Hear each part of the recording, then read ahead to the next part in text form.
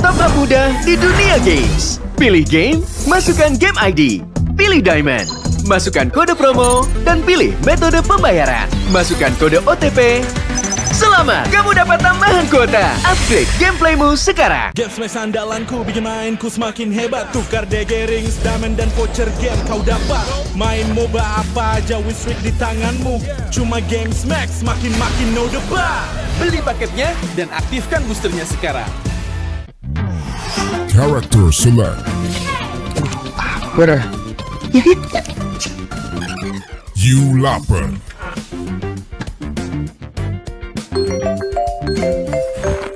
Stop! Pakai klik Indomaret, belanja 1 jam sampai dan gratis ongkir loh. Wah, belanja online kayak belanja di toko Indomaret.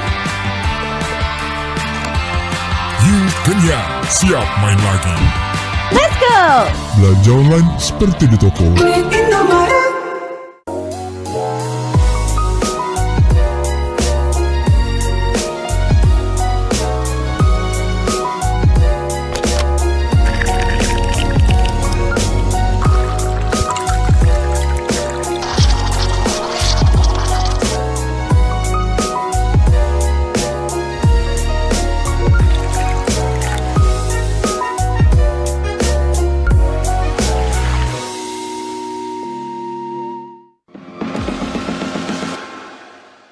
It's only you who rocks my world.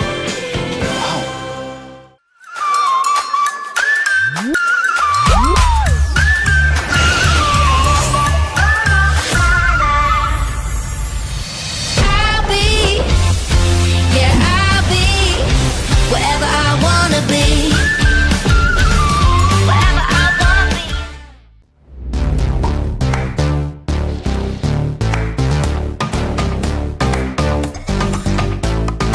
We don't need no sleep because I'm party.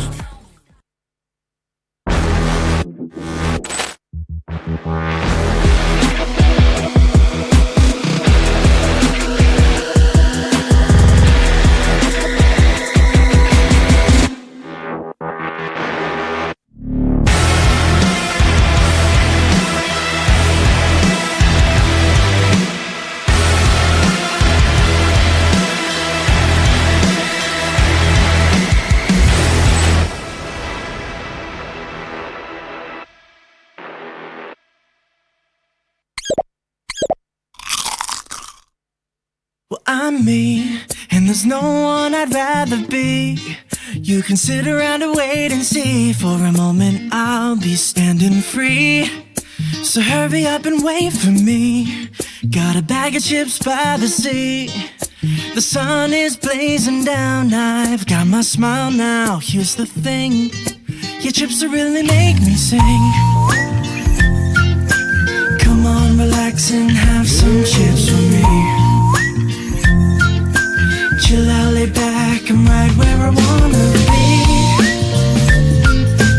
We've got time to take it easy.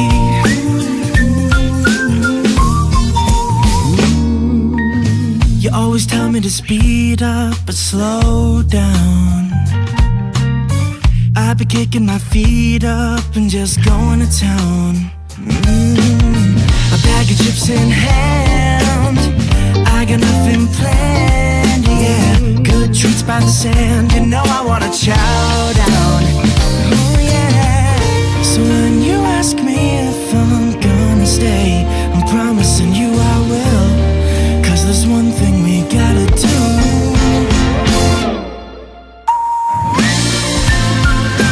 Come on, relax and have some chips with me. Chill out, lay back, and right where I wanna be. We've got time to take, yeah. And I'm all that I wanna be.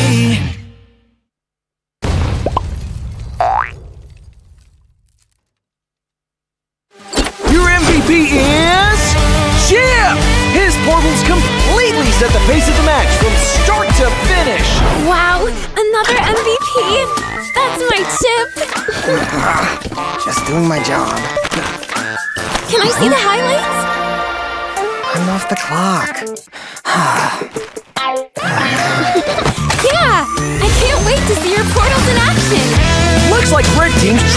Cyclops' chip alone up top. But he just calmly got his portal and Alpha ults in to flip this fight around. A great example of skills persisting through portals. Double kill. Cyclops is taking a serious beating from Gord, but it's Chip to the rescue. Will he make it? What a clutch save! Poor Gord just got jumped JJK style. Arlot's just in time for the buy one, get one special. Man, next time look before you enter enemy portals.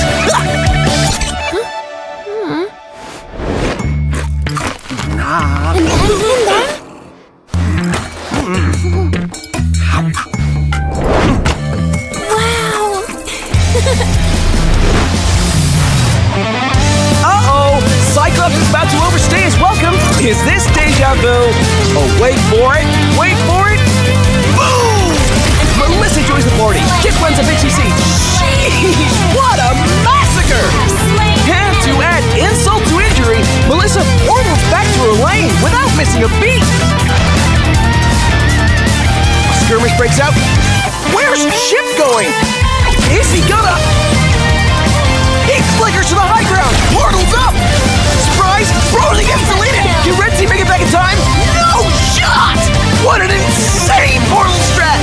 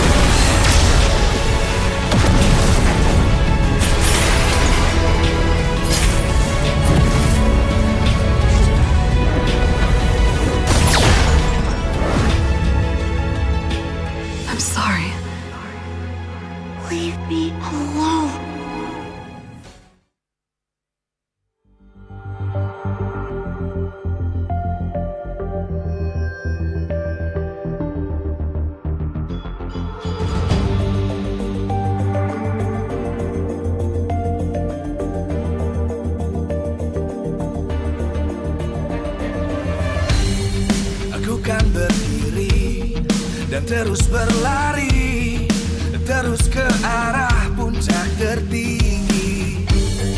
Ku takkan berhenti, hanya sampai di sini. Kemenangan abadi menanti. You know we won't miss if we unite our focus. And if you haven't noticed, we all live. Nyalakan apimu, hadapi semua tantangan. Hadang semua serangan, jatuh bukan halangan. Bakar semangatmu, janganlah engkau menyerah. Kita akan buat sejarah. We all this, we won't miss. We all this, we won't miss. Saatnya beraksi, jalani ambisi. Aku kan menyawakan hari ini. You know we won't miss if we unite our focus. And if you haven't noticed, we all live. Nyalakan apimu, hadapi semua tantangan. Hadang semua serangan, jatuh bukan halangan. Bakar semangatmu, janganlah engkau menyerah. Kita akan buat sejarah. We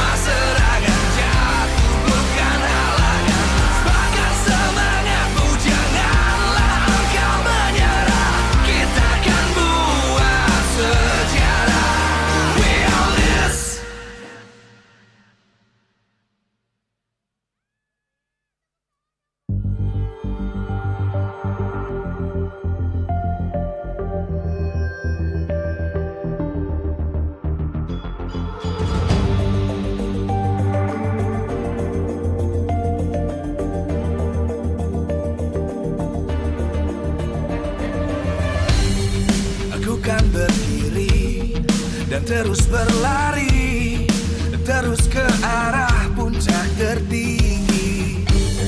Ku takkan berhenti, hanya sampai di sini. Kemenangan abadi menanti. You know we won't miss if we unite our focus. And if you haven't noticed, we all live. Nyalakan apimu, hadapi semua tantangan, hadang semua serangan, jatuh bukan halangan. Bakar semangatmu, janganlah engkau menyerah. Kita akan buat sejarah. We all this, we won't miss. We all this, we won't miss. Saatnya beraksi, jalani ambisi. Aku kan menyawakan hari ini. You know we won't miss if we unite our focus. And if you haven't noticed, we all live. Nyalakan apimu, hadapi semua tantangan, hadang semua serangan, jatuh bukan halangan. Bakar semangatmu, janganlah engkau menyerah. Kita akan buat sejarah. We all this, we won't miss. We all this, we won't miss. We all this.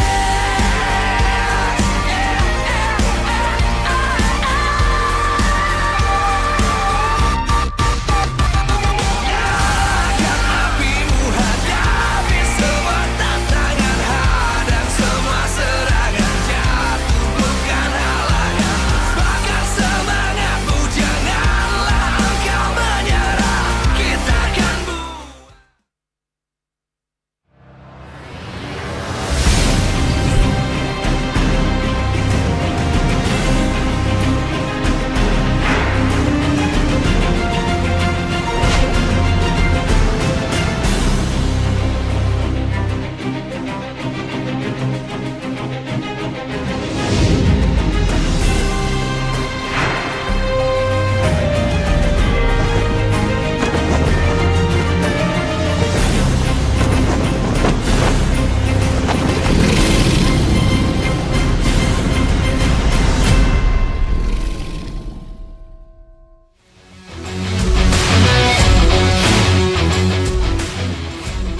Live from MPL Arena, Jakarta.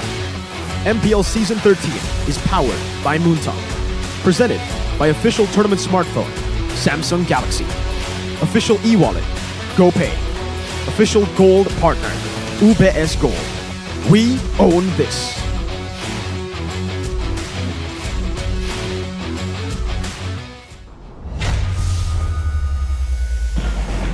A new dawn looms upon us as the constellation descends. It beckons and echoes their names. While the legends try to reclaim their thrones, the renegades run rampant as they try to snatch it from their clutches. Rivals, but not enemies. They'll battle it out in unison right here in MPL Indonesia Season 13. We welcome you back in Day 2 alongside us, Realize, and my two amazing partners, of course, Mirko and Gani, the people I look up to before I'm able to sit right in this very desk. How you guys doing? And welcome to you. Realize, you. right? Thank you very much. Ladies and gentlemen, this is our new addition to Hello. the desk, English desk particularly. How are you feeling? I'm pretty nervous, but I'm ready to give it all because today we have a lot of stacked matches. But before we go any further, of course, we want to convey our deepest apologies because due to technical issues that are out of our hands, the broadcast on the second day of the MPL Indonesia Season 13 regular season will have a slight delay, but we will, of course, try our best to give the best experience for you guys at home and here at the MPL Arena. You guys are in good hands. No problems, Yep, all right? all We're good. going to accompany you all throughout the day. Three incredible matches that are going to be super, super lit, as the kids say. But Season 13 couldn't be as lit without these sponsors. Yeah, of course, our wonderful sponsors, MPL Indonesia Season 13 is powered by Moonton and presented to you by our official tournament smartphone Samsung Galaxy. And of course, our official e-wallet, GoPay, and our official gold partners, UBS Gold. And of course, our partner in esports, Dunia Games, GamesMax, Araimo, and Telkomsel. We want to thank our suppliers as well, Indomaret, Point Coffee, Samsung Neo QLED, Super Smart TV Plus, and Saturdays. And of course, this is all supported by our government partner, PBSI. So without them, this couldn't be a smooth show, and we thank them as much as possible. We're very grateful for them for supporting MPL Indonesia Season 13. I mean, hey, without them, right? Yeah. Season 13 would not be possible. Yeah, so that's again, true. let's just focus on the matches now. Yeah, today we have a lot of stacked matches, of course, but the first match of today will be Geek Fam against BDR. This is my first time in the MPL Arena, and this is very electrifying. You can hear the fans just, thumping the drums, and they're shouting the players' names. They're ready for the matches to come. But of course, we want to talk about how Geek Fam here is going to transition after Niall leaves the team. There's kind of like a vacancy in the jungle role, right? And I think the two newcomers, Hazel and Ray, are ready to fill the shoes, Mirko. The big questions for Geek Fam are the replacements. Yeah. Quote-unquote replacements here for Niall. Unfortunately, Niall is no longer with the team, as Realize just said earlier. Yeah. And Ray and Hazel has been brought into the team. Ray loaned from Dewa United, and for Hazel, a purchase from Pajajaran. Pajajaran A very Esports. interesting a very interesting pick, I would have to say, especially considering during Liga Nacional, when we did see these players actually perform. For Hazel, he was a very assassin-centric player. The team had to enable him on these assassins to actually be the full carry in the team. Ray, on the other hand, though he does have a little bit more experience on the utility picks and even on stage for Dewa United just last season, unfortunately, we weren't able to see the best out of Ray. Not yet. That was also the case for Niall, though. Yeah. Until he started playing with Boloyski, started getting coached by Coach Erpan, which has also kind of changed here. Yeah. With staff for the side of Geek Fam. Now it's Bluffsy with Wura. Yeah, it's with the new two additional coaches, of course, there's going to be an adjustment in terms of playstyle, in terms of strategies, of what they want to bring. But I want to talk to you, Gani. What do you expect coming in from the two new junglers? Especially Niall was kind of this kind of utility-centric jungler, but he was also ready to play the carry roles, of course, like Lancelot, for example. But he was really heavy with the Baxia, the Akai. So what do you expect coming in from the two junglers? Expectations, I feel Geek Fam, they set a very high standard last season, right? They made it through the finals, defeating Bigetron, by the way, while they're doing it.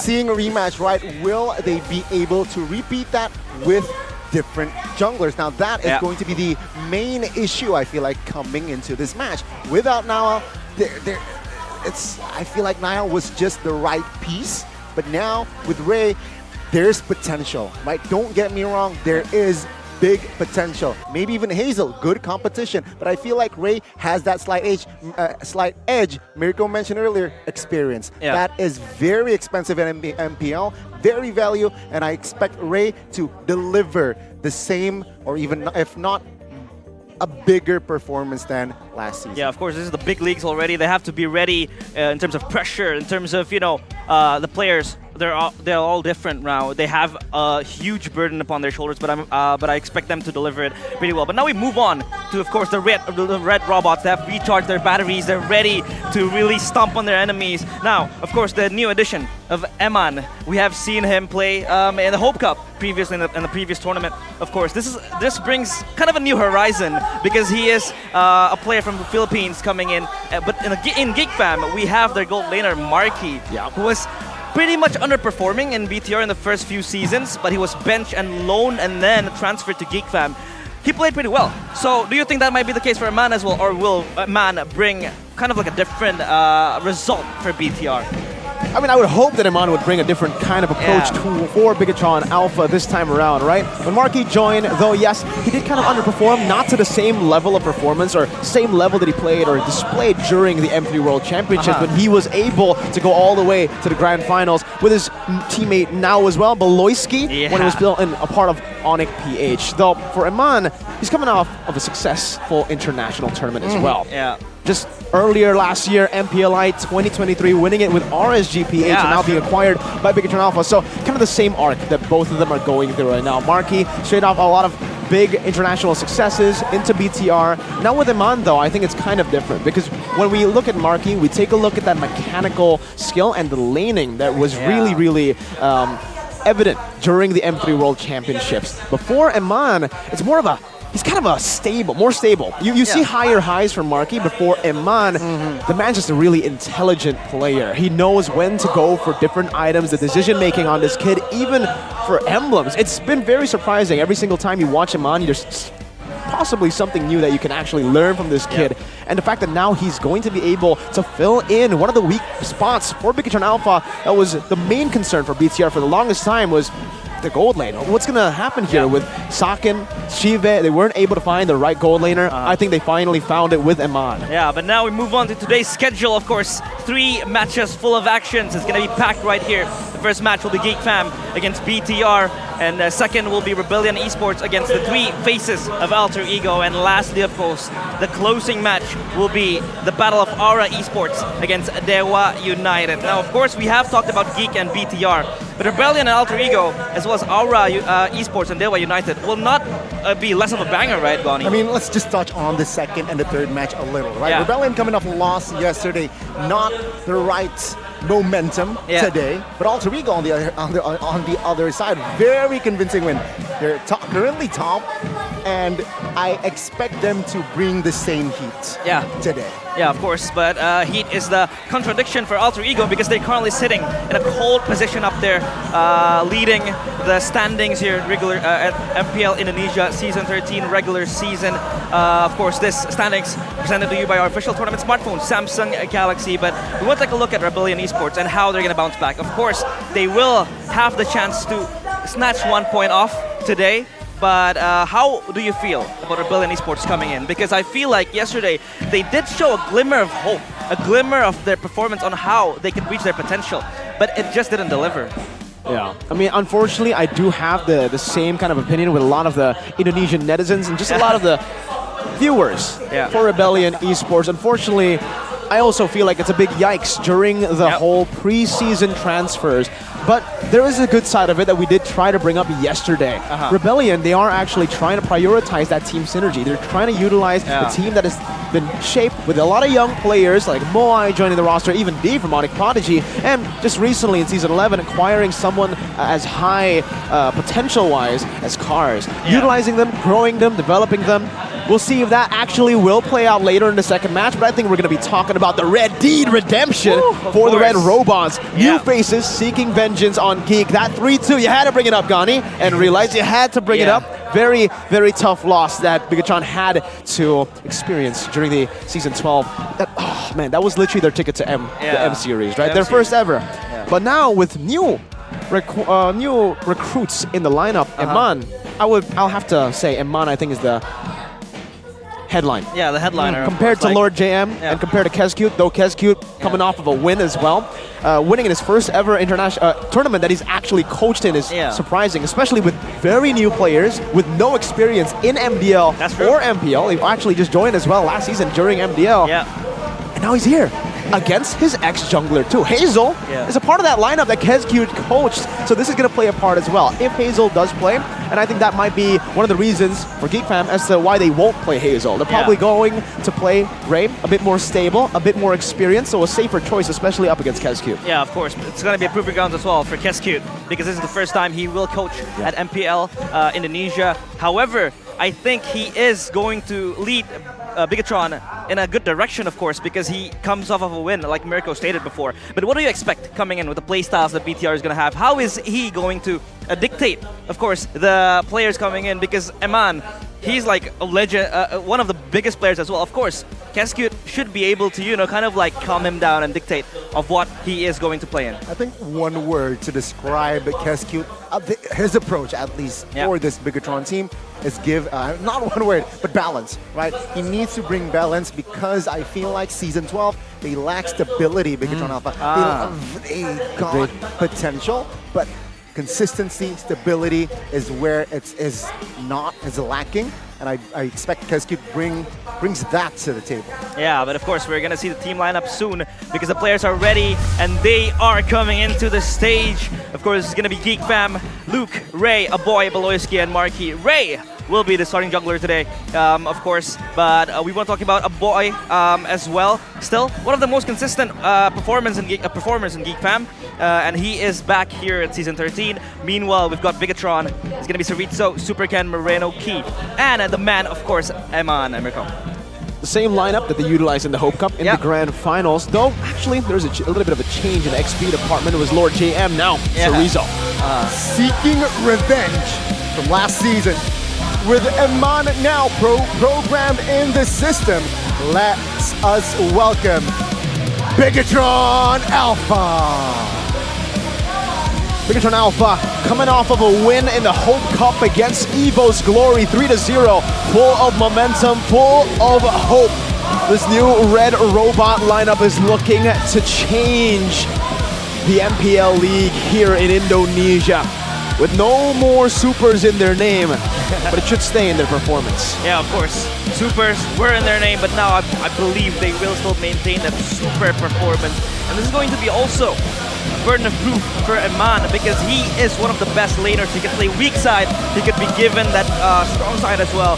But Eman is always going to be the backup plan for Bigetron, as well, because he is that carrier that you can rely on. The next, of course, we have Geek Fam coming into the stage still with almost their 4 cores now, just minus Nile. It's going to be Ray, bringing the different playstyle that Nile used to maintain in Geek Fam. They hacked the program last time around, trying to set the right code early in Season 13 with the help of the communities. It is Geek Fam. When you're up against a robot, you want to try to decode the system, and who better than the Geeks to do it? 3-2 in the lower bracket finals just last season to snatch that ticket away from the red robots. Reverse sweep, by the way. Yeah. No, that's against RQ. Oh, that was Wrong one, but almost. I understand, right? I mean, against Bigetron, they were definitely the favorites, but with that Flask meta, Geek Fam were really able to show that they are in here not just to compete, they're here to compete in the international stage as well. Yeah. Top 2 last season, though there's still a big doubt lingering on top of their heads. Was it the meta that helped them get that ticket, snatch it away from BTR? Because certainly for BTR and their coaches, that's what they think. Yeah, of course, we can also bring the narrative of vengeance, because Geek Fam basically denied Bigetron of their MS Series ticket. But of course now the coaches and the analysts, as well as our Marshal, are ready to take on the stage, and we ensure that we will have a fair play and a fair game, of course, for both sides of the team. But how is that narrative going to be brought on? Will Geek Fam still try to shut down Bigetron, or will Bigetron come back with a fiery spirit? Maybe they want to, fight back, but still, this is the regular season and not playoffs yet, so not much is at stake as compared to like the lower bracket finals we had in Season 12. But of course, Bigetron, they want that vengeance to like really set the tone and set the mood. Exactly. Exactly. That is right. The right approach, right? They just want to set the tone early. Yeah. Geek Fam and Bigetron, both first timers here for Season 13, as well as their coaches, Kesku and Lovesy. This is their first time on stage. Yeah. So just give it their best. I guess just nothing to lose at this point. Yeah. But of course, the head-to-head we see here of the players and their most picked and banned heroes, of course, Valentina is always going to be a power pick for a boy. It is always going to enable him to really get the proximities going on, the ganks up in the XP lane or the gold lane. But for BTR as well, they really favor that Valentina. But the Paquito coming in for BTR is something that is very, peculiar for them, Mirko. It's a signature pick for Cerrizo, the man known to focus more on that laning, trying to force his opponents over to his lane as a distraction. Yep. He plays the far lane, side lanes, pushing and using that split potential really, really well. That's why we usually see him on picks like the Paquito and also the Uranus, though we had to actually see him adapt a bit last season when the Paquito started to get respected. He had to transition over to this playmaking, enabling kind of playstyle with the Terizla and the Grok, and that's usually the norm when we're talking about XP laners in MPL Indonesia. Mostly enablers. We saw Pai just yesterday, Cars even, the guy that we know to be one of the carry types of XP laners, has transitioned to become an enabler yesterday. Didn't really work out for him, but for Bigetron and both for also Geek Fam, it looks like it's been very, very good. Yeah, but I also describe Chorizo as someone who is very versatile. You know, he can always win his lanes. If he does lose and get that pressure, he's gonna really tone down and not really be aggressive. But of course, zoning and opening the wars, of course, and that's going to be the headliner coming in for Chorizo. So his restoration, you know, his recovery coming in is always going to be very strong. Let's take a look at the keys to victory, though. Presented to you by the Samsung Galaxy S24. XP carry for Luke to carry Geek. We've seen even in the M5 World Championship. I think it's safe to say in Indonesia, this guy might be the highest potential mechanically for an XP laner. Because, man, at M5, he was solo killing legends like Edward and the GOAT himself, Flapteezy, in the XP lane, which is scary. Flapteezy obviously did get the better of him in the team fights, but knowing that he can actually face off against the best of the best in their lane, respectively, is interesting. Give him a carry pick. We saw Khalid last season. We saw even Lapu Lapu but built full damage last season for Luke, and it actually worked phenomenally for the team. Blind pick and carry also is going to be a very good weapon against Eman, especially if they're trying to force Eman into a weak side matchup or even just say a strong side matchup. What Geek want to try to do is limit how Bigetron can utilize Eman. Stop him from getting strong side, or if he gets strong side, put some pressure there. Put a good weak side gold laner like Carry to hold him off from getting these turrets, from getting the snowball running from the start. Yeah, because if he does get his hands on his favorite heroes, for example, like Claude, I think he will be easy. It will be easy for him to absorb all of the pressure coming in from. But for Bigetron, of course, it's gonna be them pressuring Ray because it's going to be his first time at the stage. So of course that you know, the nerves can get to him and his movement as well in the early objectives. But of course they have to win the trio mid matchup because the trio mid, that is going to be very, you know, important and significant, dictating the flow of the game. Yeah. Very much so. And again, seeing their rotation, seeing how they perhaps plan.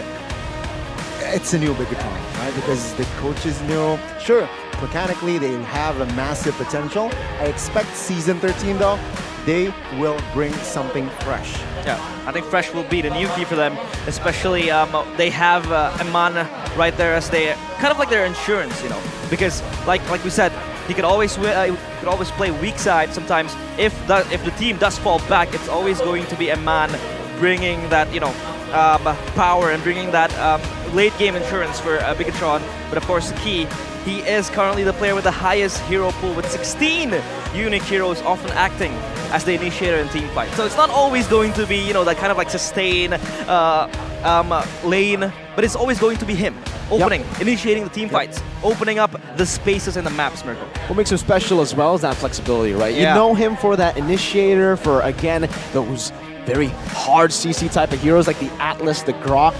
But hey, he can step down and be full utility too. We've seen him on the Diggy, we've seen him on these supportive heroes, even like the Matilda, and back then in Season 7, if you remember, Rafaela. These crazy picks for a person that's super aggressive, super high mechanics like Key. But I want to go back to the keys to victory, and I actually want to talk about the trio mid setup. I like the fact that right now, they're not emphasizing too much, or they're not prioritizing Eman that much. Eman is a great addition to the team, but they need to stick to what made them successful before. Having a gold lane that's strong now means that you have a better late game, you have a better mid game, maybe even, right?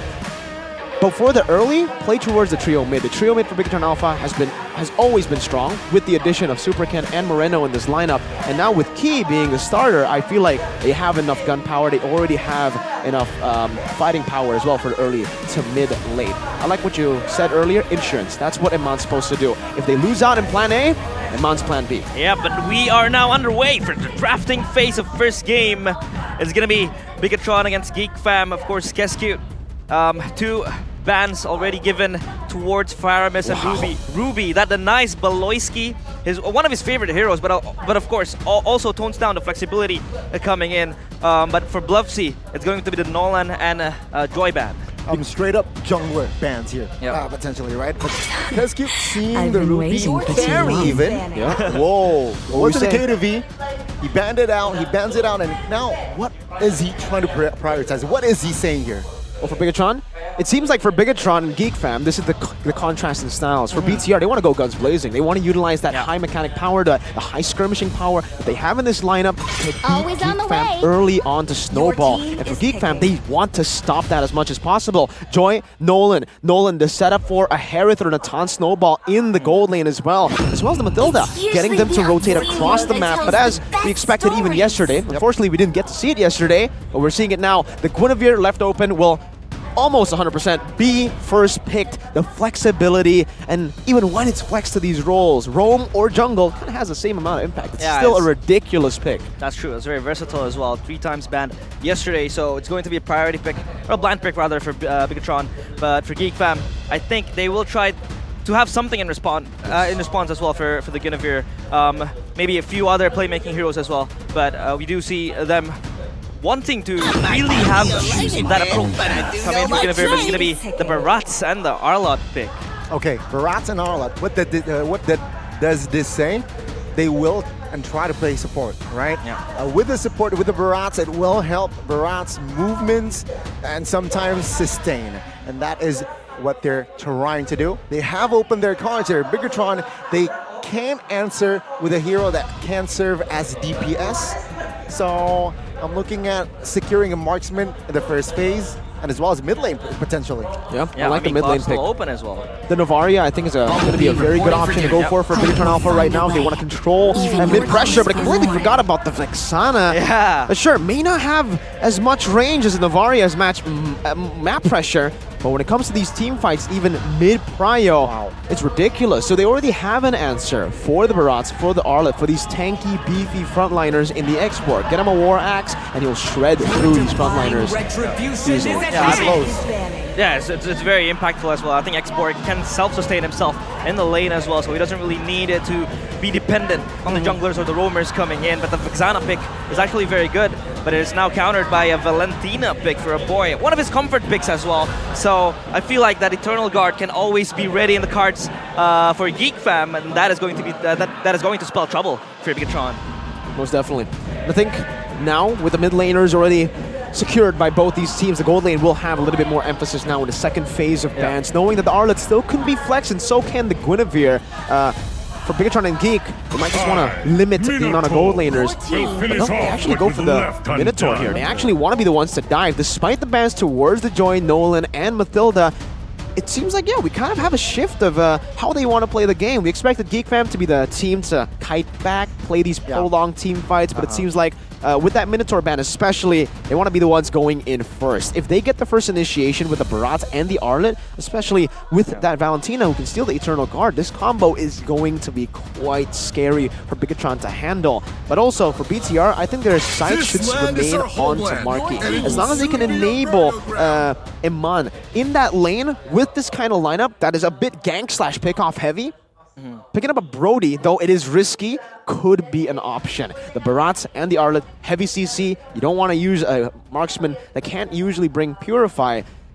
But I'm still saying, if they want to really snowball in the early game through him on, it's still possible. Yeah, of course, it is up in the cards as well. But Lapu Lapu ban as well. That denies Luke his comfort pick, and that pick that could possibly just transition into some sort of a damage in the late game. But for the size of Geek Fam, they are going to ban the Diggy that we haven't really seen, because in this kind of like burst meta, Diggy seems to be not so effective compared to other roamers that maybe are more, you know, kind of like aggressive, like the Minotaur, for example, or even the Guinevere that could be flexed into support or roam.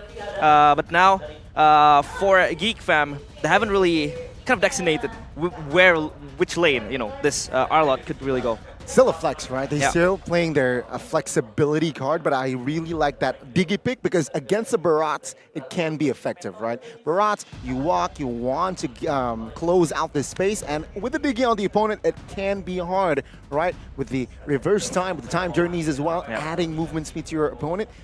That's why they eliminate that factor. Now, Geek Fam, second phase, I expect them to just play their cards right. They do not want... Okay, never mind. I was about to say that they should pick up a marksman in their fifth pick, but it seems like they're confident enough to open up their Bruno and save that roamer potential pick. Yeah, I'd say like the roamer would really dictate how Geek Fam moves around the map. The Bruno would be still like a solid pick for Geek Fam. But there you go. Mirko's prediction is always insane. It's going to be Brody that could possibly just sustain himself and maybe just shred through the range that he has. Maybe for Eman to maximize that power coming in from Brody. And with this, honestly, I feel like for the roam, it's going to be a bit tough here. I think the Atlas? Grok could be an option. The Atlas, though I get what you, I get the point there, but I think it's a bit too instant for the Atlas to be like purified completely. The Bruno obviously can go for the purified Valentina as well. We got anti-CC for both the Barats and the Arlet. So instant CC like the Grok with the knock-up, I think it's a bit better, and they do decide to go for the Grok right here to go and rotate over. Now, this is the big question. Is the Arlet going to be flexed into the XP or the roam? I think what Bigetron have done there in the second phase is actually quite intelligent, right? They banned out the Lapu Lapu and the Tigreal here, so it kind of forces them, and they've already banned the Ruby previously. They're trying to limit down Luke and Beloyski's hero pool to limit this flex, and now I think Geek Fam are kind of confused as to what they want to go for. They want to put that Arlet into the roaming position, getting a little bit of poke, but again, against the Grok, anti-CC is built in that kit. It seems like they will be going for a Yu Zhong in that back line. Famous words from R7. I also actually asked Fried Chicken. R7 said, for the Yu Zhong, the best or the worst matchup for a Yu Zhong marksman is a Brody, which is interesting to me because I thought that would be a good matchup, but it's not. So the Brody actually smashes the Yu Zhong, apparently. I asked Fried Chicken, check again, and he agrees. Yeah, I mean, they have been trying to put the Geek Fam in a tough position with that Arlet flex, and now it's going to be Arlot in the roam position, but we are going to be underway for the first match of the day, the first game against Bigetron and Geek Fam as well. A few stats, of course, to see and seek after as well. Early to mid-game potential. It's always going to be the name of the game for both sides of the team. While we go and arrive in the land of dawn, we are going to get ready. Who will bring the first game? Will it be Geek Fam or will it be the Red Robot seeking vengeance? It's going to be Bigetron against Geek Fam. Boy, oh boy, I personally can't wait. Again, ladies and gentlemen, it's a rematch, technically, from the playoffs last season. And Bigetron, they got third place. Why? Because of Geek Fam. Yeah, of course. Now we do see Superken and Ray both respectively moving towards their buffs. Moreno on the mid side. It's not going to be a tough challenge to really fare up against the Valentina, but Key is currently moving and trying to really deny that, fast farm coming in from Ray. And that pressure they're trying to instill on Ray is really, really conspicuous now in this matchup. You gotta go for the rookie, right?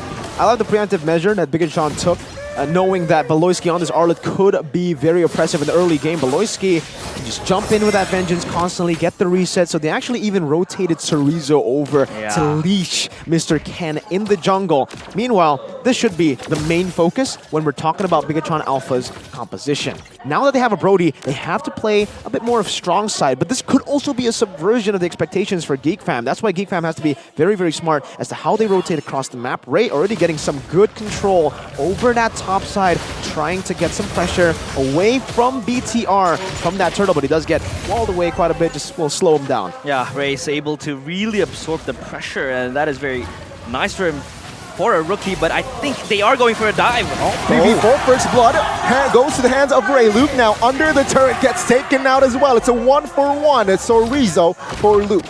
In the bottom side, it's Eman now with the flicker as well. 1 HP and Eman. Here's your first kill with the Bigetron jersey. Oh my god, that is insane. And they win out with the advantage. They are able to really collect that top or XP side dive. Was a huge success. They took out one, and now Eman really, really inching himself in that matchup coming in against, against Marky. Black Dragon form. Now Ray comfortably taken. Oh, what? K stealing away the Lord in the backside as well. So Chorizo finding a kill on towards Luke now, who has died twice. And Geek Fam, they are not in favor here.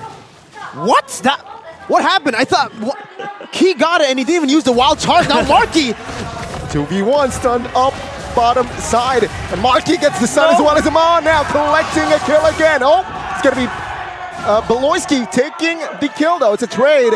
And now it's Geek Fam still looking for trades, looking to somehow recover from that early game. What? Yeah, they are putting a lot of pressure on Bigetron. All of their movements working very well now. And Beloyski just being shredded behind. And I think their map movements, their macro control has been very solid in the first few minutes of the game, Mirko.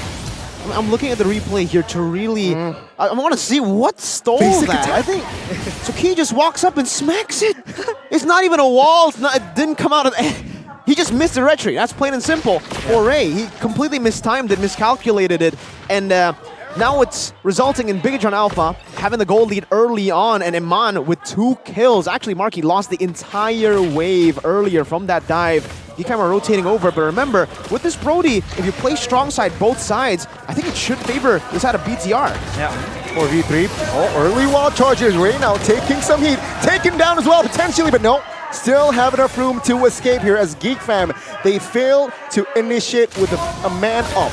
Yeah, they were able to really survive that dive coming in. They even have to expend the Eternal Guard, but I think like the peel being given by Vexana is going to be enabling them to really sustain the fights. I think Moreno has responded to that rotation very, very quickly, so they are safe, trying to really retain that control under in the gold lane. Geek Fam look for a very, very fast movement, but now it's going to be Super Ken. Oh my god, that's just disgusting, right? Good setup there, set up by Super Ken and Sorizo. Easy free kill for on towards below, but take a look at this. Geek Fam, they want to contest this turtle. Luke with the Black Dragon form, BDF Ray, taking heat literally, but all Super Ken petrified at the backside. Turtle secured by the Barat. Super Ken solo killed by Luke in the backside. Now Luke again wants to soak the damage from Sorizo. But it seems like the heat from Moreno and Sorizo is a little bit too much. A boy in a no man's land, but perhaps the stun now. A boy with the play. Valentina finds the outplay in the bottom side of the map. It is actually K with the help of Amon, of course. Amon taking the turn and the kill. Beloyski now inside the bush, looking to grab space, but no, it's an all for naught as Amon collects the double. A double kill in the bottom side of the map. Sure, Luke was able to find a kill there. That was very impressive. A good chase down. Let's take a look at the items here, and that power spike is gonna be crazy, man. I mean, for the Brody, see Halbert, I think he might just go for the Melphic Roar next. He knows that Ray will be rushing to go for these physical defense items, but even now he's actually kind of mixed up, right? Yep. He already has the Molten Essence. He's building towards what I think is the Athena Shield first to stop Moreno's burst damage initially from happening. But from Luke, now that he only has a Dreadnought armor, and if that is going to be a Melphic Roar from the side of Brody, it's going to be ridiculous. Also, fun fact, this is a build that we saw from Few earlier in the past tournament for AP Bren. Glowing Wand first item whenever they are ahead. That Glowing Wand is going to present so much more presence towards the side. Wall charge! Flicker wall charge on towards 3. Boy taken out first. Beloyski might be next and he will fall. Luke, BDF. Oh, he will back off now, taking so much damage as well as Bigetron creates and grabs some more space. Marky, the top side of the map here. Oh, Super Ken special migration misses as the force turret now will be the main objective from the side of Bigetron as the inner turret top side will fall here surely, but no, not this time. Perhaps the next wave. Yeah, Ray's kind of late to the fights happening around the XP side jungle. A boy has to hold this pressure alone. And so far, Bigetron is ready and always in the constant pressure, not giving Geek Fam the space they need. They also have secured the XP side turret. A boy jumps in, tries to really, push Key back, and this is the pressure that is constantly given by Bigetron. Geek Fam does not have, space to breathe, and so far, for gold as well, they are in the lead with 5k ahead, Mirko. Yeah, I mean, we've been talking about Bigetron a whole lot because of the snowball. Let's try to look at Geek Fam now. What are their conditions to win this game? I think it has to come from Marky and a boy at this point, right? Luke, he's about to fall off in terms of that damage, and if he dives to the back, Iman's just gonna melt him down with those basic attacks. Melphic Roar done, by the way, earlier in that team fight. So for Marky, I'm looking at that power spike, and unfortunately, when we look at normal Bruno power spikes, is the Berserker's Fury, the second item after the Haas Claws, but now I don't even think with the Berserker's Berserker's Fury, he'll have enough damage to really push Bigetron back. They already have a lot of physical defense, and he's going to have to wait for possibly a Malefic Roar, and that's going to come very, very late in the game. The man is still on the way to his Berserker's Fury right now in the 7th minute of the game as we approach 8 minutes. Yeah, he is denied all of the gold that he needs to really scale up. And they do really need some sort of a moment because a boy always have that IMU, of course, with all of the ultimates coming in for Bigetron, but I think Geek is ready to really soak up the pressure. Last insanity defensively. Mando will be picked up first. Luke now gaining space in the side of Bigetron. Now looking for the Furious dive misses, but Moreno will be zoned out. Will be taken out as well by the big bad Luke. And now Geek fam, they're looking for more, looking for space as the mid side now will fall surely from the side of Bigetron. Yeah, good ult coming in from Geek fam, of course, with Luke always ready to jump in the backline, separating all of the players of Bigetron, and Moreno just did not have enough sustain to really, really survive that dive coming from Luke. One bad position from Iman is all it takes to take the gold lead down from 6k to 3.6. Yep. Man, Iman way too over extended there in that team fight. I think he got eaten up by the Barats and also slashed over all the way back behind the base turret. Definitely not worth it for BTR, but extreme value for Geek fam. We did say in the keys to victory, gotta give Luke a damage dealing hero. Well, you know, maybe Yu Zhang isn't the pick we were thinking of when we said damage dealing. He certainly is dealing a whole lot of damage, and he is the main carry right now for Geek fam. Right? Soaking damage in front of the side of Bigetron, but Luke, again, Luke, the playmaker, man, he's looking to grab space, but this time, bursted down by the members of the Red Robots. Bigetron now a man up, and it seems like the Lord will be free for the Red Robots to take. Yeah, they have Prio as well, and XP and gold, and they now have their hands on the Lord, so this is going to really ease up the process on trying to knock on the base of Geek fam. Luke, again, trying to be the hero with that dive towards the backline, but it's just not enough because Bigetron now are ready. Moreno just bursted him down as well. With that self-peel coming in from the Vexana, it's always going to be ready to really just prolong their lives for that fight to ensue. Yep, the War Axe, Brute Force Breastplate as well. Though, note down that the power spike, the initial power spike for the Bruno has already been acquired there. Berserker's Fury now. See, this is the tough call now for him to make. Does he want to go for more damage, trust in his frontliner, go for the Malefic Roar, or does he want to play it a bit more defensively with the Wit of Nature? That's always the question when you're already in around your third item, and for the Brody, it makes complete sense for him to just go for that Wit of Nature. Now, on the way for that DHS, he's going to be shredding these frontliners even harder if or when he does get that DHS. BTR wants to really pressure with the first Lord. Yeah, they don't have the DHS, but I think they're going to dive in towards their base. Well, right now, again, trying to find Daytona's welcome. So Rizzo, though, is the target now. Last insanity from some side. Knock up on towards Ray and gets taken out. So Rizzo flickers out of the way. Luke, though, in the front outside, will try to find the Furious dive as well. On towards Amon. Taken out. Good knock up here to find momentum. Now, Geek fam, they are trying to reset here as the 4-man still trying to defend of the minions from Bigetron. Yeah, that slash from Beloy was ready to really just, you know, delay the follow-up coming in from Bigetron, and they still aren't really able to push far with the Lord even in their hands. So now it's time for Geek fam to really refocus and probably refresh and take a breather, because so far Bigetron has been in their faces constantly, non-stop.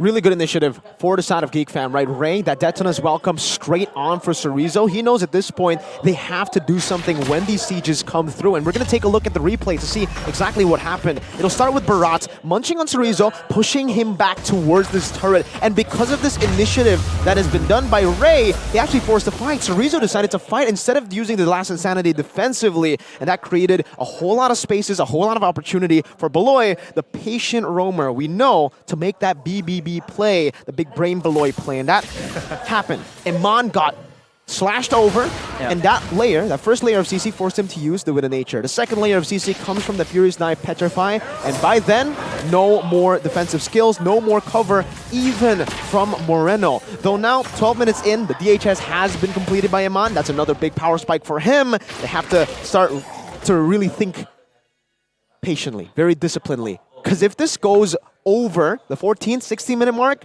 that's when Geek Fam can really start to pick up the pace. Yeah, BTR bleeding slowly. They have his timid now.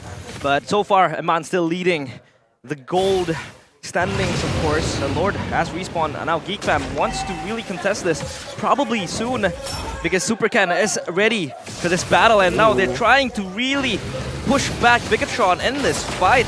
Oh, I don't know about this, right? Far lane secured by Bigetron. So now, yeah, Geek Fam, we force to somehow not contest. Yeah, they don't have resources for this as well.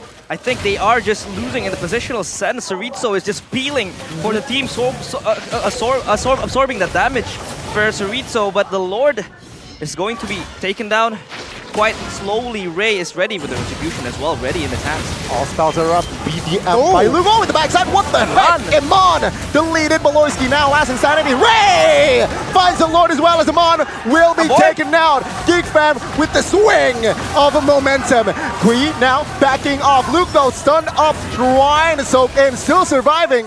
And there you go. Geek Fam with a clear win. With the initial pick, with the waves as well, all the forced errors, that was Bigetron's Lord to win, and Geek Fam, they committed. This is what experience shows. For Geek Fam, especially Beloyski's calls, man, he knows that these waves are not going their way. They'll rather just go in, commit, try to look for that team fight, even despite Beloyski getting kicked off in the side, the call remains, go in and 50-50 that Lord. Now with the enhanced Lord, it is all shifting back. Marky has the power spike that we were waiting. That was the win condition for Geek Fam. Marky getting the Malefic Roar. Now with penetration, the front line will get shredded. And remember what I said earlier, if Geek Fam are able to push this game over from 14 to 16 minutes, this is when Geek Fam can really turn the tides, and that's what we're seeing here in the 14th minute. That Lord swing was massive. It definitely turned the tides a bit quicker for them. Game fact, by our new application, GoPay, Brody becomes Iman's victorious hero as Bigetron defeated Evo's Glory earlier while charged though. It seems like they want to look for a fight, but they are going to push back. So yeah, it is a winning hero if they are able to snowball. That was the case against Evo's Glory in the Hope Cup. Right now, Geek has been holding him down. Yeah, Bruno is slowly getting online there for Marky. He is trying to stack up those items, and look at the gold swing. Now 1k up for Geek Fam. A lot of turrets as well, down as well. That mid-side turret is able to be taken down by them. They are looking for this turret bottom side, and now Ray jumps in at the front line. So this is so much sustain coming in from Geek Fam. Oh, Daytona as well. Come on towards Sorizo. Take a look at the damage, man. Ooh. He's untargetable for a minute and flickers out of the way. Geek Fam, good initiation. Again, I feel like the last 3 fights was just the creativity from Geek Fam. Yeah. I have to agree with that, man. The creativity has been phenomenal for the side of Geek Fam, and I would say decisiveness as well. They've been very decisive in the approach to every single team fight, even a Lord Dance where they shouldn't have had the winning position. It was Bigetron who had, again, 3 waves pushing, especially the side wave, slow pushing into the base, but Geek Fam just made the decision to commit, to 50-50 it, and to hold it down. Special props to Ray for being the one to actually stand up there and being confident enough to hold it down from Supercan, who was trying his best to get that Lord to reset. Yeah, the Divine Glaive also ready for Moreno to really just soak up more damage towards Geek Fam, but they have to hold longer. But Geek Fam, the more it holds longer, the better it becomes for them. Especially the items always getting ready now. Key in the brush, trying to really hold off all of the pressure coming in from Geek Fam, and now they're everywhere on the map. They have priorities in 3 lanes, up top, mid, and bottom as well. So Bigetron has to really hold this. Lord Dance coming in soon because the Lord has spawned, and I think Bigetron, they want to contest this, of course, because they want to have a momentum swing, but it is all for Geek Fam's for taking. Let's say this time Geek Fam try to stabilize. A boy though at the backside. Oh my god, the true damage from Sorizo actually hurt him. Now, Geek Fam will fight this. All spells are up. Oh, take a look at that, Key. Jumps in, no fall damage though. Here, last inside in the backside. Good winner, Strunch into delay, but Luke trying to buy time. A ball taken down, and Luke in the front side will be taken out as well. But Loyski bought the immortality, but what can he do? Just soaks in damage, and Marky will find and destroy the immortality, but it seems like it is all the red robots. So Rizzo last insanity just to intimidate Geek Fam. He's gonna go down as well here, I think. This is a good pick-off. And of course, Bigetron take everything as they lose nothing. Geek Fam, 3 players down. They are now bleeding.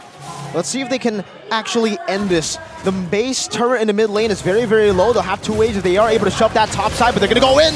No clear power. Ray taken out as well as Marky. And the red robots in this best of 3 will strike first. Yep, they win it after a momentum swing, a shaky one at that. But of course, for Bigetron, they hold on with all of the advantages they have. And Geek Fam, it was very close for them to really bring the tides around, to come back in that game. The gold swing was theirs for the taking. 3 lanes open up, the priorities that they had, the waves crashing in, but that Lord Dance, it was just a difference maker for Bigetron. They were able to hold on and to sustain, because then again, they had all the advantages coming in, the items as well, already ready for them. And for Eman, it was just about him shredding the damage, giving the damage from behind as Brody as well. A safe pick in that position or in that context as well. You're really, the Bigetron special, always making their fans a bit tense into mid-game when they have a big gold lead. Making you tense. The Biggie throw, we used to call them in Season 11. True. But it seems like they have learned from their mistakes. And though it did look very scary, because I have to tell you though, that was I was really impressed during the play-by-play segment, because I looked back to take a look at Marky's items. Mans had no win of nature. He went for the Malefic Roar and went straight for the DHS. So he had that much confidence in the front line to hold on. And unfortunately for him, in that last team fight, that was exactly what crumbled first, the front line. The front line got poked down, so Rizzo was able to force a boy back. They were able to get the front line so low to a point where when the Yuzong dove back, it was 3 people against 1. And the 2 members of Bigetron who were facing the 4 members of Geek Fam in Geek Fam's backline was not winning. It was an all-out win in that last team fight for BTR, and that call as well. Very risky to just go for the end, but they knew what they were doing. Very well calculated. Yeah, but I think ignoring the win of nature as well is very fine for Marky, because I think he trusts his expilators, his frontliners. I mean, Luke was just jumping in with the Black Dragon form, and for a few times it did work. Yeah. But for that last fight, it was just, a key opening up every sort of angle, the initiator as well. But again, that is Geek Fam having to bow down to Bigetron, but that's still game 1. We still have 2 more games to play if needs be, potentially. But I think Bigetron wants to look to close this down, because I think so far, their early phase and that laning phase that they have, 3 lanes winning as well. So I feel like they have the advantage, they have the confidence now to really close out the game. I mean, I agree, right? I think for that last bit, it was from Sorizo going ham on towards a boy, right? With that, they lost a trade, Geek Fam side, and that just destabilized the formation of Geek Fam, which opens up opportunities. Key jumping in Luke. Yeah, sure, he play makes a lot in that game, but it becomes repetitive, right? Yeah. That is where, again, Bigetron, they just reset they are robots. They will find updates how to defeat Luke, and that in that last performance, in that last fight, quote unquote, that is what happened. Luke got repetitive. He was just going ham, and they took care of Luke. He finds an opening, and it was just all in shambles suddenly for side of Geek Fam. Yeah, I mean, Eman also had the Sea Halberd as well as the Divine Blade and Glowing One coming in from Moreno. So I feel like they are, predicting where Luke wants to go. He's always jumping to the back line, and the Eternal Guard was always ready to peel Moreno self-sufficiently, so they don't really need the roam to really back him up. Yeah, I think I really like your point there, Gani. The fact that, for Geek Fam, it has to be unpredictable. These are the initiations that they win. When they are able to layer their CC together randomly onto Eman, it makes it so that this guy will be taken down. But in this game, man, Eman, early game presence all the way to even late game. But I will have to say mid-game was a bit shaky there in terms of positioning. Not his fault completely, because the enemy team had Baloy and Yuzong just constantly jumping on him. But the fact that he was able to itemize in this way, I mean, come on, give him respect, man. The Haas Claws, an item that you would not expect for a Brody, but he had so much gold, he just sold his boots in the end to get the Haas Claws. He got the Rose Gold earlier as well as his 4th item, or actually 5th with the boots, we don't count it. It's just phenomenal, the way that he's able to think on the go. I think what really surprises me the most here on the Brody is the fact that he knows he's going to be performing in lane. That confidence to bring the Master Assassin. It gives you a little bit more damage when you are alone in lane against your opponent. And this is exactly what I'm talking about. The flicker advantage as well compared to the Purify. You saw it here with that flicker, able to go back and forth. But massive props, honorable mention to Key, because he was actually my vote for player of the game here. Phenomenal initiations every single time we saw in the collapses, and even that turtle steal that could have actually made it a bit harder for BTR to look for the snowball. This is the exact moment where it looked very grim for BTR. Geek were able to find Iman there with a final slash instantly to the side, and this was the turn. This is the real turn. Ever since this play happened, they were able to really control these initiations around the Lord even. And you can see just how amazing Luke is on this Yuzong. I mean, he's up against this Brody, which is already really, really tough. The fact that he was able to make it work a couple of times is insane. This last initiation by Key, though no follow-up, it did force a boy and Marky to a spot where they had to back away. And it did give an opening for Cerezo to just spin around and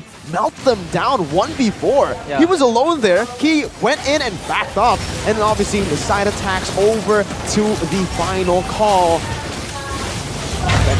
Yeah, Very able crispy. to isolate the carries and the frontliners as well with that initiation 3-man stun. And That's this him. is the man, Iman, of course. The man. Yeah, he brought that Master Assassin as well because the roamers were just around the map. And he was like 1v1 with Marky. Marky had to lose that early goal advantage. So that itemization as well from Iman was pretty much insane. It was top-notch from Iman, proving his quality here in MPL Indonesia. But I think Geek Fam still has something on their cards. They can still fight back, though.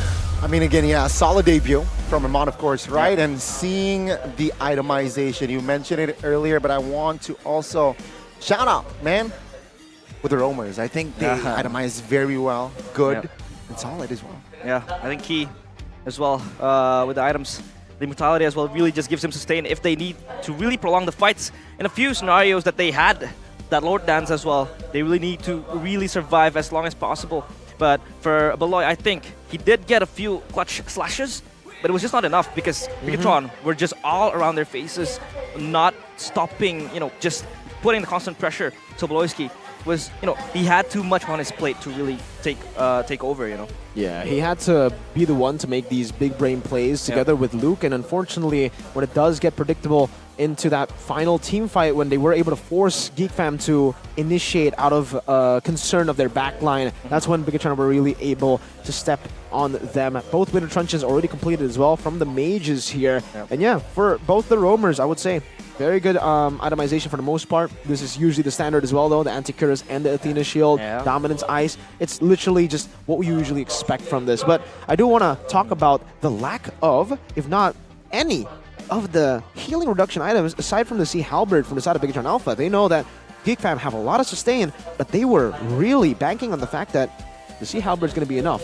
Brody is going to be the main focus for us to peel. So why do we need to put in so much of our resources to go for Dominance Ice, to go for NOD? We saw one Glowing Wand, no anti-regen there, just literally one Sea Halberd. Meanwhile, on the other side, we had a lot. We had a Dominance Ice for the side of Beloy, and also Luke, he was building to it.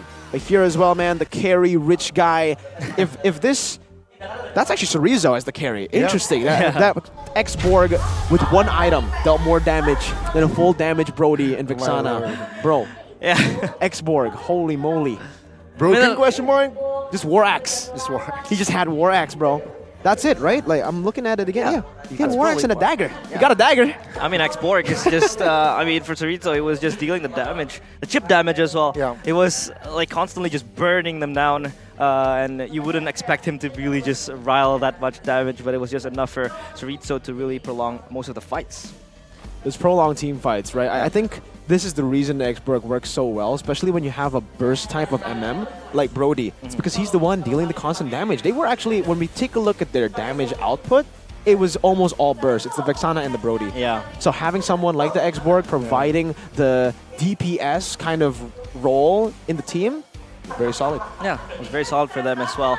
But of course, if you guys really want to, explore new options of cell phones, we have one that is really, really one of the best, top-notch, only one. It's gonna be Samsung Galaxy S24 series with Galaxy AI as well. You could really look good in those, pictures as well. If you wanna buy it now, it starts from 583K. You could scan the QR code to find out even more. You have cashback up to 3 million rupiah. That's a lot. That's a lot of money. 40% discount as well on Samsung Care Plus. So if you're scared, hey man, if I drop the phone, what's gonna happen? Well, if you have Samsung Care, then everything's gonna be handled. Shout out to my friend Abstract because he has changed my views on the world. Whoa. He has transitioned. He's made me a Samsung believer now. The S24 supremacy. Thank Were you, you Abstract. not before? No, I was not. I was an S23 man. True. But after S24, Abstract, thank you. Yeah. 24. Yeah. Whoa. We have a new e-wallet application as well. It's going to be GoPay. Download the application now because you're going to get cash back up to 20K. And you can also top up your diamonds from this application. It's a one-stop application for all payments, transfers, no problem. You're going to have to pay your bills, your electricity. I've used this to pay my internet, to pay all of my electricity. It's very, very easy and very effective as well as very convenient. And yeah, just scan the QR code, download it in the App Store or the iOS Store. It's going to be very easy for you. Exactly. Celebrate with MPL. Celebrate MPL Season 13 with, of course, the GoPay app, right? Win total prizes worth of hundreds of millions by participating in various special activities. Various SA. It's a lot. SA? Special activities. Exactly. I think especially for the international viewers who maybe are thinking of coming to Indonesia, instead of trading cash, you know, just use GoPay. You can connect it with your credit card and it can all work. Even street vendors accept GoPay. Yeah. I've been using it to Cashless just era. come to MPL Arena. You know, you don't really need to kind of like top up, you know, it's pretty hasty. But yeah, Oi, Baloy! we are going to get ready to the second draft pick, Baloyski. Still, with that look on his face, he knows that, you know, Geek Fam still have that, you know, kind of like opportunity to come back. Because, we did see that they had that mentality to really just swing the game around in a few occasions of the game.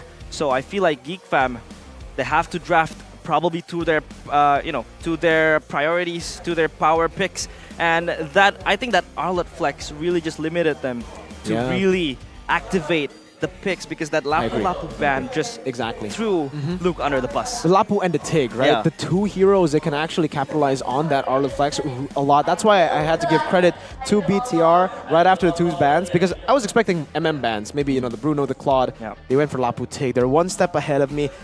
Previous match recap though, let's take a look at this. The damage dealt to heroes. Holy moly, I'm still surprised. 86,000 damage for Chorizo compared to Luke there. The total gold as well. This is actually surprising, right? A boy was able to actually farm better than Moreno, get more gold. He was the real carry in this team for the early to mid portions of the game. He was the constant member, and Ray as well. Shoutouts to him, man. The fact that he lost the first turtle to a roamer, you would usually expect, especially from a rookie jungler, once you make that kind of big mistake, it's almost over. Your mental is gone, but for him, he played really well after that steal, especially in towards the Lord. They were able to turn around on BTR because Ray held that Lord like that Lord was. I'm trying to look for something here. Like the Lord was his love for MLBB. There you go. That was his for the taking. But yeah, of course, Carry emerges as a strong hero in the laning phase, making her suitable to face Eman. But now the question becomes, will they give that freedom to Eman? Because I think Geek I wonder who made this KTV. Because I think Geek Fam really just, you know, did not really prioritize in trying to push down Eman. And even if he did, you know, get pressured on, it's always going to be Moreno and Key backing him up. So all of the backups was there to really cover up for Eman, because Geek Fam were trying to really snatch that gold, snatch that lead from Eman, but he was surviving, and that early kill towards Marky really just boosted his performance going through, stepping on a breeze towards the mid to late game. But so far, for Geek Fam now, they really want to draft this towards their power picks, maybe get out the Lapu, or probably just, you know, counter picks towards a Bigetron strong side, you know? Yeah, that is the question from my side, right? How will Bigetron approach Game 2? Will they draft a similar approach, or will they be creative, right? Most likely they will switch sides as well. So again, approaches will vary. But seeing Game 1, I feel like it wasn't the draft that was the problem. It's just, yeah, that mid, right? Usually mid game is the problem, the main issue for Bigetron. almost we saw that again in Season 13. Yeah, boy was the backbone, I think, for that team as well. But for boy, he had a lot of moments under his cards because of that ultimate. He was able to probably steal a few ones, but it was just not enough. And that Lord Dance, that drive-by coming in, that was just the heat of the moment. The key drive-by? Yeah, that it's more of a walk-by. He wasn't even driving by. He was going as slow as he possibly can, just smacking that turtle. Oh my god, that was ridiculous. So it's all a Bigetron for the taking now. Of course, in terms of draft, I think Bigetron did draft a solid one. That Ruby was banned. They snatched that Guinevere in further own hands, and the Guinevere as well was really significant to trying to zone out all of the frontliners coming in towards the carries of Bigetron. And Keskute so far, I think, has done a pretty good job in the draft. So I feel like that could transition into a better one in the second game. For sure. I think in the first draft there, we saw the Gwyn being utilized completely as a flex pick. Then they finished up with a very strong mid lane and XP lane with Vexana, X-Borg, and then that Grok pick and Brody. Yeah. So that's the adaptive style that BTR kind of have now, right? Even if they lose out in the trio mid department, say against the Barats earlier, we saw, Superken wasn't really concerned of the turtle. He was just like, all right, if the turtle gets taken, whatever. If Key somehow steals it miraculously, it's a bonus. Good, yeah. And that's exactly what happened. They got Eman a lane that I would say it's not even like a big win for Brody against the Bruno. It's a skill matchup. And, they trust him that much to be able to go for the Master Assassin too. That's why the Master Assassin is really impressive for me. Like, my god, this guy is going for the Master Assassin just to get that early lead, and he actually managed to do that. Though, I will have to say, despite Carry being a very big hero for Geek Fam to pick to kind of slow a man down, if Bigetron do get the red side, I think we won't see the Carry ban for the side of BTR. I think they're going to try to force Geek to go for the Carry first pick, and if they do, BTR will definitely try to leave as many prio heroes open so that they can get two over that Carry, right? Maybe a Gwyn plus an Arlet over. That could be possible. The Carry. And Iman there, I don't know what's going on there. He almost got like the cables, man. Don't want to get stuck in one. Red suit you, Iman. Red does suit him, Iman. Yeah, he looks good in I it. agree. Bigetron suits him. Oh, it's a bold statement. It's I don't think it's a bold statement. I think it's a lukewarm take right now, you know? But yeah, of course, and I think one highlight that we could also explore is that Ray. He was pretty late to most of the team fights, especially as the Barats. He really had to frontline a few times, and most of the times when he arrives, he was just shredded down pretty easily. So it was always Luke trying to, peel down for the carries. And for Beloy, he didn't really have that much momentum to really just make that play. A few slashes and that's it. Because the frontliners were just shredded down pretty easily by the build from Iman as well. And damage coming in. That Vexana from Moreno was also very, very significant in trying to prolong the teamfights. Bigetron push them back. And they had all the priorities, the pressure coming in for Bigetron. So that was for Bigetron to win. And now we will enter the second drafting phase for the match between Geek Fam and Bigetron, in which Geek Fam now does have the first pick. They have two bans, Matilda and Joy, but for Bigetron, they will deny the Ruby and Guinevere this time. Yeah, I think they're going to ban the Nolan next, leave the carry open. If Geek really want to prioritize the carry that much, and as the first pick, we'll see how that translates, yeah. Because for BTR, especially, I don't know if they want to risk it that hard, right? If they don't ban a Nolan in order to carry here, then it means like maybe they want to try to pick it up for themselves and maybe pick a Herod later, but I think if Geek Fam see a Nolan open, they certainly just go for the first pick. Carry will not be too big of a concern for them. And yeah, they just go for the X-Borg ban. They want to leave either the carry or the Nolan. Now BTR, that's their decision. Do they want to ban the Nolan, stop that flex, stop the Herith from the gold lane from appearing, or... on the edge of the void. They will ban that Nolan, of course. So carry first pick, question mark? What do you guys think? Gwyn is taken out, Matilda is taken out as well. And this gives Carry that agency that is much needed, especially in the hands of Marquis, and it's also a good gold laner to blind pick because of the sustain that she has with the dash as well. And with the transition towards the late game, I think Carry would be a very, very important role, hero to be picked. Oh, wow. First time. Okay. Yeah, we forgot about CC. We've overlooked about CC because usually it's auto ban. Yes. So yeah, CC will enter the Land of Dawn here, ladies and gentlemen, for the first time in Season 13 at Bigetron. Okay. What will they do? Carry and Arlet? Carry and Gwyn? I think Vexana still holds a bit more prio over the carry here. They can go Vexana carry. I think that will still be a pretty good combo. But aside from that, maybe Vexana Arlet I'm thinking of right now. Yeah, I think CC would really give Luke that much viability in terms of winning the lane or sustaining the lane rather, but they're gonna pick the carry this time for Iman, so snatching it off the hands of Marky and giving Vexana again with the priority with his 2 picks. I think it will really enable Bigetron to win out the fights and prolong it as well with the sustain and the CC coming in from the Vexana. It's gonna be enough for them, but how do Geek Fam respond to these 2 picks? The Arlet's still up for grabs. The Farum is also something that I always forget now in this meta for some reason, but it has been banned, hasn't been picked ever so far in MPL Indonesia. Fairness is amazing, knowing a boy as well, signature pick. This is definitely going to be a scary pick, and this is actually, according to the KTV, keys to victory for Geek Fam. Got a damage dealer for Luke, it's a CC, and now a boy gets that Fairness. Now all they need is a setter. They can go for the Fredrin first, some solid utility for the jungle. It's Bigetron as to how they want to retaliate here against the Fredrin. They want to go for something like a Martis here, possibly. Yep.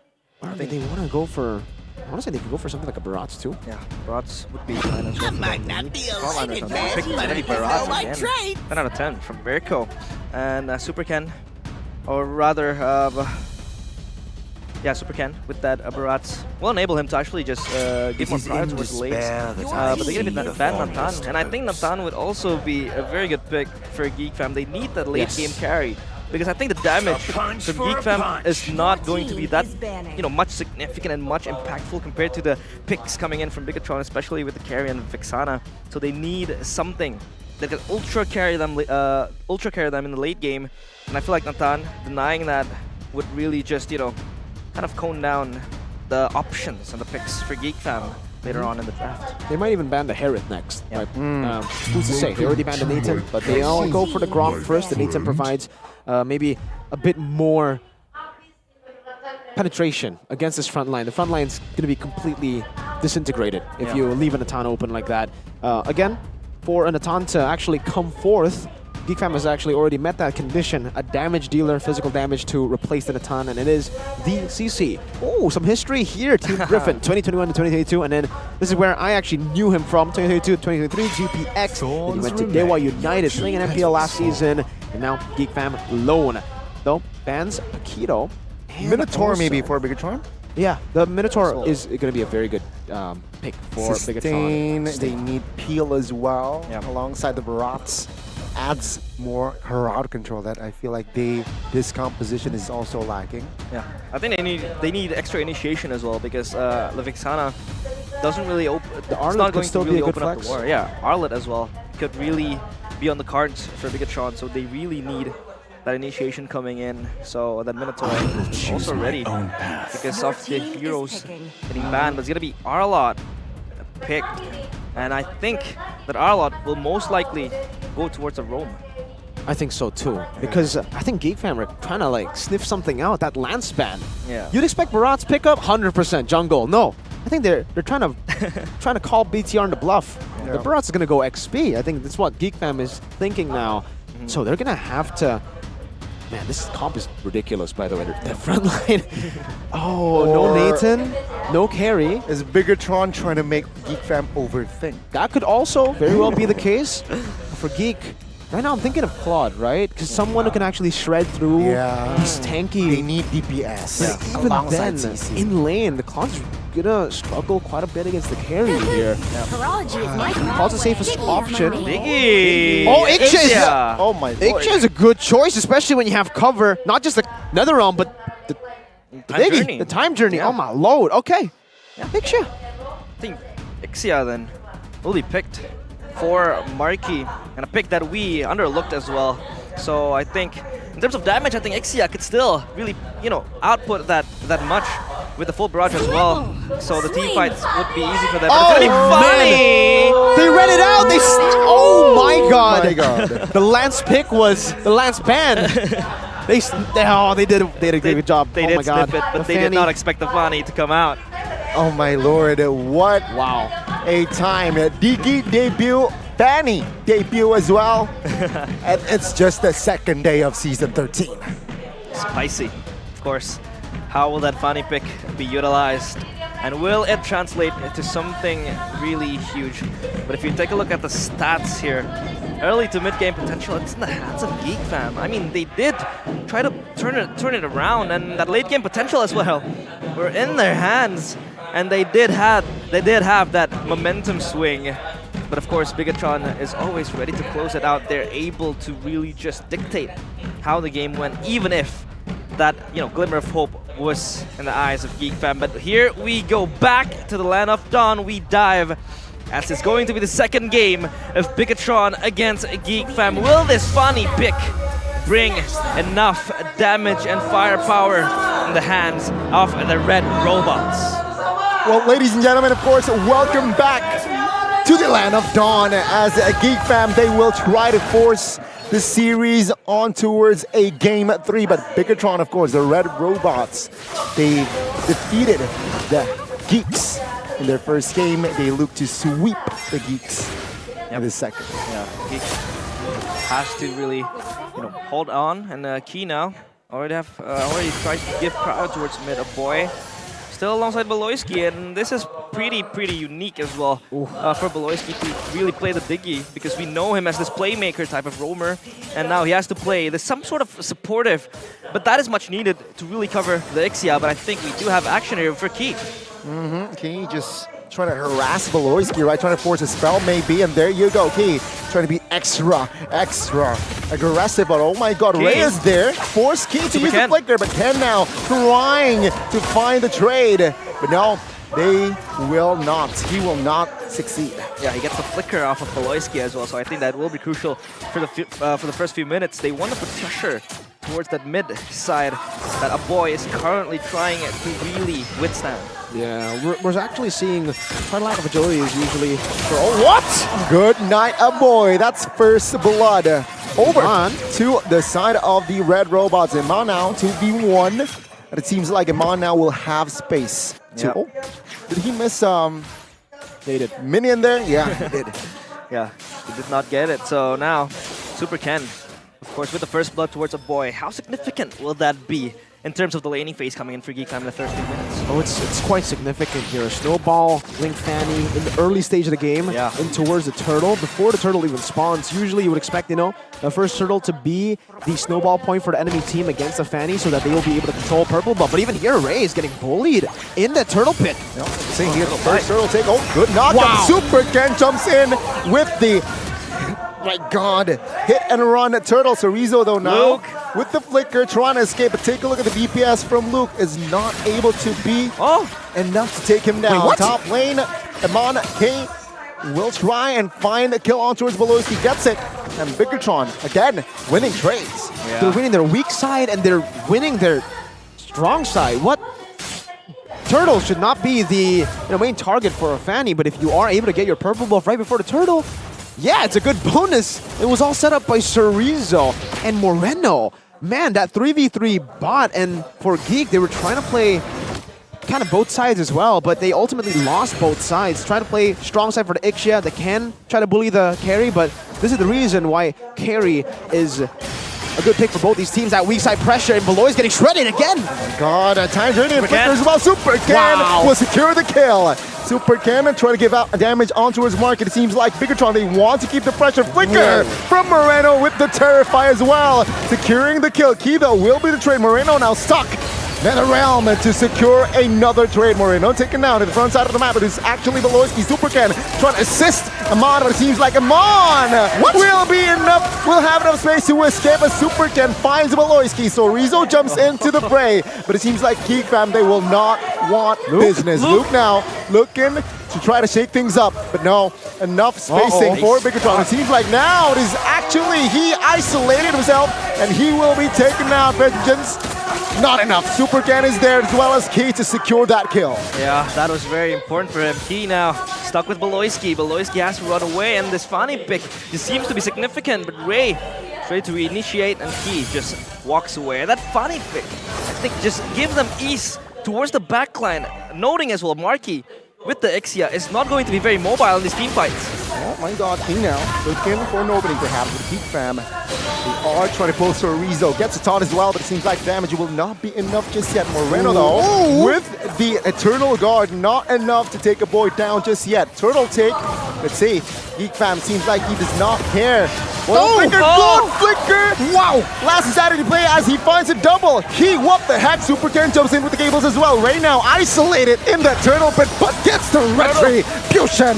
Now it's a 4v1. Ray looking to slice and dash, but Flicker from Sorizo will secure that kill. Luke escapes as he is the last man standing in that area. I mean, my goodness, he did that blind, right?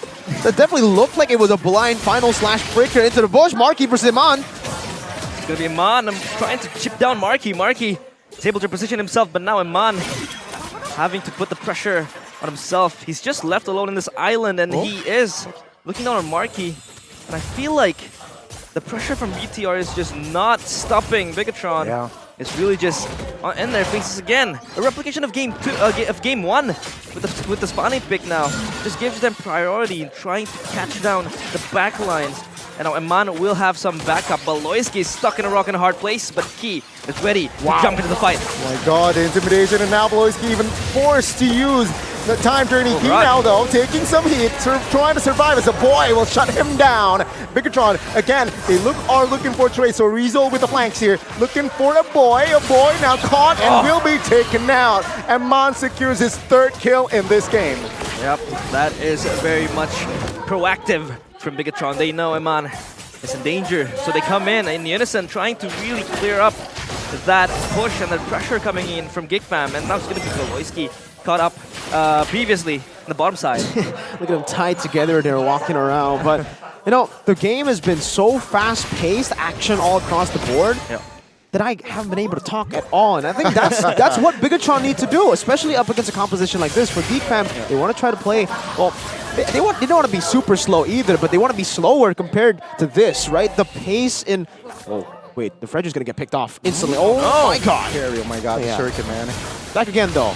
They need to try to slow things down all the way from the early game as well. I think they took way too many fights, skirmished as well, and they didn't really put a lot of their priorities into the right place, right? They were still contesting for turtles, knowing that they want to try to get the Ixia enabled. Now that the Ixia is already behind, and Iman is actually the one with the lead, and even in that jungle department, Super Ken's in the lead against Ray by a level on a Fanny compared to a Fredrin. So they have lost out on all fronts, and Super Ken now is just doing Super Ken things. Escape things, man, in the mid, trying to bait out resources potentially, or perhaps trying to bait out spells as well. Take a look at him on though. Yeah. In the bottom side. Can he burst Ray? Is the question. Let's see. Hushy movement.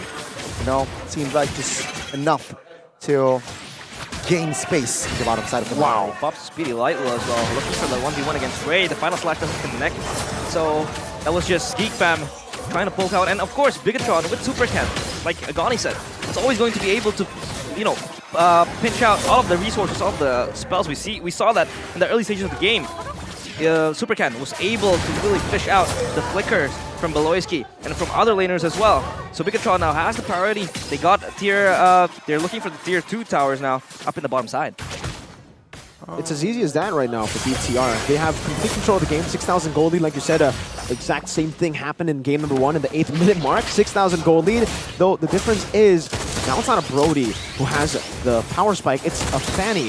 I think it might be a bit more scary considering how much more tempo the Fanny has compared to the Brody. They play around, steal, jungles, and again put pressure on the Marky. Oh my god, my goodness, that burst almost takes Marky down. But of course, with the man recalling now, Bigetron can put extra pressure in that mid. He pulled back, does not matter. He wants the mid as Luke trying to clear the wave. Super Ken jumps in with cables as well. Luki now flickers out of the way as Geek Fam trying to gain space. Oh, Daytona's welcome. Flicker as well. On towards Luke, forcing to use the backside. It is actually Super Ken causing damage in the front formations of Geek Fam as Super Ken, the drive-by, the hit and run. Iman? They succeeded. What? Come on, what? Whoa, that is with the flank as well. Bigetron Alpha, they are now really trying to find creative lanes. Non-stop action. We saw a man flanking from behind. Nobody expected that. He almost got caught up. But it's gonna be a Lord Dance now. It's gonna be Geek fam still taking. Bigetron has to respond to this. Yeah, again, Bigetron final slash time journey. He gets taken out. Geek fam now, again, 5v4, a man up.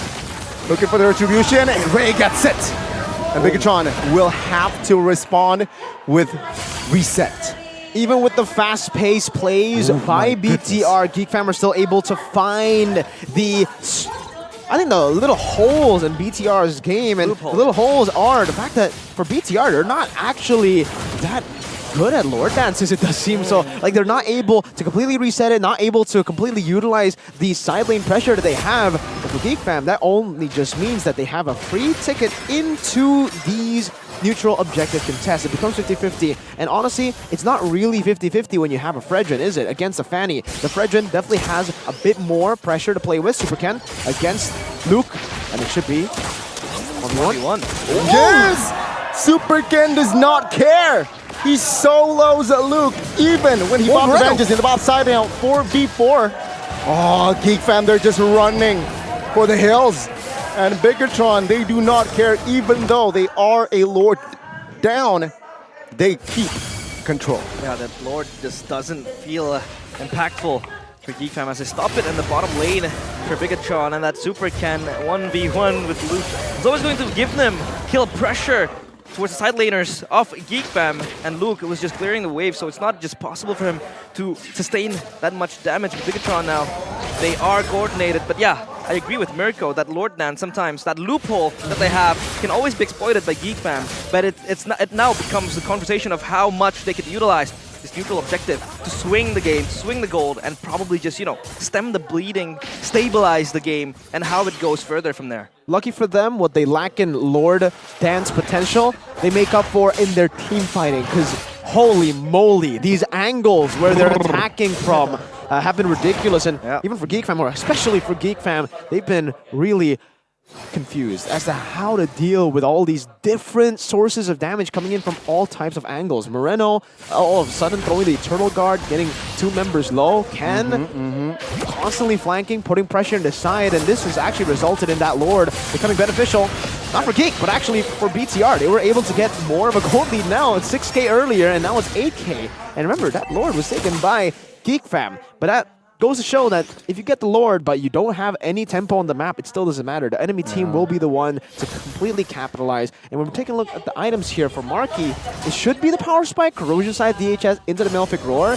Though, when we take a look at man, bro, usually you'd expect the Thunderbolt early. He was so ahead that he just said, nah, I'm going damage. Yeah, I'm going big boy damage. Windtalker next, and then no boots. Yep, no Thunderbolt built this time. Because boots isn't on battle as well. So for Iman, it was just a matter of him building enough damage to cut off towards the players of Geek fam. But I think the fight is pursuing in the mid side, and Bigetron has priority in 3 different lanes. They're able to rotate towards the Lord as well, probably preparing for another Lord Dance. And now Geek fam. It looks as though they don't really want to contest this because they have Peel as well. Key stepping in the front line, not giving Geek fam space. And now Bigetron secures the Lord pretty easy for them. They have an angle to end the game now. I love the adaptation here, by the way, for BTR2, because if you remember, Game 1, Sea Halberd only on the gold lane, and man, on the Brody. Now, it's actually Moreno with the NOD and Super Ken with the Sea Halberd. So no Dominance Ice still. They're relying on their damage dealers to put on the anti-regen effect on Geek fam. Why? Because mainly they want to get Ixia, right? Ixia is going to be all the way in the back. Super Ken's going to be probably the man to do it, to put that anti-regen. And Moreno is another member that can actually reach him. So they don't even care about putting Dominance Ice effect from Key or Cerezo because they can do it with the damage dealers. Yeah. Okay. This, I don't know. I don't think this is the final push, but okay, let's see. The initiation by Bigetron Alpha. They're trying to crack the base, right? The bottom side of the map. It seems like Geek fam, they will be able to defend this one. I like the adaptation here as well. They had a Brody last time, so they just went for a 3-wave push, but now they're actually building a slow push up top, shoving the mid lane, and then now pushing with a top side with 1.5 waves to get the siege done. Wow, well played. See, Geek fam They will not be able to defend in the mid. Oh, they caught one member though, and that is key. He will be taken out. He has immortality? No. Geek fam again, they will try to stabilize with the Nether Realm as well, but they will lose all three. Base turrets here and one push. But take a look at Sorizo now, soaking damage as well as Amon. Oh my god, Wind of Nature, everything popped off. But Geek fam will be able to find the shutdown. Super Ken will find the trade on towards Ray, but it seems like now Bigetron will have no firepower to end the game. Yeah, they hold the high ground there, of course, with the full barrage as well. It's going to be a pretty much heavy threat for Bigetron, but Luke will just chase down Chorizo. Chorizo is going to go down. No, he survives. He also has the immortality still, so he still survives in that fight. And Geek fam, hold for another day. I mean, a bit too greedy in that. What? Now you see him, now you don't moment. Now Super Ken again, trying to be greedy, trying to find another kill, but Luke will survive. But what was that? Oh, that's Super Ken, man. He just flied with that cutthroat as well. It's going to be a threat that Geek fam has to look out, because this Spani with the Super Ken just is always going to be able to fly. You won't expect it. And the kill threats just coming in for Geek fam. They have to be more wary about this. And even the itemization here, usually last item, you're going to think of an immortality. Yeah. But knowing that, I mean, Ken knows that so far he hasn't been actually threatened at all when it comes to like dying. So might as well go for the anti-Cuirass, you know, a little bit more sustainability in these fights. Only Marky can really get to him with the full barrage and possibly Luke in the side lane. So yeah, just go for that anti-Cuirass. Meanwhile, now we actually do see the Dominance Ice, so 3 anti-region items, NOD, Dominance Ice, and the Sea Halberd. I like it. I like the approach they're going for here. They go for the two guys that can deploy. Now, Nether Realm force. Ray jumps in as well, trying to assist his teammate. Now, Bigetron looking for space in the backside of the map. Oh! Marky with the full barrage. The barrage of bullets gets Super Ken. And Bigetron with the Amon! What? He has the attack speed. He has the wave. A boy now trying to burst down. But Amon will have enough to take the whole base and the red robots. The second you think they might have finally made a mistake, that's a back door. Ken with the overextend getting picked off. That might be the ticket. Meanwhile, Eman just says, hey, hold my cup. Man, I got you, Ken. Hold my light wheels. He was able to just hit the base. He basically stole the MVP away from Ken with that play. Yeah, I think so.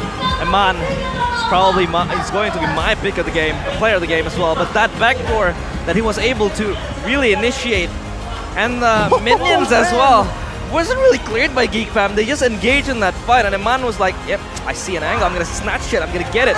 And he did. I mean, it was looking daisy for Geek fam. They were able to get the kills, the full barrage as well. It's going to be late game threat for Marky. They did take one down, they were able to push it forward, pushing them back, but then Eman comes in as the late hero to just end the game. And I love the fact that Eman is basically like he's a writer, right? He's a good writer. He's like George R.R. Martin, man. He's just foreshadowing his movements. Remember the moment he died he was targeting the base. Yeah. So he actually died for targeting the base. It was not a miscalculation. It was a foreshadowing for what's about to happen. He's GG. Yeah. He's so electric, I might call him Electric Man. Bro, E-Man, Electric Man. Usually we're always like, darn you, Benny. Is this going to be the new trend now? Darn you, Eman? Is he going to change his name to Eman QT? Eman QT, remember Super Eman soon, because he did deliver a super performance, making the I BTR did not fans. expect that. Yeah, that was insane. The BTR fans are on their feet, of course. And what a way to start your journey at MPL Indonesia. And of course, that was pretty insane from him. Okay. It's time for the interview. Yeah, I think we will throw it to our host to do the interview, the players of Bigetron Alpha. Gila, with your carry. Oh, Emannya mau dekat-dekat sama aku. Emannya mau dekat-dekat sama aku. Sini. Eman, kamu bisa bahasa Indonesia nggak? Pakai mic ya. Halo. Halo. Can you speak bahasa Indonesia? Gak bisa. Gak bisa. Nggak bisa tapi pakai jawabnya pakai bahasa Indonesia. Gila, Eman dengan carry-nya luar biasa sekali loh tadi tuh ya. Itu gimana? Kamu pertandingan yang luar biasa, strateginya apa? Kok bisa tiba-tiba kamu split push kayak gitu? Aku tadi yang lagi standby di belakang, tiba-tiba langsung kayak ada carry lagi split push tiba-tiba. Bikin troopers kasih semangat dulu dong. Gimana Eman? Tanggapan kamu tentang game tadi? Nggak ngerti? Nggak bisa, harus pakai bahasa Inggris? Oke. Oh gitu. Tapi kalau misalnya aku nanya sama Emma nih, 2 kata lucu. Kamu mau jawab apa tuh, Man? Emma 2 kata lucu jawab dong. Tidak ada. Jangan. Kayaknya coba kalau misalnya. Cuma hoki. Apa? Cuma hoki. Cuma hoki 2 kata lucu. Tepuk tangannya dong buat Eman. Luar biasa sekali. Terus abis gitu aku mau nanya sama Kaye dulu. Pertanyaan tadi, kalau tadi kan aku sempat ngobrol sama Vin, sama lu. Vin jawab, kita sikat lah. Beneran disikat ya hari ini ya? Sikat dong. Sikat dong. Sesuai prediksi nggak? Dari hasil latihan kita sesuai prediksi. Sesuai prediksi. Terus aku mau nanya sama Super Ken dong. Luar biasa banget Fanny-nya tadi kok agak garang-garang gahar gitu gimana? Berapa lama kamu latihannya pakai Fanny itu? 3 tahun. 3 tahun. 3 tahun. Kenapa? 3 tahun. 3 tahun. Kamu tadi pas pakai Fanny itu emang disuruh sama coach apa sesuai keinginan kamu aja? Lagi pengen main Fanny. Lagi pengen main pakai Fanny ya. Luar biasa banget, tepuk tangan dong buat Super Ken sekali lagi. Terus aku mau nanya sama Moreno dong. Moreno. Ada tanggapan tentang pertandingan tadi tuh menurut kamu seru banget apa biasa aja? Seru banget lah. Seru banget. Iya, soalnya mereka jago-jago semua. Ada yang mau kamu ucapin gak buat Biget Troopers yang mendukung kamu di hari ini? Makasih buat Big Troopers yang udah hadir, yang udah dukung kita terus dari pre-season sampai sekarang nanti. Semoga kita bisa kasih yang terbaik buat kalian. Amin. Terus terakhir aku mau ngobrol sama Sorizo dulu dong biar semuanya pada ngobrol di sini. Sorizo gimana pertandingan tadi sesuai prediksi kamu nggak? Seru. Dan tepuk tangannya buat Sorizo.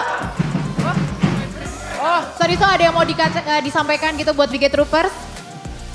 Buat Big Troopers, makasih udah dukung kita. Terus nanti katanya abis ini akan lawan EVOS. Ada yang mau disampaikan nggak buat calon tarung kamu tuh nanti tuh? Ada yang mau ngomong nggak? Atau mau ngomong berlima? Atau Eman mau ngomong? Talk to EVOS. Anything, you can talk to EVOS anything. Good luck, have fun. Good luck, have fun. Kayaknya ada yang mau nambahin nggak nanti? Pertandingan buat EVOS, nggak ada? Sama-sama semangat aja biar ngasih pertandingan yang seru. Luar biasa sekali lagi tepuk tangan ya untuk Bigetron. Thank you so much. Kalau gitu langsung aja kita throw ke caster. Analisanya kayak gimana sih? Break it down casters.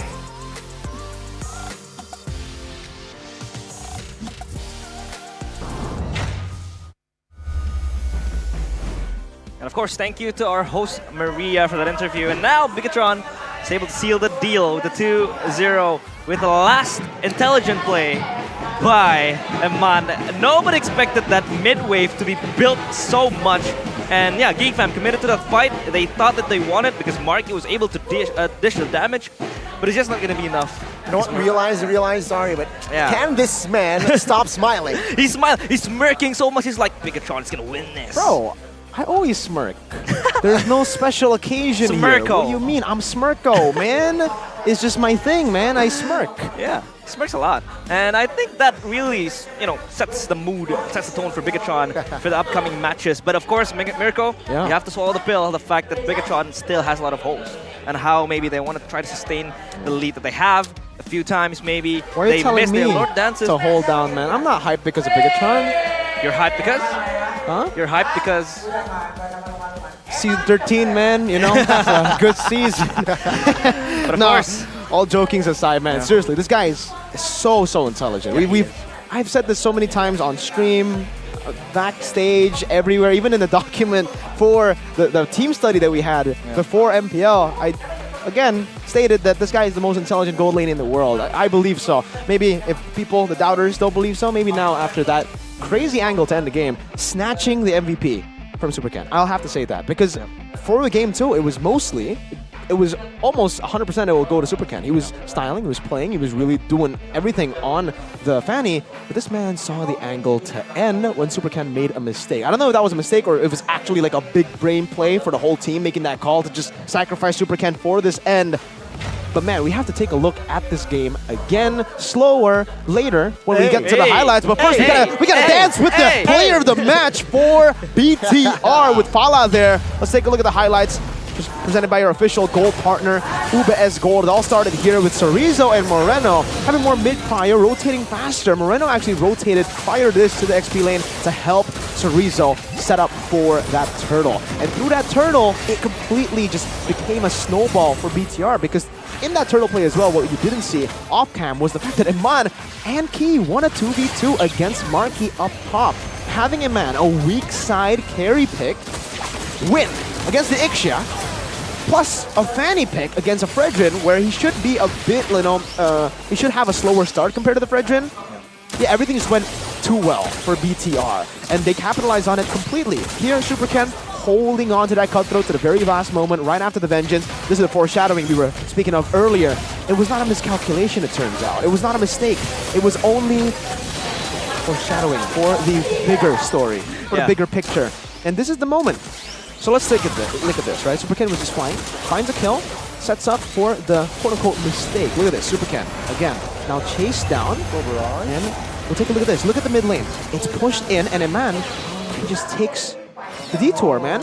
Marky sees him, and he's like calling out to the team. Iman's going, and Iman, this is the highest mechanical play you could ever do in this situation. You tap that turret button next to it, like the attack turret button. That's it.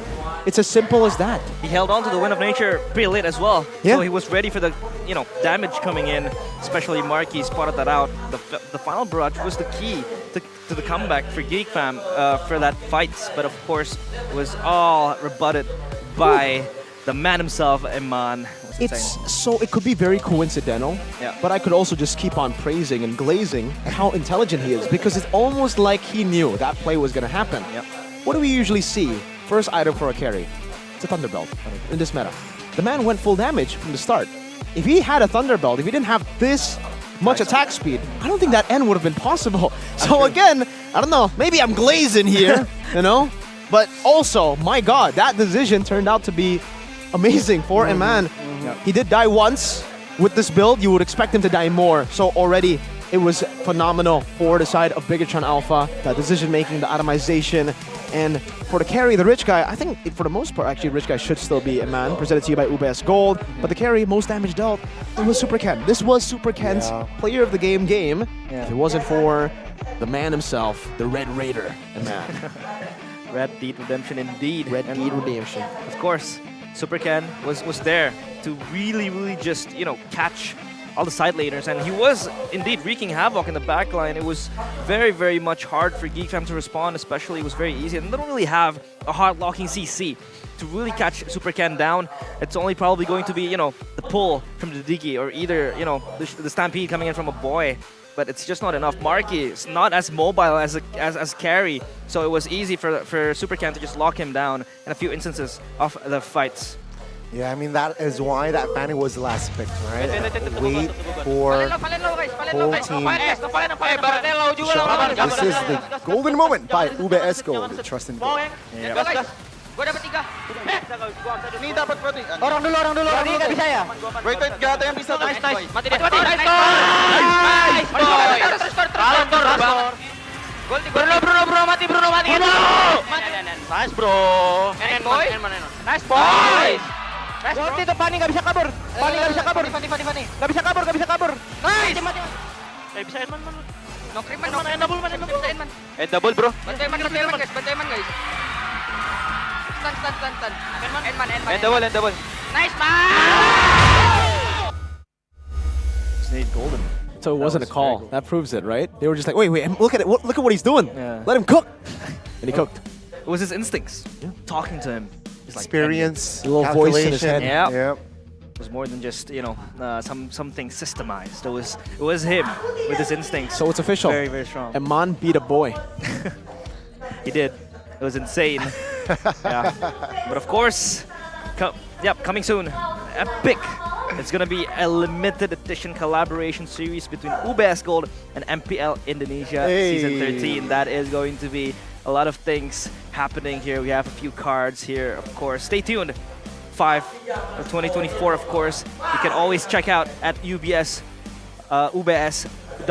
or at ubs.lifestyle. It's also available at ubslifestyle.com or in the UBS Lifestyle e-commerce. This is the collaborations that's always rolled out every season, and it's the ones that you really want really want, right? You don't want to miss it. So nice, so yeah. good. It's always mythical. It's not epic. It's mythical. Immortal. Immortal as well. Not glory. Immortal.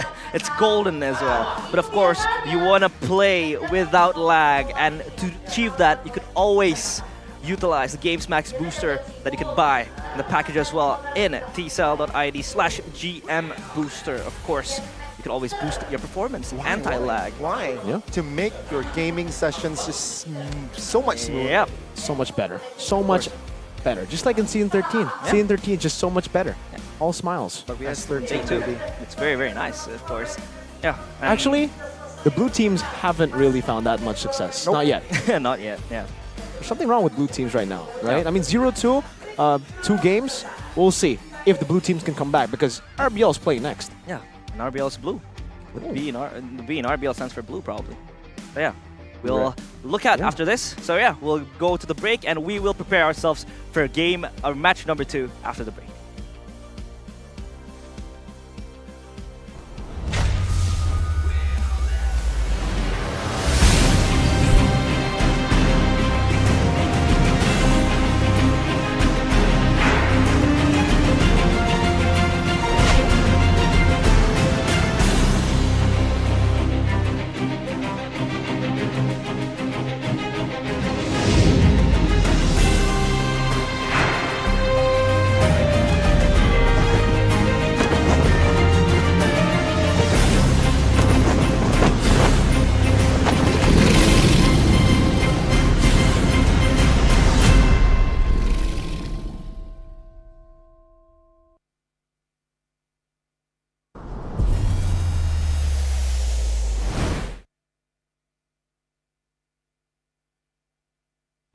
Sí, ¿vos de qué parte sos? Yo de aquí.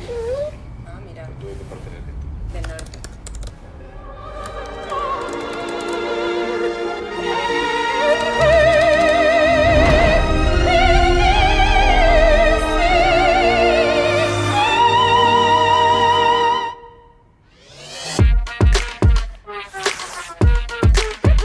Samsung Galaxy S24 series.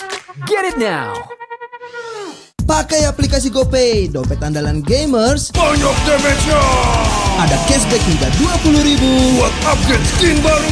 Dikasih ringan gak makan memori. HP lemot bisa victory. Top up langsung dalam game tanpa hambatan. Ikutan selebrasi MPL di aplikasi GoPay. Menambah total hadiah ratusan juta. Bonus stage. Gratis 100 kali transfer kemana aja. Beli pulsa harga termurah. Scan QRIS dengan mudah.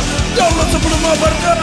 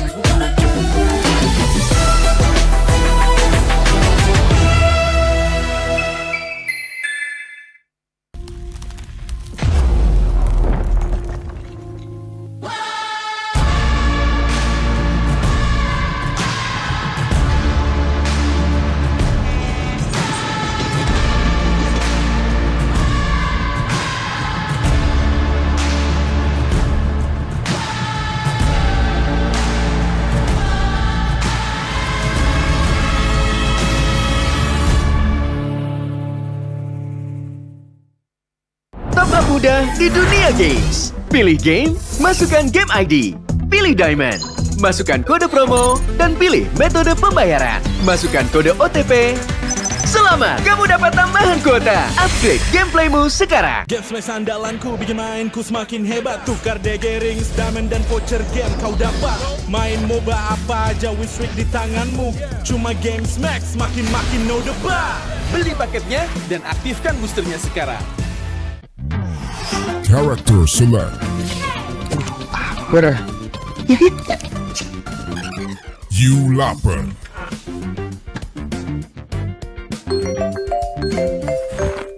Stop! Pakai klik in the wallet, belanja 1 jam sampai dan gratis ongkir loh. Wah, belanja online kayak belanja di toko Indomaret. You kenyang, siap main lagi. Let's go! Belanja online seperti di toko.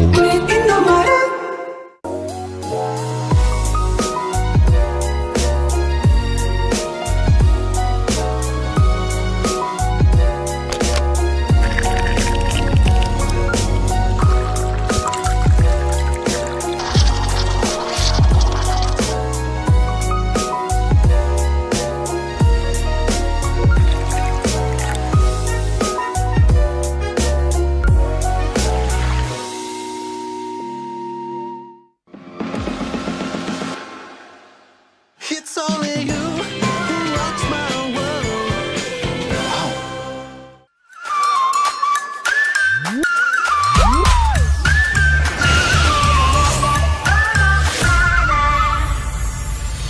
I'll be, yeah, I'll be wherever I wanna be. Wherever I wanna be.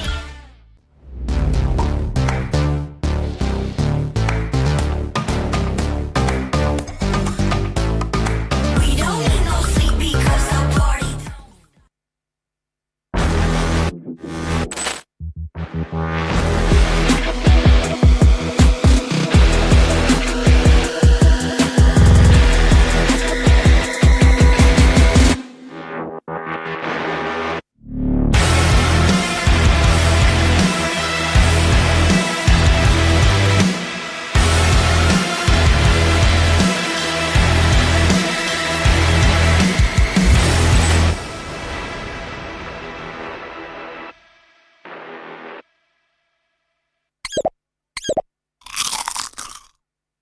Well, I'm me, and there's no one I'd rather be.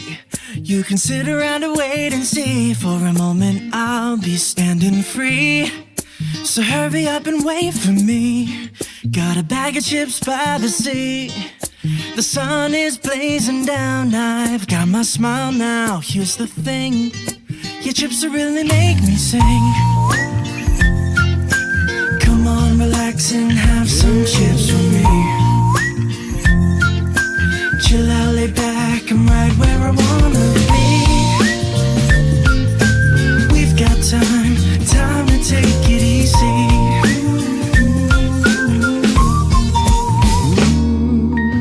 You always tell me to speed up, but slow down. I've been kicking my feet up and just going to town. A bag of chips in hand, I got nothing planned, yeah. Good treats by the sand, you know I wanna chow down. Oh yeah.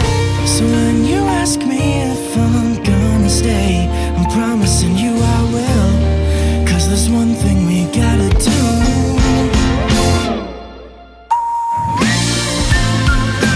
Come on, relax and have some chips with me. Chill out, lay back, and right where I wanna be. We've got time to take. And I'm all that I wanna be.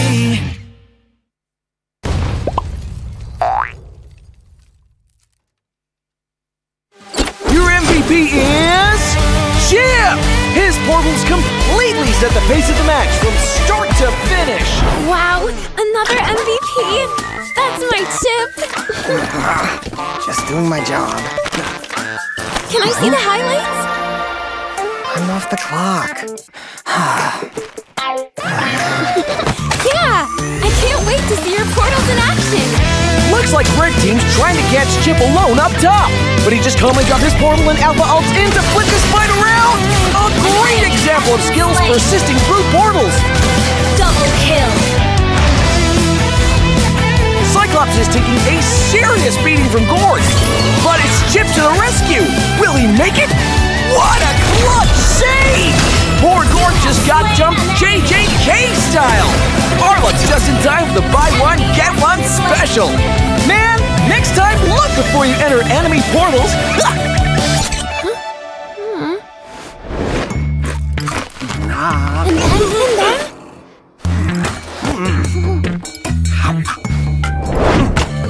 Wow!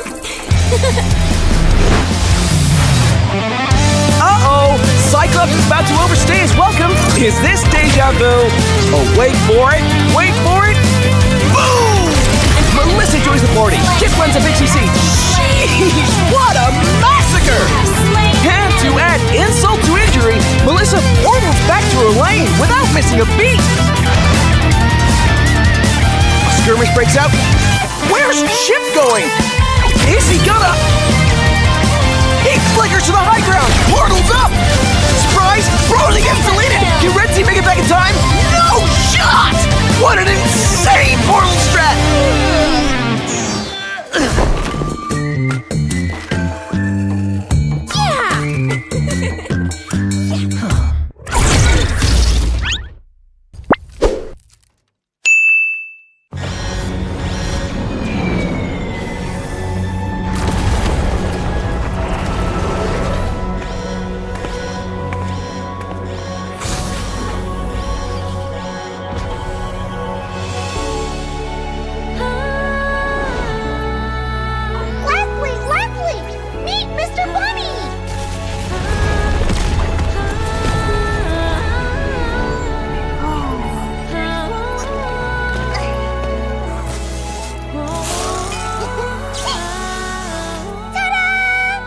You'll be the best sniper ever! No! It's a decoy!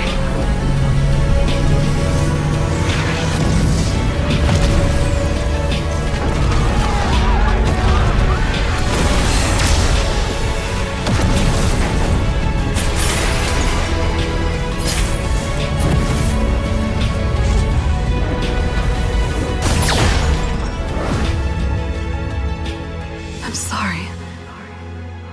Leave me alone.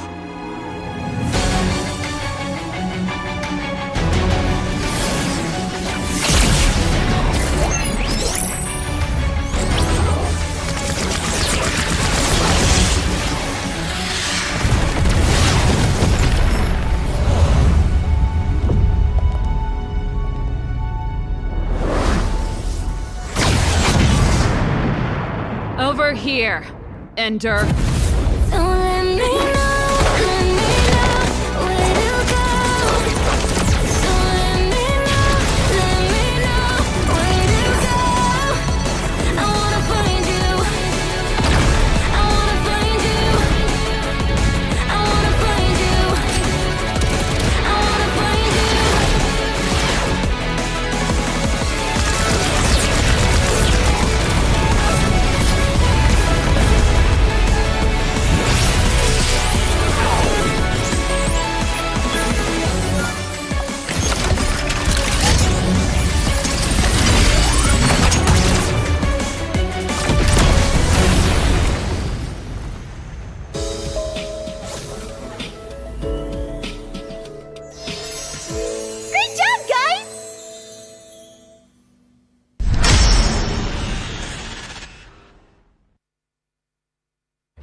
Sí, ¿vos de qué parte sos? Yo de aquí. Ah, mira. ¿Tú de qué parte eres? Del norte.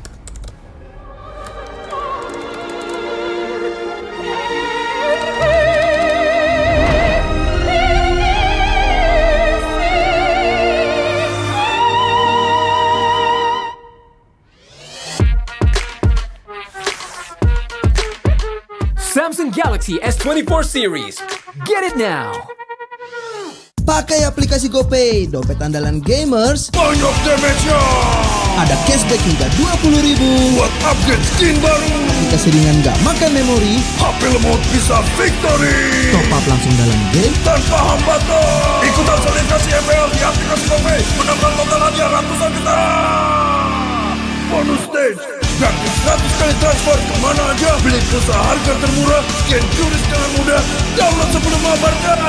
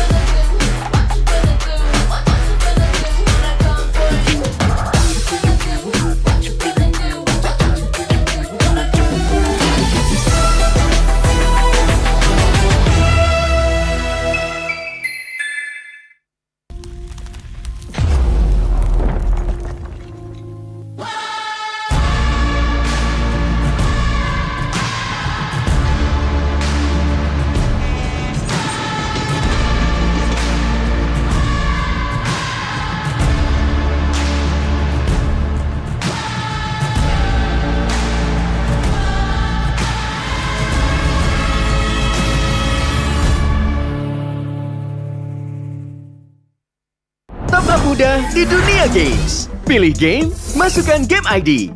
Pilih Diamond, masukkan kode promo, dan pilih metode pembayaran. Masukkan kode OTP.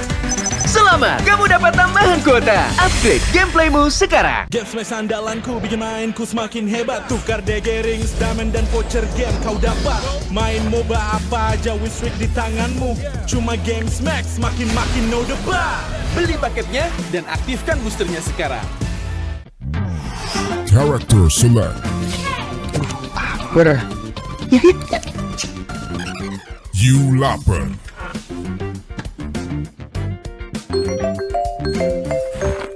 Stop! Pakai klik Indomaret, belanja 1 jam sampai dan gratis ongkir loh. Wah, belanja online kayak belanja di toko Indomaret. You kenyang, siap main lagi. Let's go! Belanja online seperti di toko.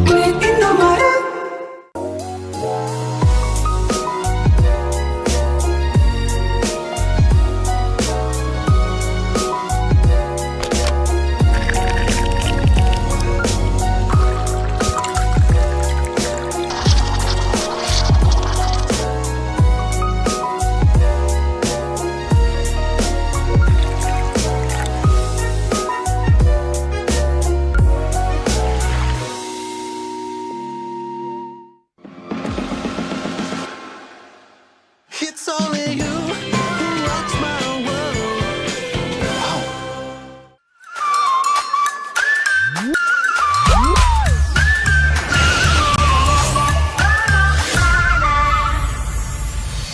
I'll be, yeah, I'll be wherever I wanna be.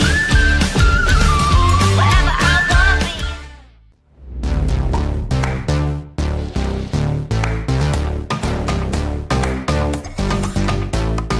We don't need no sleep because the party.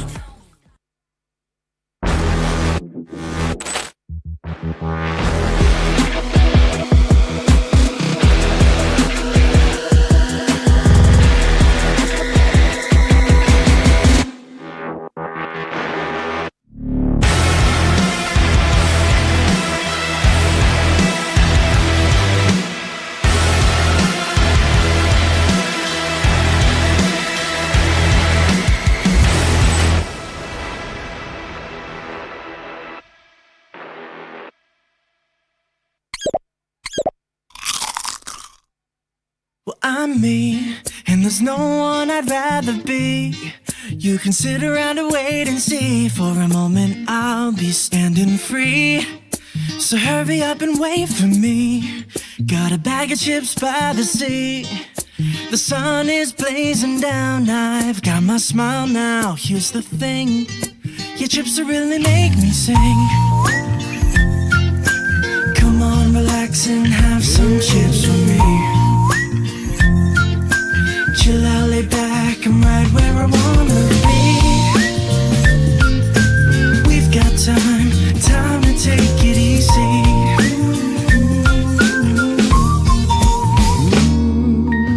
You always tell me to speed up, but slow down. I've been kicking my feet up and just going to town. A bag of chips in hand, I got nothing planned, yeah. Good treats by the sand, you know I wanna chow down. Oh yeah. So when you ask me if I'm gonna stay, I'm promising you I will. Cause there's one thing we gotta do.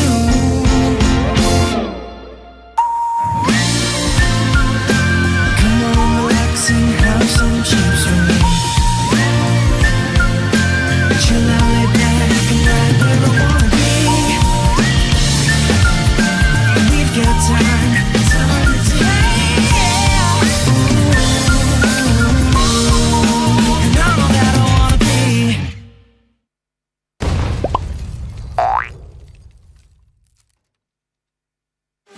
Your MVP is Chip!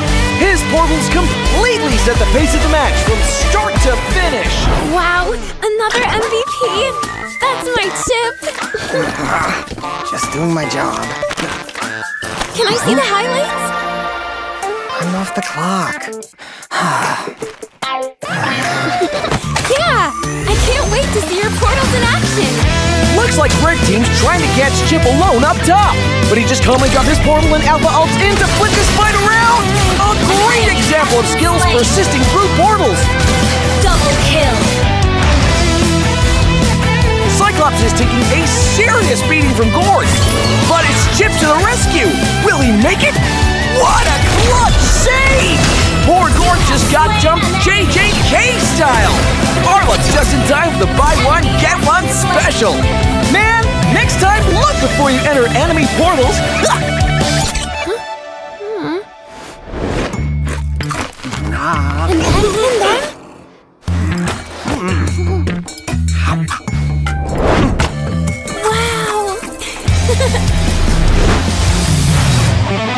Uh-oh! Cyclops is about to overstay his welcome! Is this deja vu?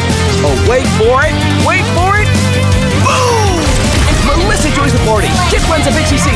Sheesh! What a massacre! And to add insult to injury, Melissa portals back to her lane without missing a beat! A skirmish breaks out. Where's Chip going? Is he gonna... He flickers to the high ground! Portal's up! Surprise! Brody gets deleted! Can Red Team make it back in time? No shot! What an insane portal strat!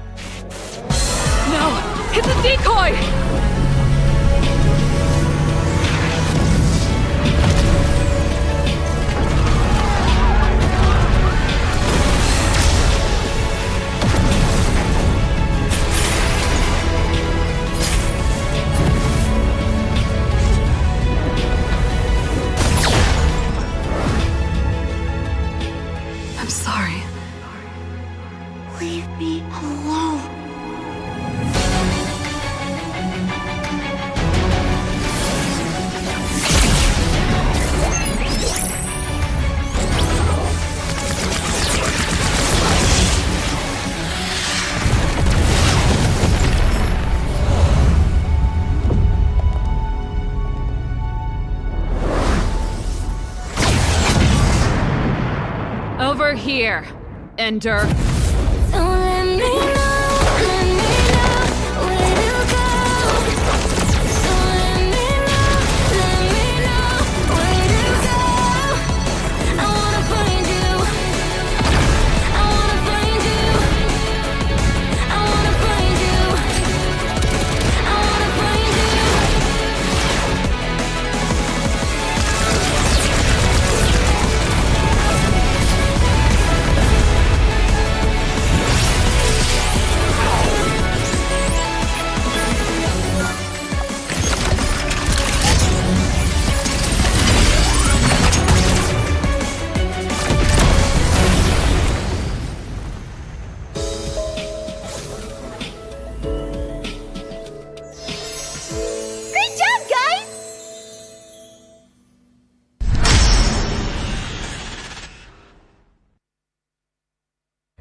Sí, ¿vos de qué parte sos? Yo de aquí. Ah, mira. ¿Tú de qué parte eres? Del norte.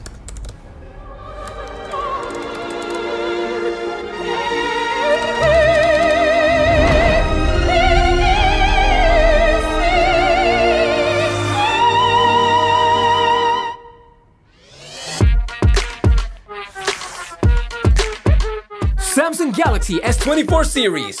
Get it now! Pakai aplikasi GoPay, dompet andalan gamers. Banyak damage-nya. Ada cashback hingga 20.000 buat upgrade skin baru. Aplikasi ringan gak makan memori. HP lemot bisa victory. Top up langsung dalam game tanpa hambatan. Ikutan selebrasi MPL di aplikasi GoPay. Menambah total hadiah ratusan juta. Bonus stage. Gratis 100 kali transfer kemana aja. Beli pulsa harga termurah. Scan juris dengan mudah. Download sebelum mabarkan.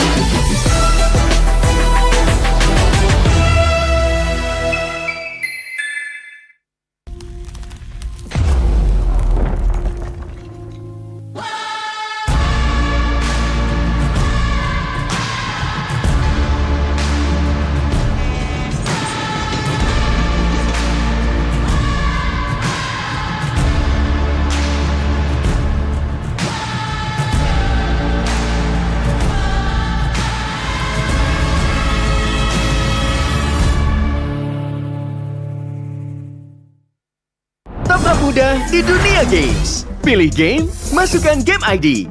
Pilih Diamond, masukkan kode promo, dan pilih metode pembayaran. Masukkan kode OTP. Selamat, kamu dapat tambahan kuota. Upgrade gameplaymu sekarang. Game smash andalanku bikin mainku semakin hebat. Tukar DG rings, diamond dan voucher game kau dapat. Main MOBA apa aja with streak di tanganmu. Cuma game smash makin no debat. Beli paketnya dan aktifkan boosternya sekarang. Character select. Where? You lapar.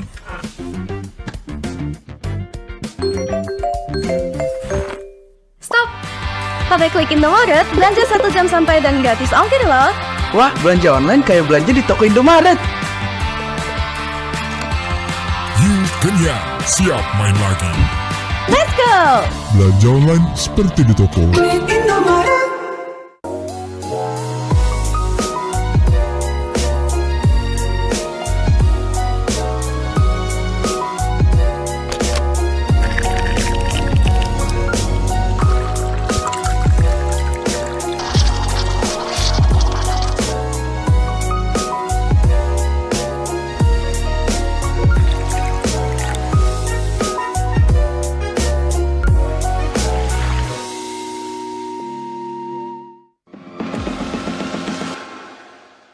It's only you who rocks my world.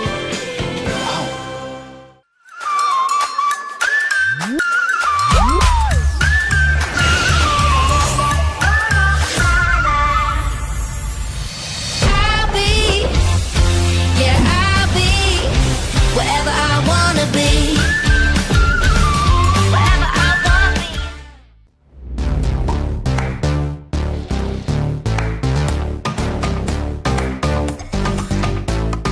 We don't need no sleep because the party.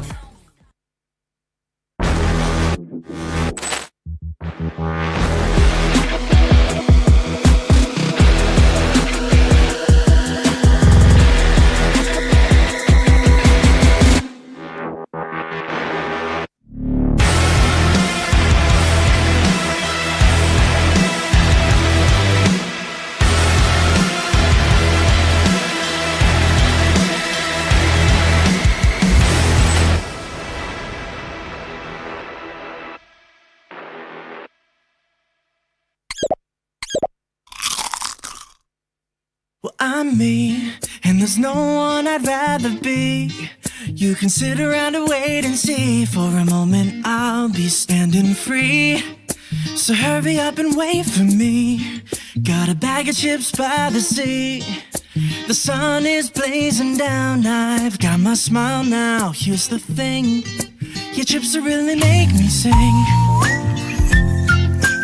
Come on, relax and have some chips with me. Chill out, lay back, I'm right where I wanna be. We've got time to take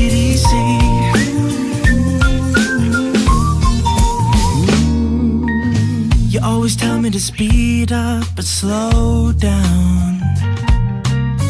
I've been kicking my feet up and just going to town. A bag of chips in hand, I got nothing planned, yeah. Good treats by the sand, you know I wanna chow down. Oh yeah. So when you ask me if I'm gonna stay, I'm promising you I will. 'Cause there's one thing we gotta do.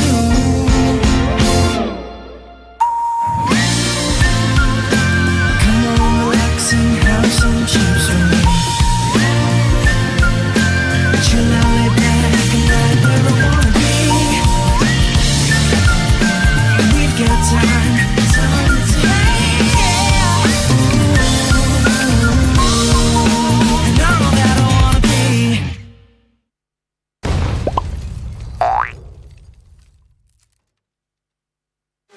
Your MVP is Chip!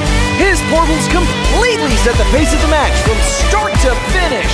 Wow, another MVP. That's my chip. Just doing my job. Can I see the highlights? I'm off the clock. Yeah, I can't wait to see your portals in action. Looks like Red Team's trying to catch Chip alone up top, but he just calmly dropped his portal and Alpha ults in to flip this fight around. A great example of skills persisting through portals. Double kill.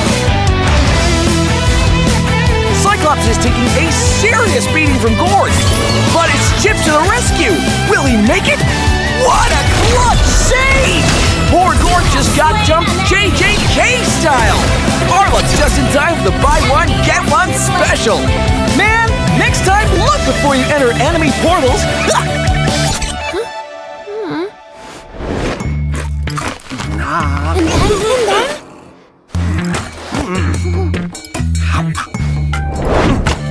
Wow. Uh-oh! Cyclops is about to overstay his welcome. Is this deja vu? Oh, wait for it. Wait for it. Boom! Melissa joins the party. Kip runs a big CC. Sheesh! What a massacre! And to add insult to injury, Melissa portals back to her lane without missing a beat. A skirmish breaks out. Where's Chip going? Is he gonna... He flickers to the high ground! Portal's up! Surprise! Frozen gets deleted! Can Red Team make it back in time? No shot! What an insane portal strat!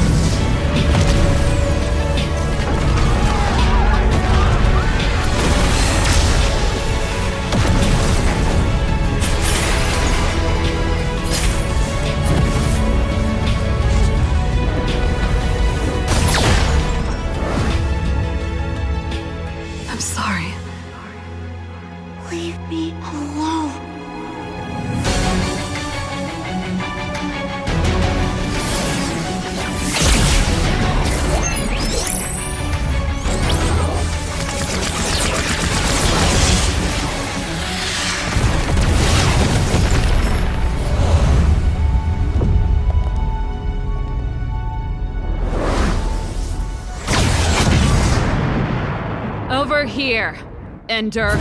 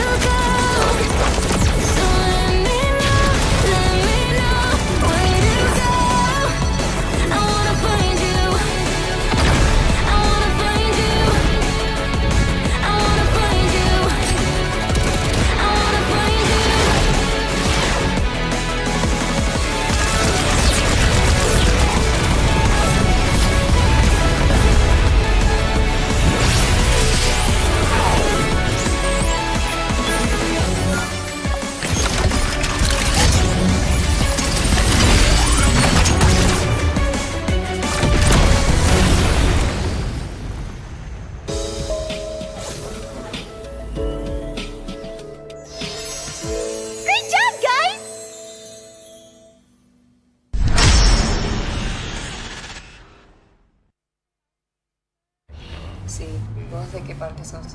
Yo de aquí. Ah, mira. Tú de qué parte eres? Del norte.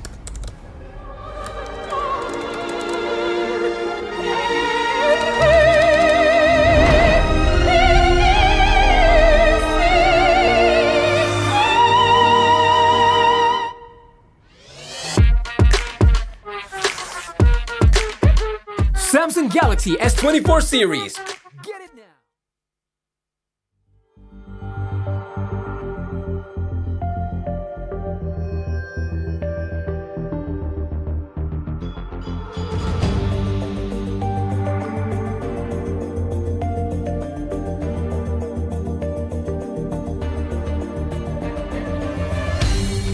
Aku kan berdiri dan terus berlari, terus ke arah puncak tertinggi.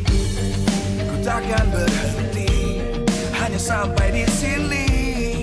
Kemenangan abadi menanti. You know we won't miss if we unite our focus. And if you haven't noticed, we all live. Nyalakan apimu, hadapi semua tantangan, hadang semua serangan, jatuh bukan halangan. Bakar semangatmu, janganlah engkau menyerah. Kita akan buat sejarah. We all this, we won't miss. We all this, we won't miss. Saatnya beraksi, jalani ambisi. Aku kan menyawakan hari ini. You know we won't miss if we unite our focus. And if you haven't noticed, we all live. Nyalakan apimu, hadapi semua tantangan, hadang semua serangan, jatuh bukan halangan. Bakar semangatmu, janganlah engkau menyerah. Kita akan buat sejarah. We all this, we won't miss. We all this, we won't miss. We all this.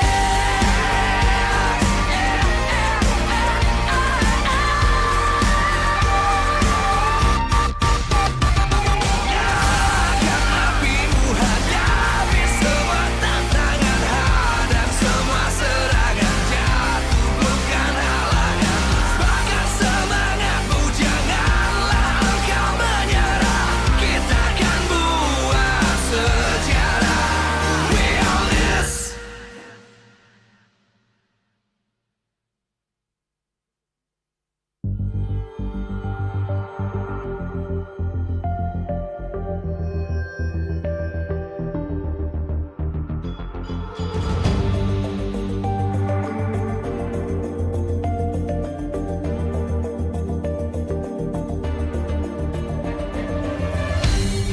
Aku kan berdiri dan terus berlari, terus ke arah puncak tertinggi.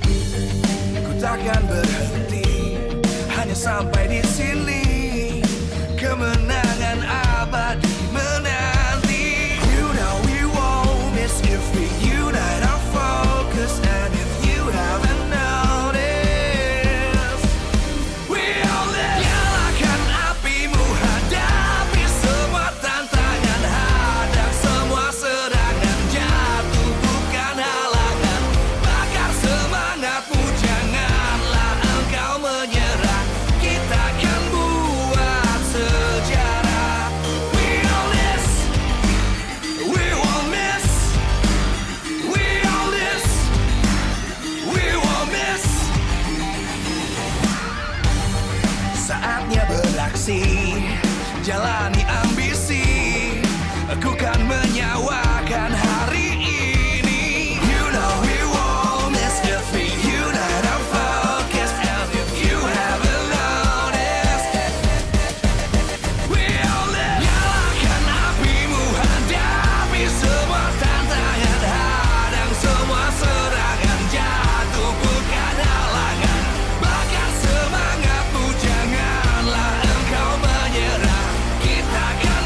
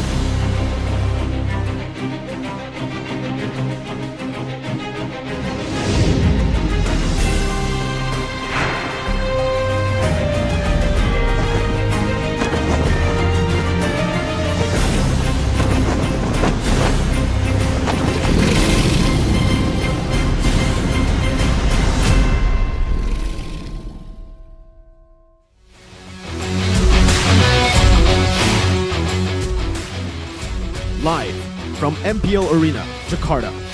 MPL Season 13 is powered by Moontop. Presented by official tournament smartphone, Samsung Galaxy. Official e-wallet, GoPay.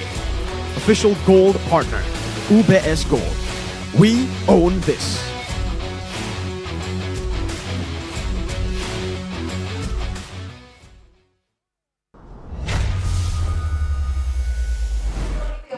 Ladies and gentlemen, welcome back to MPL Indonesia Season 13. Still on the second day, of course, we are heading into the second match of today. It's going to be a clash between the Blue Rebellions against Three Faces of Alter Ego. But we had gone through a thrilling match between Bigetron and Geek Fam, which Bigetron came out as the victors in a 2-0 sweep in the last play.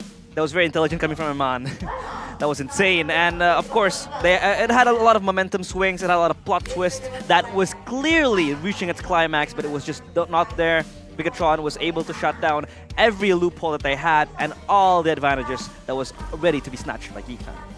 Geek Fam almost were able to turn the tides now, but enough for the first match. Now let's move on to the second match, where again for Rebellion they kind of have to do what Geek Fam failed to do. They need to redeem themselves and turn it around, because right now in the standings, 0-1, 0-2, an awful start.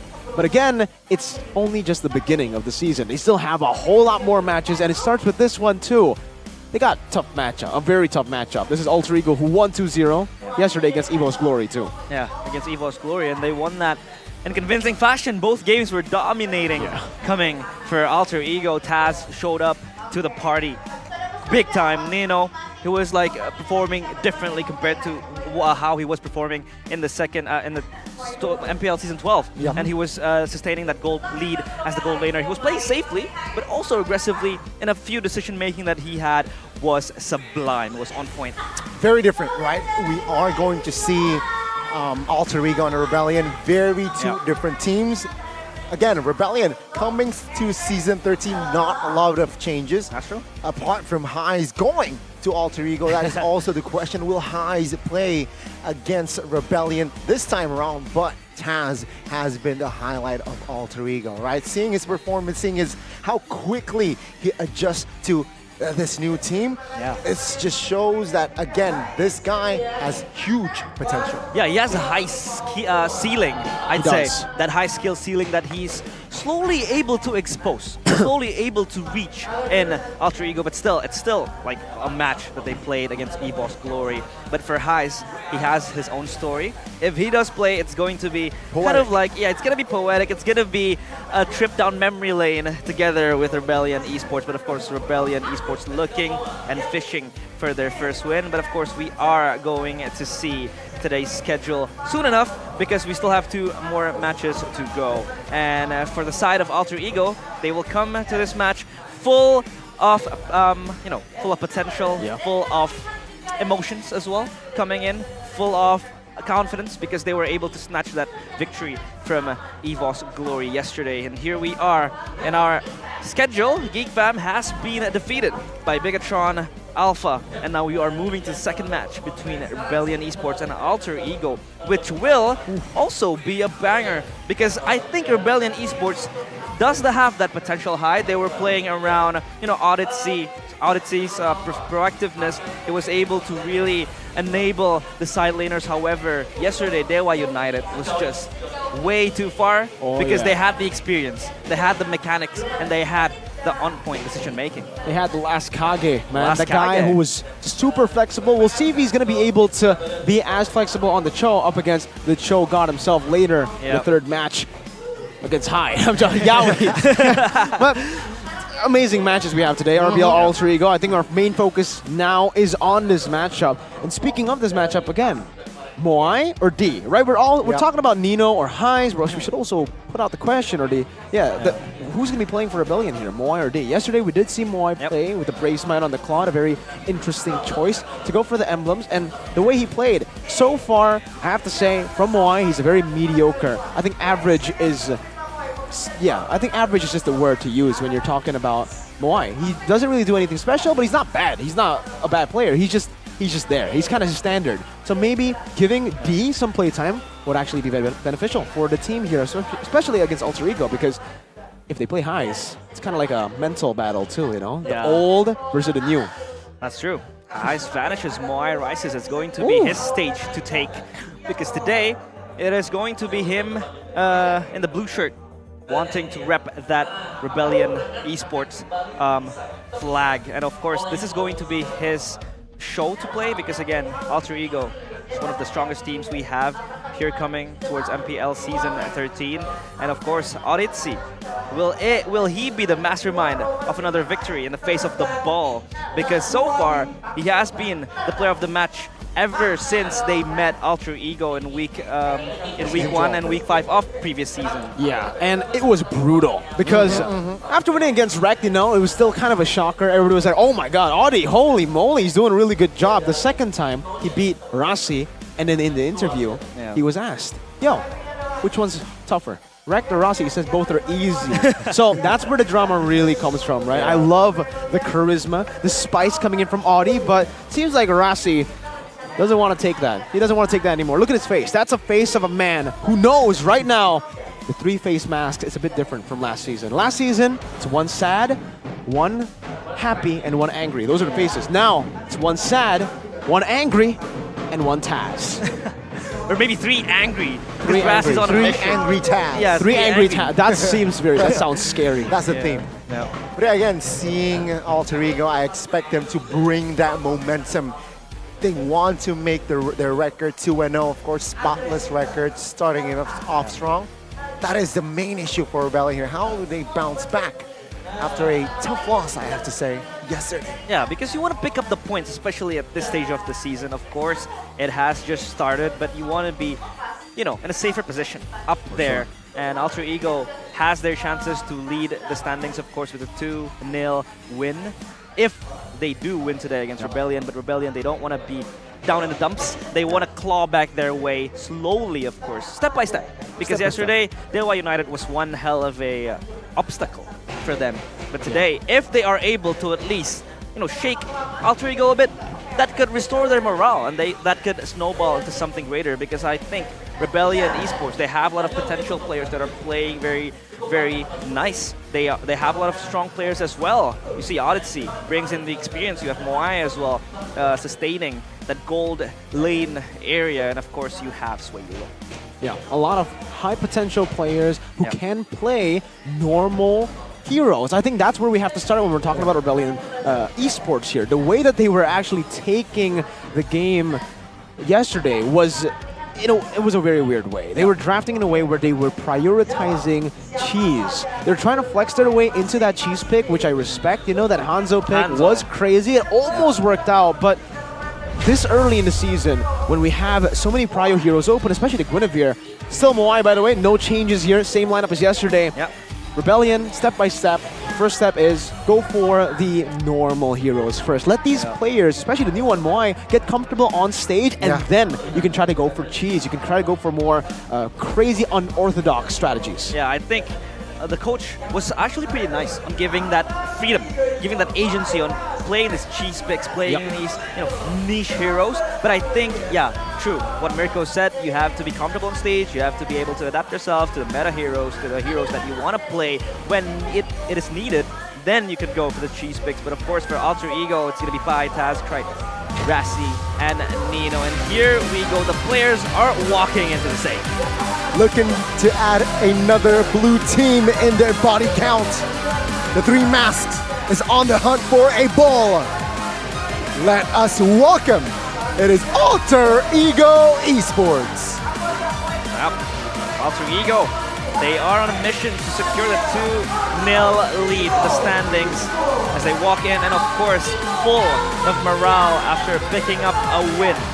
A dominating one at that yesterday against Evox Florian. It was Taz, a man on a mission, slaying his ex-team, slaying down the White Tigers, but it's just not going to be, you know, satisfying for them. They have to be able to look up to the next matches full of focus. They can't be easily satisfied. And so far, I think all of the players of Alter Ego, they have been unlocking themselves. They have been playing in a synergy, and it was very nice to see them performing solidly yesterday. they were performing absolutely phenomenally because they were using the opposite strategy of RBL. When RBL goes for cheese, they go for the standard, the fundamentally good picks. And that was what enabled them to win in such a crazy fashion, man. Nolan, enjoy. Yeah. They fell short yesterday. They're looking to find their rhythm today. They charged to the land of dawn with new spirits and of course hopes. Let's welcome the Blue Bulls. It's Rebellion Esports. Will Alter Ego become the bullseye of Rebellion Esports? Or will they rather fall and be tamed again by the three masked heroes? And there you go. A little bit of spice going in right there, Miracle. Okay, we got a picture of Highs and Moai. They're all choosing Moai. It's a bit of a low blow. Highs is not playing today, but I guess that's what they'll be doing today. They're going to go for all the low blows, anything necessary to secure that victory. Yeah, I think Moai is already acquainted to the playstyle that is given by Rebellion Esports. Of course, they want to pick, or they want to seek comfort as well coming into this match because it's going to be against Alter Ego, a rather experienced team, but Rebellion Esports is also not without experience. They have a lot of this in their bags, and here comes the coaches alongside our lovely Marshall, of course, and they ensure that the game goes well today. Chico and Vivian, I gotta say, man, Rebellion Esports, their entrance is always a highlight. Yeah. They were the last airbender yesterday, you know, disappearing when the world needed them the most, and now Moai or Highs. I think that's pretty solid. And if it does go with the trend of their opening sequences, they did choose Moai. So does that mean they're gonna win now? Yeah, that could possibly happen. But I feel like for Highs, he is that mechanically gifted player. He's able to really snowball with the lead, but his decision-making sometimes could be premature. Yeah. It could not really be, you know, that type of decision-making that really wins you the game sometimes. You really want to slow down a bit when you have that lead. I thought he was ready to avenge on Rebellion, but for now, he's not going to play, so it's going to be Moai, of course, and Alter Ego. They still bring out Nino to this battle. With Nino in, not Highs, right? Team head-to-head, this is previous season stats, and the Beatrix, that was for Highs. That was when Highs was playing for Rebellion Esports, and that was kind of the main problem for Rebellion as well. They didn't know what heroes to give Highs. He had a very shallow hero pool, and therefore they had to just really bait or kind of waste a lot of their resources in the draft to get that Beatrix up for grabs to give it to Highs. If it wasn't the Beatrix, you probably remembered Irithel. Even the Claude, he wasn't really able to perform on that. Now with Moai, sure, maybe so far on stage he's been of an average. I think it's more about the jitters, right? I think he's still trying to get the jitters out.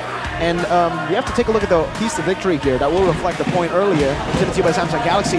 Neutralize Pi's movements with Cars. We'll talk about this first. Cars has always been known as a carry type of laner, of XP laner. He's not the type that will actually set up. He can do that, but if you have the opportunity to pick up the Paquito, if you have the opportunity to give him a good laner, you should. And that's what Rebellion need to do here against Alter Ego. Pi will definitely win out in the playmaking department against Cars, so play with your strengths. Avoid cheese strats, prioritize meta strats, and again, this is why I feel like cheese is a bit unnecessary now with the lineup that they have. Back then, with Highs, they had to go for cheese because they had a gold laner with a very shallow hero pool. Now with Moai, very comfortable on a plethora of different picks in the gold lane.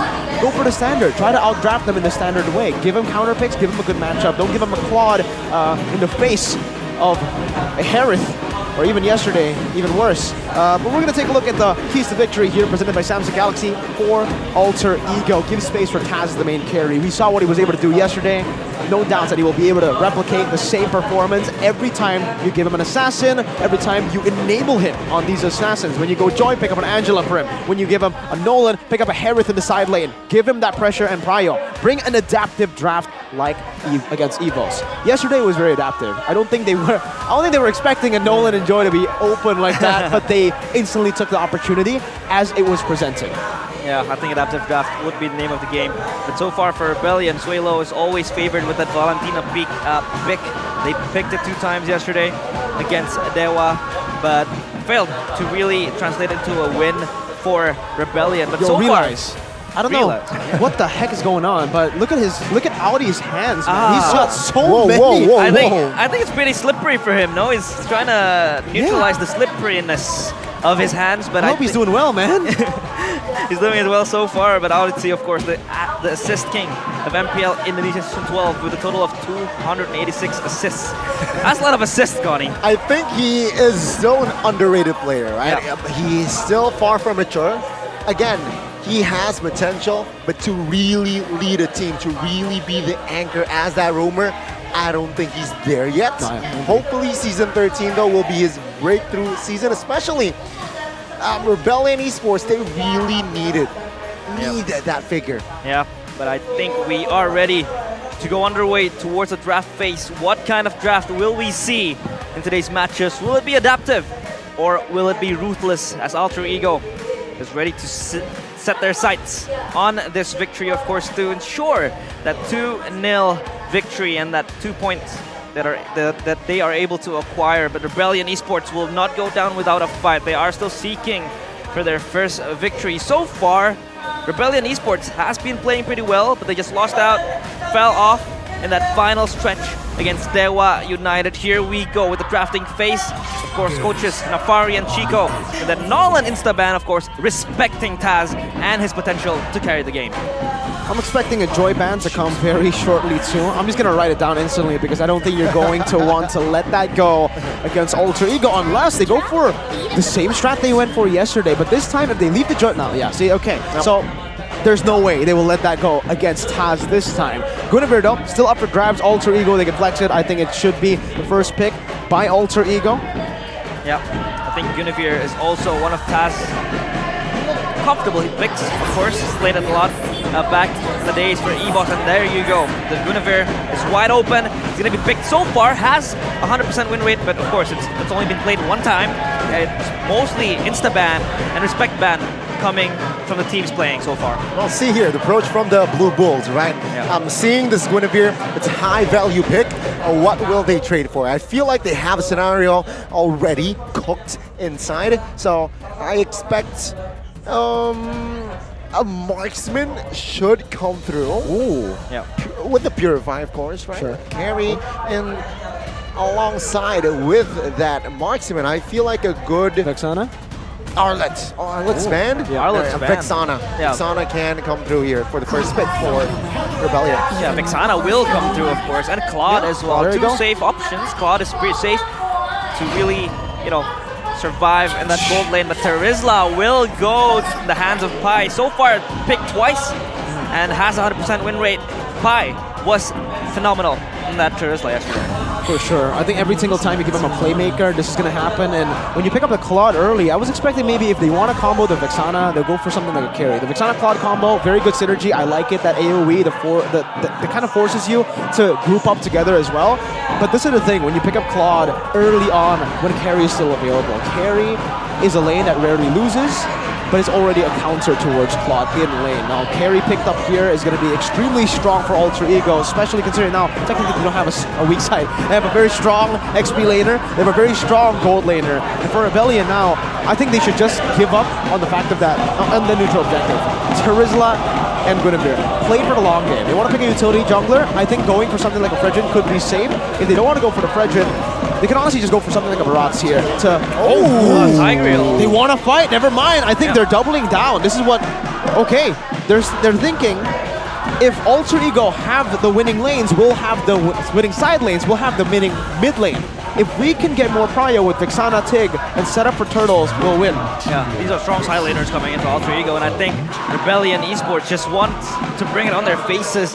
They really want to win the team fights, of course. The Implosion and the Eternal Guard can bring a lot of AoE, strong effects. And they have the CC ban, as well as the Grok.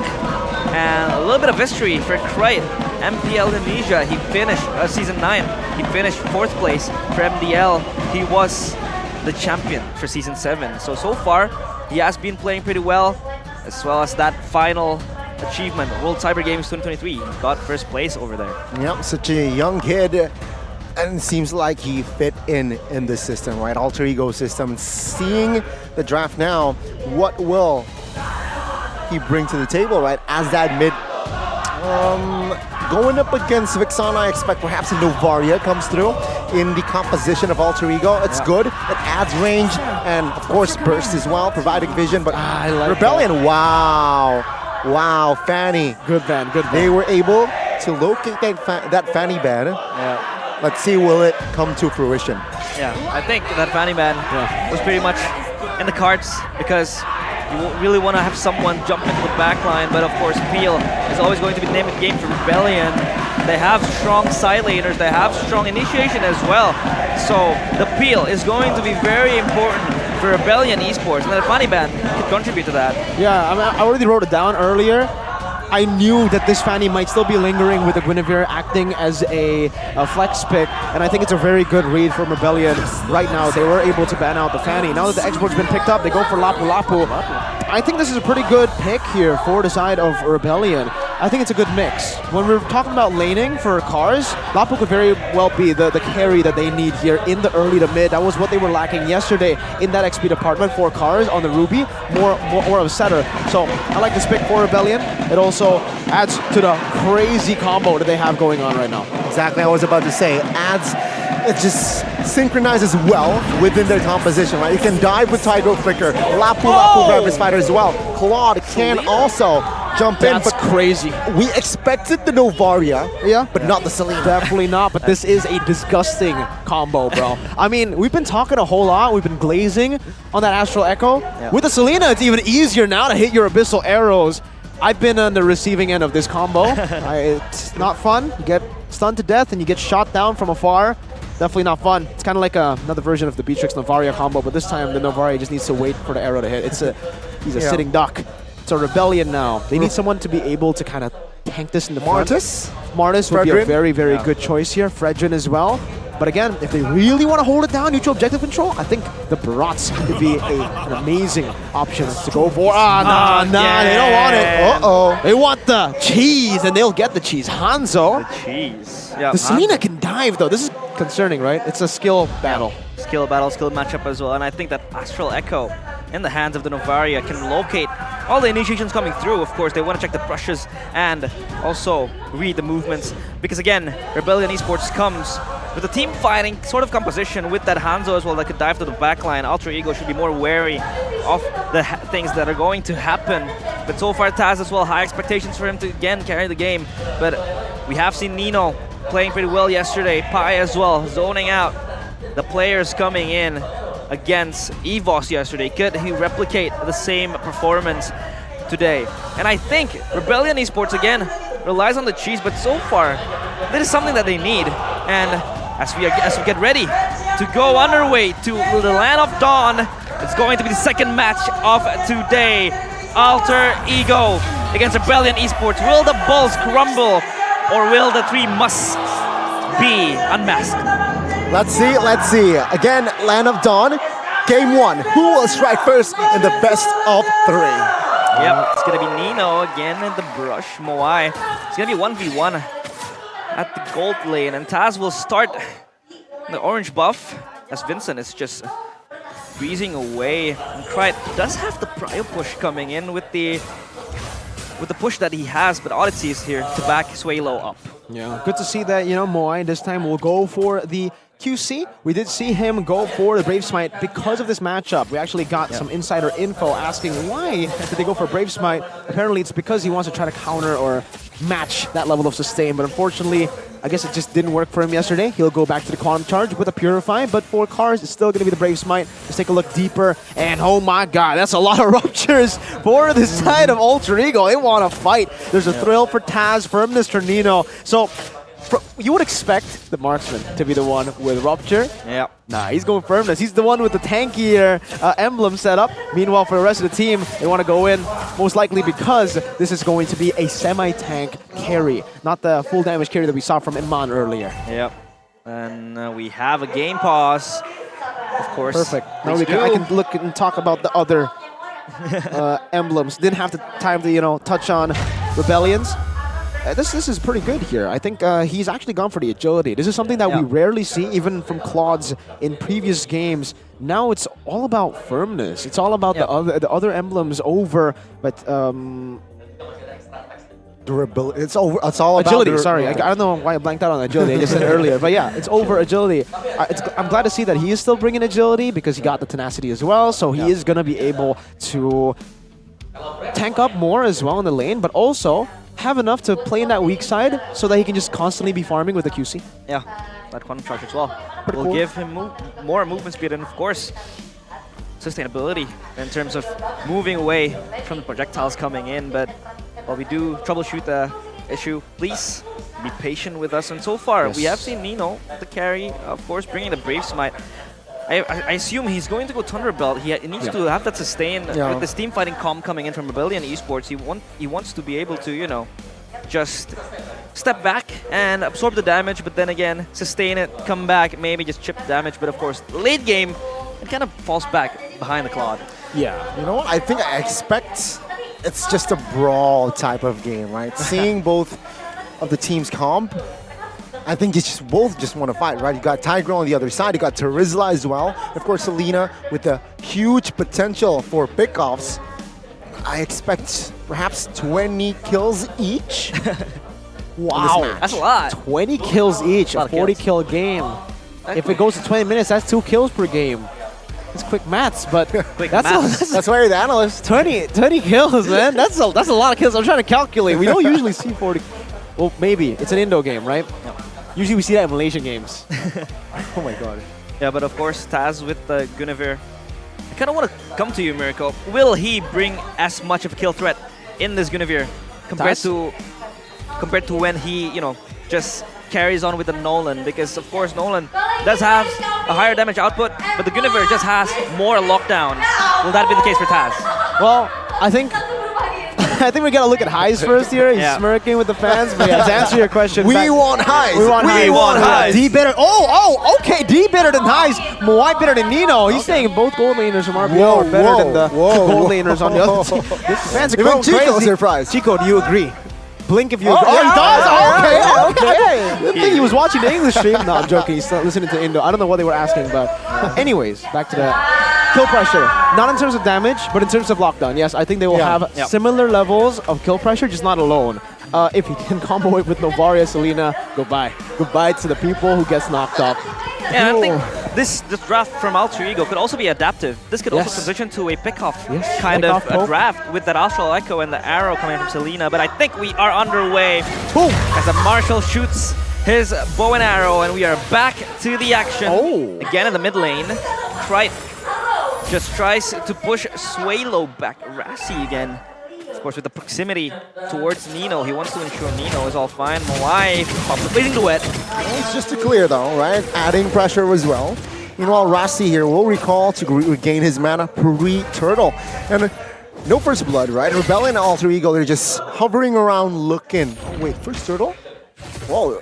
Wait, Alter Ego got it. Alter Ego, what? Okay, never mind. Alter Ego got We're the stuck first in a time chamber.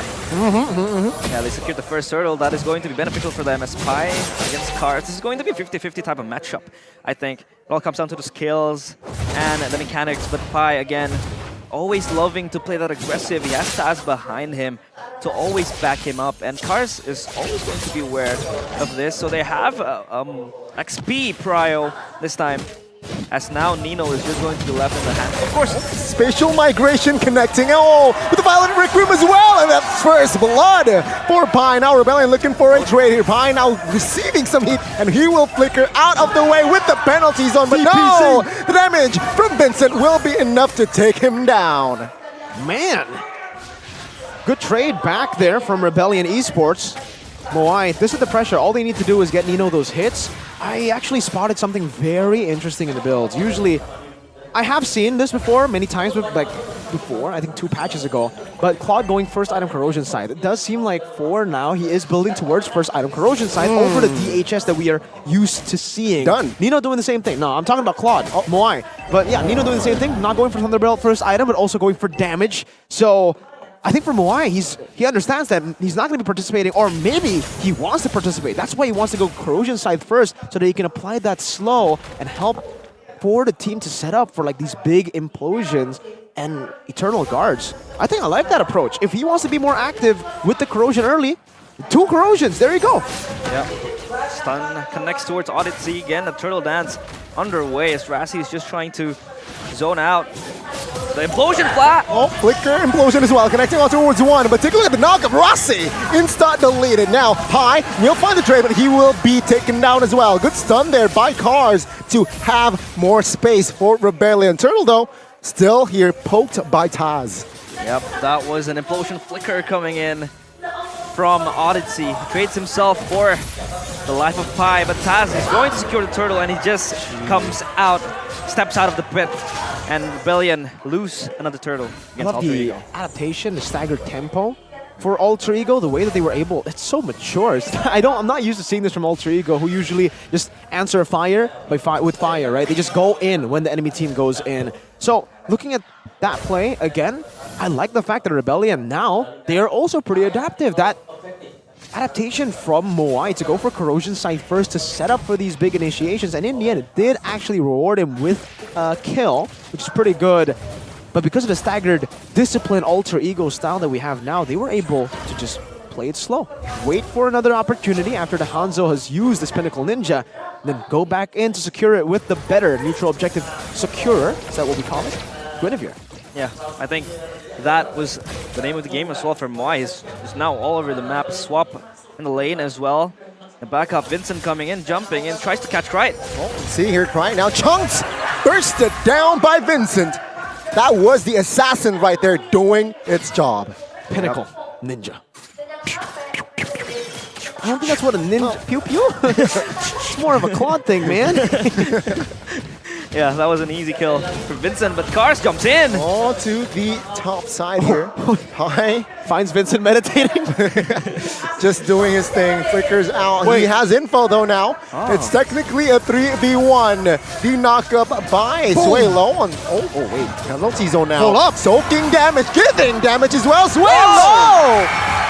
Now you see him, now you don't. Oh, there's a trade in the bottom side of the map. It's actually Moai backing off. Yeah, they have the pressure on the bottom lane, and they are en route to get that turret as well, the first tier of the turret. And as the turtle is ready to respawn, they are kind of evaluating their choices. Taz will start the turtle, and Odyssey will just shadow it. But again, Alter Ego has way too many personals in this turtle, so they have to get ready. Astral Echo popped as well. Now, with the knockup as well, Taz finding Audi. Audi now very low, trying to back off with the Tigrel. Vincent, though, looking for the vulnerables in the backside of the map. Rossi will be the target, but no, will not be enough to take him down just yet. Alter Ego now looking for the next newt objective in that turtle. Will get it. 3 turtles to the hands of Alter Ego. Good patience again, very well played with the pacing in that team fight. They went in first because of a good Astral Echo, enhancing the hitbox for the Spatial Migration to hit. And then for Nino too, I like the discipline on that Purify. He did not utilize the Purify right as Cars jumped in because he knows that there will be more coming in if he does. And Audie's prediction says a whole lot. Well, Hanzo with a steal. Oh, and even the pressure as well on towards Krite here, but no, will be cancelled out by Taz. Yep, Taz was able to snick that one in, sniff it, and it's all good for him. Pi back to the lane, and so far the pressure has been in has been towards Alter Ego. The only one saving them are the Astral Echoes, trying to sneak out and sniff out all the movements coming in from Rebellion. They're all over the map. Moai as well, participating in all of these team fights, or rather in the skirmishes and then in the little skirmishes. So far, the Turtles and the neutral objectives are in favor of Alter Ego, and Rebellion, they have the goal advantage though, so they are looking to snowball and translate those leads towards themselves. Pi is a tool, basically, he's an item up here because Cars has actually decided to go for the small components. Went for the... Well, I'm trying to look back at the items there. Steel leg plates first, and then now he has a leather jerkin, fury hammer, and then the radiant armor. So he's actually prioritizing to get more stats early on with these small components. Vincent's running away with the Pinnacle Ninja. I'm looking at his items right now. He's doing a pretty good job at scaling. both teams actually scale quite well. The Hanzo and the Claude, Alter Ego have the carry and the Novaria. It all will just come down to the poke in the end, or if Rebellion can catch some of these members off guard with their team fighting. Yeah, Rassi just trying to fish out the arrows. So far, that could be the opening pick for them. The initiation, the little ones, but the Lord has been spawned. And they are ready for a fight, of course. This Lord is going to be very important for Alter Ego. Both Gold have their power spike on him. Both of them have their 3 core items. Oh, Taz down, finds the knock-up on towards Audi. Cars now jumping in. L13 will not survive for long as Alter Ego clearly finds the kill. Now Pi on the backside will be the trade as everything in the kitchen sink put on towards Pi as well. Both EXP down, but the Lord, the first Lord in the game, will be claimed by Taz. Selfless Pi. That's why we call him Sir Pi, Audi! Oh, with the catch as well, and that is a mega for that Vincent, but Alter Ego will find a trade in the turret. Yeah, that was a very important kill towards Krite as well. He does not have anywhere to go with the implosion, so they're ready to put everything to get the pickoffs. So far, Rebellion also has that pick of potential with Vincent just trying to split up the push and the catches, the chase, they all have it. And Odyssey is just so proactive in the implosions. He doesn't really want to look for the montagers. He's ready to spend it if it means getting a kill on one member even. Solero connecting with Alter Ego, will not commit just yet. Lord is still the first Lord. See our Alter Ego, how will they play this out?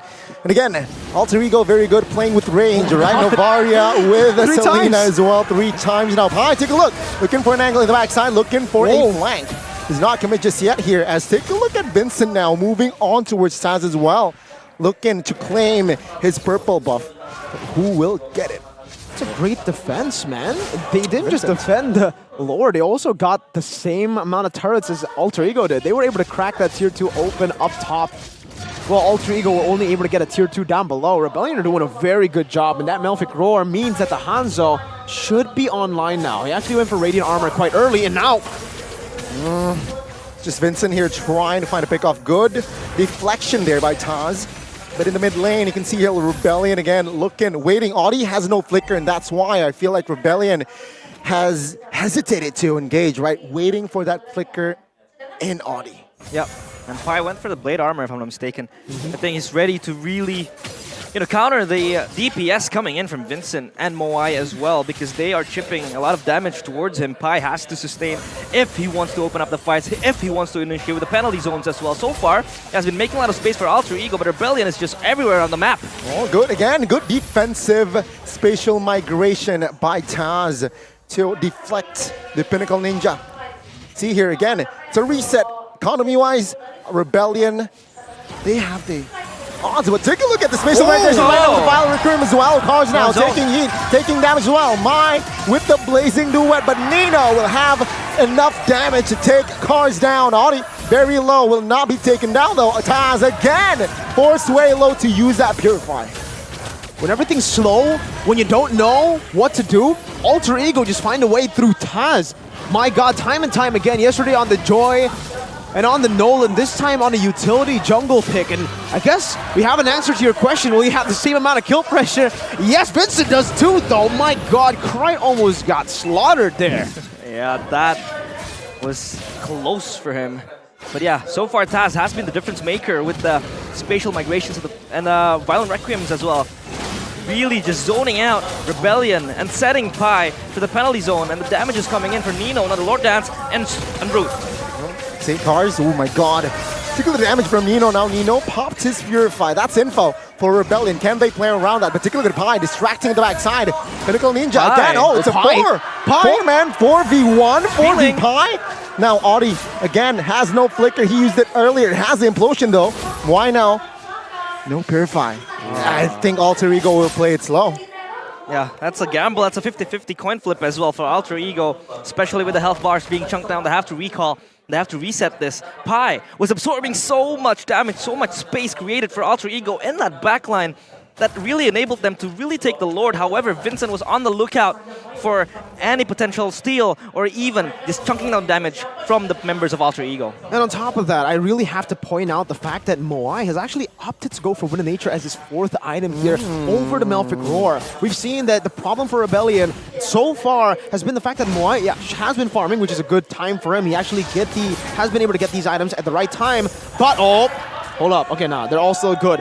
But he still is lacking that damage into the frontliners. He won't be able to melt anyone down until he goes for that Melfic Roar. And he's still quite far off from that Melfic Roar. He needs 1,000 more gold, I think, right now, based on what I'm seeing behind us in the item builds. Alter Ego might commit to this Lord here. No response is Wow, close. secured to the Lord. Now Taz knocked up, but it seems like Rebellion will not have enough trade. Pai though, with the flag side of the map, with the penalty zone as well, trying to soak in damage, trying to buy time for his team. But the damage will come through and Pai will be eliminated as Alter Ego will be a man short with the Lord push. Yeah, Pai is down, but they get the Lord, so that's all good.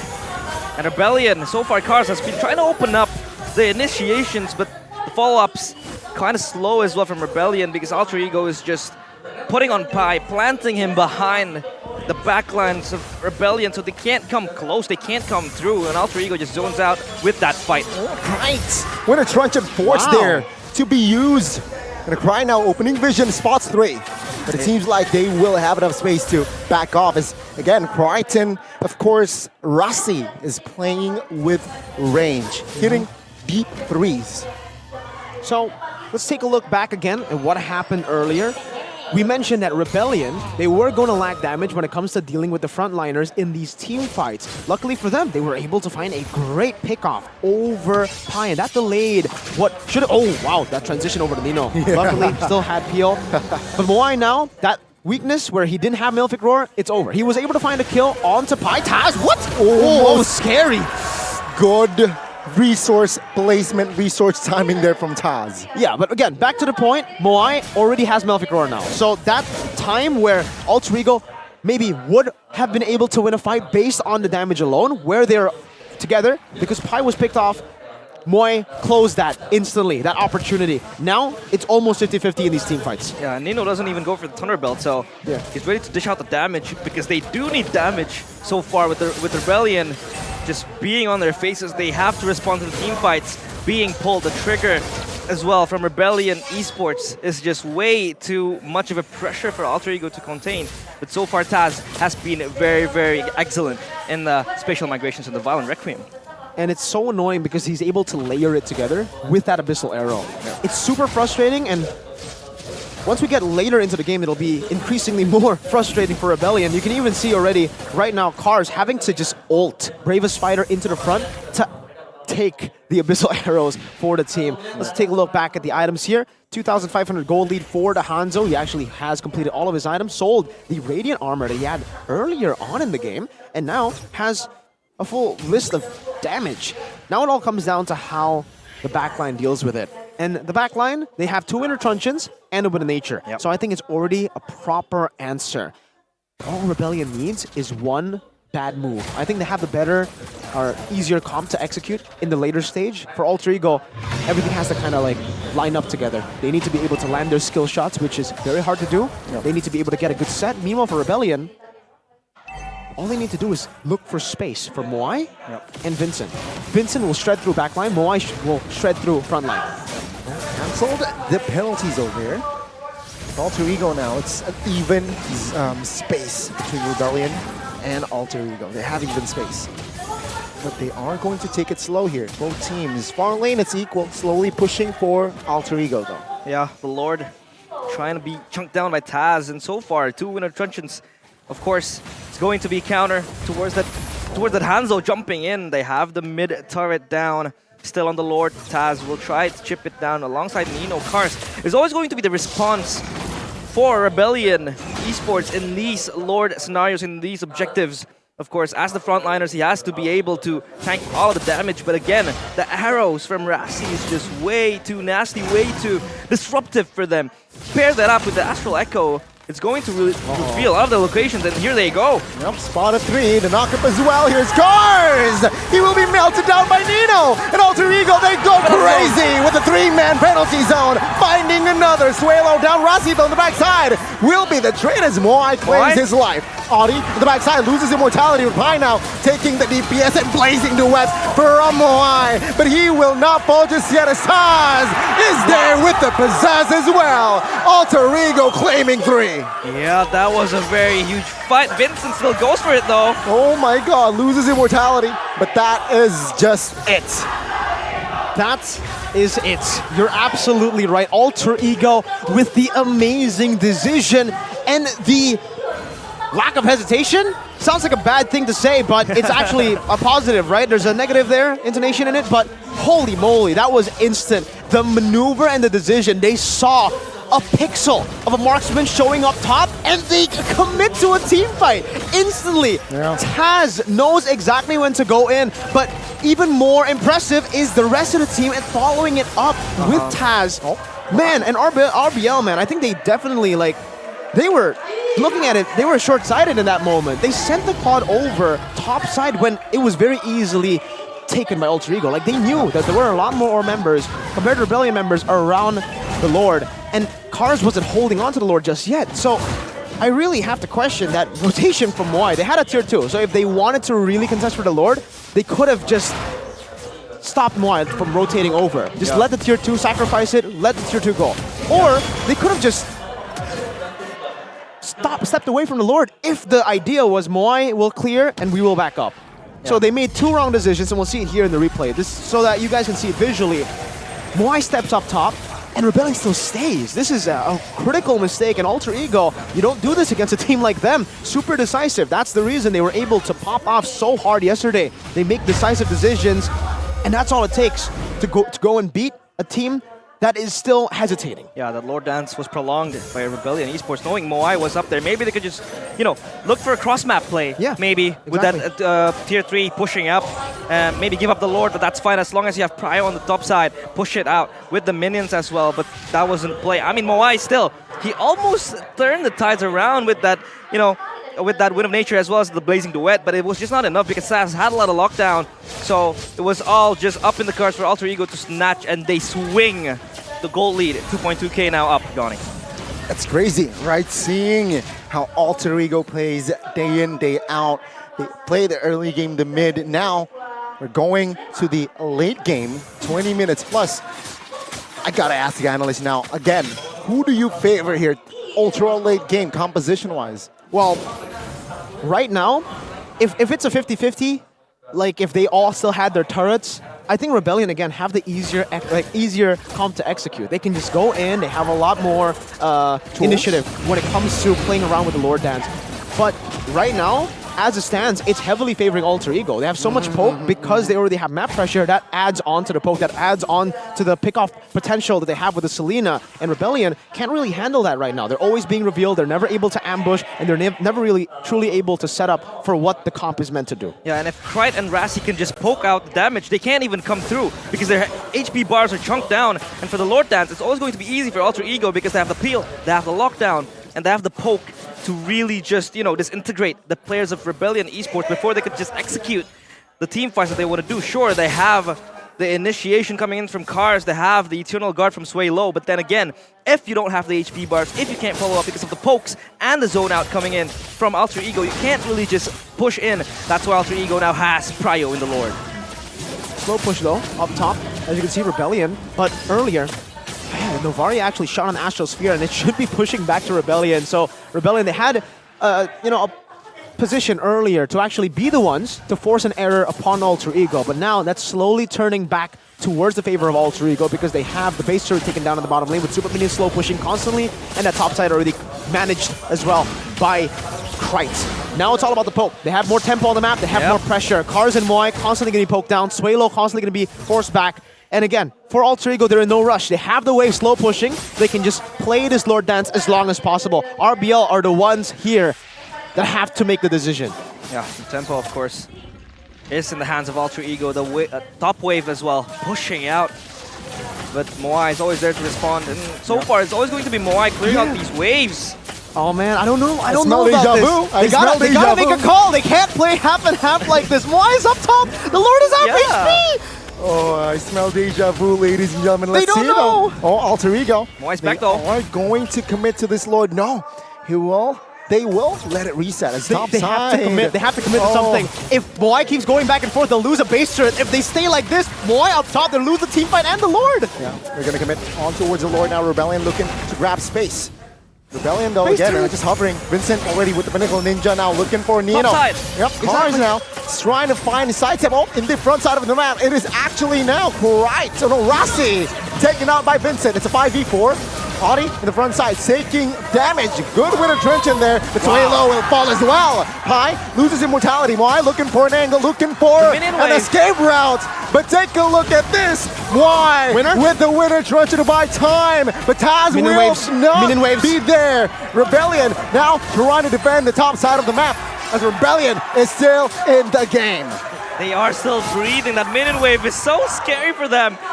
They weren't ready to take a bold move, a bold decision at that, and now Alter Ego will be the ones hoisting their hands on that Lord. Rebellion has to back up. They don't have Prio on the lanes. The bottom wave is pushing, top wave is pushing, but I think Cars wants to do a play, wants to make a play. Disruption maybe. Oh, Cars again looking for a Hail Mary, but Taz will safely and secure the Lord. Get macroed. That's basically the name of the game right now for Alter Ego. Get macroed. That's literally what they did. They played it slow as possible. RBL tried to force a fight where they didn't actually have the position because they were still very indecisive as to what they were going to do. Boots sold for Thunderbelt now, a little bit more survivability for the carry. But in the end, that was it, man. And by the way, phenomenal mechanical plays by both Moai and Taz, selling their immortalities, buying Winter Truncheon, Clutch Gaming. Very, a lot of respect given to these players in the micro department, but for me still that macro was the MVP. They got a base turret off of that for free. They got the Lord, or actually the minion waves in the mid lane, almost taking it down as well. Now it's an Evolved Lord in the 26th minute with 3 base turrets down. I don't know how RBL are going to survive this. Yeah, they have to come back, of course. Odyssey is just ready. Tank damage, but Alter Ego is all over the place, knocking on the doorsteps. Yep. How will they defend this? Let's see. Rebellion, everything. Boy now trying to clear the way as a Taz. Taking out Pai. Winter Truncheon pops as well. Cars now loses immortality with the Winter Truncheon as well. Lord now taken down to half HP, but Cars will be taken out in the process. Take a look at the stun. Why now deleted the Lord and Alter Ego. It seems like the base is wide open as Audi will be taken down as well. And Alter Ego in a long first game. They will strike first. That was like a ping pong game. Yeah. They weren't ready to make an emphatic move, to make a bold move, and trying to get cross plays and the Lord setup as well. Moai was pretty much late sometimes. They know they don't have Moai in that fight, but they still try to commit to it. Maybe you could have just gone for a cross-map play, and maybe trade out the objectives. But again, it was kind of like not so bold from Rebellion Esports. They don't really, it was kind of indecisive from Rebellion Esports to try to just make a decision, make a move. Which one would you want to go with? But then again, it's always late for Moai to jump into team fights when Taz is already in the heads of the Rebellion Esports players. Out macroed. Yeah. The Tigreal won't be able to do anything when you're out macroed, right? That's a hero that kind of needs to be decisive. You need to be decisive when you play something like a Tigreal, any setter, anything that sets. And this just shows the immense growth for Alter Ego. Amazing props to the coaching staff and to the players as well. Taz, holy moly, what a player. He is. Cried as well. I mean, a lot of doubts. You doubt, right? Yeah. I think most people did, right? For a good reason as well. Last season, when he did join back to EVOS Legends after playing for EVOS Icon, he wasn't all that great. Maybe it was because of the struggling team in general. Maybe he didn't have the right environment to grow. But with his coaching staff, with his team, I think Krite was the standout for me. Oh, okay, guys! Yo, I'm trying to make a, I'm trying to read the game, man. This guy's coming out, spitting hot fire. I think Moai will definitely take a hit on that one, though I will have to give props to Moai as well. Yeah. He did the best with what he was given. But in the end, for the Claw 2, he was so confused as to what to do. What was the call? I think there was definitely an issue with communication. There was definitely some real issues there when it comes to the shot calling, because I think there were no shot calls there. They didn't want to engage on the Lord, but they were still hovering over the Lord. They didn't want to send Moai up top, but they did, and he kept on hovering back and forth. The decision was just not clear. Yeah, and Moai was always not in time to really just help dish out the damage, and even if it did, his players were all chunked down. It's either he's going to have to do a Hail Mary to save out the team, or Alter Ego just walk away with all the macro benefits or macro advantages that they could get, the Lord as well. It was always so easy for them to just poke out, pull in, again, like a ping pong battle again for the players of Alter Ego and Rebellion Esports. But so far Taz has been performing excellent. Like given, without that much damage you could dish as a Guinevere compared to a Nolan, he was able to lock down the players of Rebellion Esports. Kars was always there trying to be disruptive, but he was there saying, nah, you can't enter, this is my territory. You know what, I gotta say control is the theme for Alter Ego, right? They somehow force and control Rebellion in this confusion. Do I commit topside? Do I show topside? If not, of course, they know what's coming. Alter Ego will commit to the Lord, if not a team fight in the bottom side of the map. And that is what I call control. And of course, Pai's zoning. Flanking angle always there in the front side of the map helps Alter Ego to gain that control. Yeah, not only zoning, but he was also able to absorb everything that was given to him. And of course, our MVP, the player of the game, which is Taz so far. Insane performance, not mirrored in the KDA, but he was giving so much significant influence, so much control, like Gani said. So far, he has been the backbone of this team and trying to initiate the macro plays and trying to initiate the objectives, also and trying to initiate also the team fights. This is why the game should never be based on paper, right? On just stats, because if it's stats, there's no way this man would win with 114 with a 114 KDA compared to the other carries. But let's take a deep dive again as to what he was able to do that game. He was the difference maker in most, if not all, of the team fights. He was the man who was decisive. That was all it took for him to get that MVP. He knew exactly when to go in. I think we will see it in the replay again, but the second Moai showed up on top, showed a pixel on the screen, he goes in instantly with the spatial migration. But I also want to give props to Krite, because if not for the Astral Echo, that spatial migration would not have hit.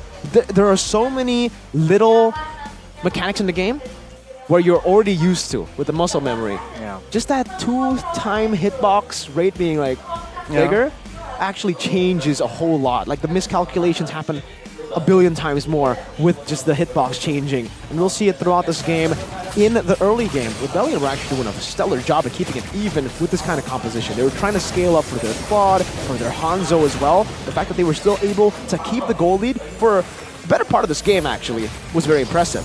But again, towards the Lord, towards the later stage, Alter Ego, as long as they were able to hit their skills, as long as they were able to reveal these members, they had the advantage, man. It's a skill issue with their composition. There's so many skill shots to land, but if they land it, this is the exact moment, by the way, where Taz initiated because Moai stepped up top. This is the play that we were talking about, where they were still hovering over the Lord despite Moai rotating up top. And he did this much damage. You mentioned it, Realize. He almost turned the tides. Imagine if he was not sent up top, if they sacrificed the tier 2. Maybe Rebellion would have been able to do much more. Stellar plays here by Moai and Taz. He buys the immortality, almost outplays, but then everybody remembers, it's Taz. He can do the same thing. He can buy the immortality, swap it out again, and in the end he buys Sky Guardian helmet to get him to regen all the way. And in the final fight, with the 26-minute Lord, with the damage reduction around the people or in the Lord vicinity, it's so difficult to defend. That's why when the Lord was marching down 26 minutes in, I said, I don't know what Rebellion will do to defend this. They need nothing short of a miracle to really defend this because of all the stats you get with the 26-minute Lord, man. That was insane. And of course, the poke coming in for Krite and Rassi as well. We can't really undermine those two players, but so far, a fantastic showing from Alter Ego. 26 minutes game. Yeah, just had to say it, It was fantastic. Fantastic. The longest game in Season 13. Yes. Fantastic. And it was amazing because we saw the growth, not just for Alter Ego, but I think as a league. We saw a macro, a team get out macroed here rather than just a team fight. For Alter Ego, Nino, he actually sold the Thunderbelt towards the end for that emo. They really wanted to go all in, just shows you. But I want to give special props to Pai. He knows that he's in the front here. He already has enough physical defense stats, enough magical defense stats as well. So what he goes for is actually Queen's Wings, which is great because it adds damage reduction. on top of a Terizla damage reduction. And with all those stats, I think it's better to go for damage reduction over more stats to, increase your health or magic, physical defense. The carry, the main man, Nino, despite him getting the damage dealt, like the rich guy in the carry, he's actually the most normal player in this team. Everybody was doing far more and beyond, but he just had to do his thing. All he needed to do was stay in the back, hit. Yeah. And he did a good job at that. It was hitting the damages. That's why he went for the attack speed build. Sold his boots though for Thunderbelt, looking for more sustain, and then went for the immortality. But again, for Pi, of course, the sandbag, he was absorbing so much damage, even able to kind of pull 4 players towards him. So that's what also made Lord Dance so much easier in the first stages of the game.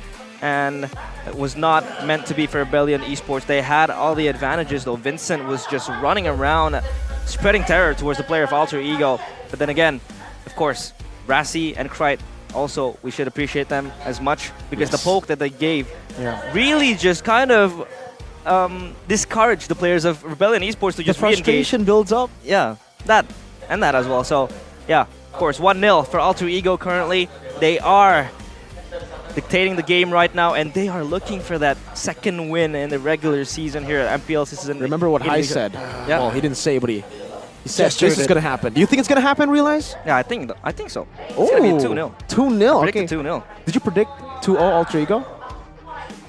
Me? Yeah. I did. Okay. Yeah, but of course we have to thank our sponsors, Oraimo, our official audio partner with the Free Pods Lite, which also includes an exclusive Edit edition. Oh my goodness. Which will be one of the choices that you, as a gamer, have to choose. Because of course, with the earpods, you really want to hear the crisp, clean sounds. Nice of the game. play, or like good game, thank emotes. you. It's going to be very, very much sounds of Realize. facilitated by Oraimo, of course. Yeah, or if you want to watch the MPL Indonesia Season 13 broadcast and hear our beautiful voices, Oraimo is your official audio.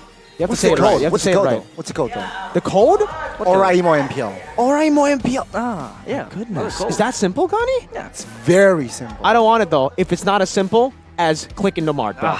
Of course. Wait.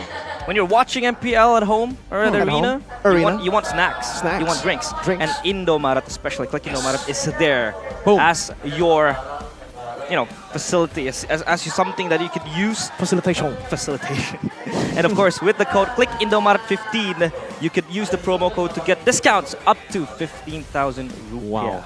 15,000 That's a lot. rupiah. That's Trying to calculate. Hold up. Yep. Depends on what water bottle. I was about to say like you'll Quick get a maths. lot of water. Yeah. But I don't know you should how much keep water hydrated. is. Yeah, you should stay You hydrated. have to stay hydrated. So you can get like what? Almost 8 Yeah. bottles of water. Yeah.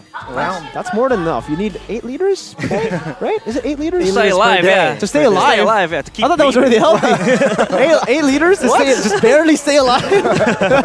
But of course, thank you, Oraimo and Indomaret, as our, of course, official audio partner and our supplier. And as we prepare to move to the second game of the second match, how will Rebellion Esports respond, Mirko?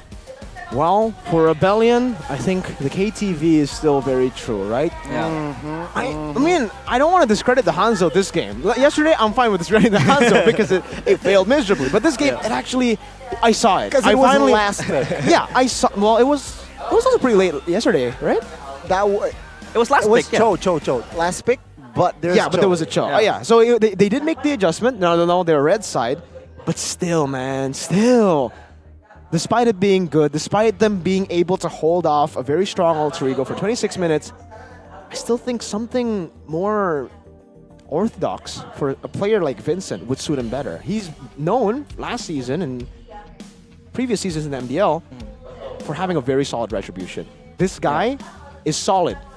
They're trying to make him special, which is, again, a very good attempt. But I think now they need to try to come back to that orthodox style to see what they can do with that. If it still fails, then they go back to the drawing board and then maybe look for another strategy. Yeah, and one thing that we could also highlight was that Vincent was mostly non-existent in most of the Lord dances. Exactly. He was always just chasing down, which of course is good when you can pick somebody off. But then again, the win attractions come in, the immortality is They gotta always there delegate ready. the role of holding the Lord to Cars. Yeah, Cars was always there, existent and non-absent in trying to hold down the Lord. But then again, you don't have the retribution to steal it, nor do you have the escape coming in. Once you commit to that fight, you have to commit. And Moai was also not there, so it was very hard for Rebellion Esports. And I think that's true what Mirko said. Vincent should just revert to a much more traditional jungler, maybe, that could really facilitate him in trying to contest the Lords. That's what we expected on the desk, right? We expected a Fredrin, a Martin perhaps, that can really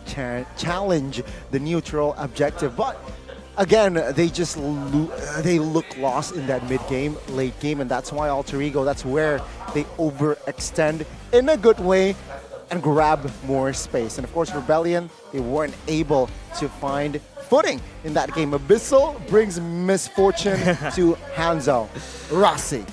Yeah, it was stunned a lot of times with the Abyssal Arrow as well. And the Astral Echo really just, amplifies and bolsters the stuns coming in because it just gives them free vision, gives them free spots to really just look at. And of course the hitbox as well really enables them to just poke out, chunk the damage, and get ready when the team fight comes, when they want to open up the fights. They're ready, seeing Rebellion Esports having low HP bars because of the poke coming in. Yeah, that poke is insane, especially considering the map pressure. They had so many more turrets. That advantage led to a bigger advantage in their composition. Because again, if we go back to it, especially late game, RBL should have a better time at actually forcing these team fights, having more map pressure, etc.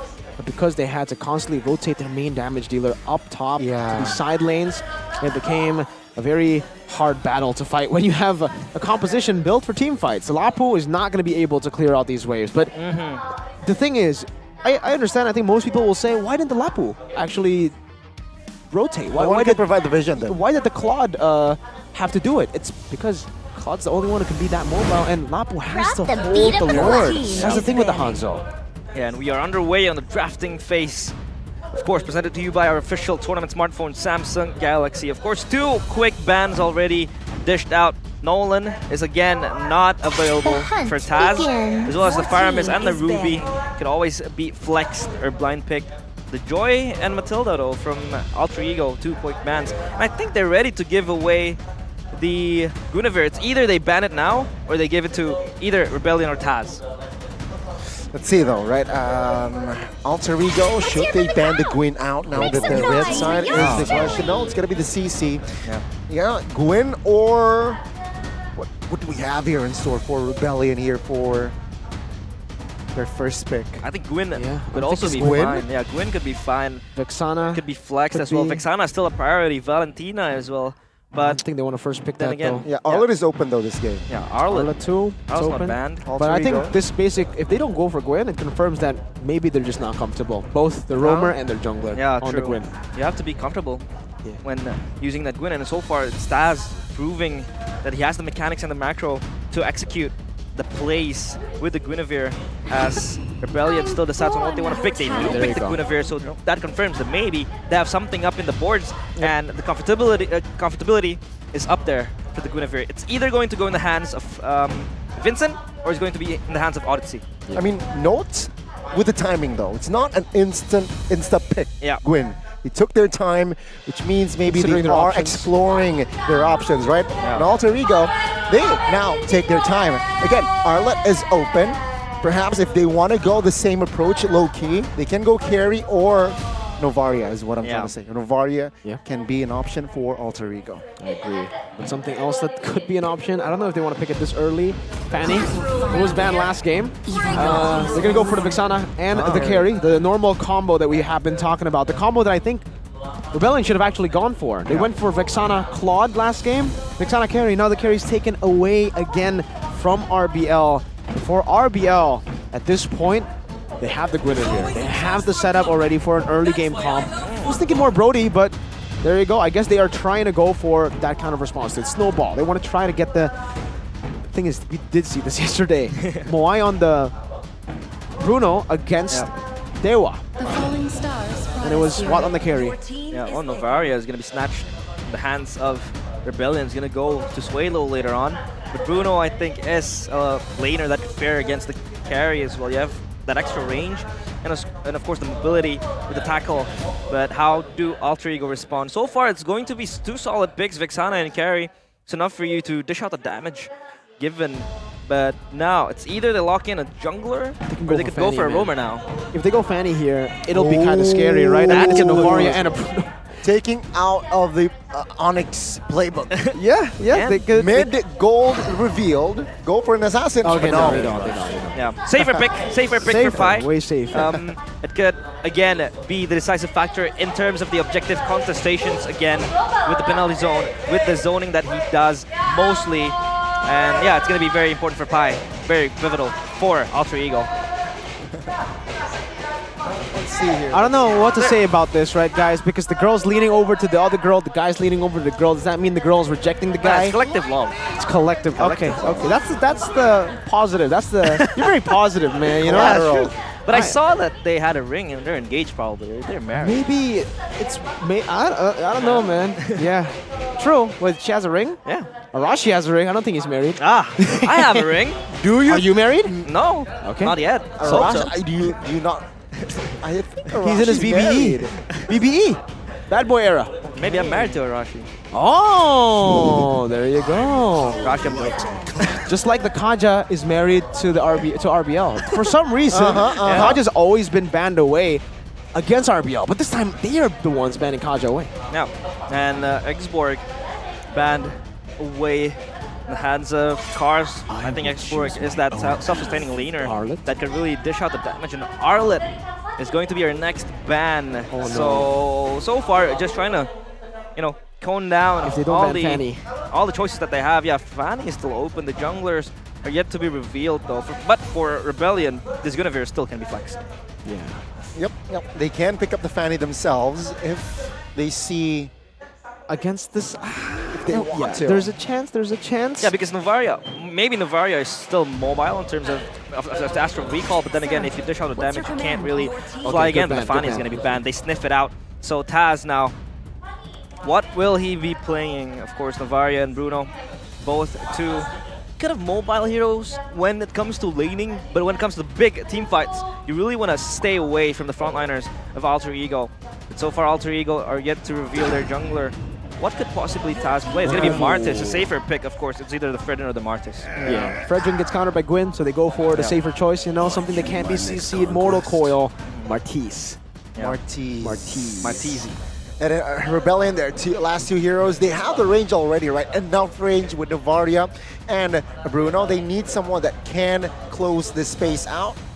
Or if they want to sustainability, they can go Minotaur here. Minotaur and I don't know, I really like Lapras.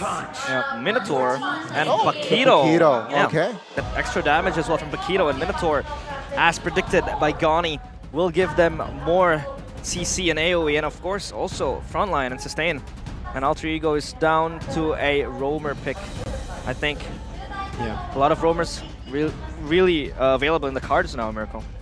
I'm still thinking about it right now. Natalia, does it work? Natalia is a wild pick. If they actually do go for it, Gani, that's a W for you. And Natalia is really good for the Novaria and the Bruno. They can go, but yeah. How crazy would it be if they go for something like a Valier? It's still unorthodox, right? Yep. They have played the Selena just earlier. Let's see what they go for. They go for the standard, which is Grok instant CC for the Paquito. For the Paquito too, but the Minotaur too. Minotaur very good against dive though, so the Rebellion have a pretty solid draft, to be fair, I think. Yeah, solid drafts coming in from both sides as we prepare and get ready. The fans are erupting, expecting for a second win for Alter Ego. Will it be a 2-0 or will Rebellion bull their way to game 3? Of course, Alter Ego looking out for a clean sweep. If they do close it, they'll be the victors and they'll be the kings of the standing so far in 2 days of MPL Indonesia Season 13. Yep. But Rebellion, of course, they don't want to go down without a fight. I mean, 2 days of MPL, no 2-1s. Right? Yeah. All 2-0s if this go 2-0. So let's see the potential final game of Rebellion and Alter Ego. Yep, as we prepare ourselves to then again delve into the land of dawn, the players march their ways into their respective lanes as Alter Ego seek out a final blow towards the Blue Bulls Rebellion Esports. And now, of course, They are trying to contest this orange buff. It's only going to be Rassi just disrupting it, not really, engaging and initiating deep inside. Meanwhile, it's going to be Taz starting at the purple buff. I like the fact that they are going back to the keys to victory that we presented earlier. Presented to you by Samsung Galaxy, with now Cars playing a signature hero of his, a hero power pick, which is that Paquito. We'll see if this will actually be the key to victory for Rebellion in this game. Rossi's already being super annoying here, but Vincent still has that red tree. Looking at all the emblems now, Audit's easy with a concussive blast. And Rossi opting to go for Brave Smash, so still 3 Brave Smash for Ultra Ego. Super sustain. For Cars, it's the QC. For Moai as well, it's the QC. They want to have that mobility on top of the sustain, not just the sustain. It's still 2 ruptures here for the side of Ultra Ego. For Taz, he's staying with the Thrill, plus the Season Hunter, the classic. Yep. And Moai has that Master Assassin as well to fare up against Nino, especially in that 1v1 in the bottom lane. But, of course, for Pai, he's just going to absorb the damage. Cars with the Quantum Charge will look to chase down the players of Ultra Ego.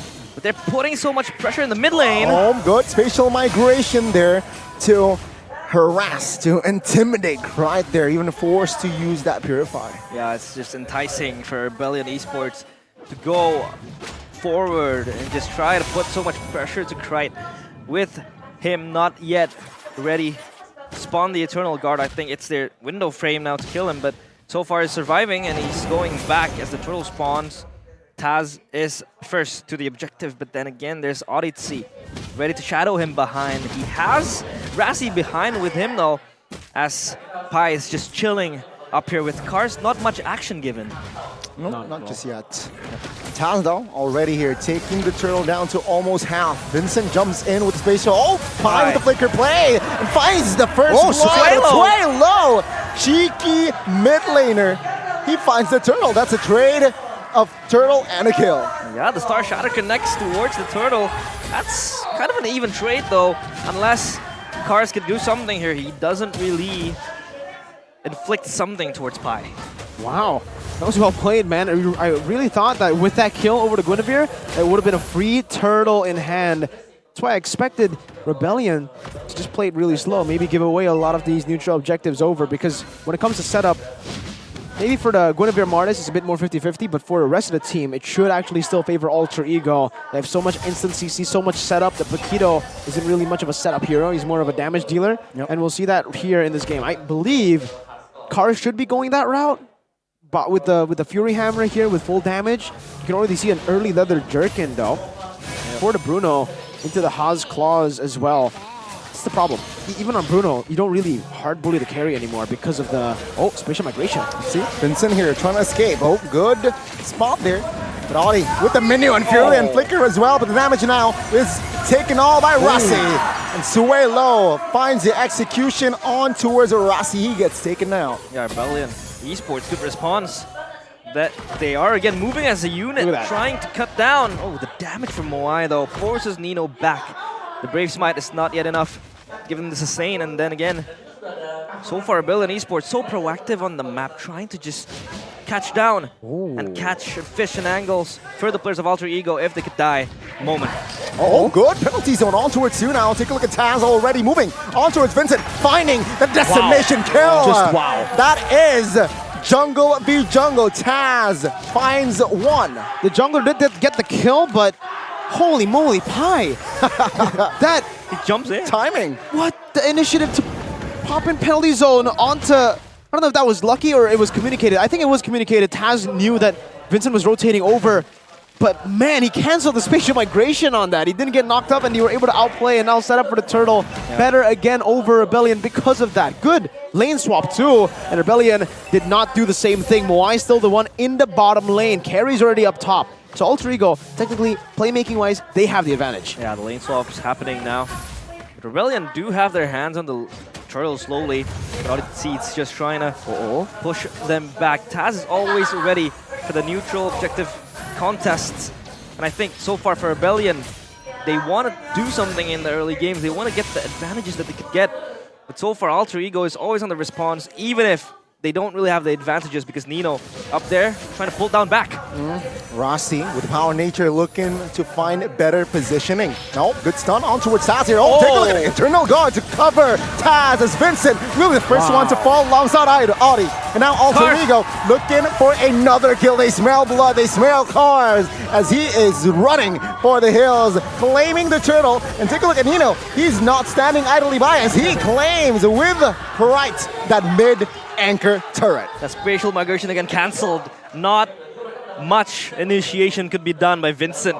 Then again, they follow it up with the Eternal Guard. Boom, you have a stack of CC connecting. Oh, bye! Hold up. He flickers and penalty zones, but Taz is there in the brush. Oh, let's see. Again, looking for an angle for Moai now. Vincent trying to regain space as the bottom tier 1 will fall alongside the top one as well. Oh, power charge on towards Cars here. Take a look at the damage now. Cars is receiving. Nino is just going ham at it as Nino claims his first kill in this game. Let's go back to that turtle, right? Let's take it real slow here. Alter Ego, they have the better comp for neutral objective control. We know that. Rossi, good cancel on that too. Trying to contest this. But Rebellion, they rotated 5 members there to commit for the turtle. It was a 4v5, but still they were not in position. The decision making from last game is still the same here. They're still very indecisive. Despite them rotating 5 members, they didn't know whether they want to commit or not. They didn't know 4v5 if they were going to win. And I think for the Paquito as well, it's a very strange pick to go for that kind of play anyways, right? You would expect him to maybe stay in lane a bit more, get an advantage, and then later on participate. The Paquito's been played more like a Terizla, more like an Arlet than it has been a Paquito. I gotta say here, Faiz and Mirko, they play slightly worse than they did in first game. A lot worse. Yeah, and I think Rassi as well has been integral in trying to just cancel out the initiations, the spatial migrations, even the stampedes sometimes, the min 1 roar.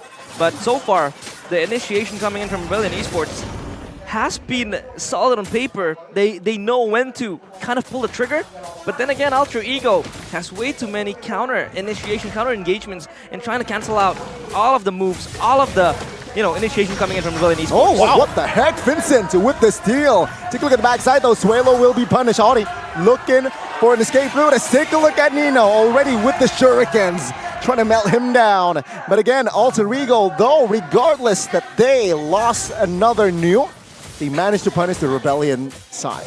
Yeah, good punish. And Nino, you could see how much damage he is dishing. Again, not going for the Thunderbelt build is the good way to go because, of course, too many frontliners from Rebellion Esports and Alter Ego, they are en route getting this tier 2 turret. So far, they have everything that they need to secure that 2-0. Wow. Wow, take a look at Vincent here, looking for an opening just towards Taz though, so they will not commit. Yeah, looking at the items, like you said, I mean, they're also really like snowballed, right? They have 1,000 gold lead between the gold laners, so no need for the Thunderbelt here, no need for sustain. The Bruno has hit the power spike though. There's also a glowing wand for the Vixana. Looking at the others, Molten Essence into the Hunter Strike, and then into the Brute Force. Everything's still standard. I think for Sway Low, what I really wanted to point out earlier when he got it was that first item NOD. Though it does provide a lot of utility, he is able to cancel out on some of the anti-regen. That does mean he is going to be lacking quite a bit of damage in that mid-game, and I think that has been quite visible. The Navaria's damage hasn't really been seen so far in the last few minutes. Yeah, which is only in the early game, especially when you don't have that much defense. But Pai, of course, so far has been very proactive, has been very, trigger happy with the ultimates with the penalty zone as well. And Nino playing very safe so far, but when he gets the window to really just push up, get the damage down, he is ready for that. But so far, Rebellion Esports losing a lot of turrets left and right, left, right, and center. So far, Alter Ego, 3 turrets still intact, standing strong. All objective turrets from the side of Alter Ego has been untouched. So now, let's see here, the first Lord in the game spawned in Rebellion. What will they do with their lack of space? Yeah, of course, in the hand cam. brought to you by Samsung Galaxy S24 series. You see the Taz coming in now. Yep, knock up on towards Rossi now. Taz will secure the Lord. In the backside though, take a look at this fight. And Chiwadi claiming one. The knock up as well, but it won't be enough. It's high. Still soak in the damage. But now looking for an escape as carry. Whoa! Nino taken out in the backside. That's a loss. Of course, for Alter Ego, because Nino is down. Then again, they get the objective, they get the neutral, and they have the prio at top side, so they can really just push it, usher it as it pushes up. But so far, they have to clear the way up at mid lane, so not much of a disadvantage for Alter Ego, but Rebellion will just try to get every possible loophole that they could really get their hands into. Good punish by Rebellion. It should be actually a positive for Rebellion now that Alter Ego actually decided to fight after getting the Lord. Big win. Big win for Rebellion. Big L for Alter Ego on that decision to actually fight after the Lord has been taken for free by Taz. Could have been a defensive wild charge, but they decided to go in for the fight. And I think they are underestimating the damage of Kars' Paquito. Yeah. He was 0-1, but it's still a Paquito. You get him 2 free hits, and he should still be able to burst you down. Taz, though, here, still good. Gets a turret.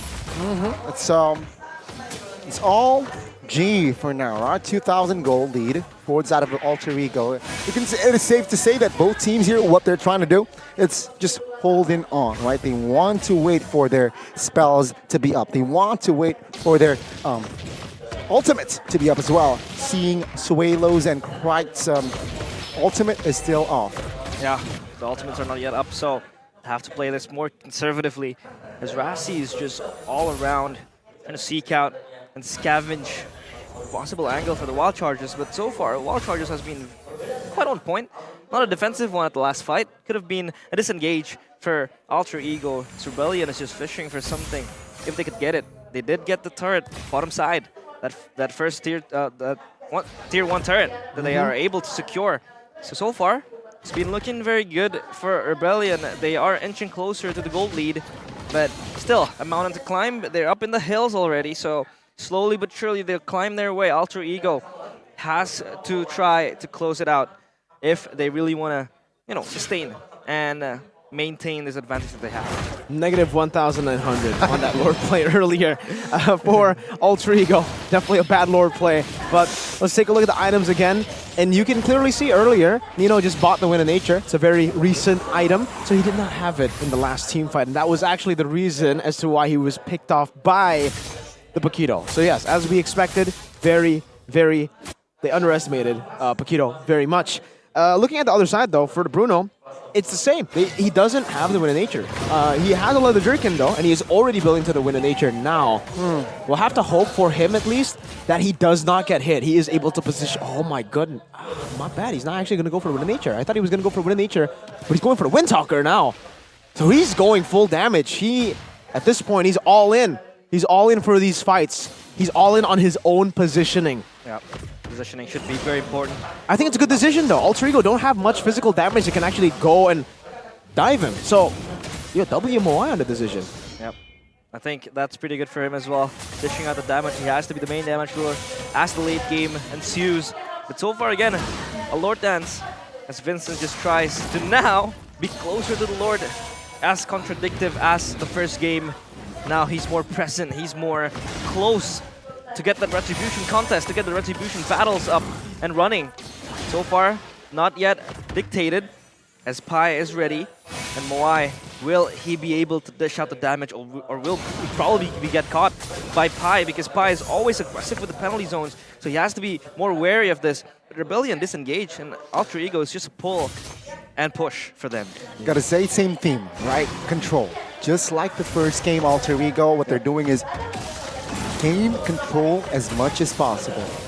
It's strange because you would expect Rebellion to have more side control right now with the Paquito. Meanwhile, for Alter Ego, they have all immobile targets, but Rebellion are not playing the macro game. Oh, good knock up on George Two. Take a look at the combo there. Wasi finds the power, or the Wild Charger rather. Pai now will not survive this time. Why? Burst him down. Now Vincent looking for better positioning. Alter Ego now stands with 4. Rebellion, they know they're men up. They will take this fight. Take a look at the Lord take though. Let's see, Lord 2000. Oh my God, really reset it by both teams. Now Rebellion, let's see, Taz spent his retry and Alter Ego, they're quite low. They need to be careful on this. Yep. That Lord reset was just anticlimactic. It was close to a retribution battle. Oh my God, Kright's taken down and the Lord will be surely fall to the hands of Rebellion and they go ham. Taz looking, running for the hills. Zeno popped everything on his board. Wind of Nature will not be helpful as he will be taken now. Yep, that was a swing, momentum swing, gold swing, moment swing for Rebellion Esports. That clutch reset as well as the retribution coming in from Vincent secures them the Lord and probably they can end the game right now. They can. 8 seconds on Kright. Gani, can they do it? Is it endable? Let's see. Pi and Taz trying to hold on. Kright The minions looking for more. Every resource is spent now as Pi they cleared it. They can will end be it. taken out. But no, minions now eliminated. Another wave though. Jumping in. Will it be enough to crack the base? Knock up onto it to Taz with a mortal coil. Power charge as well. Take a look at this. Rossi. Taz will not be able to defend Kright. Trying to escape. But no, the minions will not be enough as Rebellion will just find another turret top lane. They hold with the high ground as well. One more wave, Of but course, how Kright, long? How there's long? Still a wave coming in. Oh, Nino taken out of this. Surely the trend will not continue as Rebellion will force the series on towards a game of 3. Oh my God, they hold on. And that was insane coming in from the players of Rebellion Esports. They're still able to pull it to game number 3. Alter Ego, they slip off all of the advantages that they had in the early game and even post-early game. After it all just, descends towards them, they were able to translate it into a win. And Rebellion Esports were on the lookout for the loopholes that they could really seek. Of course, with the Lord Dance, with the aggressiveness from Alter Ego in that final Lord fight previously, it just chews them from the inside. And Rebellion Esports is ready to, just strike. I'm actually quite speechless to see that skirmish happen there. Man, 2,000 goal lead for Alter Ego. They had so much map control, so many turrets, no slow pushes, no side lane pressure. And the same from Rebellion. Had a Paquito to take care of the side lanes and decided no side lane pressure. They both just 50-50'd it. It's like everything that we praised in game 1 about the macro, which is not present at all in game 2. In game 2, they were just fighting. RBL's counter initiation forces Alter Ego into game 3. I feel like those initiations were weird, man. I'm quite I did not enjoy that game. It was entertaining. The fights were entertaining, but really, that was 2,000 gold lead. There's so many ways to take that fight. They decided to just go and the most simple route possible. Let's fight. Caveman instincts. Let's beat each other up in the pit. And it reset even. But I think, the kind of foreshadowing was seen after Taz won that Lord. And they were just going all in ham. Not even a defensive wall charge. They were just trying to get the players of Rebellion Esports when they could have just reset. And when they could have just recalled. But then again, Alter Ego just showed that they were trying to really just rattle into the players of Rebellion Esports. It just bites them from the back. It stabs them from the back. So now Rebellion Esports 1-1. Still equalizes the match right now. And it's still losable for Alter Ego. Of course, Rebellion Esports could strike back and get their first point, possibly. I mean, for a split second, Alter Ego lost their composure. Yeah. Fully capitalized, right, by the side of Rebellion, forcing our first ever in season 13. We'll witness a game 3. Yeah, so far it's always 2 games, 2-0, 2-0s, 2-0s. But now we are going to go to a game 3. Of course, still in the best of 3. Rebellion Esports could strike back. Alter Ego needs to reset, needs to refocus all of their objectives, all of their, probably focus in that match. Because the objective play was so far pretty good from Alter Ego. It's just how they maintain what they want to do after the objective and when to really just press the brakes when to stop and when to gas, that's where they really need to look out. Yeah, I mean, it was really good from the early game all the way to that final Lord. And in that final Lord, both teams were just like, it's battle it out, bro. We're tired of the macro Mano games. a mano. Let's fight, let's fight right now. Suelo is going to be the player of the game, and I think he is. Presented to you by our official tournament phone. It's Sway Low with a new high, 218604 GPM. Ice Queen wanted to the NOD. That NOD turned out to be a great pick early on because they were able to hold on the mid game. Yeah. If that mid game was a bit more macro-centric for Alter Ego, if they were able to play with their advantages a bit better, that NOD would have been maybe one of the reasons as to why they lost. But because they were able to hold on, turned out to be an amazing purchase for the man here. The Rupture and the fast movements, the Wilderness Blessing around the map. Highlights here, official gold partner UBS Gold. We'll see in the early game. Early skirmishes, just really good playmaking, honestly, from Alter Ego. Very good steal by Sway Lo. That kept them in that team fight. That kept them in the game for the early parts of it. And then AudiTZ with Sway Lo, the reason AudiTZ has been able to hit a lot of these big sets, the reason the Guinevere even has been able to hit is because of the hitbox that we were talking about. This is the big blunder from Alter Ego, but the amazing capitalization and punishment from Rebellion. Alter Ego got a free Lord and decided to team fight the team that was behind with the Lord. And then this final team fight as well. This was when Alter Ego had the lead, mind you, had the pressure on the lanes, could have gone to the side lanes first, played it slow just like in game number 1. And Rebellion as well had a Paquito who maybe would have been able to see someone push, but for Rebellion it's like, why do we need to go through all the hassle if the enemy team isn't even going to care about the waves? Let's just fight them in that pit. And that's exactly what happened, and that's exactly what led to Alter Ego's demise.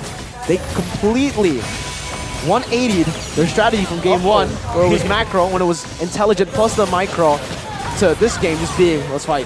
Yeah, and I think Cars was trying to be, planted as the kind of like anti-push in the side lanes as the Paquito, but then again, there wasn't really much of a necessity in playing to the side lanes as the Paquito because Alter Ego was just forcing the fights left and right when they had the advantages, when they had the Lords. They were just too hasty in trying to initiate towards the players of Rebellion Esports. But if we take a look at the items, of course, for Nino, still a standard build, he wasn't even able to finish his last item there. Fortunately not. I think he did, but he sold. Oh, he sold it probably, yeah. I don't know if he sold it though. That's the question, right? Maybe he didn't. Gold. Yeah, at 16 minutes, he should. I think, he did have enough gold to actually reach the Malefic Roar there.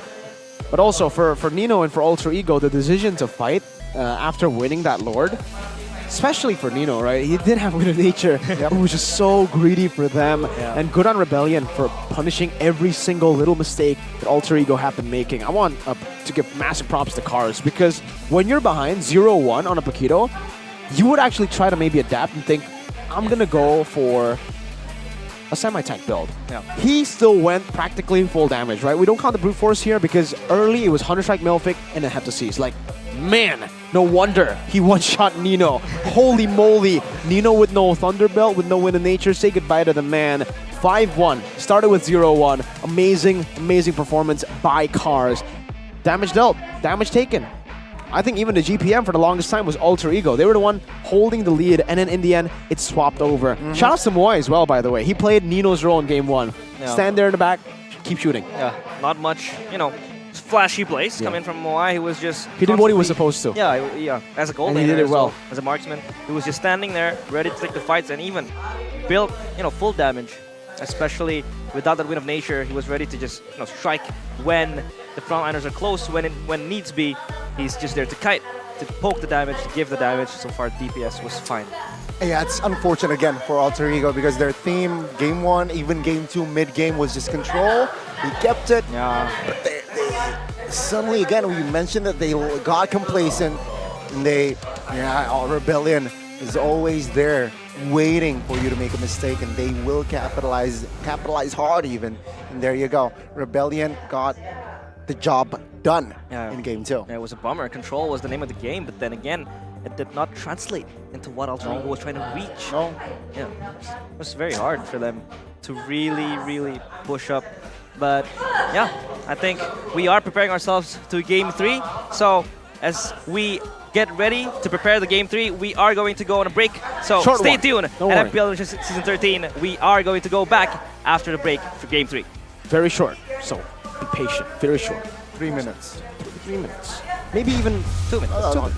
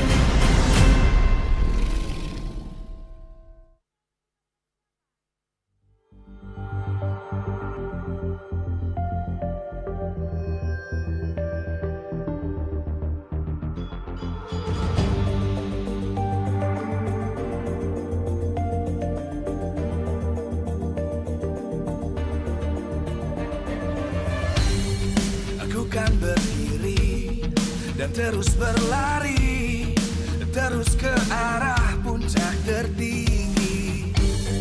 Ku takkan berhenti, hanya sampai di sini. Kemenangan abadi menanti. You know we won't miss if we unite our focus. And if you haven't noticed, we all live. Nyalakan apimu, hadapi semua tantangan, hadang semua serangan, jatuh bukan halangan. Bakar semangatmu, janganlah engkau menyerah. Kita akan buat sejarah.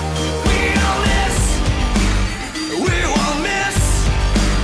We all this, we won't miss. Saatnya beraksi, jalani ambisi. Aku kan menyawakan hari ini. You know we won't miss if we unite our focus. And if you haven't noticed, we all live. Nyalakan apimu, hadapi semua tantangan, hadang semua serangan, jatuh bukan halangan. Bakar semangatmu, janganlah engkau menyerah. Kita akan buat sejarah. We all this, we won't miss. We all this, we won't miss. We all this.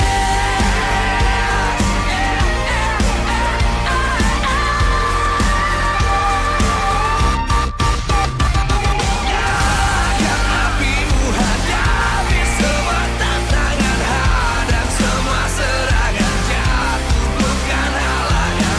Bakar semangatmu, janganlah engkau menyerah.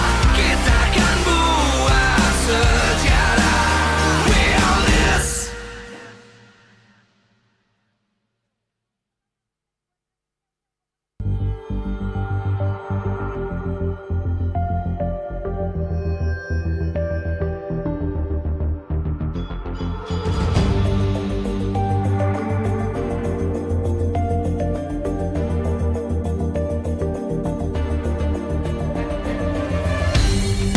Aku kan berdiri dan terus berlari, terus ke arah puncak tertinggi.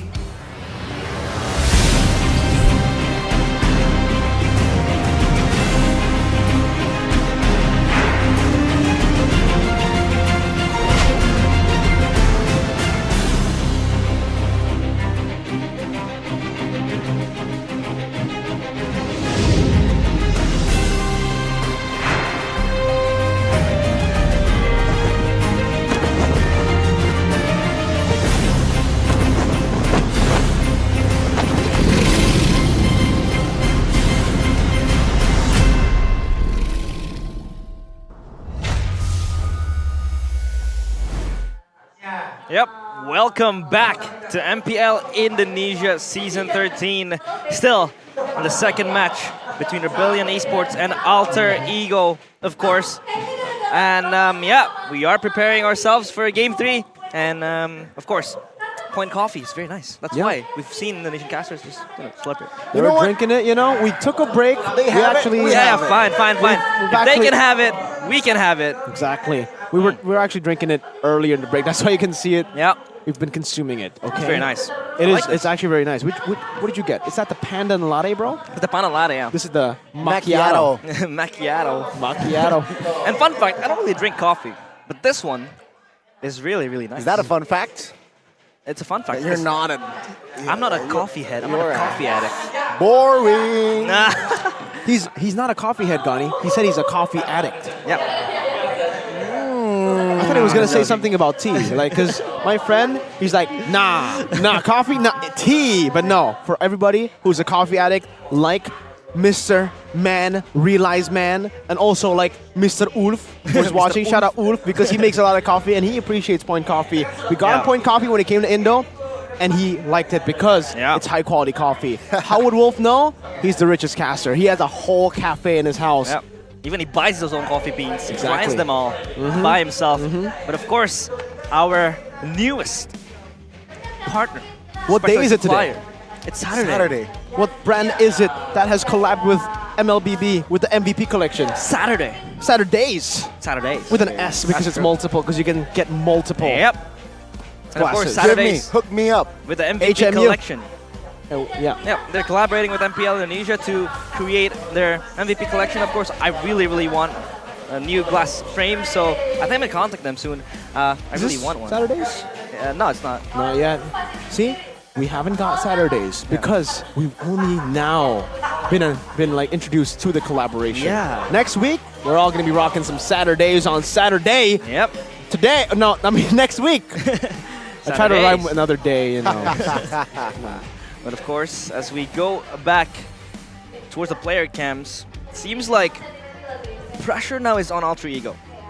Because I feel like that was their game to lose. With all the advantages that they had, the control that they had, that was a sloppy mistake, forcing all of the fights, especially in that Lord dance. But so far, for Rebellion Esports, especially for Moai, he was always ready to dish out the damage, and Alter Ego was just so, they were so hasty trying to catch down the players of Rebellion Esports. That's the thing, right? I think they needed that loss, I feel, to reset, Wake them up. to wake them up, to, again, just a good slap in the face sometimes takes you wonders. Yeah. I like how you said that, man. Very wise of you. You need to wake up. You need to wake up, and sometimes, yeah, the big slap is what it takes for you to wake up. Cars, though, man, I think he didn't really slap Alter Ego, kind of punched him, bruised them real hard. 10,000 or earlier, more damage dealt earlier, actually. I'm going to take a 45,000 damage dealt. He almost dealt as much damage as the Bruno, and the Bruno actually did go for full damage. So they got a big beating, right? They got punched and balled. Yeah, exactly. That was so insane from Cars, and he didn't even need to respond to the macro plays, to the waves, the side lanes, but he was still there, getting the gold, dishing out the damage, one-shotting people, just moving left and right, especially with the Quantum Charge, really enables him to chase down players of Alter Ego. Nino was also kind of in trouble, especially facing towards Cars. But now then, we move to Game 3. Draft, what do we expect coming in to Game 3? More or less the same, I think. Yeah. After seeing Game 1, Game 2, I expect still Carry prioritized Guinevere as well. Will they ban the Gwyn now?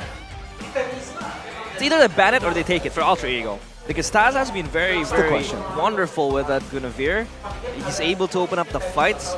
But then again, I feel like in that previous game, Guinevere wasn't that much of a problem because Rassi was there, and then you have the kind of like anti-engage that you could use to re-engage again.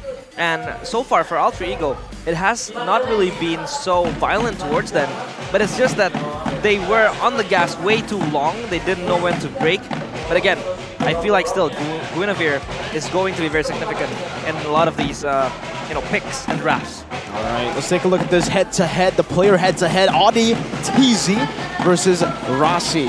Same heroes here, as you can see, the Tig and the Angela. But I want to take a look at the kill participation versus the average KDA and average GPM. Rossi, we've seen him, especially last game, or game 1 actually, playing heroes like the Selena. In previous seasons as well, he played heroes like the Valier, things like this, was more like poke heavy, poke centric, and actually plays behind. He's not super active around the map, but he plays to enable usually 1 or 2 players, right? He's very focused in that department. Meanwhile, for AudiTZ, he's kind of like the main guy for the team, for Rebellion. If he can get team fights going, if he can get these ganks going all around the map, Rebellion thrive. And that's why the kill participation is much higher, but the KDA isn't. He is a sacrificial boy, but he's also an enabler boy. SB and EB. Just flip a coin. Flip it. Well, he's both, so you don't flip the coin, you don't choose. You get him. You get a bill. Oh, it's a 2-for-1 special. He's a 2-for-1 special. He's a 2-for-1 special. Ooh, yummy. Very nice. Yummy. I like that. Yummy. I'm lost in the conversation. Me but too. Of course. Drafting phase. Drafting phase is underway. Will they flip the coin in this draft, or will they be able to refocus and regroup? But now we see 2 bans coming from Alter Ego. It's gonna be the Faramis and the Novaria. Novaria did become a pest in the feud of the Generations and the contest. But again, Rebellion with the Nolan ban and the Mathilda, I feel like they are trying to disable Taz and Guinevere ban coming in this 3rd game. Okay, 2 adjustments from the side of Alter Ego, and the Joy ban coming in from RBL. I think they were trying to get that up for grabs. Now the CC has been left open though. It might be picked up. We don't know if Pi actually plays this, by the way. Usually it's always Terizla, and I guess this kind of means that Vexana is more prioritized, or Pi only wants to enable, only wants to be the playmaker. With those Terizlas, with those massive setters, Vexana still prioritize over. This does give the CC up for RBL. Do they want to take it, or do they want to just utilize what has been working for them in game 2? Yeah, I think Pi so far has been playing Terizla pretty well. Especially in that game 2, he was so trigger happy with the penalty zones, and it did significantly improve their fights and in the laning phase as well. But now Rebellion needs an answer. Maybe they could snatch back the carry, and they do snatch the carry. So it just kind of minimizes the damage output coming in with the Vexana and the Ruby first pick as well. Yeah. Ruby's the adjustment that has been changed. Alter Ego and Rebellion, they both banned it on blue side earlier in the first 3 bans. So now that it's up for grabs, good flex pick with the carry too. This is the first time that RBL has been given a carry pick, by the way. A question as well here, right? Does Novaria roam work? Novaria's banned. I'm not a big fan. Oh, never mind. Nah, Novaria's banned. But I'm not a big fan. You're not a big fan? Okay. Arlet and Bruno now locked in. A very good pick there by Alter Ego. Why? To complete their first phase. They have burst, they have lockdown as well, and of course range with that Bruno. Yeah, that range, that DPS as well, and the final slash could always be this some sort of CC you could use to pick off or disengage in a fight. And I think that works wonders, especially when you have a Vexana with you. And the Bruno as well to dish out the damage. And Rebellion will look out probably to reveal either their roamer or their mid lane now. But the jungle as well could be the cards, as this Ruby could possibly flex. Well, I don't think so now. They're like, you know what? The CC is a bit too prio to let go, and they will be picking up that CC. Good CC pick here. Something that I expected to be picked up earlier, but it does show up in the last pick of the first phase. As we get into the second phase, they will ban out the export. Wow. Instantly for RBL. Alter Ego, at this point, has to be just all mages. They're going to try to lock Swaylo down. This might be a bad call for LBL, because Swaylo is actually kind of known to have a shallow hero pool. We only usually see him on Eve, Novaria last season, Lilia maybe. Oh, but they go for the Hanzo ban, so they're not really targeting Swaylo. I think they think they've done enough. Faramis, Novaria. Yeah, I think that Hanzo is to expect maybe a cheese pick coming in again for Vincent, as they have locked the roam and the XP, so jungle and the mid will be up in the cards next for Rebellion Esports. But what do they ban here in the second ban coming in for Rebellion? Because so far, Alter Ego looks solid. In the first phase of the draft, they have 3 pivotal roles terms of control, in terms of damage, in terms of CC, especially with the Vexana, the Arlot, and the Bruno. So we are still waiting on what Rebellion could possibly pick. I mean, if they want to, like, go, okay, there you go. They will ban another hero that has massive ground control, and that is the Tigreal. Alter Ego, they can't ban another hero. Baksha. Okay, they're gonna ban on the jungler. Baksha ban, whoa. Yeah, utility jungler that could really Did not see enable that one coming. Vincent and helping out the lanes. As now it's down to the mid and the jungle. Fredrin. Maybe Fredrin still up in the cards, and Martis as well. If you want to get a little bit cheeky, probably the Barats could really be up there if you want to pick it. Yeah, shout out to the crowd, by the way, ladies and gentlemen, here in the MPL Arena. Electrifying atmosphere in the MPL Arena with the Alter Ego fans and even the Rebellion fans on the other side, just taking turns every single time at chanting their team songs. We're hearing the Alter Ego la la la la theme. Yeah, there you go. It's like a football chant. Yeah, Martis though. It's gonna be the choice. I think it's a good choice here for Vincent. This is the first time in the season where he has. Oh, Fanny! Oh, yeah, the Fanny. Both games banned out. Game 1 and 2, and the glue. Oh my goodness, the glue. Oh my lord. Shout out to Flap TZ, the guy who played this in the previous tournament and absolutely dominated. Oh my goodness, we're gonna see the pie glue, seared pie on the glue. It's gonna be a niche pick, I'd say, for the glue and the Fanny as well to jump in the backline.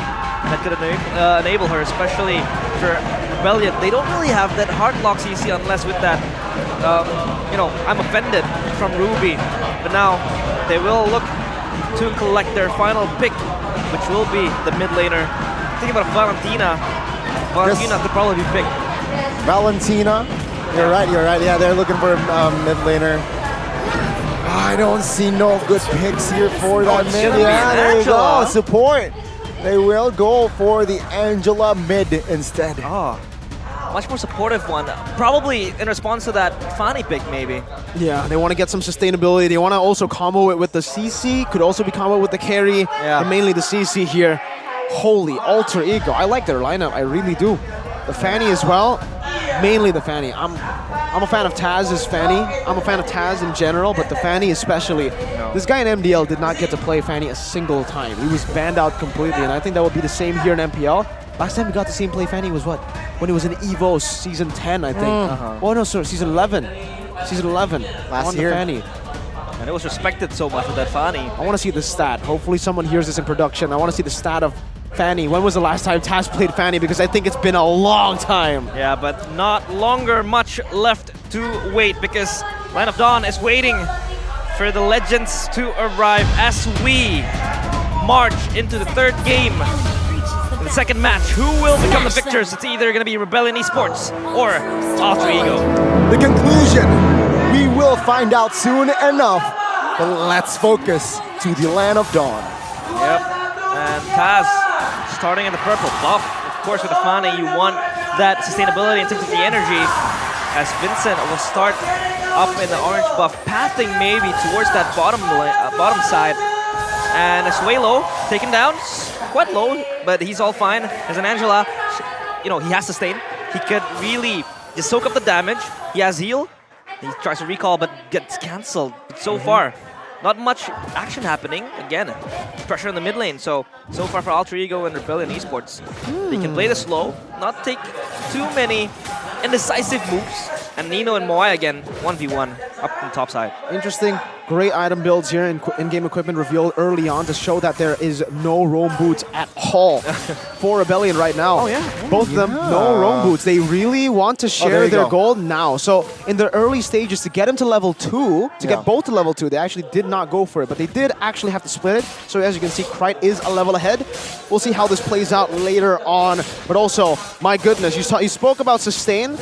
Yeah, Rebellion really wants to stay 4 Brave Smites across the board. Yeah. We only have 2 on Alter Ego, so Alter Ego did take an L in that department. They're not red enough. Yeah, they want sustain. Angela is not enough for them. They deem it worthy to bring 4 Brave Smites, and as well as for the carry. You really want to protect this backline, and the Angela will provide that. But then again, as Stas, you can always jump back and probably just burst him down before the Angela could even arrive. And at that point, if Taz snowballs, it's going to be very hard for Rebellion to respond. As Krite now, again, still chilling in the mid lane. Odyssey will just fill in that role as, you know, there's a fight and turtle happening and a game pause ensuing. Okay. I really want to see if that level, or yeah, right after level 2, the roam boots delayed by can actually get them both to level 4 during the turtle. I think they might have to delay a little bit, but I think they will be able to get level 4. We'll see about that because Audi now is soloing the mid lane. He already got level 2 earlier. Let's see if he can actually manage to get level 4 before the fight. Yep. So the boots, the roam boots, is actually on Audi. So Suelo is going to get level 4 first. Yeah, and Angela has been in the bottom lane in that last altercation in the turtle area. So far, Angela is going to play a much more supportive role, protective role for Suelo. Can't really dish out as much damage. Sustain is going to really be the key to victory for Team Rebellion Esports. But please wait patiently as we troubleshoot the problem. I mean, I gotta say, right? I expected more energy, meaning I expected more seeing their composition to fight it out, to brawl it out in the early stage, right? Especially with the Fanny, Angela, very strong, just level 2 even, right? But no, it seems like especially Alter Ego, they want to play it quite slow, right? They want to secure that early game, stabilize in that early, and perhaps they will pop off the turtle fight. But I think it could be quite late for them if they really want to drag it out to late game. So I feel like they have to make their mark in the first 10 minutes of the game, get the objectives running, get your side lanes online, get their items ready, because this Angela could be a problem in the late game, especially with that poor Brave Smites that we saw as their emblem. So I think Alter Ego will try to look for a different approach towards the game. Maybe start it slow, but then as they get their first items, their power spikes, their ultimates, they can then pull the trigger to try to catch down players of Rebellion Esports. Sustain versus Burst, Vexana, Fanny. And on the other side we have CC, Angela, Ruby. A lot of sustain. Yeah. Big contrast. But on the other, actually, if you take a look at the lore here, right? What skins are they using? The Fanny and the Martis. Because could we possibly have an Ackerman battle? Levi versus Mikasa. That's true. I saw skins? that. Wait, Taz was using the Mikasa skin? Mikasa skin. Okay, there you go. And I've noticed Vincent was wearing the Levi skin. So Levi v Mikasa? Absolutely. The Ackerman The Ackerman battle. But we're going to take a look at the mid lane battle first. Yep. Mr. Krite with a Vector cosplay. And Suelo here, average KE 5.3. All across the board, it's actually been Krite. And yeah, I think especially after yesterday, he was the more impressive performer. On the Phoveus too in the mid lane, an absolute oppressive force. The Novaria earlier clearing the wave, slow pushing it. Yeah. But Suelo has always been known to be like the mid laner who doesn't need a lot of resources to get going. Yeah, it's like this weak He's underrated. Yeah, weak side mid laner, as we say. But I think we are ready to go back to the game as the Marshal ushers us inside back to the Land of Dawn, as all the trouble has been sorted out. And again, this turtle fight, I think, will be important. Yep, Car's turtle fight here. Rebellion now with 4. Alter Ego responds with 4. Turtle, though, they will now regain control. Let's take a look at the delay there in the backside. Take a look. Hardguard now pops as well. Cards pops Vengeance. Taz looking for an angle with the cables. Does not find it. Rebellion looking for an angle, but Taz quite low. Taz now looking for that kill. Rossi claims the first blood. He will be the trade, though. It's a 4v4. Audi now sustaining high the front side, soaking all the damage. Split. Will try to help him out. No. He will mount another member, Vincent, now. Again, as Taz and Krite will do the cleanup as well. Yeah, that was insane from Pi, able to stick himself to 2 separate individuals. The turtle yet to be taken, and Alter Ego already in the lead with a 1k goal. Man, well played to Pi. Well played to Pi. But I was still too focused on that cutthroat to the creep, man. Oh, man. Really, you can see the rush, right? He hasn't played it on stage for a long time. What an ult. Unfortunate, but he'll definitely move on from that here. It's still a win for Alter Ego, so despite that, they're still in the lead. They still have better control, and Pie's still a monster here. Cars, no vengeance. Let's see, hard guard popped early. Pie now soaking damage in the front side of the Turtle. Now, Turtle now pops. Retribution goes to Taz. Take a look at the collapse here. Vincent taken down as well. Rossi now soaking damage. Cars trying to escape. Will be able to escape as well as Audi will try to control the damage as Vincent is the sole casualty there. Yep, one casualty and a Turtle as well. Of course, Alter Ego will take it with two of their hands open.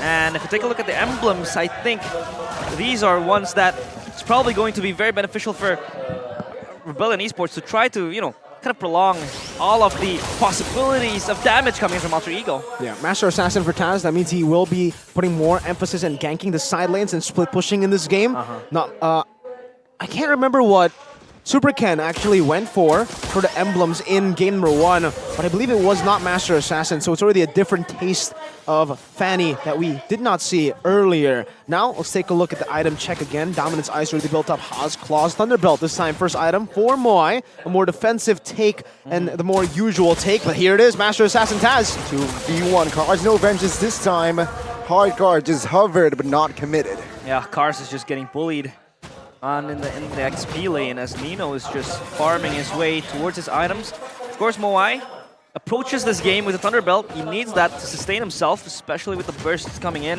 from the Fanny, as well as quite later on with the Vexana and all the damages coming in. So Rebellion Esports has to hold longer in these fights. I think right now with the Flask, that's a big power spike, I would say, for Rebellion if they want to go for these team fights. A little bit of shielding when they get lower. And I think the main problem right now for Rebellion is the fact that they just can't simply walk up, right? Maybe the CC, the heroes with dashes, anti-CC like Vincent can, but everyone else, when you go up against this glue, the little immobilize and the slam pass combo that, you know, just displaces you is going to be really, really troublesome for Rebellion getting towards his Turtle. And it's also a quick little reset on the Vengeance. So Rossi is going to have a very, very good day on the Arlet. If Pi can constantly be putting this kind of pressure, he's going to get engaged on it, but I think he's still very, very okay. Slam, pass! Oh my god, with the Eternal Garden! The final slash! And there you go, the collapse. Taz finding one. Vincent goes taken down as well. This might be a third. Oh my god, Taz with the cables, one more! He is able to escape as Cars now is going to be their main focus, and Alter Ego claims the third body. Pi has been phenomenal in the two initial God. fights, and Taz gets out scathed but alive, and they have priority on the bottom side. Now they get the first turret. Meanwhile, Moai was nowhere to be seen, of course, far away to the top side, trying to farm his items. Same here. The mid will not be forced. Rebellion, he is offended. Finds one though. Not enough damage to take him down just yet, but Rossi will flicker out of that situation. Sir Pi, man, with the plays, without the flicker, by the way. That was without the flicker. Yeah. So he caught Rebellion off guard with the slam, pass without the flicker. The carry, though, Moai was able to take a tier 1 up top. So it's not the worst of trades, though it's still a bad trade for Rebellion. See, just the problem with the blue, man. I think, like, Rebellion can't even peel off of it. They can only just run away. Yeah. But even then, I think the only person who can actually run away is Vincent with the anti-CC. Look at Pi. He's just walking up. There's not enough damage to really smack him right now. They're going to go for him, but he has split. Yeah, split, simple. Take a look at Cars, though, with the help of Angela and Taz with the cables, trying to find an angle, perhaps. Retry. Well, Vincent gets it. Now Audi flickers out of the way, but the damage from Nino will be enough to take him down. Why? Terrified everything as Rossi claims another life from Rebellion. Yeah, that was insane. Again, Pi, not only does he chunk up the damage, he's able to zone them out from the turtle pit. And Pi is just there. Way too significant for Alter Ego to get into these fights. It's not even him, you know, dealing the damage. Of course he does, but it's only him trying to make space for the players of Alter Ego, especially for Taz and Rassi, to really just clean up the turtle and then come into the fray. Thank you, production, man. I requested it earlier. Game fact by Golpe. The last time Taz used Fanny, I said it's season 11. So, okay, my memory's not that bad. Week 4, day 2, when Evo's faced Rebellion. And 1-2-0, it was up against Rebellion too. Oh my God. And I remember it being a very phenomenal game of him just baiting. This game is not much of baiting, but it's more of killing. So it's already, again, different. Look at him though. Doesn't care about the boots, wants to go full damage. Heptacy's built up, Malefic Roar as well. That's a whole lot of penetration. Endless battle for Moai. So it is that semi-tank build that we are going to be seeing for the side of Rebellion to sustain and survive from these team fights. Oh, Cars!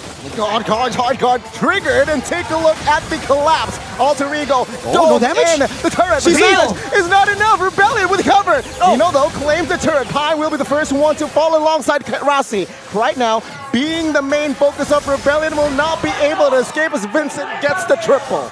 Yep, that was actually a lot of sustain coming with the hard guard and the healings as well. And I believe Suelo has completed a flask, I think, so that could really provide him a lot of heals coming and sustain that very well. But Taz still able to find the purple. The plot thickens, man. The dive. That was unfortunate, honestly, for Alter Ego. The way they actually went in, the approach was a bit off on that dive because Nino was the one who hit and he got aggro first. So they weren't able to really juggle the aggro. He had to bounce away from the turret. And in the end, they didn't have enough damage to beat up a hard guard CC. That's a sustained game, man. Once you trip, you're going to get punished. And Rebellion are utilizing it now on Cars. Look at diving at Nino. Oh my God, alongside Angela, but the Lord, take a look at Vincent again, so reliable on that retry. He will be taken out though, very low HP here at the top side of the map. Now Pi again creating havoc, but no, Vincent will sustain and no casualties on that fight. It's not enough to take down Vincent. He's still alive, and he even takes the Lord with him as well. So that is going to be very, very wonderful for Rebellion moving into the 10th minute of the game. And Taz, again, split push. The Master Assassin as well could really assist him in trying to get into these one-on-one situations, get probably the kill possibilities. But he's, you know, in front of Cars, and he tries to solo kill Cars, I think.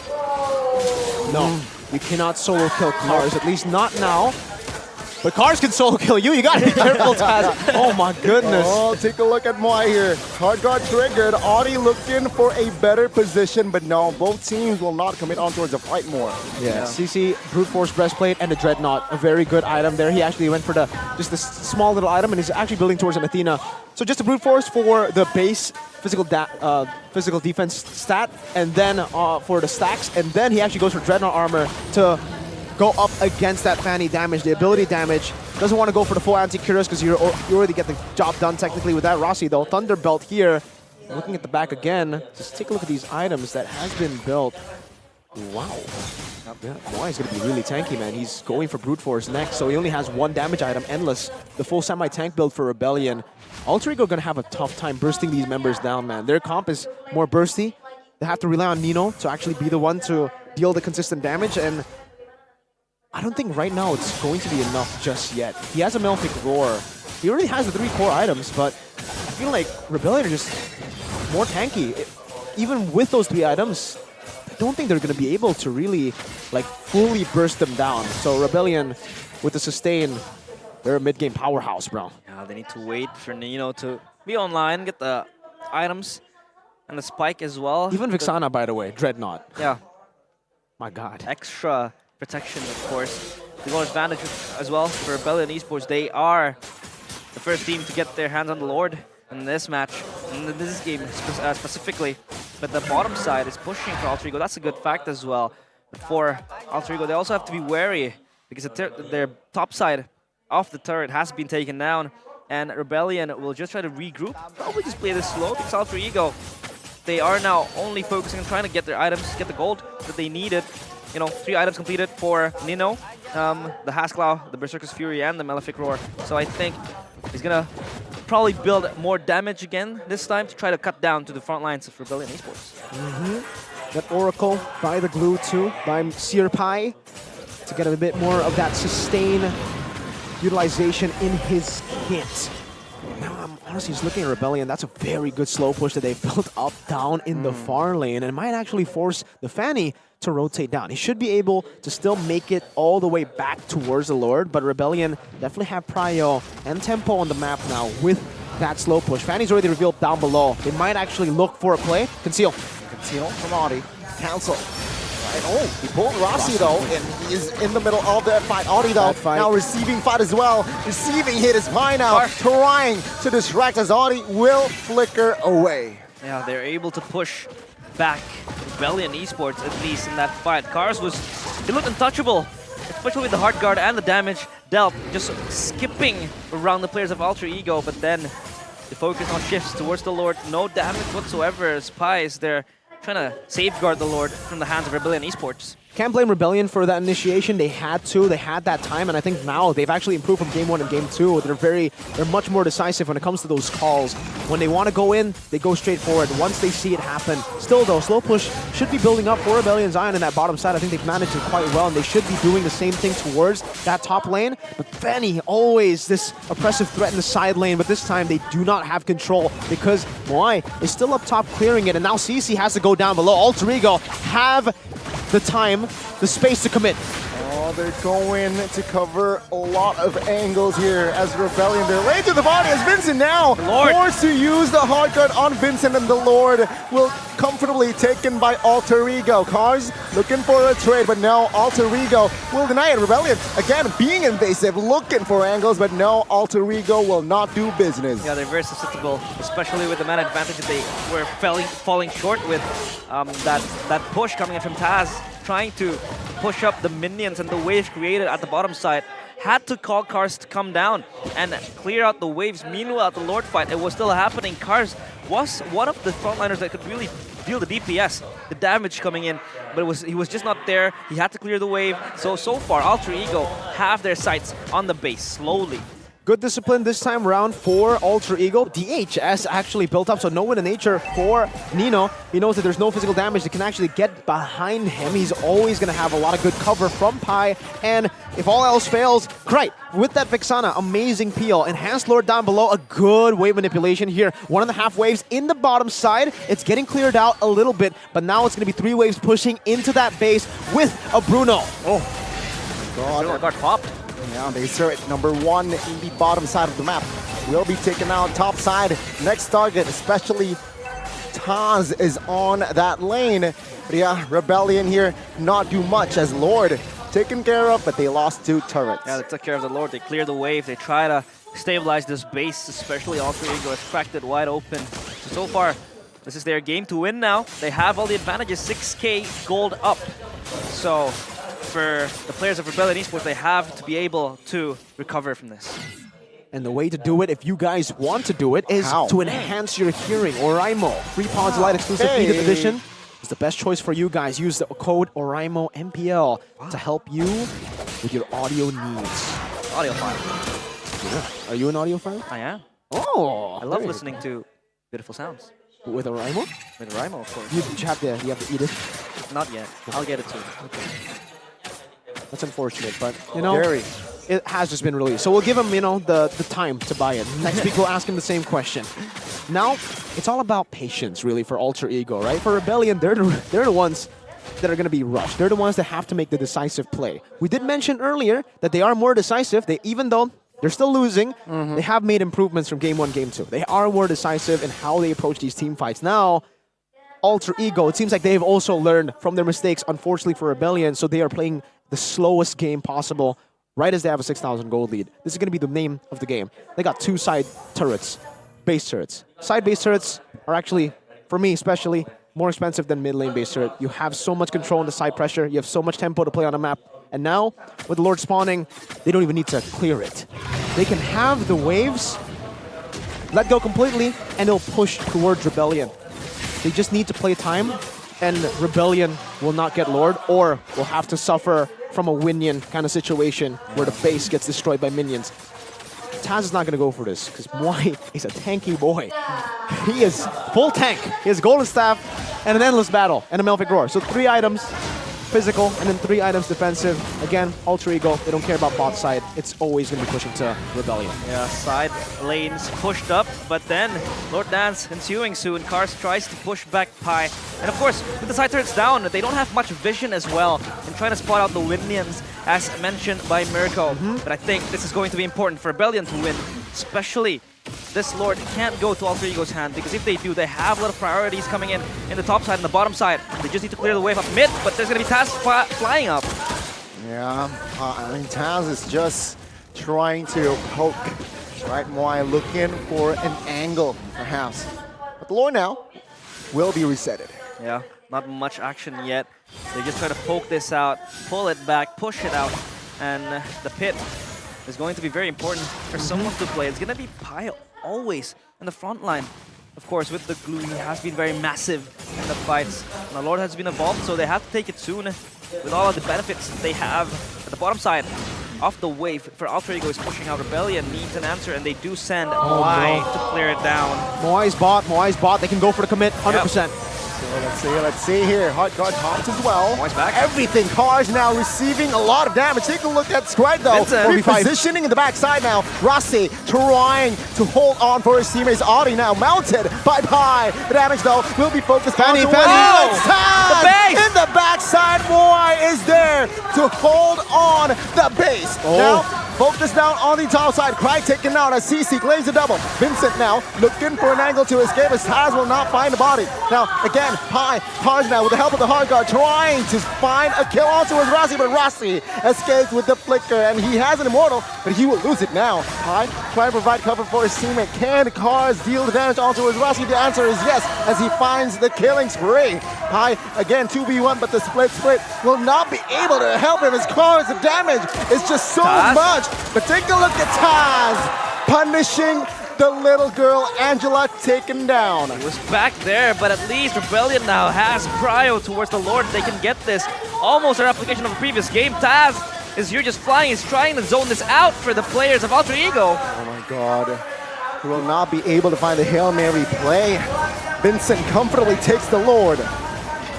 Alter Ego are too creative for their own good, man. It could have been all simple and dandy. A 4v5 already with the carry so far down.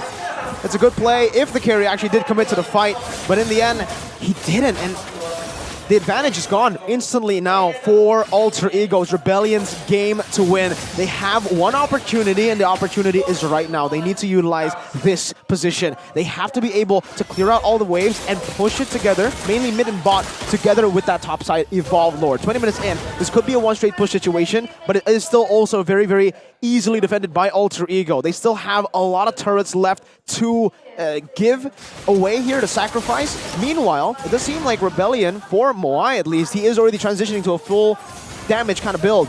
Boots sold now for the Windtalker. He already has 4 now physical damage items. Vincent's still going to be able to clash down onto that mid lane.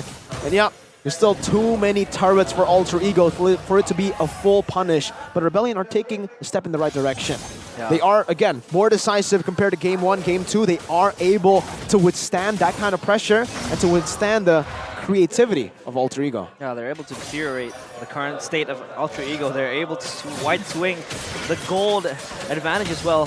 3k gold up now, as they are able to get a few turrets up in Alter Ego's sleeves.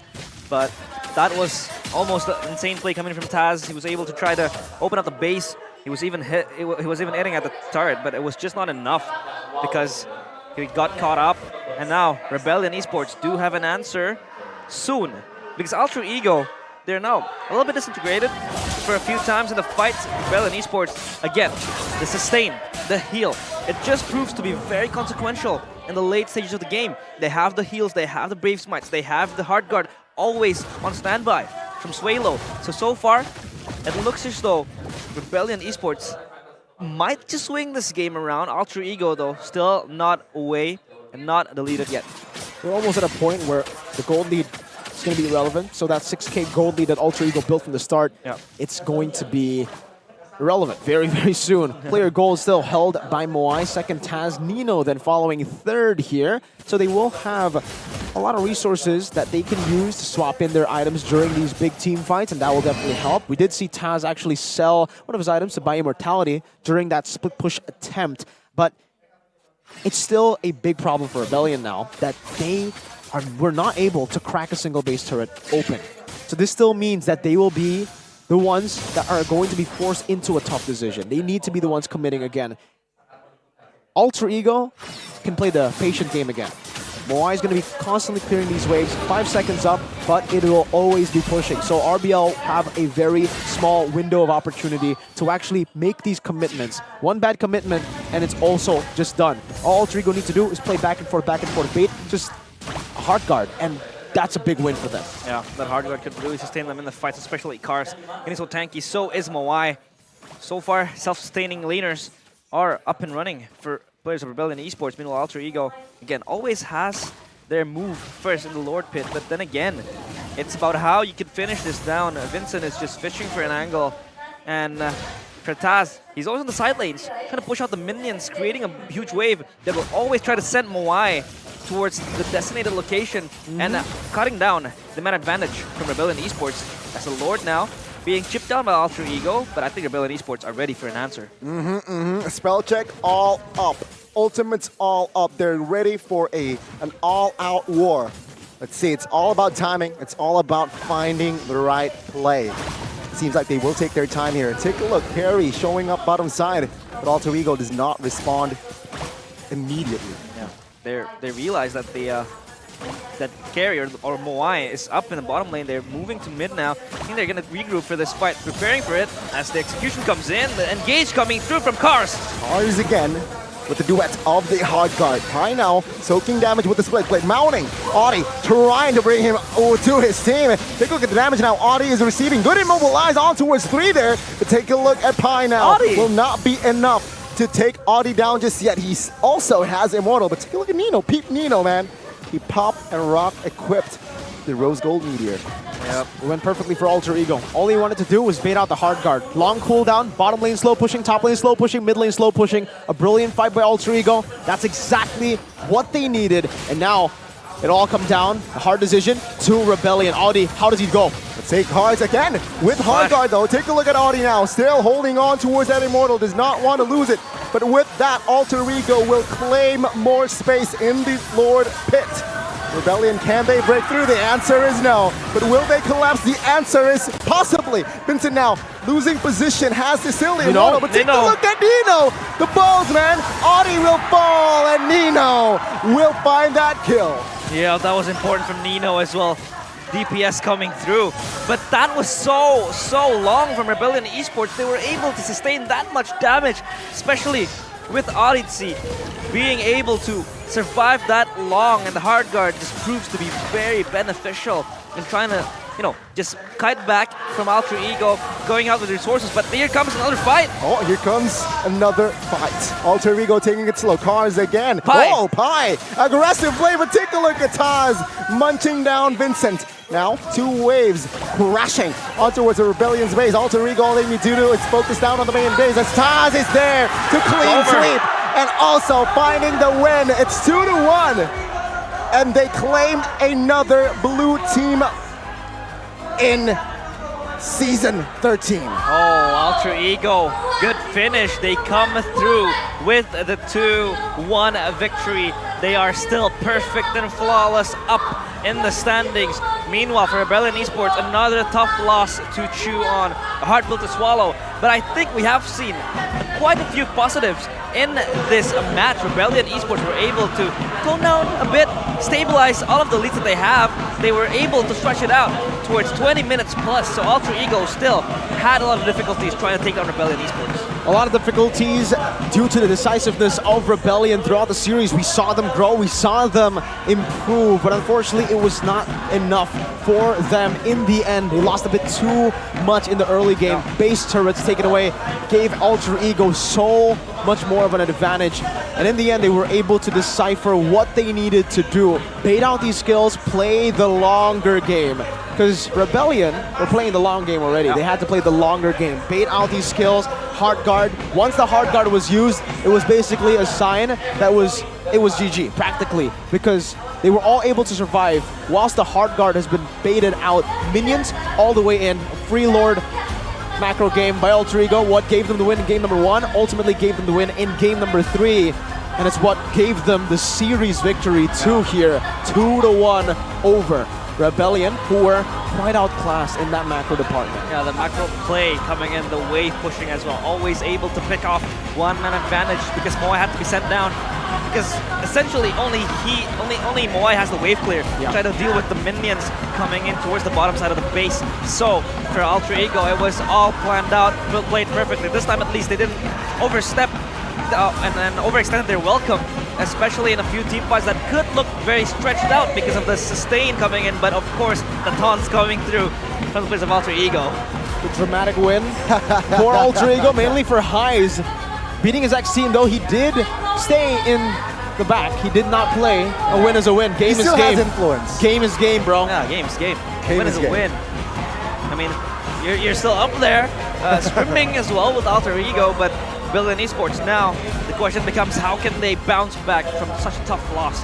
Because this one seems quite close, seems winnable for them, and they even won the second game.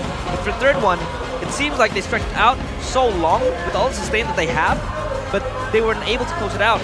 Because of the macro play coming from Alter Ego, they were able to stretch out Moai a few times. So far, it has been very nice. But we will throw it to our host, Maria, for the interview with the winners, Alter Ego.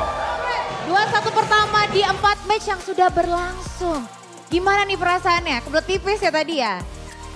Ya lumayan teman-teman. Tadi yang ke toilet siapa sih? Tas sama Pai ya? Apanya? Yang ke toilet tadi siapa?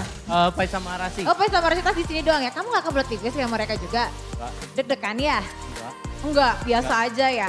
Aku mau nanya dong sama Rasi. Ya. Gimana Rasi? Wah, suaranya Alter Champs luar biasa. Rasi, aku mau nanya di match pertama, kamu kan pakai Selena tuh. Itu respon karena tadi Rebellion pakai Hanzo atau gimana? Apa ya? Kalau masalah Selena kayak emang pengen aja. Coach yang suruh. Coach yang suruh aja. Mungkin Gocha mikir kayak karena ada Hanzo gitu kali ya.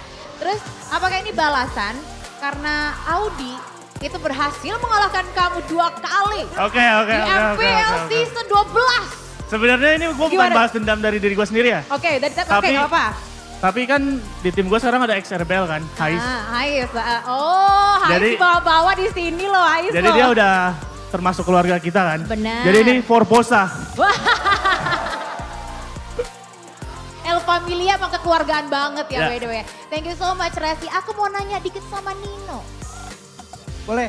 Oh, 2 mic ya, langsung pakai 2 mic ya. Aku mau nanya, kenapa Hais nggak dikasih main? Aja buset. Gak tahu kenapa lagi disuruh main aja Nino. Kamu disuruh main aja. Terus tanggapan kamu, tadi kan pas aku lagi ngobrol-ngobrol sama Hais sama Moai, si Hais tuh nyindir-nyindir cloudnya Moai. Tanggapan kamu tadi ngeliat cloudnya Moai gimana? Jago sih jago, cuman harus disekolahin lagi aja. Kalau boleh tahu nih, di sekolahinnya di mana? Ya banyak belajar lah, banyak main. Banyak gitu, belajar, banyak main. Terus ini sih apa namanya?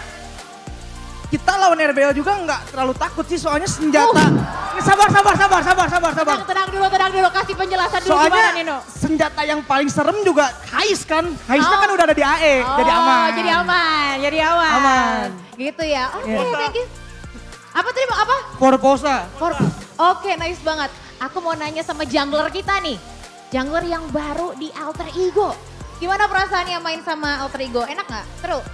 Seru sih, cuman kan gue tadi niatnya pengen main jungle tank semua kan. Biar gak terlalu cepet lah matchnya kan. Ternyata. Itu gue gak ada plan main Fanny itu, makanya tadi lagi. Oh jadi tadi gak dibolehin main Fanny? Lagi pemanasan aja tadi. Tadi tuh cuma pemanasan gimana Alter Champs? Cuma pemanasan doang loh kayak gitu? Ya, lagi pemanasan. Oh terus tapi kalau misalnya emang kayak gitu. Tapi kok Fanny split pushnya gagal tuh tadi aku lihat-lihat tuh. Ya udahlah ya kalau gagal. Ya udahlah ya, namanya juga manusia kan gak ada yang sempurna ya. Iya. Tadi aku juga lihat di match pertama, tangannya Tas tuh cepet banget ya. Abis Winter Transit Immortal loh itu. Ada ritualnya gak sih? Tips-tips buat aku yang masih newbie nih. Oh gak ada sih sebenarnya. Ya. Harus sekolah di mana gak? Kalau kata Nino kan harus sekolah dulu nih aku. Sekolah di mana ya? Di mana sekolahnya? Gak tahu deh. Sekolah aja pokoknya. Terus katanya ritualnya makan sate. Bener Tas? Kata siapa tuh? Ada sumber terpercaya katanya suka makan sate. Bener gak? Tas suka makan sate gak sih? Oh sukanya martabak isi sate. Itu. Yaudah aku mau nanya sama Serpai. Kamu ada rencana mau ganti nama nickname gak? Serpai, King Pai, nanti apa lagi gitu? Enggak, Enggak. cringe. Apa? Cringe. Oh cringe, katanya cringe. Pai, aku lihat-lihat dari kemarin tuh, kamu sering banget pakai Terisla. Emang lagi suka banget main Terisla? Emang kebetulan suka dan mau stop sampai kalah kalau nggak di respect band aja sih. Mau stop sampai kalah kalau nggak di respect band. Coba tepuk tangannya dong. Luar biasa banget. Supaya aku mau nanya, bentar lagi kan puasa nih, ya kan? Kamu mau request buka puasa pakai apa? Pakai risol bihun lagi? Iyalah jelas risol bihun. Kenapa sih kan? Kalau nggak ada bisa di demo nih MPL. MPL dengerin ya, itu dia Serpai mintanya risol bihun nih. Terus pas banget minggu depan kamu tuh bakalan main juga di bulan puasa, ya kan? Dan bakalan lawan Bigetron. Ingat gak season lalu kamu mintanya requestnya apa? Perang sarung. Nah, minggu depan kamu ada request-request sendiri gitu nggak? Taraweh bareng mungkin Taraweh ya. bareng. Tepuk tangan lagi buat Alarigo. Congratulations buat kalian semua. Dan langsung aja kita breakdown barengan sama casters kita. Monggo.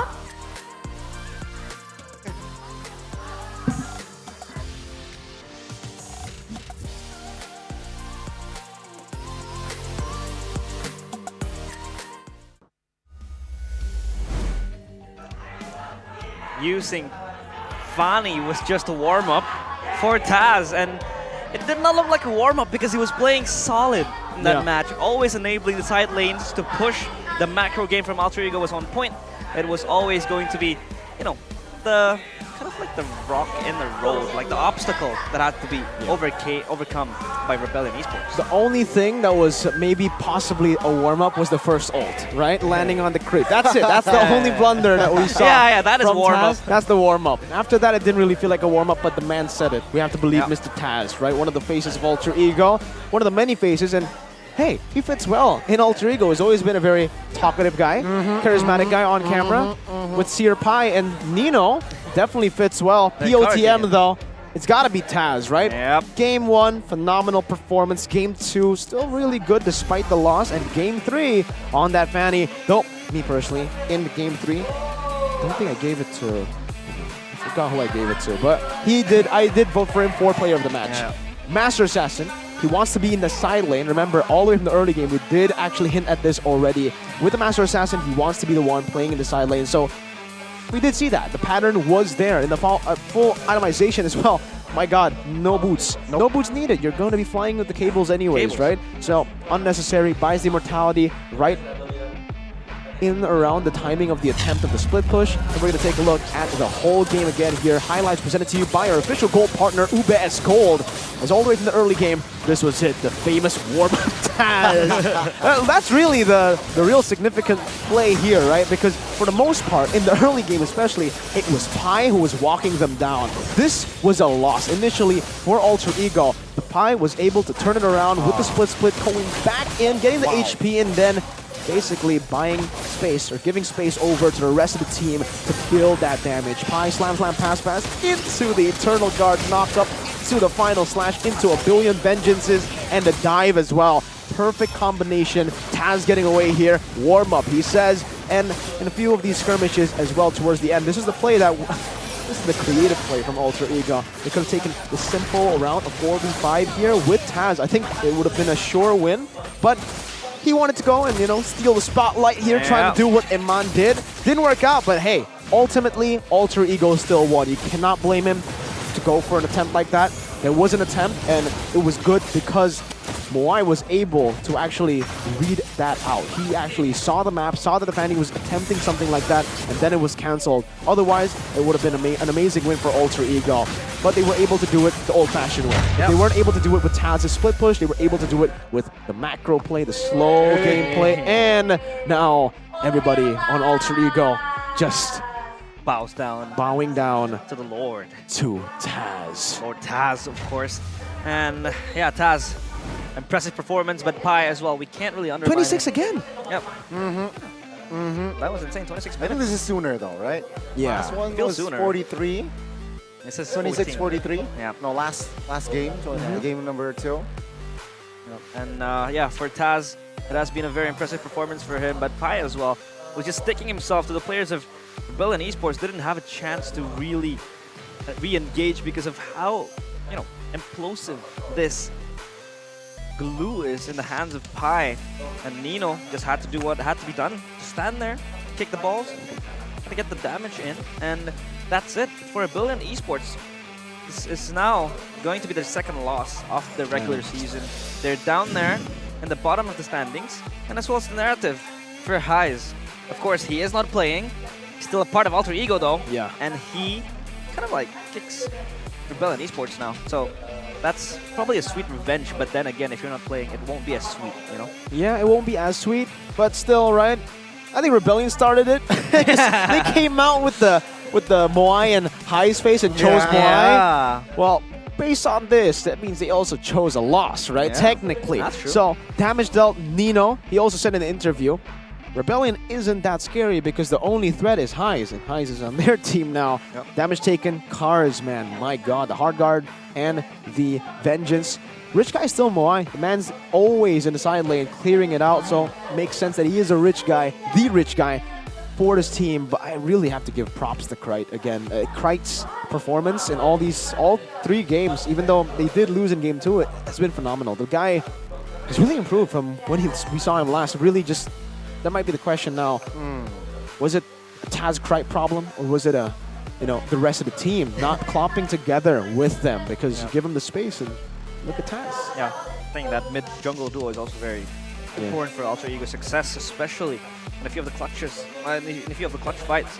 With the Eternal Guard powered by Krite, always enabling them to either disengage or re-engage, or take the team fight for them entirely. And a few times, Lord has been acquired by Alter Ego. I mean, yeah, I think Krite is that figure in that team. But before that, let's talk about the golden moment by Ube. I think this was pretty much intense in this fight. Yeah.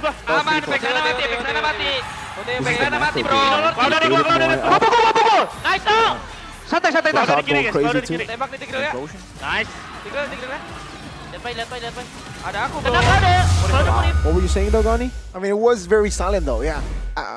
Krite, I think, shows in their 7 games means, right? They've played 7 games this season. He's the most consistent. He doesn't shine, right? But he's not also, he never plays quote unquote badly. Yeah. He's not a flashy player. 5 games. But it's consistent. 5 games? 3 all, no, yeah, you're right. 3 plus yesterday too. Yeah. No. Not 7. But yeah, 5 games, he's been very, very consistent. Yeah, very consistent. Not the type of player that's really flashy. Not the type of player that's aggressive, but he he's used there. to. He used to be flashy. But this time for Alter Ego, I think you have more flashy players. You have Taz warming up with a Fanny. Yeah. That's insane. And Nino, right? As well. Very flashy in the game yesterday as well. And well, actually today he wasn't really flashy. He was just, again, doing his job in the back. Never needed to do anything too flashy. And it's strange. Whenever you see Nino not make flashy maneuvers, I remember the old Nino on the Benedetta Golds back in the day still. But for every single one of you guys, realize, what do they need to realize? They need to realize that the opening week of MPL Indonesia Season 13, especially in the MPL Arena, will entertain you with various activities. So if you want to meet, your favorite players, you want to meet Keyboy, you want to meet Mirko as well. I remember being in M5, and everybody was wanting the signature of Mirko. It was like a celebrity. But of course, he is. A lot of skins as well. 130 skins free for you every day, especially in the first week of MPL Indonesia Season 13. First come, first serve. So, gotta get your thumbs quick. Shout out to the international fans who are asking for picks and signatures. Come over to Indo and watch MPL ID. 130 skins, right? Yeah. Boom, boom. There you go. So many new rewards. And for everybody who maybe wants to join in a bit more than just the event itself, we got hashtag MPL Self 13. MPL Self 13. You can always, join the TikTok challenge. What does that translate to? So basically, you could get Samsung phone. There's a chance that you get. There's a chance for you to get So all you need to do is post the TikTok challenge with hashtag MPL Self 13. That's a dance, by the way. It's a dance? It is a dance. Do they have to dance on stage, Gani? Who? the people who want the phone. Of course. Of course. They have to stand down on the stage. So they have to get up on the stage, While the dance game next is to the playing. players. Don't do that. Don't do that. No. That's pretty bold. You're gonna get kicked out. Yeah, that's no, don't do that. Yeah. Okay, but that is it for our second match of today. Alter Ego comes out at the victors, but we still have one more match to be played. Uno. It's gonna be our esports against Dewa United. Of course, an interesting match to peel your eyes in. So stay tuned. Stay tuned. While we prepare ourselves for this third match of the day, stay tuned with us. We'll be back after the break right here at MPL Indonesia Season 13.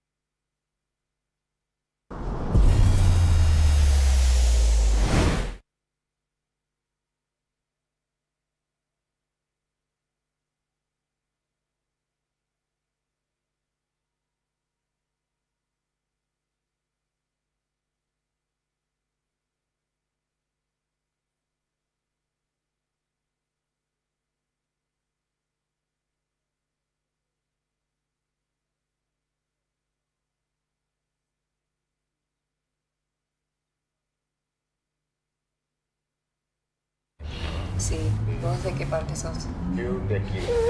Ah, mira. ¿Tú de qué parte eres? Del norte.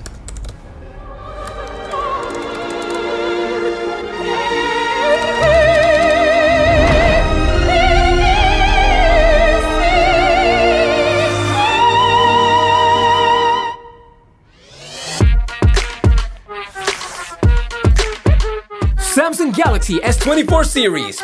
Get it now. Pakai aplikasi GoPay, dompet andalan gamers. Banyak damage-nya. Ada cashback hingga 20.000 buat upgrade skin baru. Jika seringan nggak makan memori, HP lemot bisa victory. top up langsung dalam game tanpa hambatan. Ikutan selebrasi MPL di aplikasi GoPay, menambah total hadiah ratusan juta. Bonus stage, gratis 100 kali transfer kemana aja. Beli pulsa harga termurah, scan QRIS dengan mudah. Download sebelum mabarkan.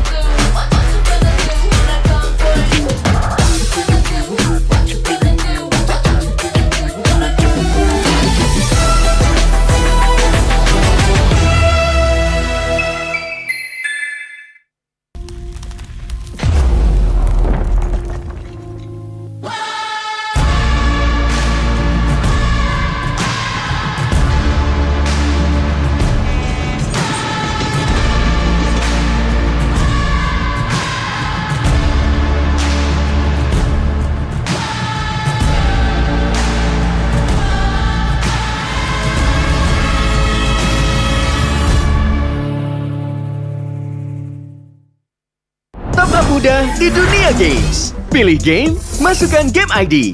Pilih Diamond, masukkan kode promo, dan pilih metode pembayaran. Masukkan kode OTP.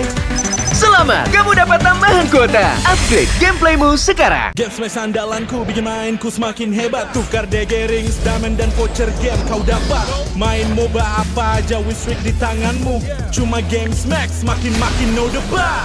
Beli paketnya dan aktifkan boosternya sekarang. Character select. Twitter. You lapper.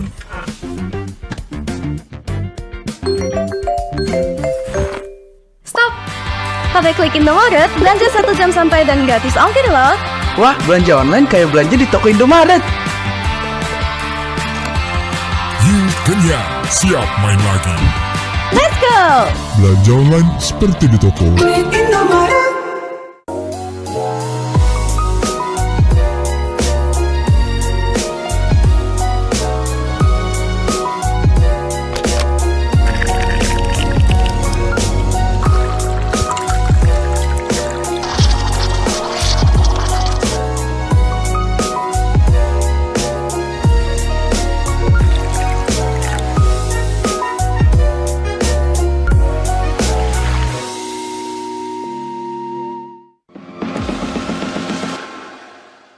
It's only you who rocks my world.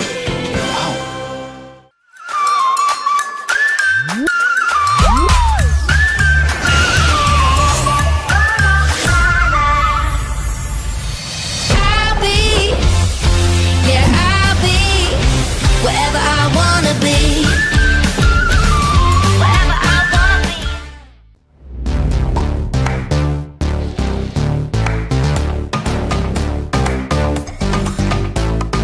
We don't need no sleep because the party.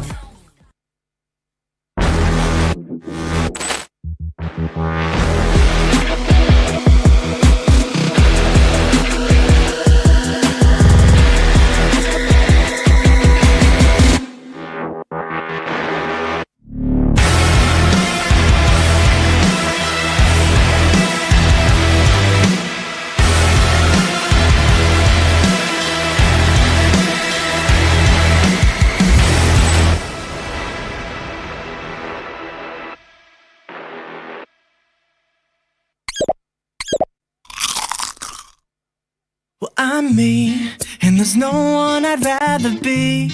You can sit around and wait and see. For a moment, I'll be standing free. So hurry up and wait for me. Got a bag of chips by the sea. The sun is blazing down. I've got my smile now. Here's the thing, your chips will really make me sing. Come on, relax and have some chips with me. Chill out, lay back, I'm right where I wanna be.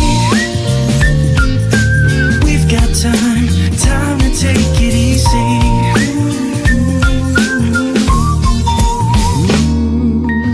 You always tell me to speed up, but slow down. I've been kicking my feet up and just going to town. A bag of chips in hand, I got nothing planned, yeah. Good treats by the sand, you know I wanna chow down. Oh yeah. So when you ask me if I'm gonna stay, I'm promising you I will. 'Cause there's one thing we gotta do.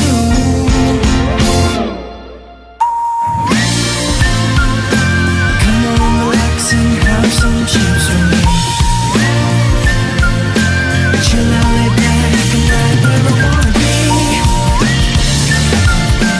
We've got time to take. And I'm all that I wanna be.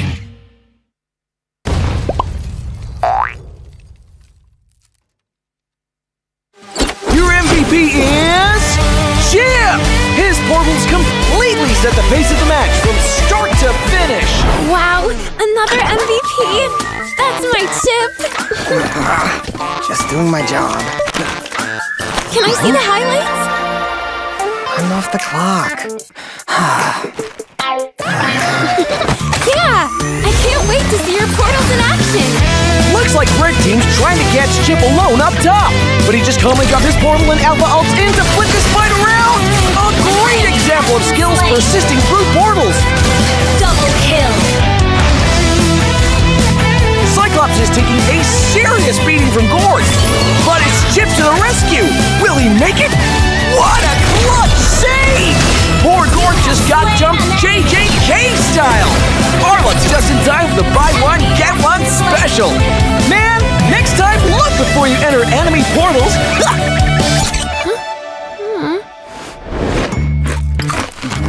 And then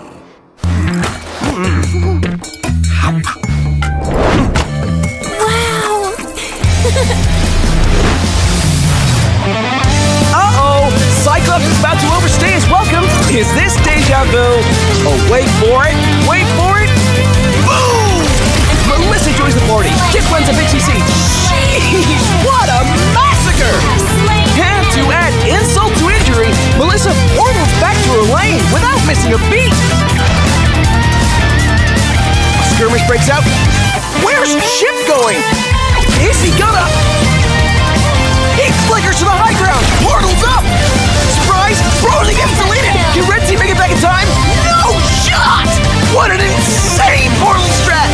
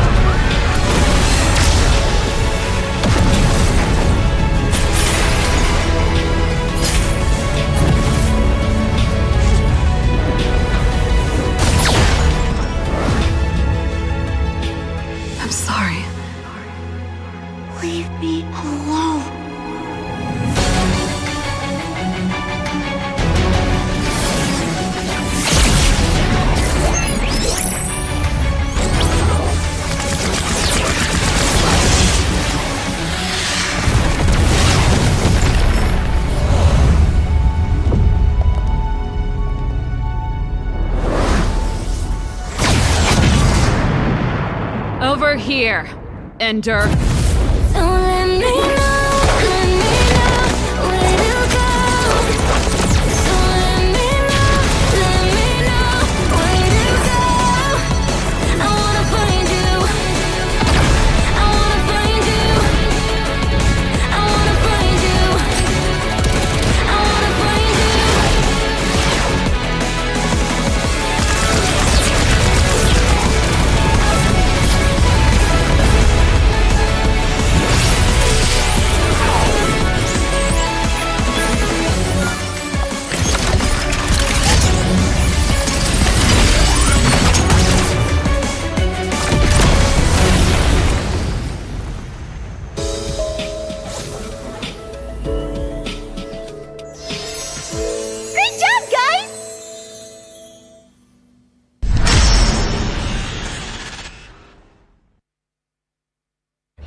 Sí, ¿vos de qué parte sos? Yo de aquí.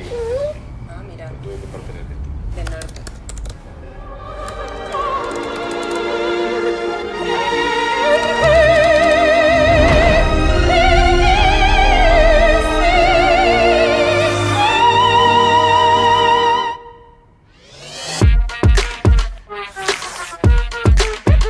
Samsung Galaxy S24 series. Get it now. Pakai aplikasi GoPay, dompet andalan gamers. Banyak damage-nya. Ada cashback hingga 20.000 buat upgrade skin baru. Jika seringan gak makan memori, HP lemot bisa victory. top up langsung dalam game tanpa hambatan. Ikutan selebrasi MPL di aplikasi GoPay, menambah total hadiah ratusan juta. Bonus stage, gratis 100 kali transfer kemana aja. Beli pulsa harga termurah, scan QRIS dengan mudah. Download sebelum mabarkan.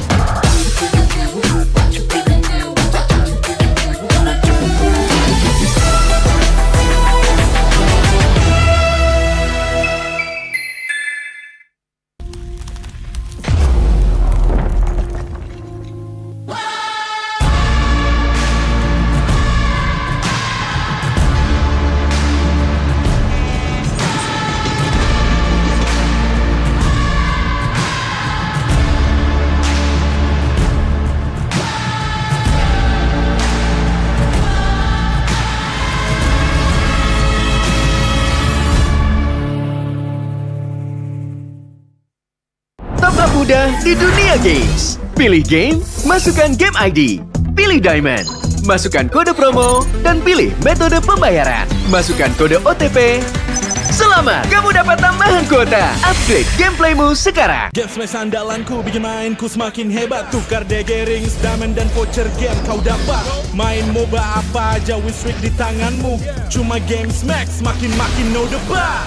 Beli paketnya dan aktifkan boosternya sekarang. Character select. Twitter. You lapper.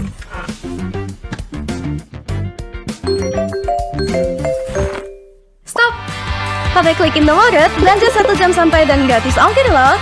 Wah, belanja online kayak belanja di toko Indomaret. You kenyang, siap main lagi. Let's go! Belanja online seperti di toko.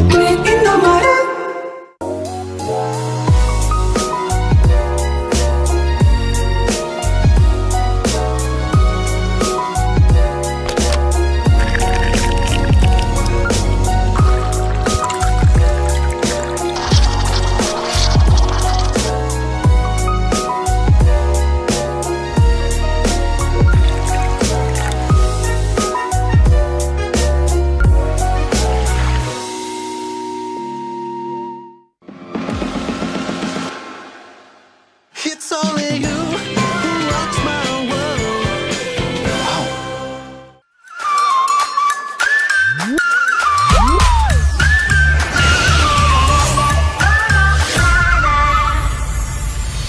I'll be, yeah, I'll be wherever I wanna be. Wherever I wanna be.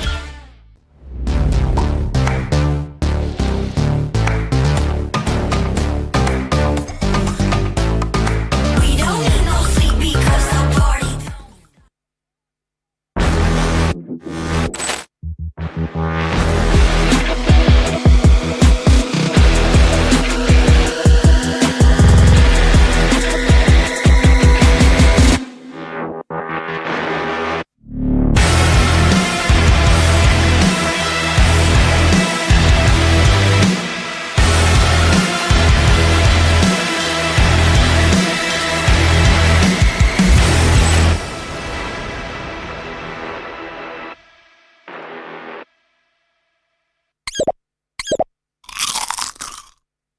Well, I'm me, and there's no one I'd rather be.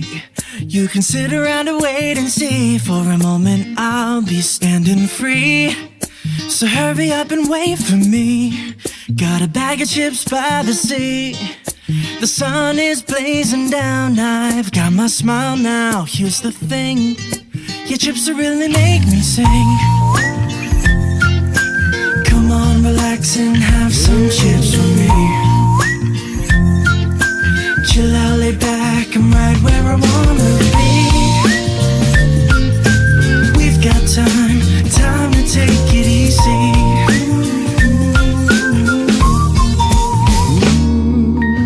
You always tell me to speed up, but slow down. I've been kicking my feet up and just going to town. A bag of chips in hand, I got nothing planned, yeah. Good treats by the sand, you know I wanna chow down. Oh yeah. So when you ask me if I'm gonna stay, I'm promising you I will. 'Cause there's one thing we gotta do.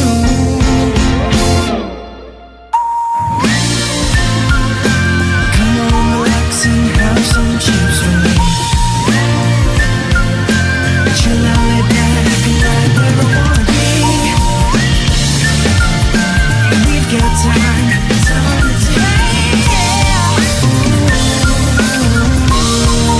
And I know that I wanna be.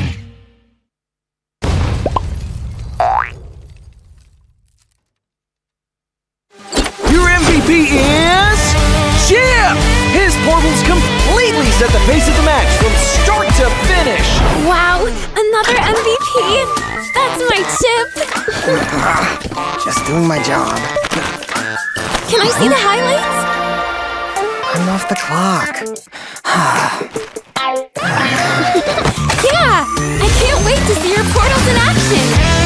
like red team's trying to catch Chip alone up top. But he just calmly got his portal and Alpha ults in to flip this fight around. A great example of skills persisting through portals. Double kill. Cyclops is taking a serious beating from Gord. But it's Chip to the rescue. Will he make it? What a clutch save!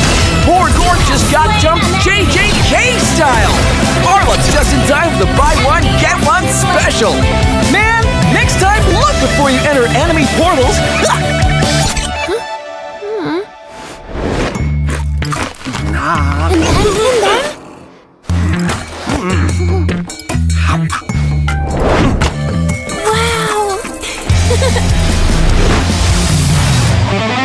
Uh-oh!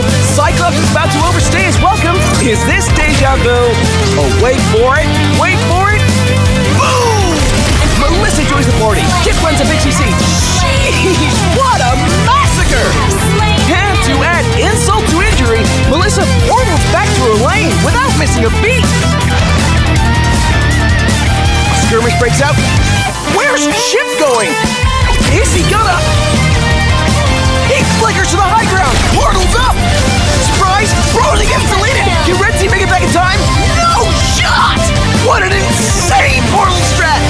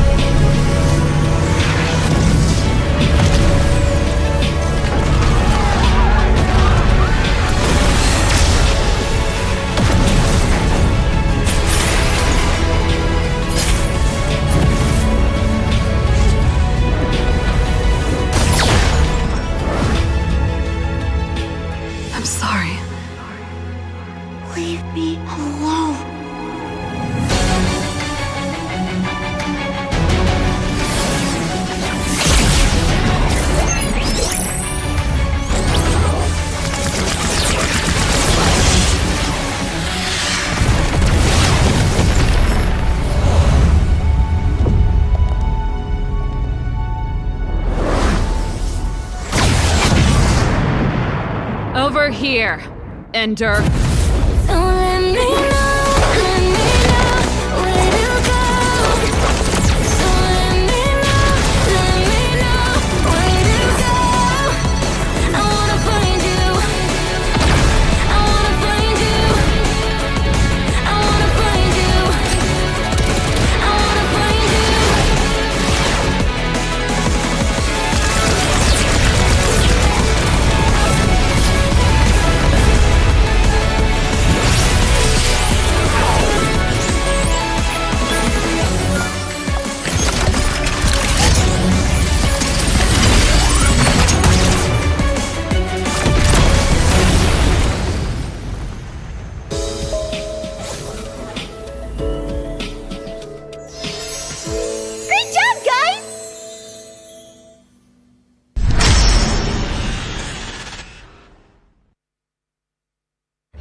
Sí, ¿vos de qué parte sos? Yo de aquí. Ah, mira. ¿Tú de qué parte eres? Del norte.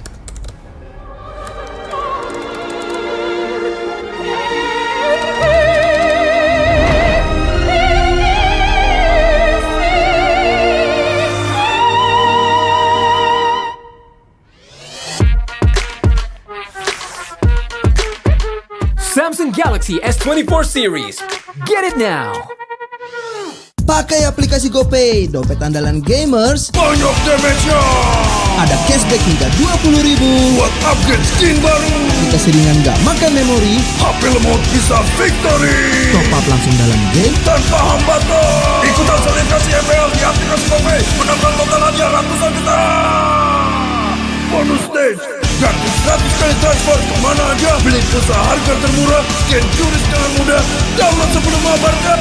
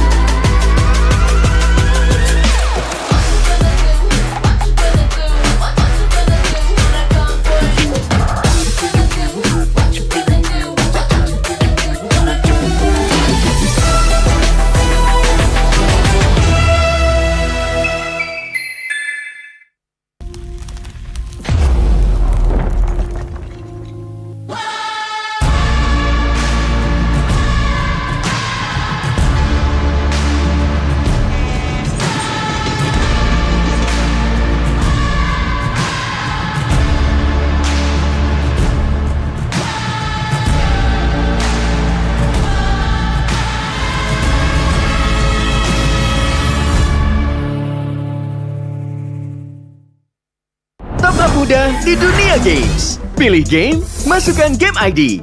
Pilih Diamond, masukkan kode promo, dan pilih metode pembayaran. Masukkan kode OTP.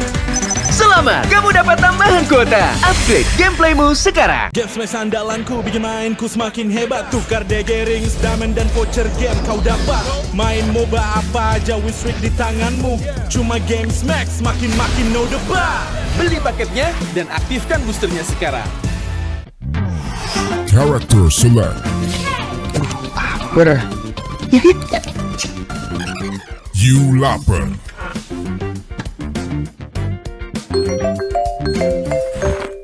Stop! Pakai klik Indomaret, belanja 1 jam sampai dan gratis ongkir loh. Wah, belanja online kayak belanja di toko Indomaret. You kenyang, siap main lagi. Let's go! Belanja online seperti di toko.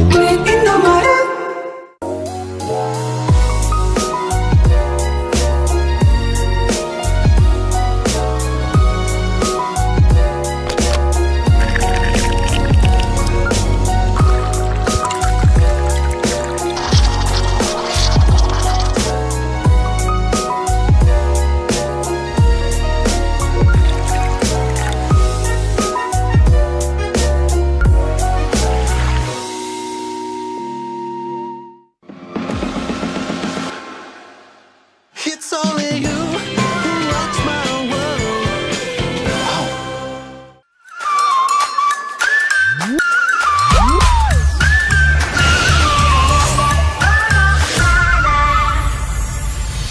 I'll be, yeah, I'll be whatever I wanna be.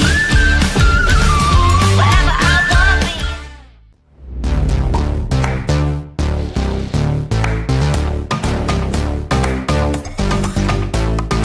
We don't need no sleep because the party.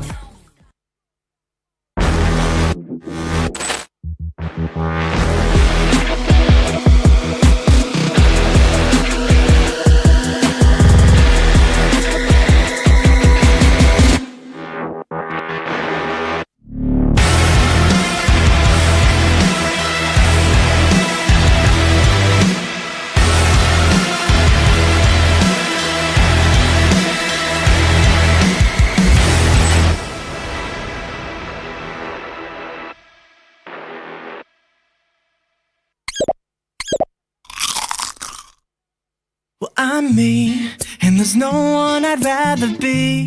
You can sit around and wait and see. For a moment, I'll be standing free. So hurry up and wait for me. Got a bag of chips by the sea. The sun is blazing down. I've got my smile now. Here's the thing, your chips will really make me sing. Come on, relax and have some chips with me. Chill out, lay back, I'm right where I wanna be. We've got time to take it easy.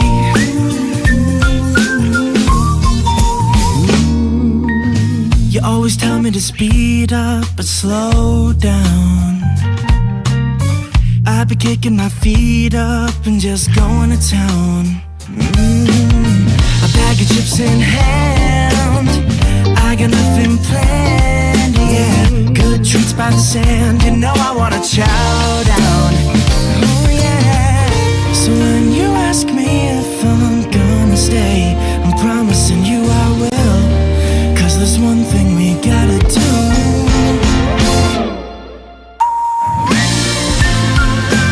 Come on, relax and have some chips with me.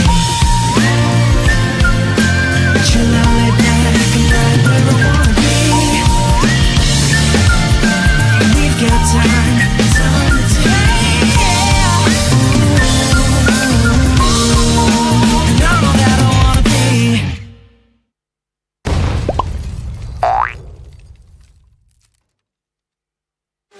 Your MVP is Chip! His portals completely set the pace of the match from start to finish. Wow, another MVP. That's my Chip. Just doing my job. Can I see the highlights? I'm off the clock. Yeah, I can't wait to see your portals in action. Looks like Red Team's trying to catch Chip alone up top, but he just calmly got his portal and Alpha ult in to flip this fight around. A great example of skills persisting through portals. Double kill.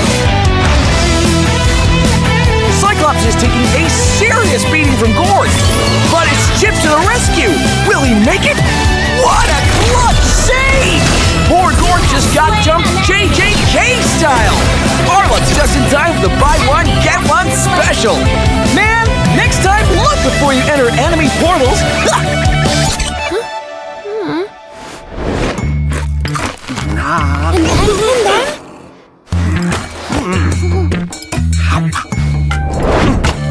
Wow. Uh-oh, Cyclops is about to overstay his welcome. Is this deja vu? Oh, wait for it, wait for it. Boom! Melissa joins the party. Kip runs a BTC. Sheesh, what a massacre! And to add insult to injury, Melissa portals back to her lane without missing a beat. A skirmish breaks out. Where's Chip going? Is he gonna... He flickers to the high ground. Portal's up. Surprise! Brody gets deleted. Can Red Team make it back in time? No shot! What an insane portal strat!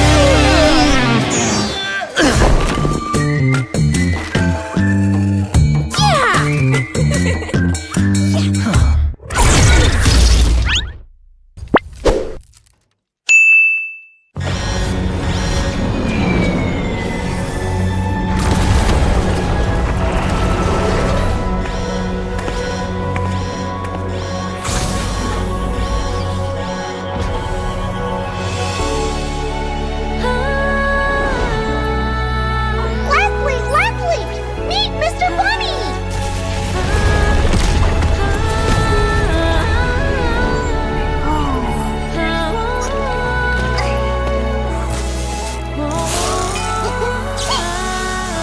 Ta-da! Now you'll be the best sniper ever! No! It's a decoy!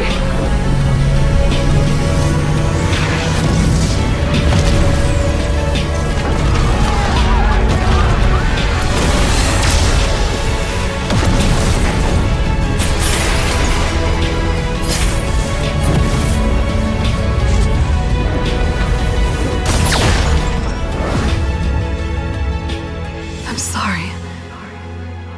Leave me alone.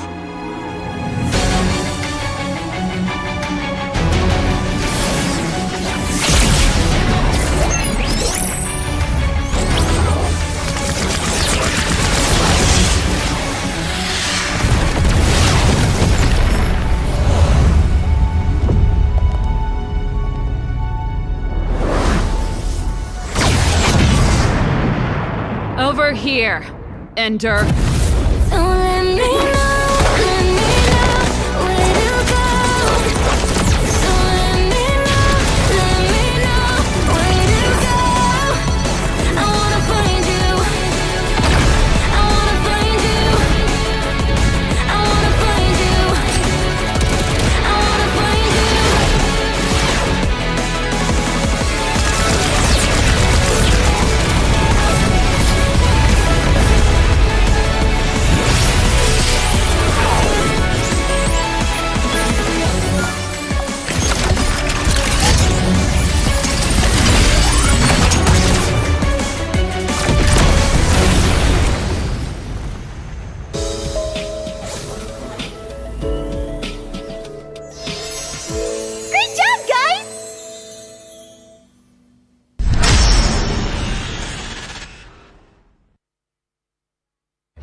Sí, ¿vos de qué parte sos? Yo de aquí. Ah, mira. ¿Tú de qué parte eres de ti? Del norte.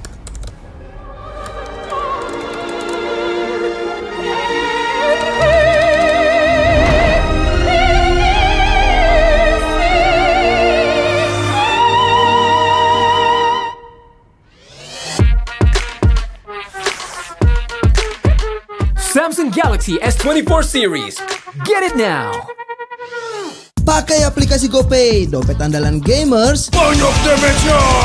Ada cashback hingga 20.000 buat upgrade skin baru. Aplikasi ringan gak makan memori. HP lemot bisa victory. Top up langsung dalam game tanpa hambatan. Ikutan selebrasi MPL di aplikasi GoPay. Menambah total hadiah ratusan juta. Bonus stage. Gratis 100 kali transfer kemana aja. Beli pulsa harga termurah. Scan QRIS dengan mudah. Download sebelum mabarkan.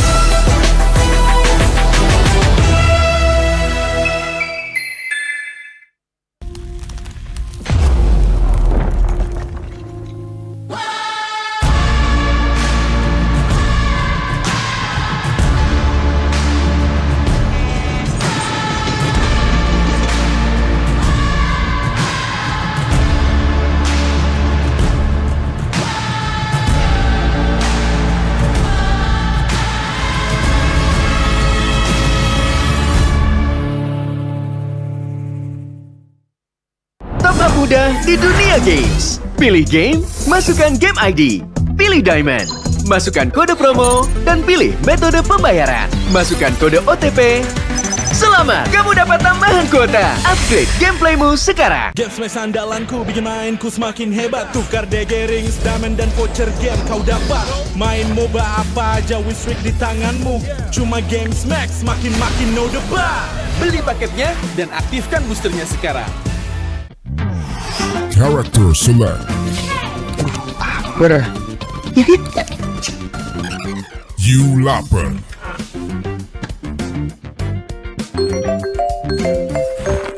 Stop!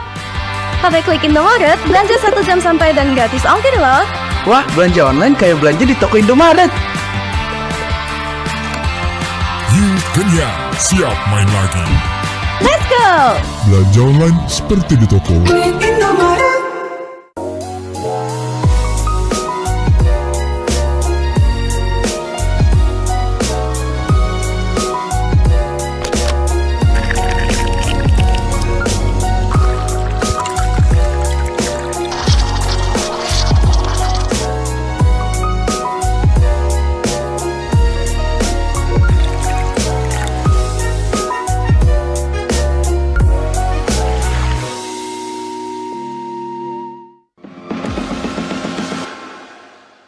It's only you who rocks my world.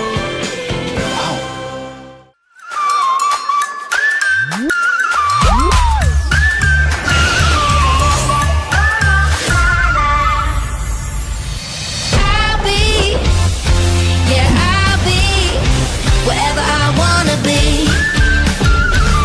Wherever I wanna be.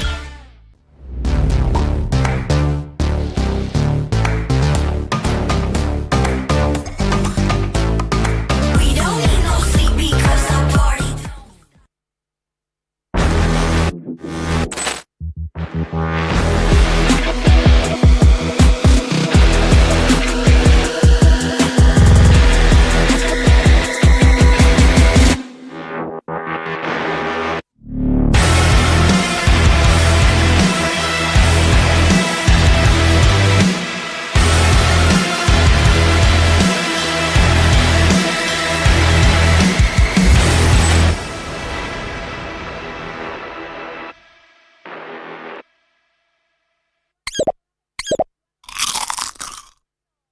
Well, I'm me, and there's no one I'd rather be.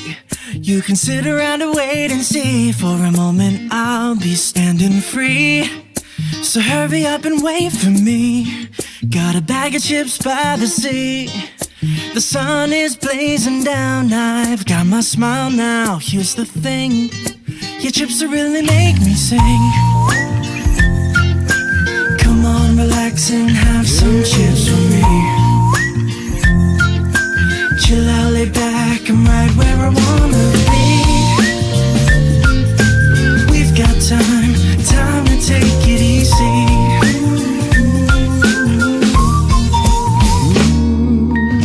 You always tell me to speed up, but slow down. I've been kicking my feet up and just going to town.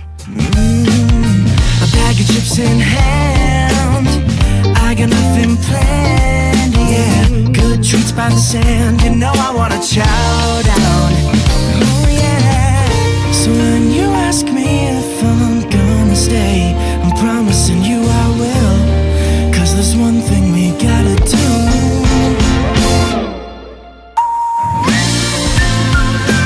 Come on, relax and have some chips with me. Chill out, lay back, and right where I wanna be. We've got time to take.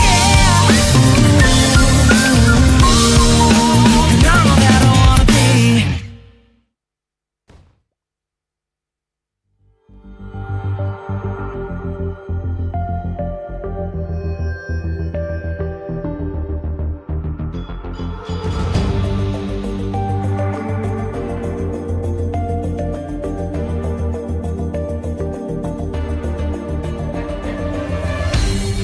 Aku kan berdiri dan terus berlari, terus ke arah puncak tertinggi. Ku takkan berhenti, hanya sampai di sini. Kemenangan abadi menanti. You know we won't miss if we unite our focus. And if you haven't noticed, we all live. Nyalakan apimu, hadapi semua tantangan, hadang semua serangan, jatuh bukan halangan. Bakar semangatmu, janganlah engkau menyerah. Kita akan buat sejarah. We all this, we won't miss. We all this, we won't miss. Saatnya beraksi, jalani ambisi.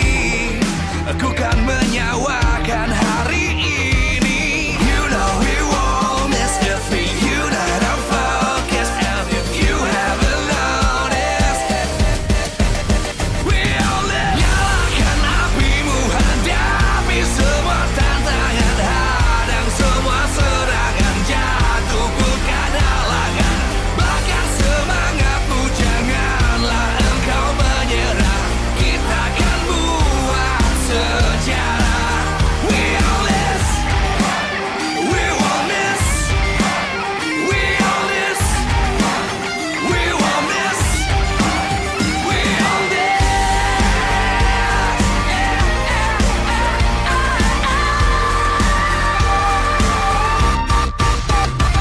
Nyalakan apimu, hadapi semua tantangan, hadang semua serangan, jatuh bukan halangan. Bakar semangatmu, janganlah engkau menyerah. Kita akan buat sejarah. We all this.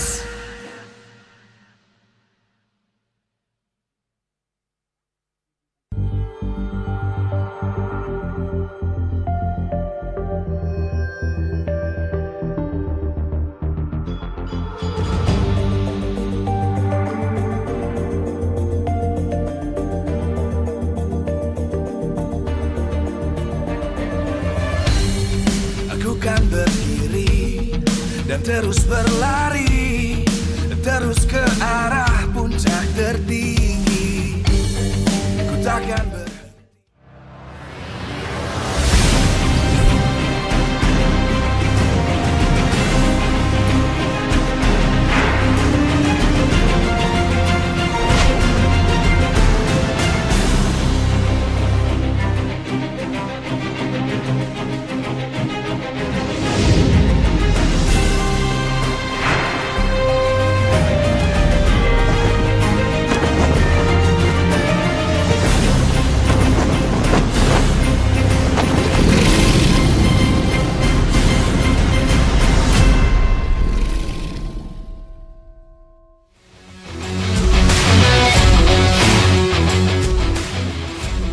Live from MPL Arena, Jakarta.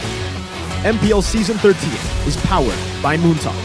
Presented by official tournament smartphone, Samsung Galaxy. Official e-wallet, GoPay.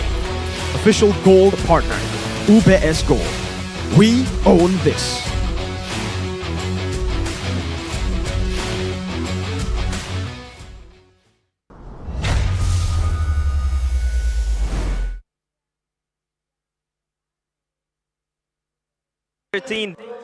We are on course towards the final match of the day. Game and match number 3 is on the cards. It's gonna be Aura Esports against Dewa United. Hey. Enlighten us, Yes, sir. Miracle.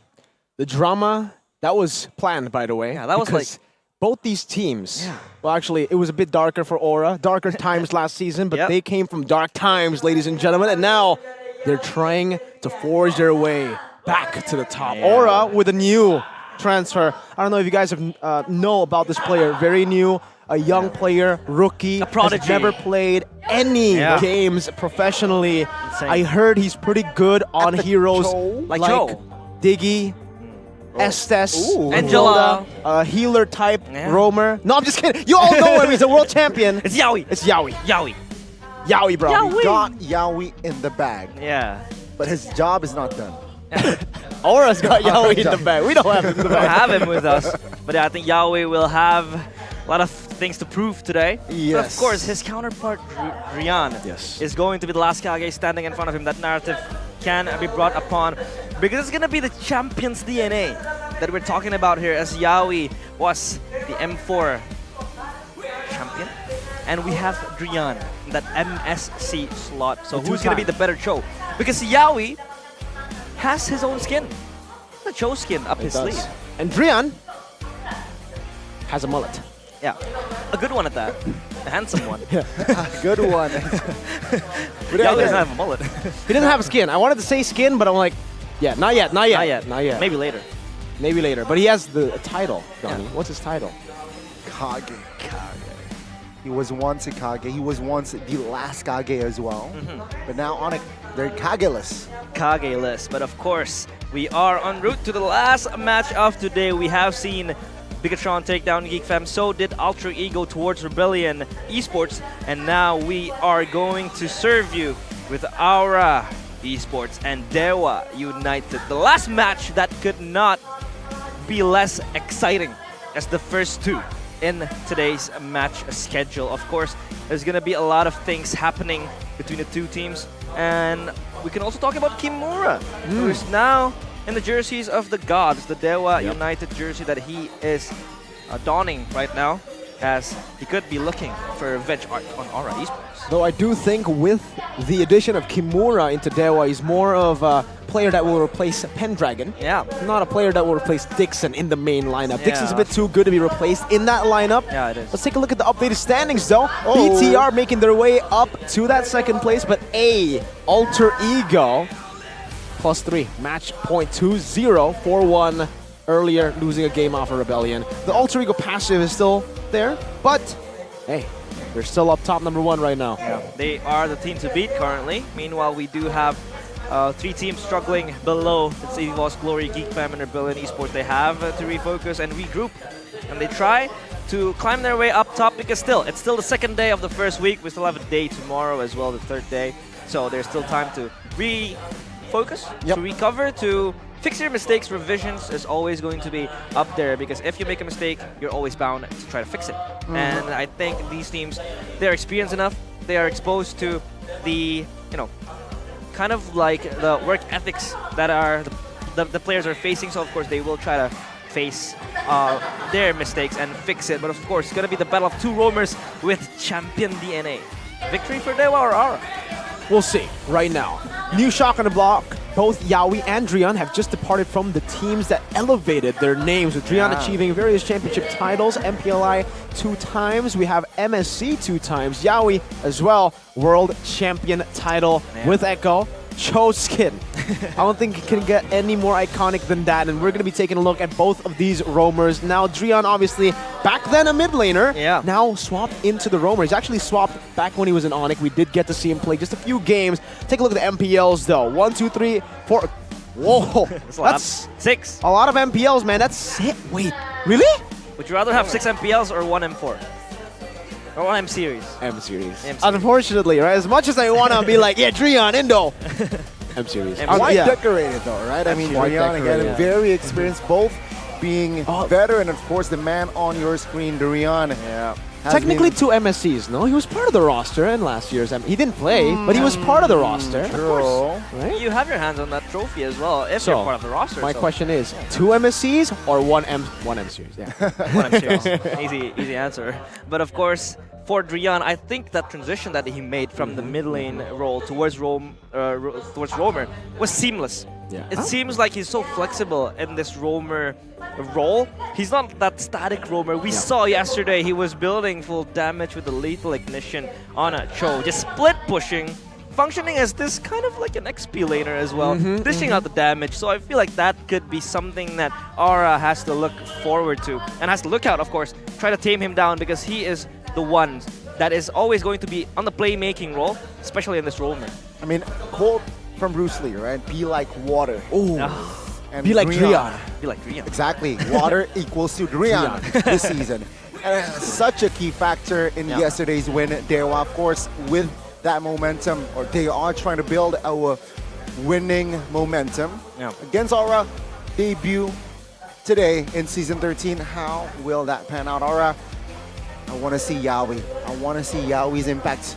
Maybe Aura Fire or Aura now, Aura Esports does not go with Drian. Let's talk about does the not real. go with Yawi. Let's talk about the real question, Donnie. I think the real question is not if Yawi will play over high. I think Yawi will play, right? Okay. I mean, Yeah, come of on. course. He We can- will. Come on, we can like. Yeah, we can ensure that. I think so. Again, if they don't play Yawi, it's going to be kind of crazy. But I think 99% Yawi will play, right? He Obviously, will. there's that 1% high will play, but then it'll be kind of weird.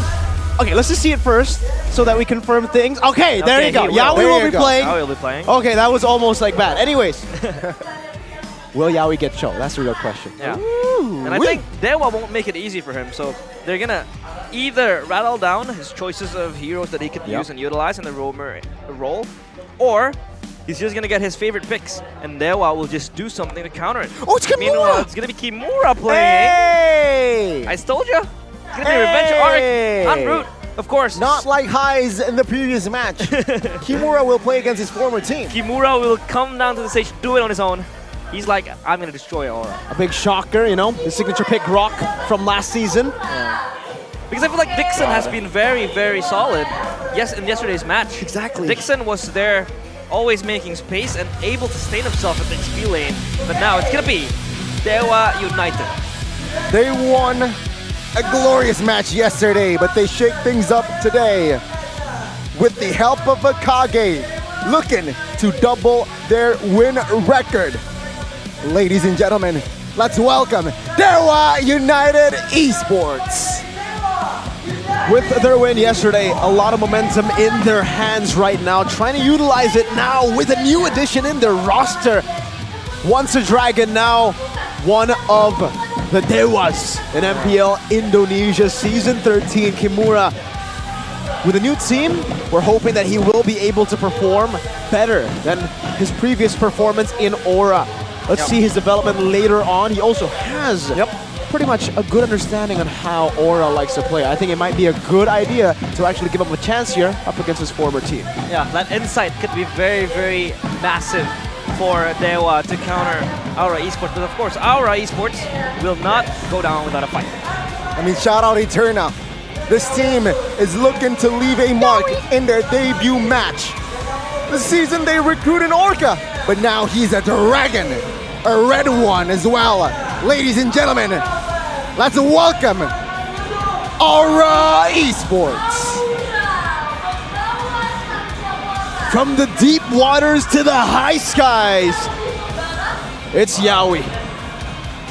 Yawi, of course, taking center stage he has now ascended as a red dragon full of fiery flames, ready to take on the stage of MPL Indonesia.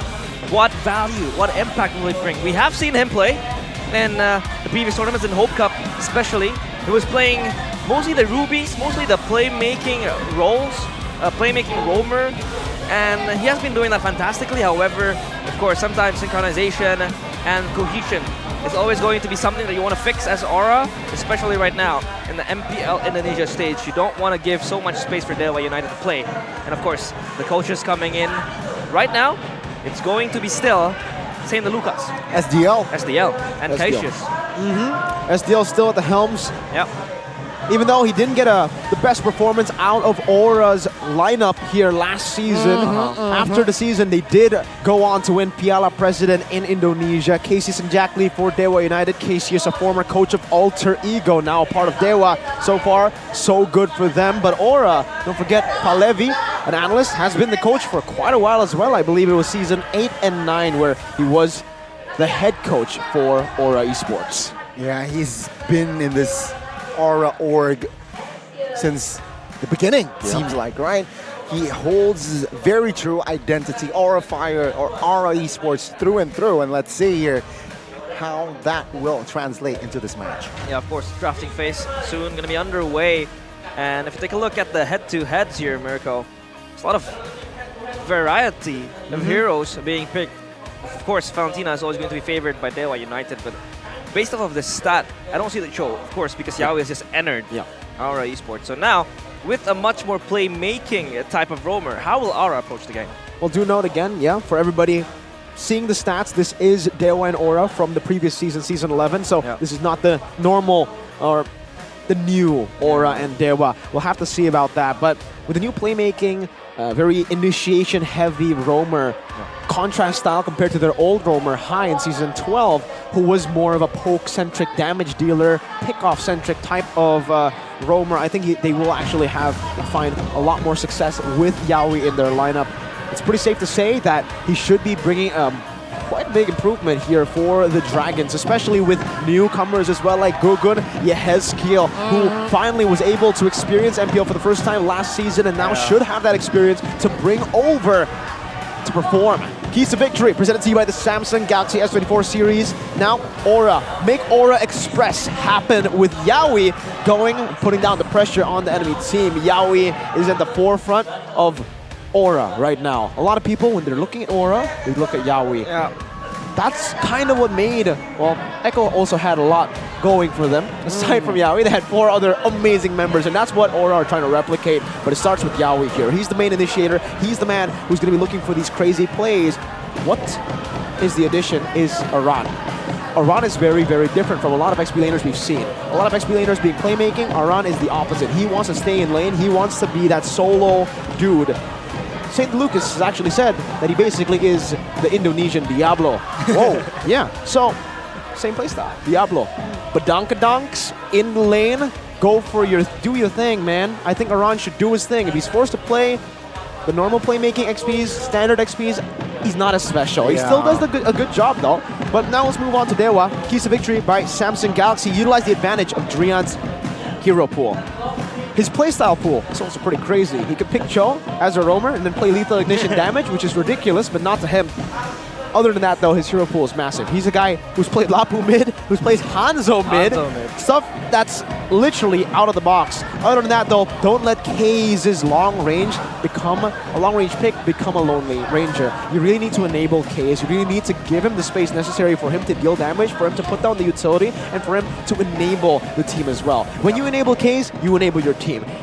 It's kind of strange, but that's how it is. When he plays the Yi, when he plays the Navaria, and he's able to find these angles to shoot, the whole team, they're able to find even more angles to attack because of that centerpiece. And I feel like for Aran, at the XP helm, he's going to be left in that island, solo farming, mostly with the Paquito, with the Benedetta sometimes. That's going to be possibly a niche peak coming from Aura Esports. But so far, I feel like Aran has to really scale up if he is given that freedom to farm.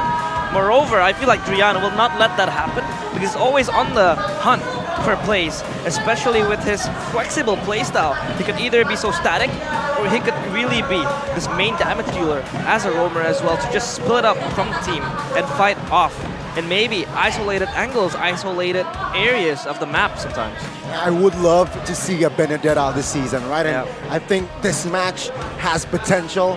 We can see Benedetta again. But the addition of Iran has turned Aura into a team with a typical split push style of play.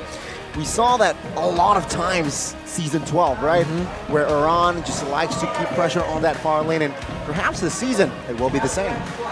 63% KP. That's the lowest in the league for an XP laner. But you have to look at the results, right? They did not make it to playoffs last season, but when he entered, they were able to suddenly go from an 8th, 9th place looking team to beating Onyx, bro. They beat Onyx when he joined in this first week. Sure, maybe because a lot of teams weren't used to his style, but now with even stronger reinforcements behind him, this could be a special team. Yeah, special proximity probably happening going in with Yaoi. Both are going to go hand in hand and trying to open up the initiation, but again, Iran will be left up in that XP lane and trying to farm up his items. So, in the late game, I think he will be a problem for Dewa United, but of course, we will jump straight into the drafting phase of the first game of the last match. Of course, they have two bans quickly. Ruby and Carry is going to be banned, and now Joy taken off the board from Dewa United.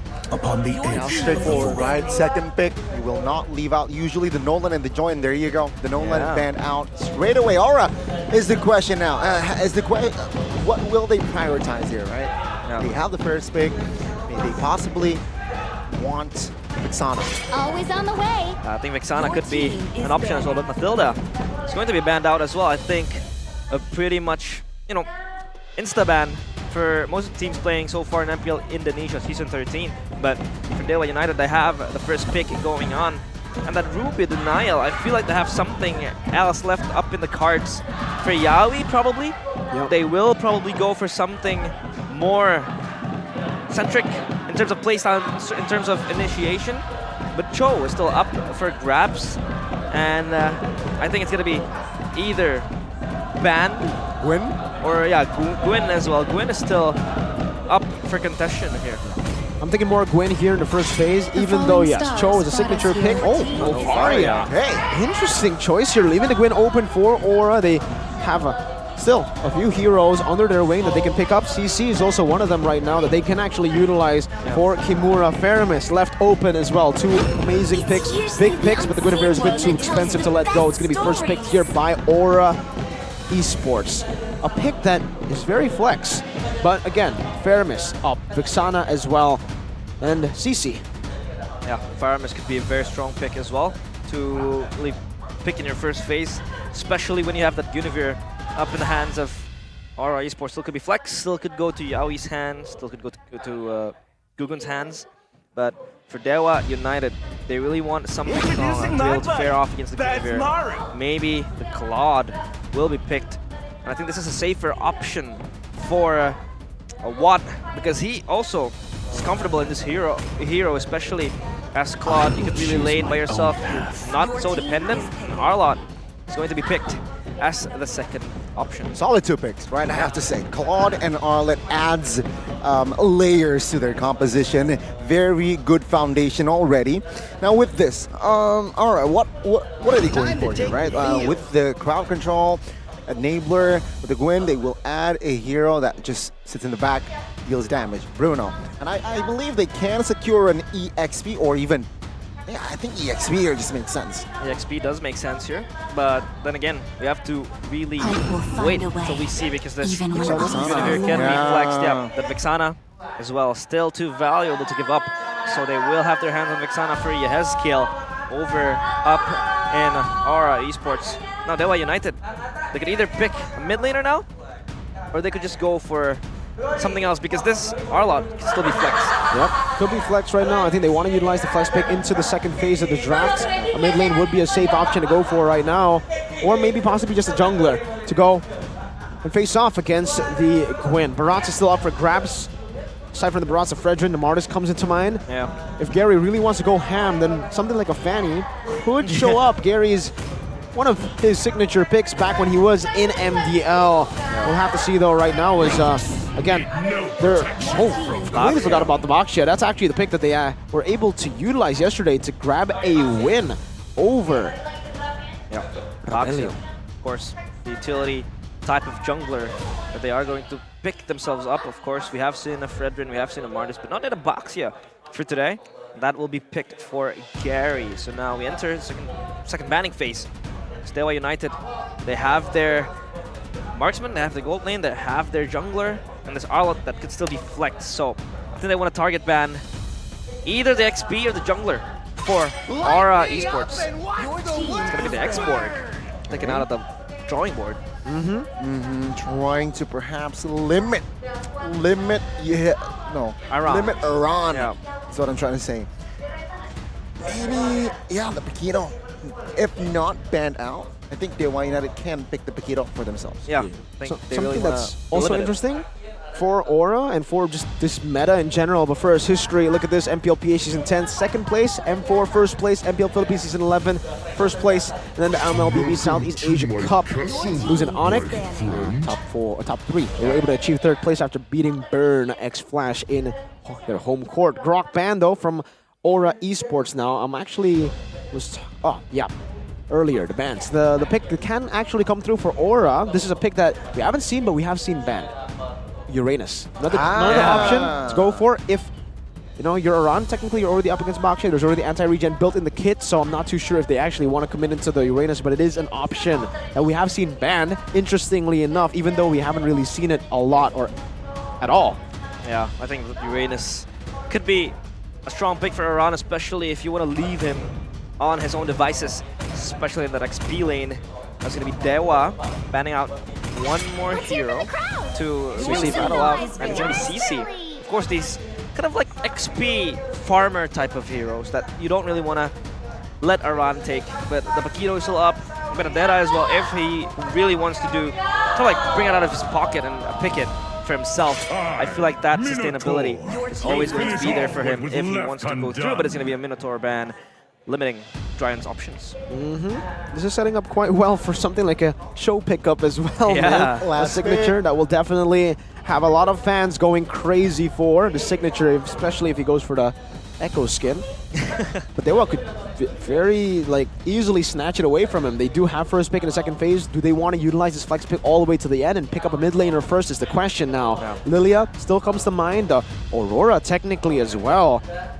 Wow. Aurora hasn't been picked that much, because Not at all. it's always either going to be Vixana or Valentina being contested, but it's going to be Lilia being picked off. That is going in the hands of Dewa United. So now Kaze has this type of enabler that really ensures that you have strong high ground, you have strong damage, you have strong burst, especially if this game stretches out to the late game. I imagine it's gonna be somehow tough for that Lilia. Went up against Vixana, but yeah, I mean, Lilia, safer pick. You can pick Rock the Purify as well alongside the Quad. Remember, you got Guinevere, you got Vixana, and potentially here, if Yawi locks in that Joe, yeah, you definitely need that Purify, right? So, Joe, but no, it's going to be the Paquito. Yeah, we talked about the Paquito in that second phase. If not let out, Iran might rock the Paquito. And a hero for Yawi. Will this Gwyn be flexed, or will they opt for another? There you go, yeah, Gwyn roll. Yep, no Cho for Aura. No Cho for Aura. The Barats is the safer choice. I was thinking Fredgen or Barats, either one right now for Aura, because they need a frontliner if they are going to utilize that Paquito in the XP. They turn out to pick up the Paquito, so it basically almost confirms it, right? Either that or they go for a tankier frontline. But I think the Guinevere just does a bit too good of a job to let go for the roamer position. So still a very big playmaking hero for Yawi, though it's not the Cho that a lot of people expected in his debut. It's completely fine. Dewa now. Big question, Arlot, where is it going to go right now? Do they want to try to hold the Paquito down in the XP lane with the Arlot, or do they want to just play for team fights, right? They could very easily pick up something like a Terizla as well to put on more pressure over these neutral objectives, to secure these neutral objectives. Turns out it's the Arlot XP, Kadita roam for Drian. A signature Onyx pick, man, the Kadita. Yeah, has been in the hands of Keyboy, and it's going to be going to the hands of Drian. Of course, the Kadita could really possibly be the answer for the players of Dewa United. But of course, no Cho. The first game of Yawi here in MPL Indonesia Season 13. So need to get ready, of course, as we prepare ourselves and go to the land of dawn. But now, it's going to be proving grounds for Yawi. Will he be able to deliver in his first debut match? Of course, expectations are very high for him. But then again, as a roamer, it's not you that really has the influence towards the game. It's either going to be their carries or probably the XP laners that could really enable it. But here we go, the Land of Dawn. We march as we are ready and underway for our last match of the day. Game 1, it's going to be Aura Esports against Dewa United. Will it be the Red Dragons that strike first, or will it be the Anak Dewa, the gods, that will strike first? Let's see and watch the first game. Yep. And the crowd is ready. Hey! Gugun now starts purple. Drian again tries to zone out. Of course, that movement that he has is the Kadita, especially with that Ocean Ode, will always enable him to kind of like just jump in, jump out, try to poke, and probably just, you know, kind of disrupt the movement of the players of Aura. Of course, Yeskiel receiving so much damage, and I think a fight ensues here. Very invasive. Oh my god, who got it? Gugun. Gugun? Okay, He didn't get it. Oh my god. Gary, though, will be punished as first blood by Iran there. That is going to be the first blood. Thought Gugun got it, but it's his teammate, Yawi. All right, already with the orange buff early on in the first blood. Take a look at that itemization here. Both roamers going for conceal. Nothing too special. What just happened to Iran Kimura with Drian? Okay, that's a nice combo, of course, coming in. And finally, they got themselves a kill, even if Iran was able to secure their first blood. However, for Iran, he still might go back. And Gary, he is indeed very invasive with the Baxia, especially with that shield unity that you have. You can always roll in and have that extra mobility to get close to your laners, especially with the rotation that you want to build and conceive in the early stages of the game, especially in the laning phase. But so far for Iran, there has not been many action, especially after the moment he died. So I think this time he's just going to play a little bit more safer, just farm, but he has someone behind him, and that is Yeskiel. Two lethal ignitions, by the way, for Dewa United, even for Kaze here in this mid lane. A very aggressive choice to go for. A bit more damage. They're looking to burst these members down before Aura can actually even say much in this team fight. Yeskiel and Iran. Iran is actually not 4 yet, and he's already setting up for this. We'll see how it goes. Aura definitely have the man's advantage, but Gary has just finished up that creep with the Bakshian now. Let's see how this goes. 4v4 in the turtle pit. Very raw. Oh, what? Top side of the map. It is actually a solo kill. Watt finds Kabuki. Yep, that was an instant kill, but Yawi jumps in. Oh, good. Violet Rec Room on towards the back side of the map here. Kimura trying to hold on, but not Kimura for long. No, never mind. Final slash with the dash as well. Here, Yeskiel gets taken down. Yawi will punish as well as now Gugun trying to give out damage on towards Keys, but the turtle will be taken down by Gary. Take a look at the turtle pit. Iran taken out. Keys taken out as well. It's a very messy fight, but Dewa United finds the trade. They find a combo, spatial migration into the Requiem, locking Kimura down. And all that gave to Dewa was an opportunity for Kimura, the man you would not expect to make that outplay, make the outplay. He absolutely obliterated them too. Outclassed them mechanically. Yawi now trying to go for another pick, but my goodness, Kimura with the crazy plays. We might be seeing a new age of Kimura, a different one from back in the day when he was in Aura. Holy moly. Reborn under the wings of the gods here in Dewa United. The gods do unite. And that early kill from Watt was just the herald towards what was going to happen. And that even becomes worse as Dewa snatch every advantage they could have. They have the turtle, they have the kills. Yawi, though, was the initiator of that fight. He was the catalyst in trying to catch down Kimura, but Kimura was able to prolong himself pretty longer, especially in the context of the fight. But of course, don't forget that we have the Aspirant skins now available. Get 50% off for your first 10 times draw. Of course, you want to get your hands on those spicy skins. A lot of uncharacteristic maneuvers, a lot of uncharacteristic things happening here for Aura Esports. For Dewa, it's going all good. Even that solo kill, I want to see a replay of it. I don't know exactly what happened there. Let's take a look at the top prediction here by Samsung Galaxy. All across the board, mostly Aura, but it's just me and Mr. Pulong who goes for Dewa United.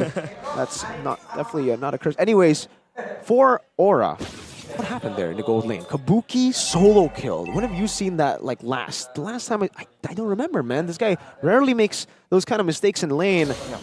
But Dewa, they're doing a very good job. My God. Yeah, Watt blitzing towards him. It's very unusual, uncharacteristic of Kabuki to just die in the early stage of the game right there. But we do see kind of like a pressure exhorted towards the turtle area as Yaoi is just there ready to peel off the incoming intruders. But here they come. Yep, good jump on towards Rian. Now punished instantly, Gary. Cannot revive or assist his teammate right now. Retry battle, let's see who gets it. It's gonna be Gugun! Gary now being punished. Take a look at the backside. Keys will pop the Purify. Gary though, isolated. Ron will secure the kill. Gary now 1 HP as Yaoi will secure the kill.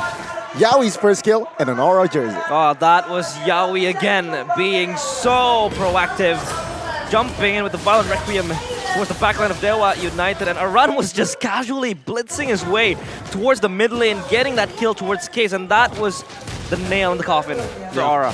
I really like the fact that, you know, for Aura, the main concern, especially for Yaoi there, was not to set for the turtle, but rather to see how Dewa would set for the turtle. What I mean by that is they were scouting for Drian. That's the guy who's going to be able to turn the tides around his turtle fight. And the fact that Yaoi was able to catch him, understanding how Kadita plays, you know, because he's one of those Kadita players as well, those crazy Kadita players. He knew where Drian was, went in, found him, and that literally just won them that team fight. Without the Kadita, they lose a heavy setter that can no longer do much. While then, Gary, as a Baksha, is just a sitting duck. Everybody was able to poke him down, and Yaoi went crazy. Obviously, Aran too. He was able to get a solid kill over the K's.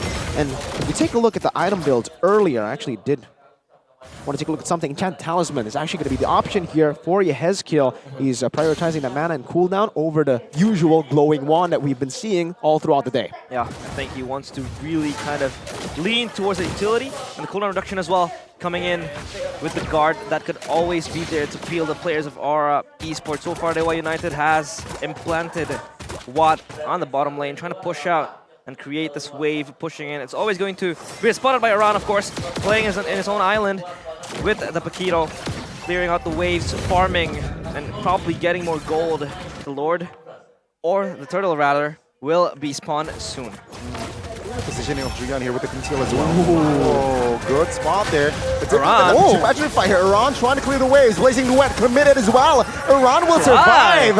And he has defended the bottom inner. Now Gugun secures the turtle as Aura is winning on the trades. They have equalized. Yeah, absorbing the pressure on his own. He was able to pull 2 players towards him, and that makes it easy for Aura Esports to just secure the turtle.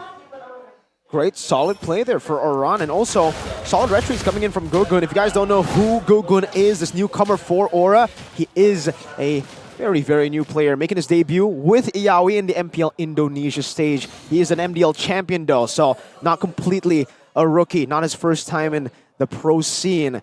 He was the jungler for Bosque, the team that won MDL last season, from the open qualifiers to winning MDL to now playing in MPL next to a world champion. Yeah. World champion is of course Yaoi, and he has proven his quality. That I think so far has been very, very on point, meticulous with the initiation that he did. Always able to lock down the important targets that Dewa United has always posed, especially disabling Drian and making all the plays. And now, if you take a look at the gold, Aura Esports up 1.6k, 1.5 now, and Dewa United is just looking for something that they could really scratch, because so far Aura, they have Prio in bottom lane, and Aran is just left behind. Kabuki dodges the final slash. And still keeping the Purify. He popped it though, but he gets stunned up. Carry secures the kill. Now will they want more? Is Gugun now quite isolated in 2v1? Take a look at backside as well. Violent Requiem onto a 3 and he gets taken down. But take a look at Juan now with the Blazing Duet. Will find the BMI though, but Gugun soaks in a lot of damage and will be taken out. That's a 2-for-1 for Dewa United. Still a winning trade for Dewa. They were able to catch again Kabuki overextending in that bottom side of the map. They were able to somehow kind of minimize their losses with a good pick by Yaoi over to Drian. But still, a bad loss there for Aura. They lost their gold laner and even their jungler who was trying to peel for their gold lane. Kabuki uncharacteristically overextending again and getting punished hard for it. On the Bruno, you have to look at the items now. He has the Berserker's Fury, but the Claw's on the way to the third item. You'd expect the Bruno to be slightly ahead, but it's actually the opposite. The Claude is the one slightly ahead and should be able to connect or build that Golden Staff faster than the Wind of Nature for Kabuki. He's actually going for Wind of Nature here, so he won't even get that Malefic Roar, which will enable him to actually start dealing damage to the front line, and that's where Dewa United will really find their main mid-game power spike. Yeah, for Aura, at this point, even Aran is actually not going for full physical damage, right? He's actually going for Hunter Strike, so this might actually mean that he won't be spending too much time in the side lanes. I think he's actually going to try to play with the team, rotating together with the team and finding some picks with Yaoi. Yeah, the problem is that I think the front line of Aura is probably just gonna be burdened upon Gugun, absorbing so much damage as the Barats compared to Dewa United. They have the Baxia already. And they also have Kadita probably for the Beal and the CC. So it's gonna be quite problematic for Aura Esports if they kind of keep up the tempo in this state of the game. But so far, Yaoi with the picks. And I think Kabuki should be more wary. He was, that dodge with the final slash was pretty sleek. But then again, overextension does not really get you somewhere. I don't want to jinx this, right? But I feel like Gugun played a very solid first minutes in MPL. I gotta say, I thought that he would be the weakest link in this Aura's roster, but so far, he hasn't disappointed. Yeah, had to let out a good ooh there, a dramatic ooh. Because I think, you know, from watching him in MDL too, he's a very good talent, and I think it's a good buy from Aura. The fact that they were able to acquire a player as young as like full of potential as Gugun. He's a very good utility. You'll see how good he is on Assassins when he does get the opportunity to go for those Assassins, but that was one of the surprising things about him. He's one of those junglers who can play both utility and assassin very, very well. Let's take a look at the history, though. Speaking of young players, let's take a look at the veterans' history. Yeah, Drian, MSC 2019 and 23, first place. So he is included in that squad. The two-time. He is indeed. And of course, SEA Games, he was also up there with the national team.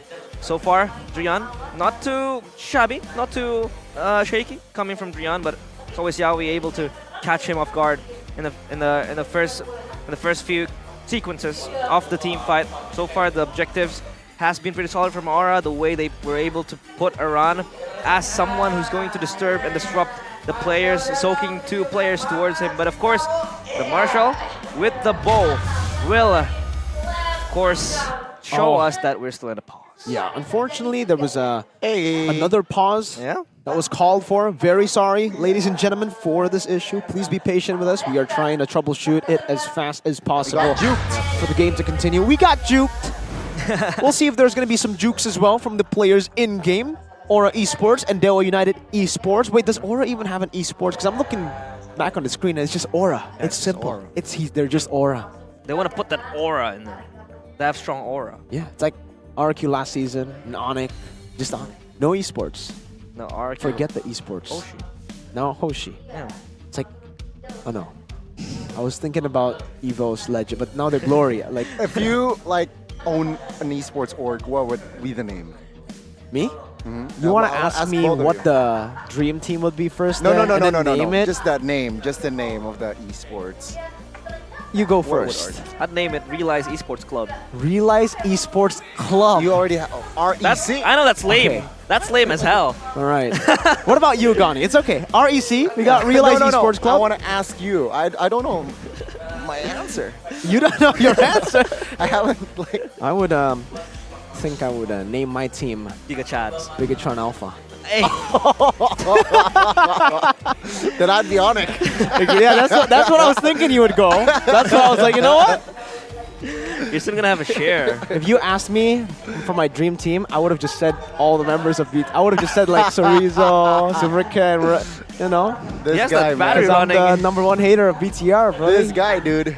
This guy. If he cut his blood wide open, he's gonna have batteries running, and then that's a miracle. I bleed red, just like everyone else in this world. Arsenal. You bleed cables. Dude, this guy.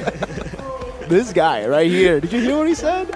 What? Welcome to the English podcast, by the way, ladies and gentlemen. This is what we like to have during pauses, you know, technical pauses. That's true. Man said Arsenal. I don't need to ask you what you guys think of Arsenal. Oh my god. Come on, Arsenal? Really? Guns are out of ammo now. Oh! That's We're right. in the title race, bro. Come on. Enough of the football. Let's come back to MLBB. Bang, bang. Of course, we are still underway in terms of troubleshooting, so please be patient with us. We want to ensure that the players are in prime condition and in all fairness as well as they approach the match. But so far, not much to say. Momentum swing for Dewa United that they could probably capitalize on. As you can see, Aran as well not fully building the damage, so the split push plan could potentially just, you know, be aborted, and he's going to be more proactive in the team fight. He's going to be there in the front line, but take a look at the case. Ranks top 3 in most assists with 220. Oh, good number over there. Nice number. Among mid laners, 222. Kind of reminds you of a team last season. In MPL Indonesia Season 12, Case obtained 222 assists, ranking 3rd among mid laners. Case's involvement in providing poking damage makes it easier for his team's gold laner and jungler to secure kills on enemy heroes. I think he's been a very underrated mid laner. Not a lot of people give him props, not a lot of people, because they look at Dewa, a new team, and they're like, new team, you know? They're the newbies here. But I think Case, Shaco, Dixon, and Lanaya, especially last season, we were really able to see why they were finally able to play in MPL, you know? Yep, and now I think we are ready and underway finally. This time the bow no juke this and time. The arrow will hit as we go back to the Land of Dawn, and it's gonna be Gary in pursuit of an escape because Yawen Kabuki is just behind his toes. Oh, let's see here. Yaoi now jumping. It seems like Hayes and Gugun was taken out during that pause. You can see here the purple buff already invaded by Gary. Yeah, that was him just trying to invade the jungle, counter jungle this time towards Aura's jungle. Yeah, the Lord has been secured by Aura, it seems, and it marches towards Dewa United's base, so they have all the advantage that they need. Still, gold lead, even if it's minor, still in the hands of Aura Esports. Dewa United still trying to capitalize more on the turrets that they have secured. They have secured bottom side tier 1, mid tier 1, and top tier 1, so they have all the priorities that they need to shove in the lanes now, as the Lord will be taking care of Gary. Meanwhile, the mid lane, now a run. Not split pushing, he's just grouping up with the players of Aura Esports, and Gugun will probably be the frontliner, because if you could talk about the frontliners, they don't have much frontline to really sustain that much damage compared to Dewa United. They have Gary, they have Kimura that could always use the final slash either offensively or defensively. So in that context, I feel like Aura will have to rely on Gugun to absorb all the damage, or either it's going to be Yaoi jumping in, making a play, making a moment, and that is where Aran's is going to jump in and, you know, just go guns blazing. I mean, very interesting, right? Again, with that Lord push here, we can see the replay, what happened. Okay, so Daytona's welcome. Kabuki secures the Lord. Case taken out. But yeah, so Dewa, they were a little bit late for that Lord take, but they got 2 members, right? Yeah. But with that Lord, they don't even, no turrets were taken. Yeah, that was a good defense by Dewa. Yeah, that Lord wasn't maximized to its potential, so props to Dewa as well, being able to tame down the Lord, neutralize it. So Aura is not going to run around with the gold lead, but of course the AI prediction presented to you by Samsung Galaxy, it's going to be 36% Aura Esports and 64% Dewa United. At this stage of the game, of course, still 50-50. Definitely is still 50-50, but for Dewa, I would say scaling-wise, they should be able to actually outscale Aura.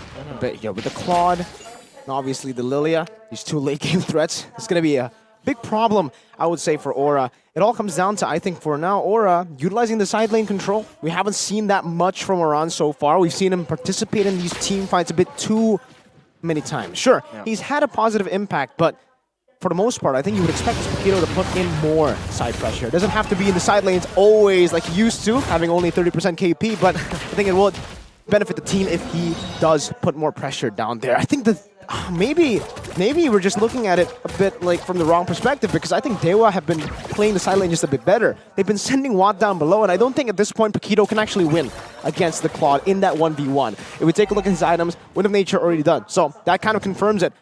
The slow pushes made by Watt will not really be able to be responded to by Aran as easily, because he doesn't win in this duel against the Claude. And because now the Paquito is down below, he has to try to maybe set up a slow push. Then it will give Aura a bit more of that benefit. You can already see the rotation though. Yep. Again, Watt's always being the one sent down below. At this point, Aura, they kind of have to make a decision here. Do they want to just commit for the fight? Because all Watt's doing is slow pushing. He's never committing fully into that wave. Yeah, that slow push could spell trouble for Aura here. Engaged here. Take a look, keys, pop the black shoes. Aran now looking for an angle. Kabuki though, very low in the front side of the map. You can see Gugun now trying to distract. Oh, blazing duet was huge, but Yaoi survives. Now Conceal looking for a re-engage, but there is not enough space to close the gap. Yeah, disengage coming in from both sides of the team. Of course, Lord Dan still up in the tables. Watt will chip in damage, of course. That slow push coming in from Dewa will just deny the push coming in from Aura, so they don't really have priority up in the bottom side. Meanwhile, Aran, again, trying to be sent out to the side lanes, but it's going to be him having to participate in this upcoming fight, because then again, Dewa is ready with 4 men. Gary is pinning and spinning and is ready to jump in towards the brush. Shield Unity finds Kabuki. Oh, Flicker Last Insanity now blazing duet as well. And now Yaoi will be taken out alongside Kabuki. And now to 5v3. Gugu now in the front side of the map will not be able to soak in the damage, and he gets taken down. 3 bodies taken down as Dewa United. Huge momentum. Massive momentum.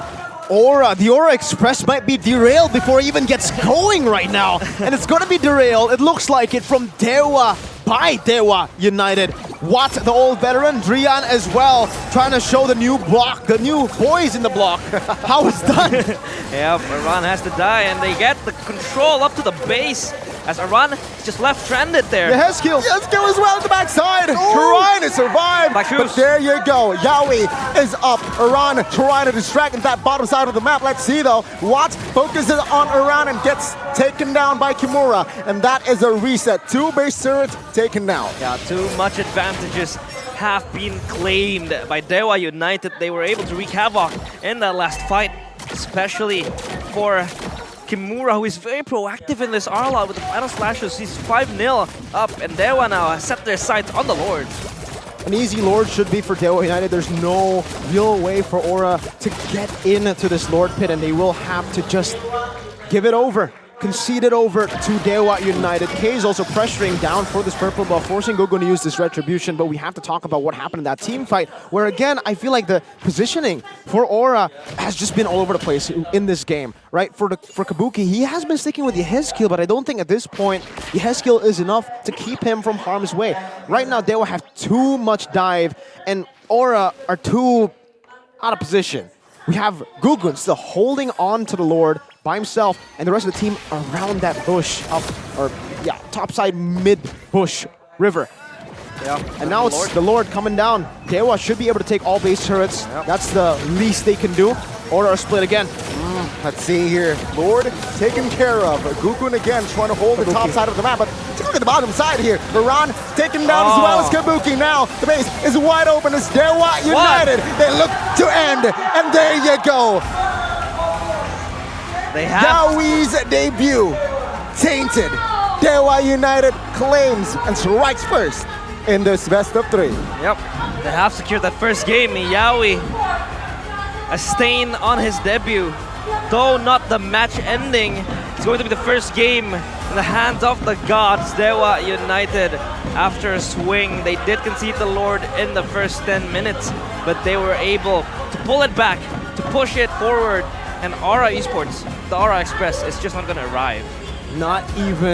Hasn't even started, and it's already almost been derailed. Obviously, they have Game 2 and Game 3 to try to adapt, try to look for better performance, but my god, this game, Dewa United, they were able to utilize all the strengths that they have in the lineup. Watt winning against Kabuki.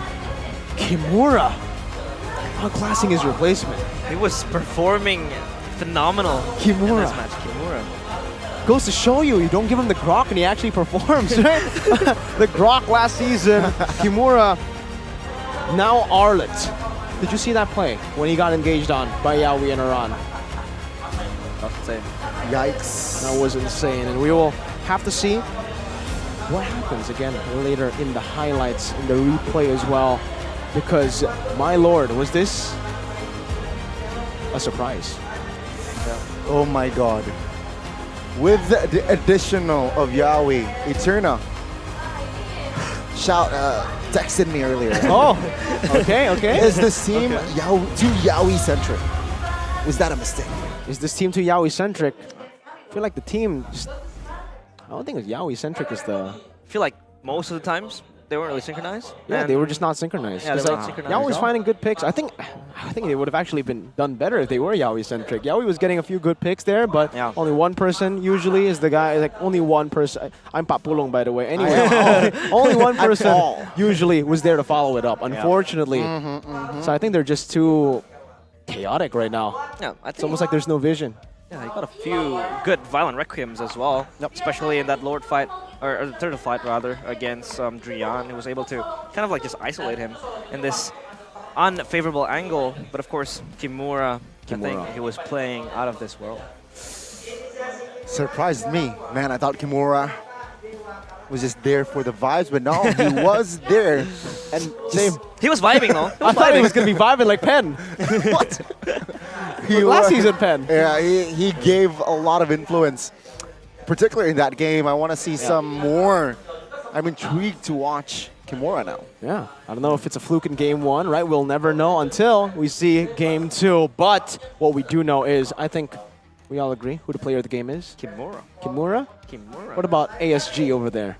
I guess, yeah, I agree. ASG. Kimura. Well, POTG. Let's see it spoiled behind us. Never mind. We'll see it here on screen. Ladies and gentlemen, it is Kimura. 6-0-6, a perfect game, perfect KD, the rupture. And, you know, I actually expected him to go a bit more aggressive after getting the first early kills. The 2 kills early on. Common Emblem as well. So he's able to spam these abilities even harder. So, because he went for the rupture, I guess he didn't need the Fury Hammer. It would have actually helped him do a bit more damage after the 2 kills. I've seen a lot of full damage Arlets in ranked. Obviously, you don't want to do full damage, but I really expected him to go for a bit more of a snowbally build. But it turns out, still very disciplined. This is what happened, by the way, the 1v1. Just a plain old miscalculation. There was nothing weird that happened there. He just overstepped. And this is the insane escape by Kimura. Though again, he was locked down by Yaoi already. Unfortunately, it was only Aran who was there to really follow it up. Gugun here chasing down Kaze. And you have to take a look at the whole game here, right? Because throughout, it feels like Aran was always getting picked up and Aura weren't really able to find trades across the map. Here, they were able to secure the Lord, and that was also through Kabuki. But even there, you can see the clear disconnect from the team. That was going in with Gugun. The Lord's still being held onto by the 2 guys, and they end up fighting, and Kabuki luckily was able to secure it, but him as well.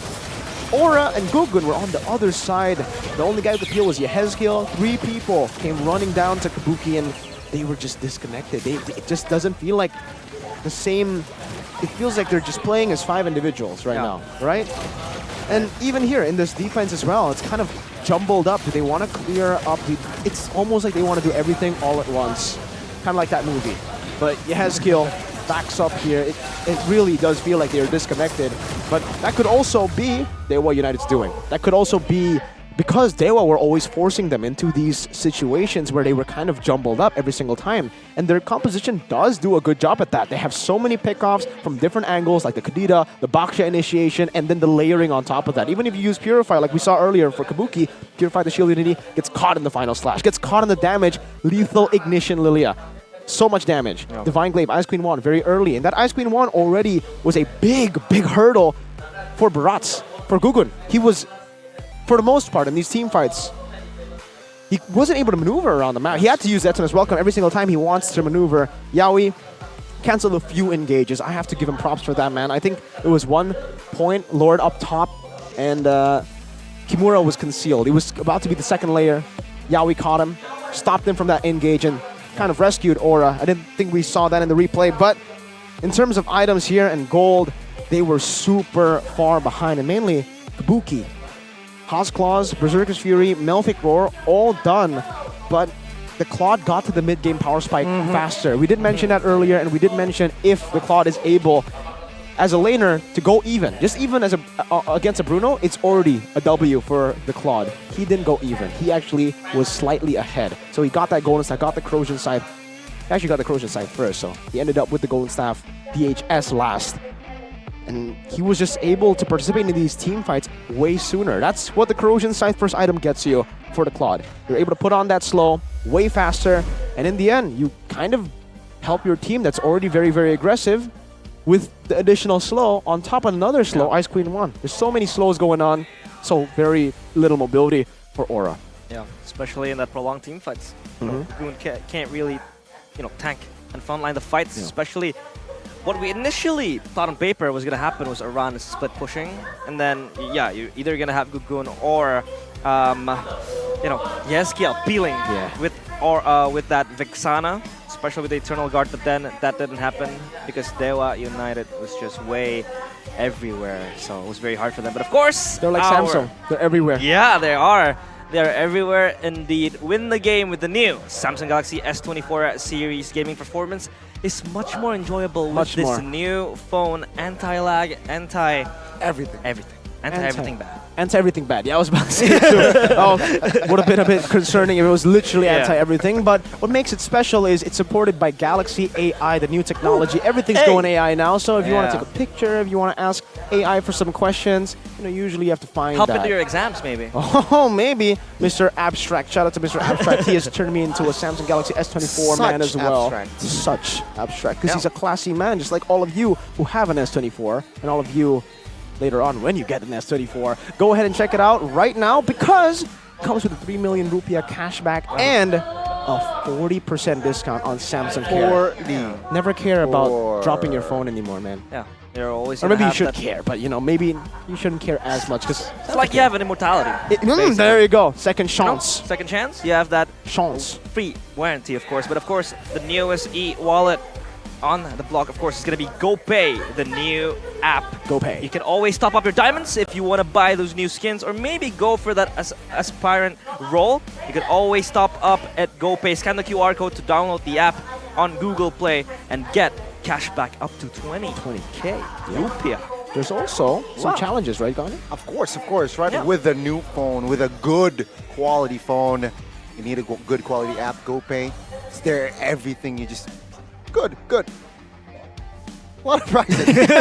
Hundreds of millions by participating in He's so overwhelmed with how good GoPay is, man, because it gives him total prizes worth hundreds of millions, right, Gani? It's crazy. Hundreds of millions. Hundreds of millions. Hundreds of millions. And it's a one-stop e-wallet app, basically. Yeah. You want to buy food? GoPay. Yep. You want to come to pay the bills? MPL? GoPay. You want to pay the bills, pay the electricity, pay your internet, pay everything? Yeah. GoPay. Transfer, GoPay. That's how I usually do it, right? And all my international friends who come over to Indo, like the caster dudes, like, Mr. You know who he is, Mr. Richest Caster, Ulf. I tell him, hey, Ulf, get this app, put your credit card there because you have like a billion credit cards, and then you can pay for everything with GoPay. Indo. It's very easy. Street vendor, they don't take card, Suddenly they take the GoPay. richest man in Indo. GoPay. And of course, coming soon, epic collaboration, limited series, UBS Gold X MPL Indonesia Season 13. You have to stay tuned because you can always follow all the details at ubs.gold or ubs.lifestyle. It is also available at ubslifestyle.com or ubs lifestyle e-commerce. It's going to be an epic, but like Mirko said previously, it's going to be a mythic level collaboration. An immortal, an MPL collaboration, right? MPL collaboration with UBS Gold. Stay tuned, ladies and gentlemen. I will not miss out on this. I will not. I can't wait. I can't wait for this collab to be shown and displayed. I actually got the first edition of the collaboration. I believe it was season 10. Season 10. So last year. Yeah. 1.5 years. M4 year, 2022. 2022. Oh wow. Yeah. That's pretty It's cool. been a while. Wow. Lion has Sudden realization of how long it's been since season 10. Oh, time goes by fast. Yeah, guys. you get older, but you don't realize it. That's why we got Realize here to realize Yeah. Everything. Everything. Realize, realize, realize. Realize? Realize. Yeah. Whatever you want to call it. And But of he's course- realize. Yeah. Realizes real eyes. Realizes realize. Realize. Some You can mumble go all jumble day. over there. You can go all day. We Tongue- could. I think you've just invented a new tongue twister. Yeah, that was it. Yeah. Realizes real eyes. Realizes Realize. Of course. But now, the players you see on your screens are ready to go to the drafting phase. And the man in the center, of course, Yawi. What will he change? Do you think he'll change his approach towards the game? Maybe the productivity could be calmed down a bit, or maybe he would just be given another roamer to play. Oh my god, I think at this point, I don't think the draft was the issue. I really think it was an execution difference there. It was very evident. Dewa definitely executed their game plan much better, and for Aura, they were just disconnected. That's the name of the game for them. They need to stay synchronized. They need to find order. They've always been known as a chaotic team. Yep. So I guess I understand why they're still chaotic, but Alter Ego have always been known as a team with zero discipline. But hey, look at them. Now they've got discipline. Yeah, it's always something you can work on, right? Uh-huh. And for a game, sometimes when you feel like you're disconnected, you're desynchronized, you can always fix it. Probably in the breaks, you could always find out what mistakes you had. You can always fix it. You can always erase it. And I think communication would be key. If you want to talk about it's going to be Yawi's first game, I think they have ironed it out in the Hope Cup previously, so I think communication is something that they have worked on. Chemistry is something that they have worked on. Maybe it's now up to probably stage nerves or how they will be more cohesive in terms of the holistic approaches when it comes to these fights. I just want to say, if Dewa win this next game, this is the first ever correct prediction for Miracle in Season 13. And you know, sometimes Mirror does apply most of the time, so I think it's going to be Aura winning too. Let's see. Let's if see. the Mirror Curse will stand. Yeah. Let's see. I mean, the man of the moment, of course, Kimura, with the brilliant performance. Yeah. Will he be able to replicate that same play style, that same impact in the second game? Meanwhile, Yeskel, not a fun game earlier. He tried his best, though. I think out of everybody with Yaoi, I think he was very stable. So damage dealt to heroes here. I think you can clearly see the difference. Kaze, Drian, and Watt. Yeah. Even though Ron was able to deal more damage than Kimura, it's all about the damage dealers, the other damage dealers who are there to do the job. And this is also, this paints a very clear story. Kaze and Watt, they were farming out of their minds. It's insane. They were farming their minds out. Shout out Nicer. Nice. And yeah, so far, I do agree that it hasn't really been a draft problem, but Yaskiel just didn't have the moment to play. It feels like he was just farming creeps, and he was just peeling for his teammates, spawning the guards. So it hasn't been a fun game, I agree with what Gani said, but at this stage, I feel like Yaskiel might be enabled in the next drafting phase. Maybe Iran will be given something else to play, something much more traditional maybe, something much more cohesive in terms of, you know, integrating with the team and preparing for the team fights, because Dewa United was just so good in punishing the mistakes given by Aura Esports. It's like they're ready to just snatch it from their hands, and Aura, their disconnection was so conspicuous, was so clear and blatant that Dewa United was like, hey, every possible errors that you have, every possible loopholes, we're just gonna exploit it as much as possible. Let's see what they could do in just like a few minutes of break time. Yeah. Because I feel like their problems are like it's the problems that we saw at least. I don't know if those are fixable in a matter of minutes, you know? It just feels like that disconnect, it needs a bit of time for them to actually find their jam again. Yeah, feels like it could be a sustaining problem as well. And that's not one that could be fixed under like 30 minutes or 25 minutes. It could take days sometimes to really just synchronize together and Oh, can you give me an ara miracle? Is it possible? I'm looking at this. So basically what he's saying is the dragons are only just pets. Or only just pets of the Dewa. Oh, the Dewas. The pets of the gods. I mean, gods has been riding dragons, right? So, yeah. Depends what kind of gods, right? Which kind of Dewa. A lot of mythologies out there. Yeah, a lot of mythologies. Greek ones. Greek ones. We also Are have there? Roman Eterna's dragons? mythology. Oh, really? Yahweh being the god. Are there That's another dragons mythology. in Greek mythology? Are there dragons in Greek mythology? Not much, I think. I don't think so. But I think there is a few. It's more of Pegasus and all that, right? I don't know. I haven't done my mythology research. Yeah, me neither, man, you know? We're not much of Greek mythologist connoisseurs here, you know? Connoisseurs. But of course, we are the connoisseurs of drafting phase, so we will jump straight into the second game draft phase. Of course, Arlet, respect ban now. Kimura will not have his hands on that Arlet, and the carry will also be banned by Aura, just limiting Watt's hero pool, and his choice is, but that Joy is also going to be taken away from the hands of Gugun and Nolan as well, because these two really enables Gugun, because he is so far not yet given the stage to play this utility, to display this kind of like carry junglers. He's always on the Barats and pretty much just shadowing his carries and being the frontliners, being the utility jungler that is much needed to prolong and sustain the fights. But I think it'll be very nice to see him in a carry role. Yeah, definitely. I think now the big question is, Zora want to ban the Ruby and Mathilda now with Arlet. Which one do they swap out, right? Because technically they can set up for a Mathilda pick for themselves and force a ban from Coach Casius here for Dewa. Dewa will then have to let go of either Novaria or Mathilda, but they will ban out Mathilda, so that leaves the Ruby up for grabs for Aura or Dewa. So does Dewa want to swap it, trade it right now? Leave Vandanova, trade Ruby for Gwyn. The falling stars. Yeah, there you go, that's what they do. Yeah, they do ban Novaria. But Ruby is ready to be snatched I by... still think Gwyn should be there. Yeah, I think Gwyn is... It's too precious. Oh, it's neither. Oh, they first pick Claude, okay. That is... Interesting. Interesting. It was a problem, right? In the hands of Watts. Yeah. In that first game, he was untouchable, practically. Very hard to catch Watts on that Claude. Let's see though, will this approach work?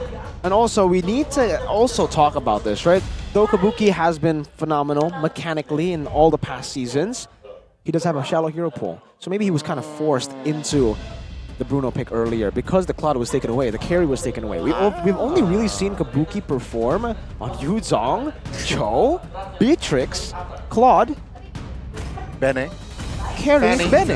Fanny. So yeah, his hero pool in the gold lane, when it comes to marksmans at least, is quite limited. Natan pick. Natan. Wow. Whoa. This is the first Natan pick, and they're going to have to layer this with another physical damage source because they picked up the Fredrin early here. Yeah. That should be going to the jungle. So I'm expecting another XP physical damage pick for Dewa. CC is up for grabs. So right now, Aura have the decision to make. Yeah. Do they want to pick up the CC, take it away from DU? Yeah, they need to pair this up with a strong frontliner as well, because Natan is going to have a hard time escaping with all the CCs if Aura does bring up the CC, the AoEs type of things. But Natan, laning phase against Claude, it's going to have a kind of like a hard time sometimes, but I think it's just going to play safe, farm for the items, especially with the Radiant Armor nerf.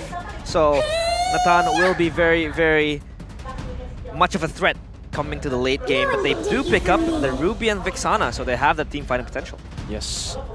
Actually, the Natan in the lane against the Claude does really, really well. I feel like the scaling is very good, even the range here. He doesn't need to do any, risky maneuvers, but same for the Claude, kind of. He doesn't really need to do anything crazy too, just farms a bro lane. Here's the question though, CC still up for grabs, Guinevere also ready. Do Dewa want to pick the Guinevere still after picking up the Fredrin? Because then the Guinevere will just be going to the roam position. I think the safest choice would be to just go for the CC or an XP laner that just does damage. Because it will be banned out by Aura if they don't. But they go for the Valentina instead. So they're really playing towards that second phase. Okay. Yeah. Want to play around the ults, right? I'm offended. Eternal Guard, perhaps. So they think Valentina.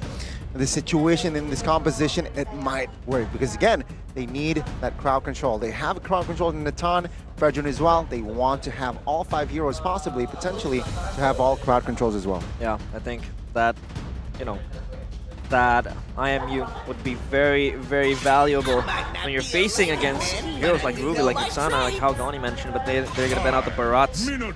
And Minotaur as well, banned out in the second phase of the banning phase. So they haven't really revealed the XP and the roam so far. So yeah, they do need an extra physical damage because they went for the Valentina mid. So I'm thinking about something strong in the XP, physical-wise. Probably Paquito could also be up for grabs. Baxia ban, not giving it up for Aura because it was very effective for Gary. It was mobilizing quite fast. He had that agency to move fast towards his side laners. He was able to just get, you know, first claim on that Turtle and Lord. But of course, history of Gugun. Yep. Lead National Series 5 to 8th place, Kohai C Championship Season 1 4th place, Piala Ketum Kadin Esports 2023 first place, and MPL Indonesia Season 8 first place this last season. Now Grok pickup here. I think it was a very interesting fanny ban there by Aura. They're trying to sniff out that, you know, this Fredrin is going to be the XP. The XP, not the jungle, which is very interesting, which makes sense as well. Knowing that they have a Natan, they need someone with a lot of physical damage, so that fanny ban makes a lot of sense. Now, with the Grok pick, they're still flexing this Fredrin all the way to the end. Aura, though, this is the question now. Against a Natan, you still want to go for frontline. Usually, especially if it does get to the late game, you don't have a front line. Yeah. Even if you pick up a front line, you don't have a front line once the Natan is in that late stage, full items. They go for the Martis and the Terizla, so there's a bit of dive, but still, yeah, it's basically kind of still frontline. The Terizla and the Ruby, they still want to play it front to back here. Let's see if it works out. They should be able to get a mid-game power spike way sooner than Dewa. Natan's going to be a bit tougher to play in that mid-game. Holy Crystal is the power spike. We'll wait for that. Now it's the decider. Do they want to go for a big physical damage carry, or do they just want to be like, all right, Natan's the raid boss. Raid boss Natan strategy. Game's in Watt's hands then, and he has that burden to carry the game with the Natan late game, of course, going to be much of a threat coming into Aura Esports. Paquito, I think, no? Paquito could be picked up, or maybe a Benedetta as well could be in the cards. CC's still up for grabs. Yeah. Benedetta. That's it. That's the Kimura Benedetta. He performed on the Arn. Let's see what he can do on this Benedetta in the XP. Yep. I'm expecting full damage, just like Banana in the previous tournament. Yeah, Banana in that past tournament, of course, was able to really just jump around, split push more. And that physical damage as well with the Electa final blow was very much important. Oh, he's going to roll something. Nah. You guys have lover affinity in game? I do. You do? With myself. With yourself? Well, you have 2 accounts? How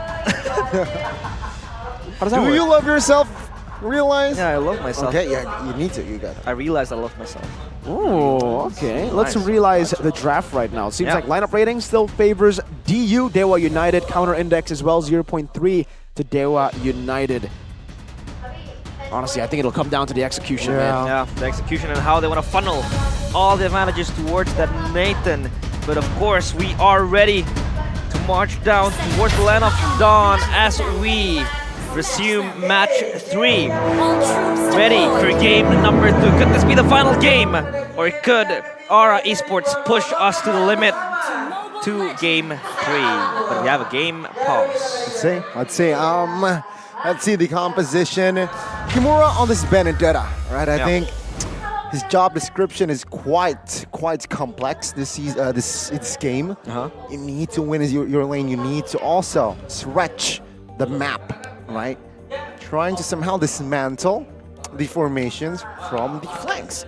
Yeah, that's a lot of job description for Kimura this game. Yeah, I think the Benedetta could always enable the side lanes to push up, probably set up a slow wave push, and call and force Aura Esports to send one member to clear up the lanes to kind of just neutralize that push and that priority. And that Benedetta will be very, very much frustrating to face against, especially when you can disintegrate the formations of the players and the team, and they couldn't be more cohesive. Especially when you bring up a Ruby, you really want to group up. You really want to kind of get like that 4 or 5 pull. But when Benedetta is up there in the side lanes, it's always going to pose a threat in terms of pressure in the side lanes, in terms of how they could always build up that slow wave push and that big wave coming in to the lanes.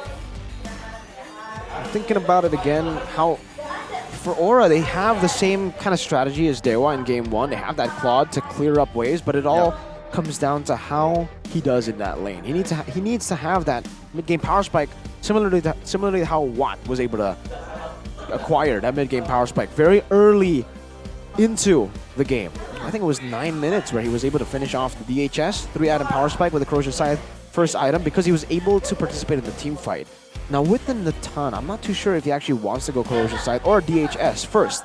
Because normally I think he would go DHS first here because you want to just try to sustain in the lane against a Natan's poke.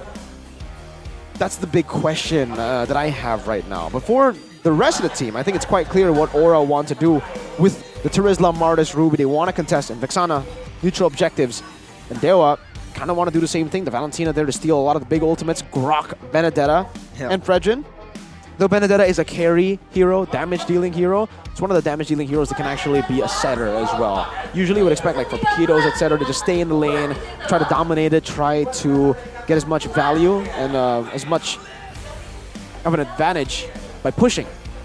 You'd expect that for a Benedetta, but the Benedetta is surprisingly very good as a setter if he goes for Petrify, which is the normal, the default battle spell. We've seen some players go Execute back in the day. So far we haven't seen it at all, the Execute Benedetta, but modern days, you never know. Kimura, he's one crazy XP, man. Intelligent. Loco. Oh, Loco Kimura. Loco Kimura. Return of the Kage. You want to take this, Gani? This is your player. Yeah. Drion, man. Drion's last appearance in MPL Indonesia Wow. was 224 days ago. Specifically on July 28, 2023, during the regular season Week 2 Day 2 match between Onyx and his current team, Dewa United Esports. How poetic, which was won by Onyx with a score of 2-0. So he joined the team that he beat 2-0. If you can beat them, join them. Yeah. If you can beat them, exactly. If you can beat them, join them. That's how Drion minds work, man. He wants to compete. He wants to be like, he's like, that was too easy. Let me show you how it's done. Exactly. Let me show you how to beat Onyx. Let's see if that happens. I mean, sometimes it doesn't really feel as thrilling. I know, like, you're up there, bench, you get the trophies. But when you're not playing, the adrenaline rush, the euphoria, you can't really much feel it as opposed to when you're on stage. And I feel like Drion now has, for sure, kind of like ready to descend redeem to the mountains, redeem himself. I always have so much more respect for veteran players. So Drion, Watt, 2 veterans here. Watt's been playing since Season 1, by the way, folks. If you guys don't know, Watt was the finals, was the MVP actually of Season 1 MPL, which is, again, insane that he's still playing today and he's still competing. So mechanic-wise, he's like, it's just very rare in Indo. I think super rare. Like in Philippines, it's actually not that rare, right? We do this 1-2 times. Few. We want that teasy. God damn. Call teasy. So we don't talk about them. We talk about the few veterans that are left here in MPL ID. And Drion, Watt. Those are the two. Wrecked. But he's sitting on the bench, technically. So the 2 players who are still active, these 2. Drion and Watt. Shout out to Drion and Watt. Of course. Looks like Kimura will have a long career too if he keeps performing like this. I mean, and I feel like Drion and Watt are like wine, you know? The older they get, the better.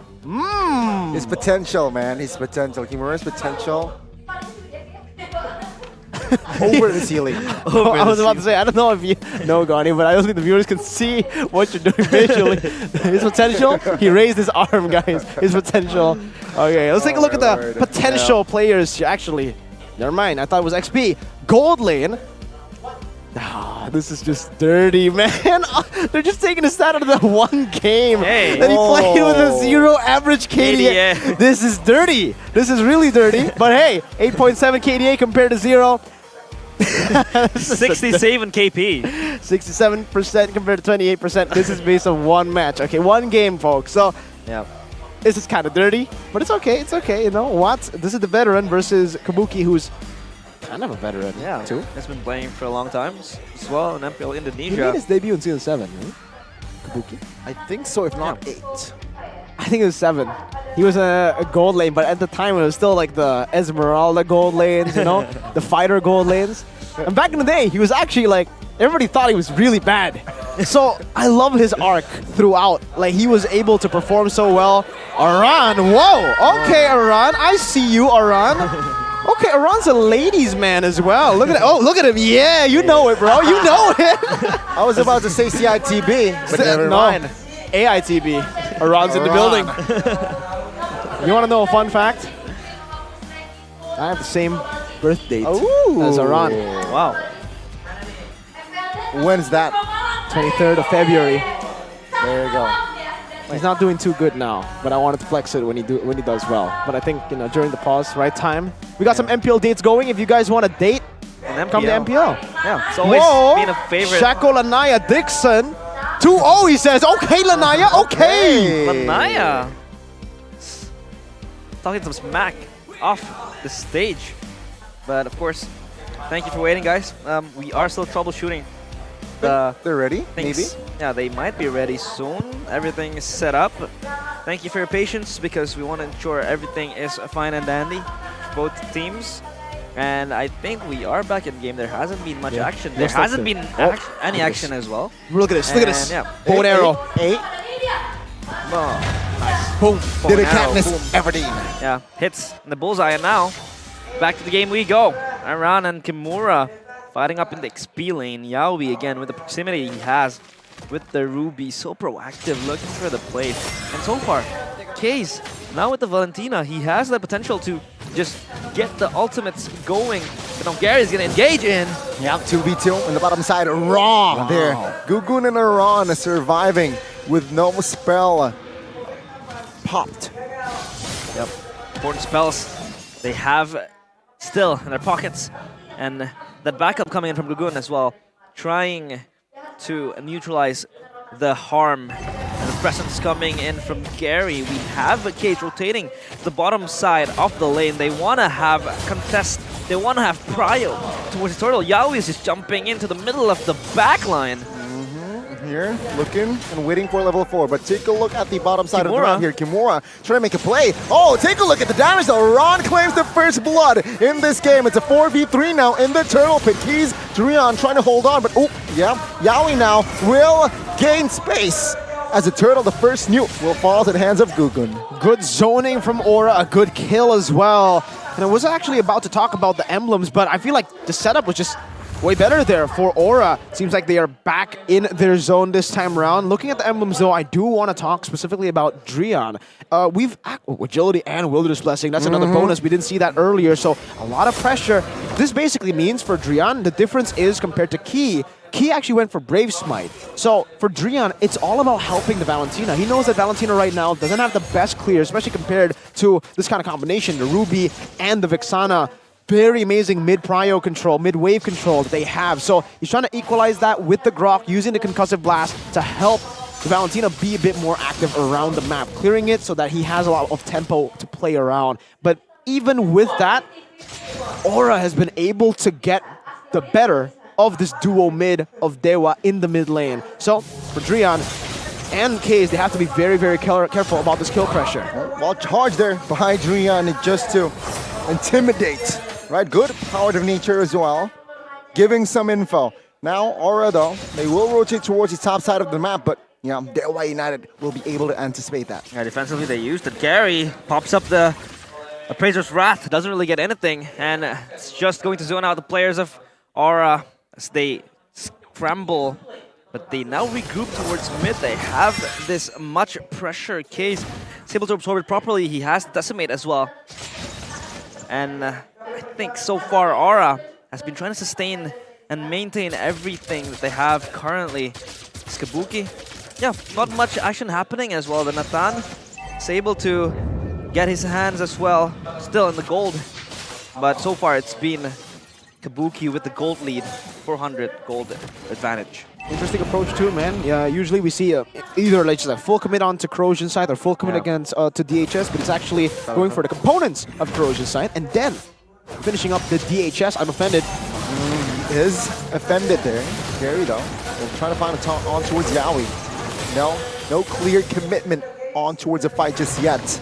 Both teams are just hovering over. Tom though, he's in the mid, trying to clear the mid side or mid lane. Yeah, Newt will be neglected. Yep, it has been neglected for a while, but Dewa is still there, patrolling this neutral objective. The turtle as well, going to be pressured by Aura. Kimura from the back line though is ready to strike! Yeah, penalty zone on towards the backside, but Yaoi now soaking damage. Gugun though will secure the Newt. Yaoi will with the trade. Take a look at the run now. In front side of the map. Oh, that's huge! He's finding the double, looking for the triple on towards the run and gets it! My goodness, the steal on towards the Marches was impeccable. Yeah, that was beautiful. And now Dewa has the advantage that they could translate probably what is just chilling in the top side in the gold lane. The Kabuki having to soak this pressure beyond the watch out misses. Good blazing duet here to clear the wave as well as give out damage. He finds the shutdown, a very important shutdown for Kabuki. This is the Kabuki that we were waiting for to pop off in game number 1. It seems like, yeah, you gotta give him his comfort heroes for him to be able to make these kind of plays happen. But we have to take a look at what Dewa did. That was just really phenomenal. They were able to just layer on the few CC that Yaoi has. Oh my good knockup. Wanda will be able to escape this time, but the turret top side will fall. Yeah, that's good pickup for the players of Aura Esports at least. It gives them ease of space and pressure now exerted towards the top lane as Gugun up in the mid lane. They're trying to group up early to execute the fights. They know Dewa United is going to be strong in a few aspects of the lanes. So far it's going to be a run always trying to zone out, trying to push up. And Yaoi so far, he's just roaming, shadowing the carries, and Kabuki is just given so much freedom to farm up his items. And what? That's a good pickoff. So, fortunately in that final fight, he didn't really die. So he's still able to kind of just collect his gold, build up his items, and of course, the game factor. Okay, last time we saw Natan appear in MPL Indonesia was 371 days ago, precisely during MPL Indonesia Season 11, Week 3, Day 2, when used by Nino of Alter Ego against Aura. Okay, so now it's being used by Watt against Aura, resulting in a victory for Aura with a score of 2-0. So it did not work against Aura. We'll see how they utilize this Natan here in this game. Gary, the steal! Goodness! Yep, that's the first hurdle for the side of Dewa United. Good terrify onto his and the penalty zone. Oh no, the power charge was huge. Gary taken out and it is all over. Kabuki finding a kill as well as Dewa United now. They will not be able to defend their mid tower. Aura, they have recovered. Yeah, the initial initiation coming in from Dewa looks promising, but that Appraiser's Wrath was just not enough as Aura is able to tone down the threat, the pressure as well. So Aura come out victors in that fight. They have the gold advantage now, 2.5k, 2.6 even now. As Kabuki is still given so much freedom, not much punishment going to this gold laner of Aura Esports. They have activated the side lanes to come pushing. They have their items coming in as well soon. So yeah, it's very, very much dandy for Aura Esports now. The fact that Dewa was going even early, I was about to say before the second turtle was secured or was won out by Dewa. The turtle was won by Aura, but the fight was won by Dewa, is the fact that, Yaoi wants to go in. My goodness, the setup, man. It's nasty, it's disgusting. And Kimura, he was just left in the dark there. No info whatsoever, and that is another trade for Aura. Yeah, the Benedetta hasn't really, you can't really feel the impact so far with the side lane push coming in, but it's going to be Watt dishing out the damage. He is that silent beast that is slowly going to awaken as long as the game is able to be stretched out further by Dewa United. Especially that late game Nathan could be very, very dangerous for Aura Esports. So they really want to protect their carries. They really want to try to close it out as soon as possible. But Rihanna is just hiding in the brush, trying to sneak out something. Yehezkiel as well, shielding himself from the dangers. Yeah, what I was saying again before Aura interrupted me was the fact that Dewa, all they needed to do really is equalize on the other side of the board and get Natan free farm. And that's kind of what they are doing now, but it's not as effective as you would expect from the first early minutes because Aura have been forcing a lot of good fights on Dewa with their AoE and their earlier mid-game power spike, like we mentioned in the draft. So if Aura can continue building this snowball, Drian actually failed to reset that Lord. This might just be a full commitment. Yawi! Oh, I'm offended. On towards Gary. Oh, take a look at that as well. Internal guard will find Gary. Oh, no retreat boards out of Dewa United, but take a look at Kimura looking to hack and slash and fight Gogun. What? Let's see the Lord. It's a free for all. Now he can take it out, but the Lord will be taken by the Kage. K's. The backside will be taken out by Kabuki. He finds a double, but there you go. It's a bang, bang, bang. 3 members taken out by both respective teams as Watts will be the 4th. He was dishing so much damage and that Wind of Nature as well ready in the hands of Watt, so he was able to survive that along, and he was just wreaking havoc behind as Kimura was just diving in, giving space for Watt to chip in the damage. Aura, it was a shaky start, but at least they were able to take down Watt in the closing stages. Oh man, very early with the nature too, forward to Natan. You can see there. Usually, we do see after the Fifth of Heaven, Natan's go for Holy Crystal, but because the team is behind, he has to go for that Wind of Nature, and it did actually help him in that team fight to survive a bit longer. It still lacks the damage to go through these frontliners like you would expect a Natan to do. Meanwhile, again, for the Claude, earlier power spike, already with a Magic Blade as well. He should be going for the Malefic Roar here. I think, for him, defensive items, not really the main goal. He could just go for Rose Gold too, to be fair, right now, to try to withstand the damage even more from Kaze and Watt, which is primarily the damage that threatens him when he dives into the back. I still think, despite the Lord being taken by Dewa, it's still better for Aura. But in the bigger, when we look at the bigger picture, it's actually more worth it for Dewa because they do buy a bit more time with that Lord Steal, with that team fight to get Watt going. And remember, like we said earlier in the draft, as long as Watt gets to that late game, Aura Fire's frontline will not be frontlining. Yeah, they'll be shredded down, especially with Watt in that late game. It's going to be very, very much crucial for him to be able to dish out the damage. He's going to carry that burden towards the late game if Aura does fail to close out the game early. Kimura now is able to push out the split side lanes. A quick shout out as well, by the way, in that team fight, Lord Pit, very well played by Gugun. Used the third part of his Mortal Coil to actually cancel the Decimate from Kaze. So if he didn't do that, I think it would have been a win for Dewa. That Decimate would have been resetted, and then he would have been able to get a bit more with that ultimate. Good cancel by Gugun. Little things like that. He did get killed in the end. He was super low. I think in the end it was the Benedetta who got him down. And for the rest of Aura as well, they've been playing really well. Kabuki, after that abysmal performance in game number 1, the Claude pick, that's why they first picked it. They know he's comfortable on it, and they know if you give Kabuki a comfort pick, he will perform. Yeah, he has to be in this comfortable positions, comfortable heroes as well for him to really excel and probably survive as long as possible. But so far, Aura now slowing the tempo. They're just trying to set up the slow pushes coming in. But, the slow pushes are always going to be countered by Kimura, always hovering and showing herself in the side lanes. But Kabuki was chipping damage. That's a lot of damage. It's not just chip, man. He almost got slaughtered, bro. That's burst. Gunned down. A lot of damage. Yeah. This is the same experience that Aran had last game against Watt. He's just never able to walk up against the Claude. Yeah. So it's the same story. It's always going to be a slow push in the bottom lane because Kimura can't really deal with the dual 1v1, and Yaoi's using this. I'm offended. Oh, Gary dodges. Good deflection there by Carry. Real though on the other side. Oh, charge misses as well. Oh, the front side, his kill. Now petrified. Kimura looking for a kill. Does not find it in the front side of the map as well. Aran soaking damage now. Watt will escape, but yes, kill will be the first one to fall as well as Aran.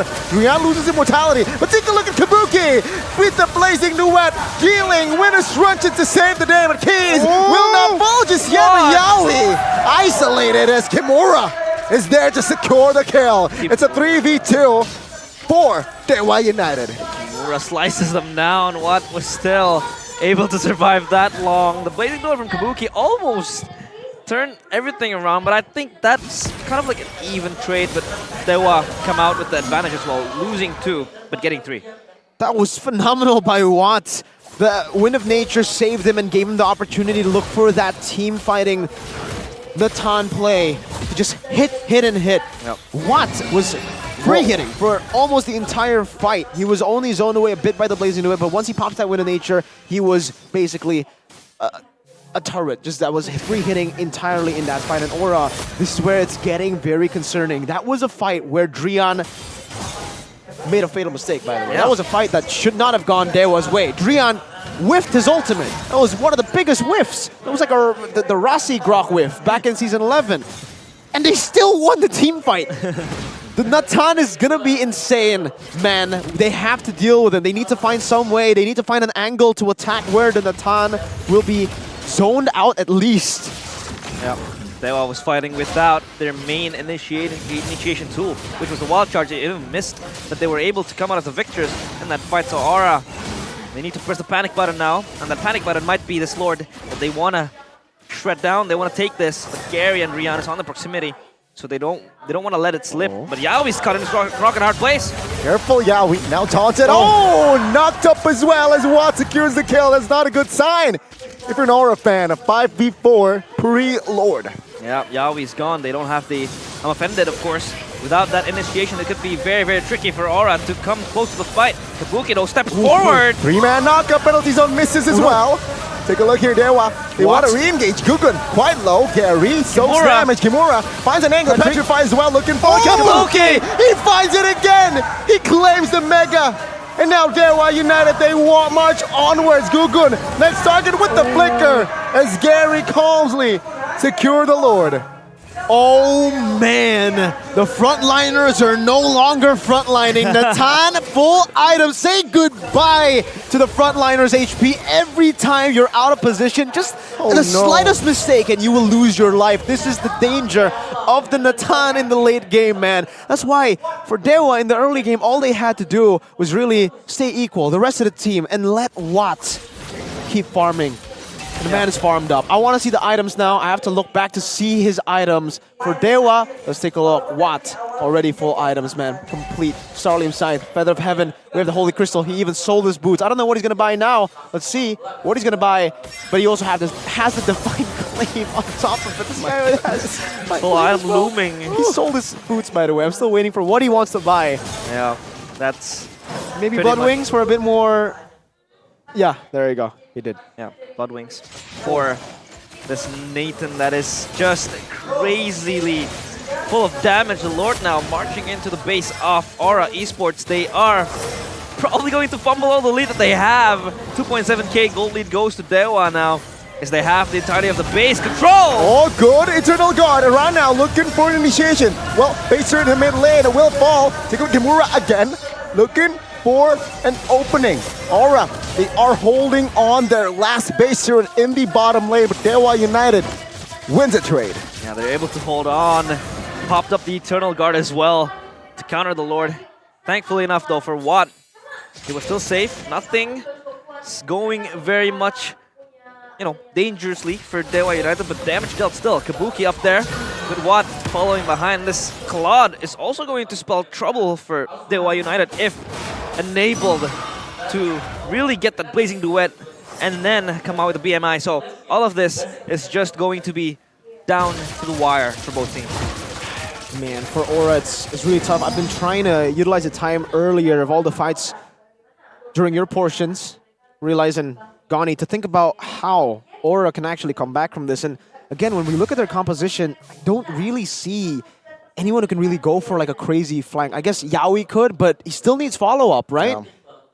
Blazing Duet, sure, with the nature already. There's already answers for like these kind of flanks for the Blazing Duet, the dive, etc. That's why you can see the real-time victory rate here. AI prediction presented by Samsung Galaxy, heavily favoring Dewa United to end this game. 2 base turrets down 2, so now it's even worse for Aura because Dewa can play the long game, and they are happy to play the long game. They are in the comfort zone already. Their Natan is full build, and at this point, they've scaled to a point where it's going to be really tough. Kabuki and the rest of Aura will have to try to bait out that Wind of Nature. That's step 1. And then step 2 is to find another angle to dive. After already diving, to get the Wind of Nature. Yeah. They still have Kabuki online though, so and that even could then, be the Watt Hail could just Mary. sell his item and go Immortality. They're banking on Watt Watt's position. If Making a mistake. He mispositioned Aura, and Aura needs to capitalize if Watt's mispositioned himself. Yep, Kabuki tries to really deal damage towards Trian, down to half HP, but so far, they still have the tools to really just catch Watt, maybe mispositions, number one, mistakes, number two. But then again, you have the pull, you have the guard, you have everything that you need to really take him down, but Watt is just way too safe right now. I like how Aura are playing right now. You can see that Aran and Gugun are just always walking up, but they're never revealing Yaoi. Yaoi is better playing like this, hidden. Because as long as he is hidden, Watt will not walk up. Watt will need to walk up together with Kaze, together with Grok. So you'll be seeing right now how Yaoi will be posturing, how Yaoi will be rotating around the map. He will stay out of the vision pocket as much as possible so that it'll always be lingering on Dewa's mind, mostly Watt, on where this guy is going to be. Because this guy has the potential to pick him off, right? He's always doing his entropies. Look at him. He's very paranoid right now. I guess that's one of the ways that they can actually look for Watt, but again, this is the reason the Valentina and even the Fredgen was picked up. Two of the best peeling heroes for a marksman like Natan. Yep, that peel is always going to be ready for Gary with the Fredgen as well. But the Lord Dance and Shoes, they're going to be a huge fight soon, I think. Kimura, final blow. Defensively. Lord, 18k HP. And counting, flicker, penalties on all towards Watt, but take a look at the knockup, it was huge for Dewa, and now Gugun finds the Lord Kabuki, blazing to win the backside, helps Gugun, secures the kill. Now Watt finds a kill, Kabuki loses immortality and his life as well as Kimura finds the unstoppable. That's a 2-for-1, and 3 players will go down for over than 40. Yeah, Watt was there again, dealing the damage, Kabuki. Final blow is down. They are going for the end soon. Is this endable? They need to clear that mid lane. Let's say top side jumps in as well. Entropy, Dewa United. Oh my God, what? The attack speed is too much, brother. And let's say Dewa United looking for the end. Gugun taken down. God. Watt finds the double. The base wide open and the gods. They are eating dragon meat tonight. My God, that was just meat shredding job coming in from Watt. He was there penetrating, he was there slicing dragon meat, as Goni said.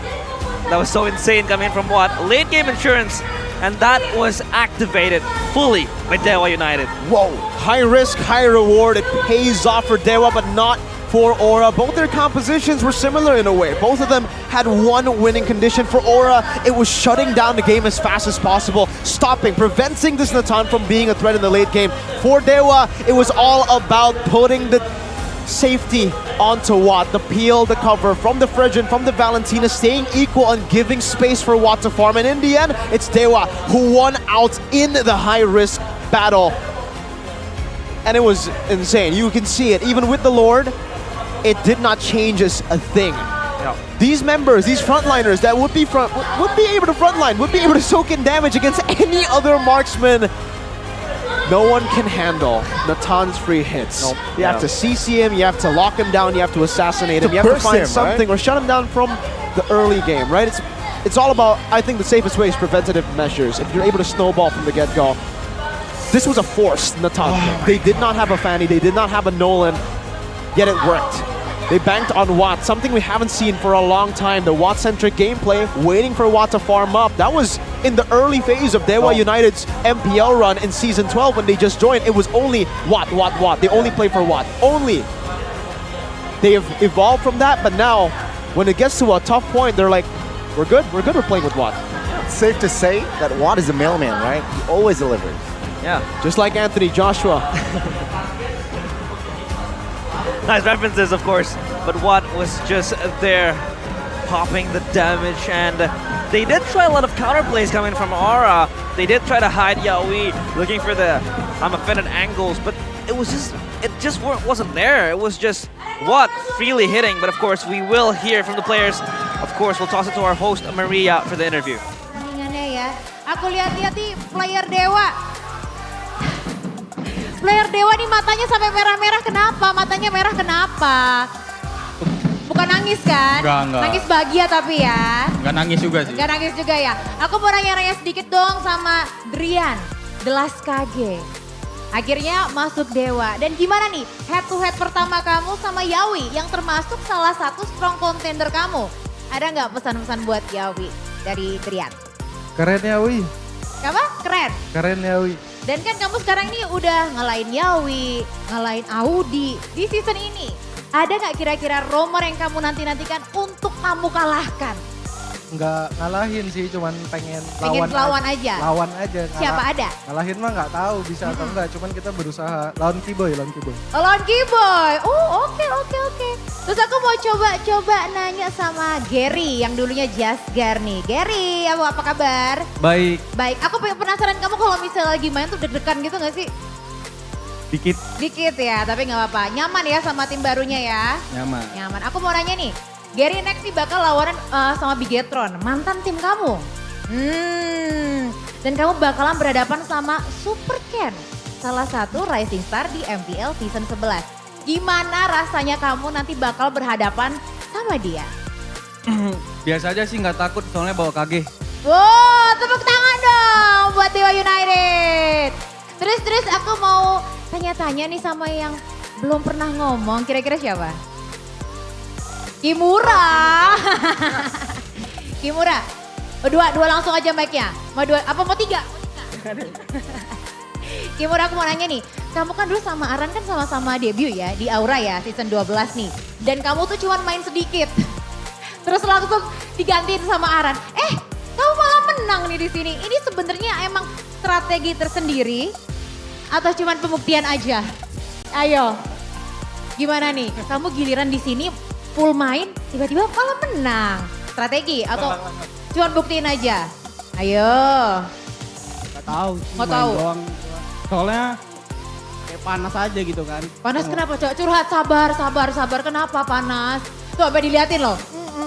Ya kayak ketemu mantan dulu. Oh, ketemu mantan. Tepuk tangan dong, kasihan dia ketemu mantan. terus. Mana tadi dia match 1 MVP loh, iya kan? Gimana perasaannya? Biasa aja sih. Oh, biasa aja sih. Oke. Apa?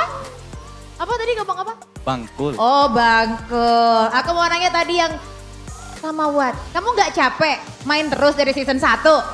Selama tangan belum patah sih masih main. Selama tangan belum patah, dicatat ya. Selama tangan belum patah, Wat akan main terus sampai season-season berikutnya. Terus aku mau nanya, di season 13 ini kamu adalah orang pertama yang pakai Nathan. Padahal kan kalau di rank kan kita tahu ya Nathan itu OP banget. Kenapa? Kok kamu bisa dapat Nathan itu strategi dari coach atau kamu kayaknya aku pengen main Nathan deh. Emang suka aja hero-nya broken. Hero-nya broken, bener banget hero-nya broken. Terus habis gitu dari season 1 nih, aku mau nanya dari season 1 dulu, malah makin tertantang gak kamu untuk meneruskan sampai ke season-season berikutnya? Ya buat sekarang ya pasti semangat banget sih, soalnya ada MSC kan. Kenapa? Ada apa? Soalnya ada MSC. Oh ada MSC, jadi kamu berjuang untuk MSC itu ya. Dan kalau kamu ingat di season 12, perjalanan juga mulus dengan menang 2 match di week 1. Week 2 inget gak? Udah mulai agak sedikit goyah-goyah gitu. Dari persiapan kamu ada yang beda gak sih untuk menghadapi nanti week 2? Kan coachnya juga baru nih sekarang, gimana nih Wat? Persiapan sih ya pasti ada lah ya, Ada. mungkin gak ada. Ya strategi-strategi baru ya pasti ada lah dari coach kita ya, Casey. Oke, terima kasih banyak untuk kalian semua. Anak Dewa United ada mau disampaikan nggak buat anak Dewa untuk tetap support kalian? Siapa yang mau ngomong nih? Atau mau ngomong satu-satu? Malam. Kapten. Kapten, oke. Ayo sekalinya langsung disuruh ngomong sama anak Dewa nih. Terima kasih buat anak Dewa yang udah nonton. Terima kasih banyak. Udah, terima kasih. Tepuk tangan sekali lagi untuk Dewa United. Terima kasih banyak ya, congrats once again. Langsung aja buat breakdown segmen tadi, match tadi kita lempar ke casters. Monggo.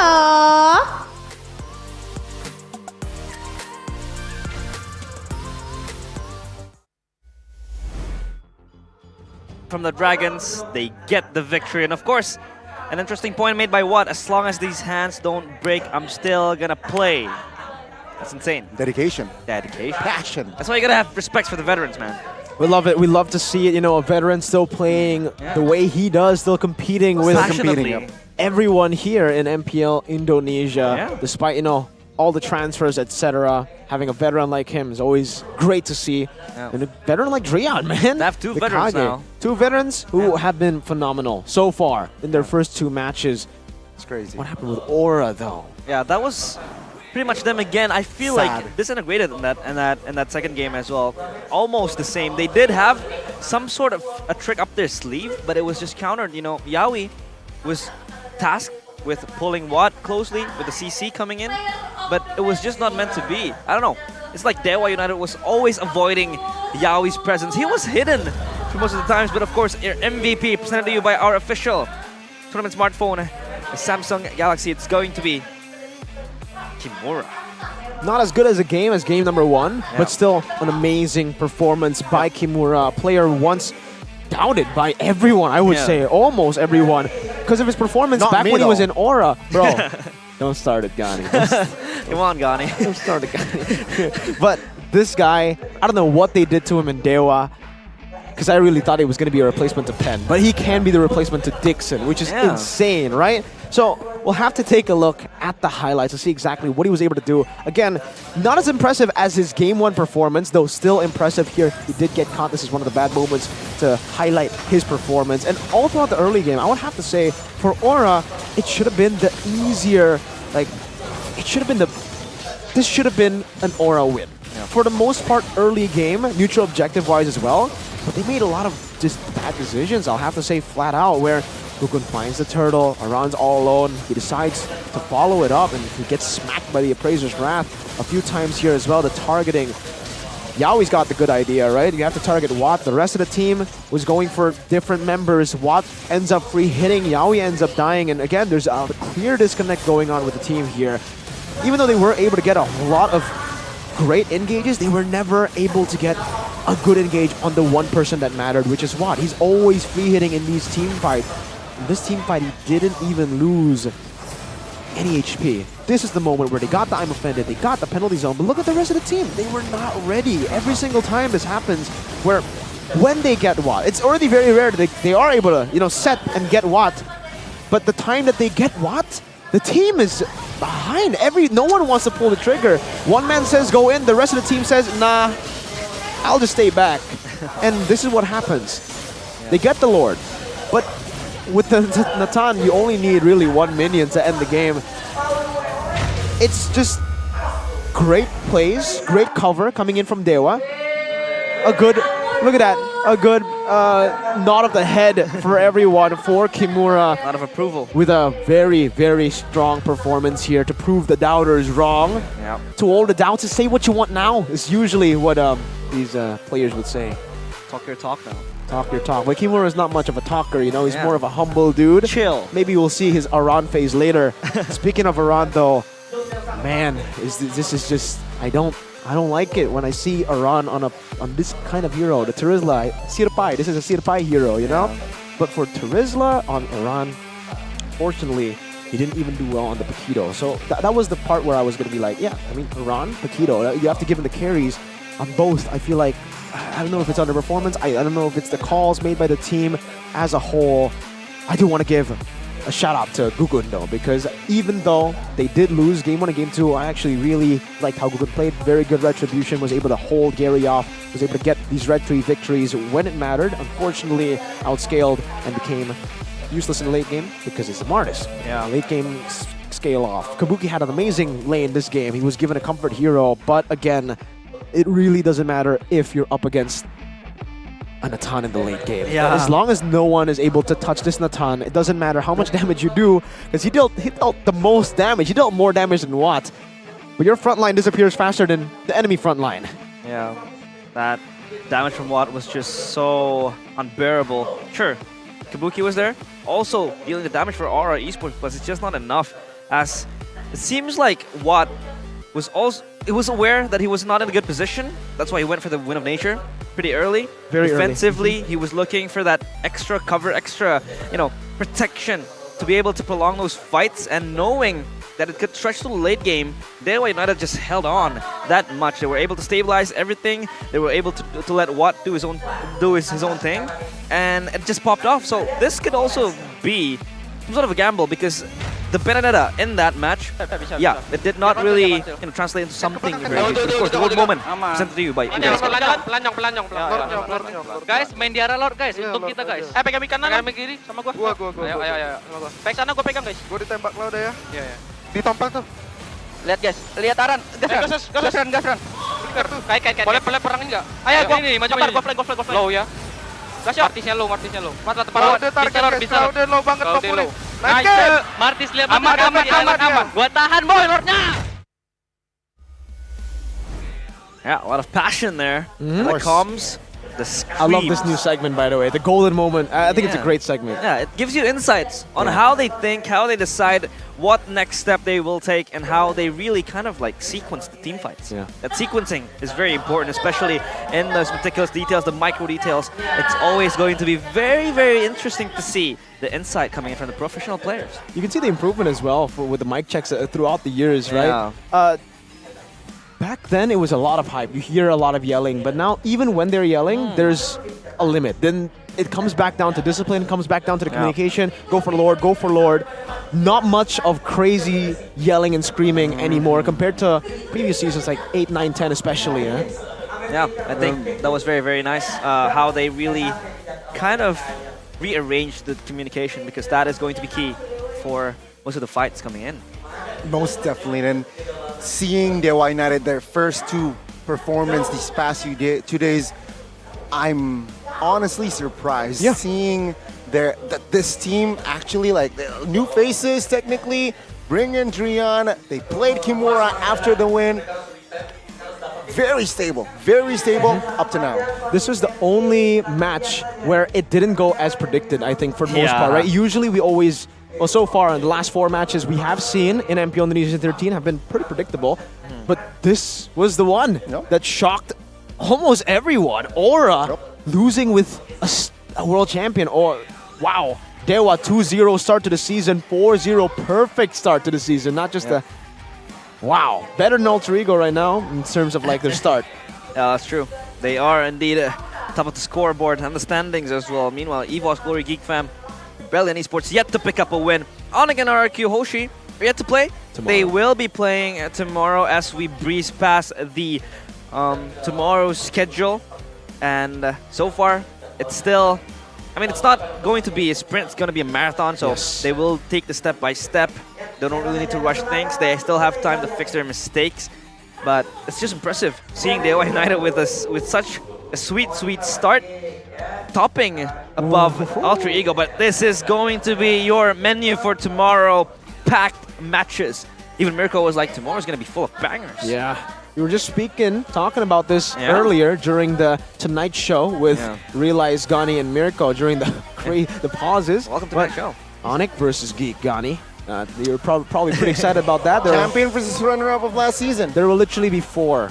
No, there will literally be 9 Onyx members there. Almost. Yeah. Whoa. Because Beloy and Marky are from Onyx PH. Love Z. Love Z too, exactly. There's a lot of lore coming in that matchup, of course. But second of all, it's going to be the Kings ready to snatch back their crown. Yeah. Araki Hoshi against Aura. Araki Hoshi looked really good in the last previous tournament that we saw them in. And Aura, with that performance, they're going to have to do a lot of homework when they get back home. Same goes for EVO's Glory and Bigetron, man. Like, Bigetron had some holes in their game, has to fix them up. But I think Glory, EVO's, they have to fix a lot more. Yeah.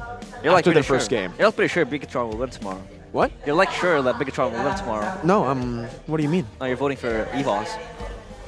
Yeah, because I think EVOS will win. Nah, there you go. Spells it. Yeah, but Hold of course... Flip that. Tomorrow is going to be full of action, so make sure you don't miss out. But what you don't want to miss out as well is the Oraimo Free Pods, of course, our official audio partner. Of course, with the exclusive Edith edition, it's the right choice for the gamers with that unique sound profile. And of course, the most important part is that you have to game without delay, and Oraimo gives you just that, especially when you want to buy this from the official store. You're going to get a discount of 10% with the code Oraimo MPL. Check it out. I mean, I've tested and I have it now. Oh, nice. Honestly, yeah. How does it feel? Quality. It's just good quality, man. You want to see what's inside this? What? Oraimo. Oh, so you're getting feeds from the producer From through Oraimo. Oraimo. Yeah. It's crystal Facts. clear. That is factual. Factual. Fun facts. That is crystal clear. Of course, thank you, Raimo, for being our official audio partner. But of course, thank you to you guys. To you guys, fans here coming into the MPL arena. And buy your tickets. Don't forget to buy your tickets at id/mpl.com/tickets. You can come to the meet and greets with the professional players. Every single day. Of course, you can acquire the official signed jerseys. The lucky fans that comes to the venue will be, you know, randomly picked. Yes. And probably you will either meet Kyrie, Yaoi, you can meet Skylar, or you can meet Mirko or Gani. Or Realize. Hey. Any one of us. We don't have signed shirts, okay? but the players will and the teams will. Don't worry. We don't. Maybe not yet. You Maybe can in the sign future. my shirt, Mirko. What? You can sign my shirt. I will, my friend. You can give your glasses signed. That sounds like That's a horrible idea. That's impractical. That is impractical indeed. Whoa. You know what's not impractical? What? The 50 people who get here first. That We're going to be is- very practical. We are 'cause yet you're to gonna- see Kyrie yet here. Exactly. Tomorrow, Tomorrow's Kyrie's going to be packed. here. Yeah. It's probably going to be packed. So 50 is going to, you're just come quick, all right? Yeah. Because Kyrie. First come, first serve. We Yeah. saw him in the FCFS. 7th anniversary of MLBB celebration in the mall in Indonesia, and it was stacked. There were Wild. fans up Crowded. to the 4th floor screaming Kyrie. Kyrie. It was crazy, bro. Kyrie Hayabusa. Kyrie Hayabusa. Kyrie That's Hayabusa. the key boy. The thing. key boy. Key When boy. he tried to Exclamation. when he tried to do the Mirko, Kyrie Hayabusa. Kyrie Hayabusa. But of course, Good one.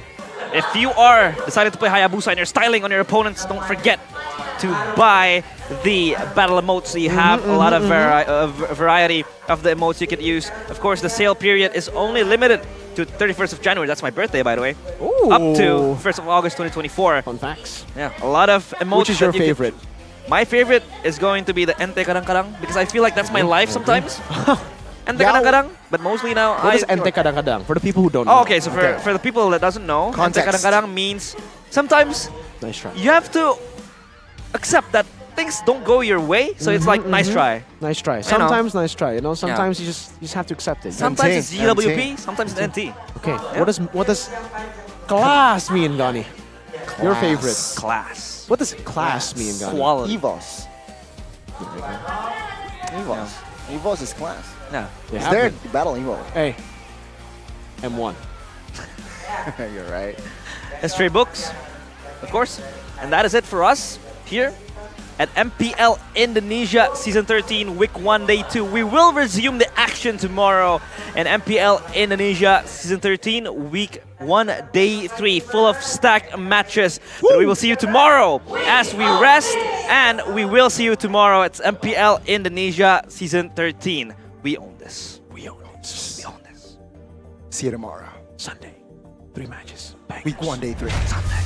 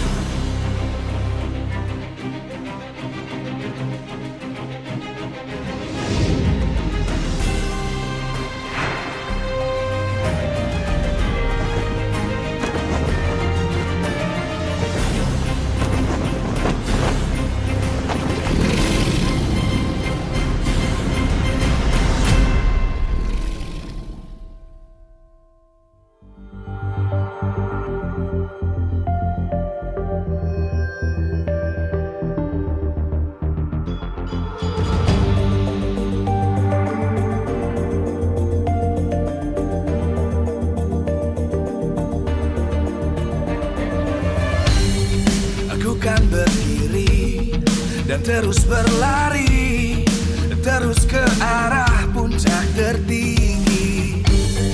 Ku takkan berhenti, hanya sampai di sini.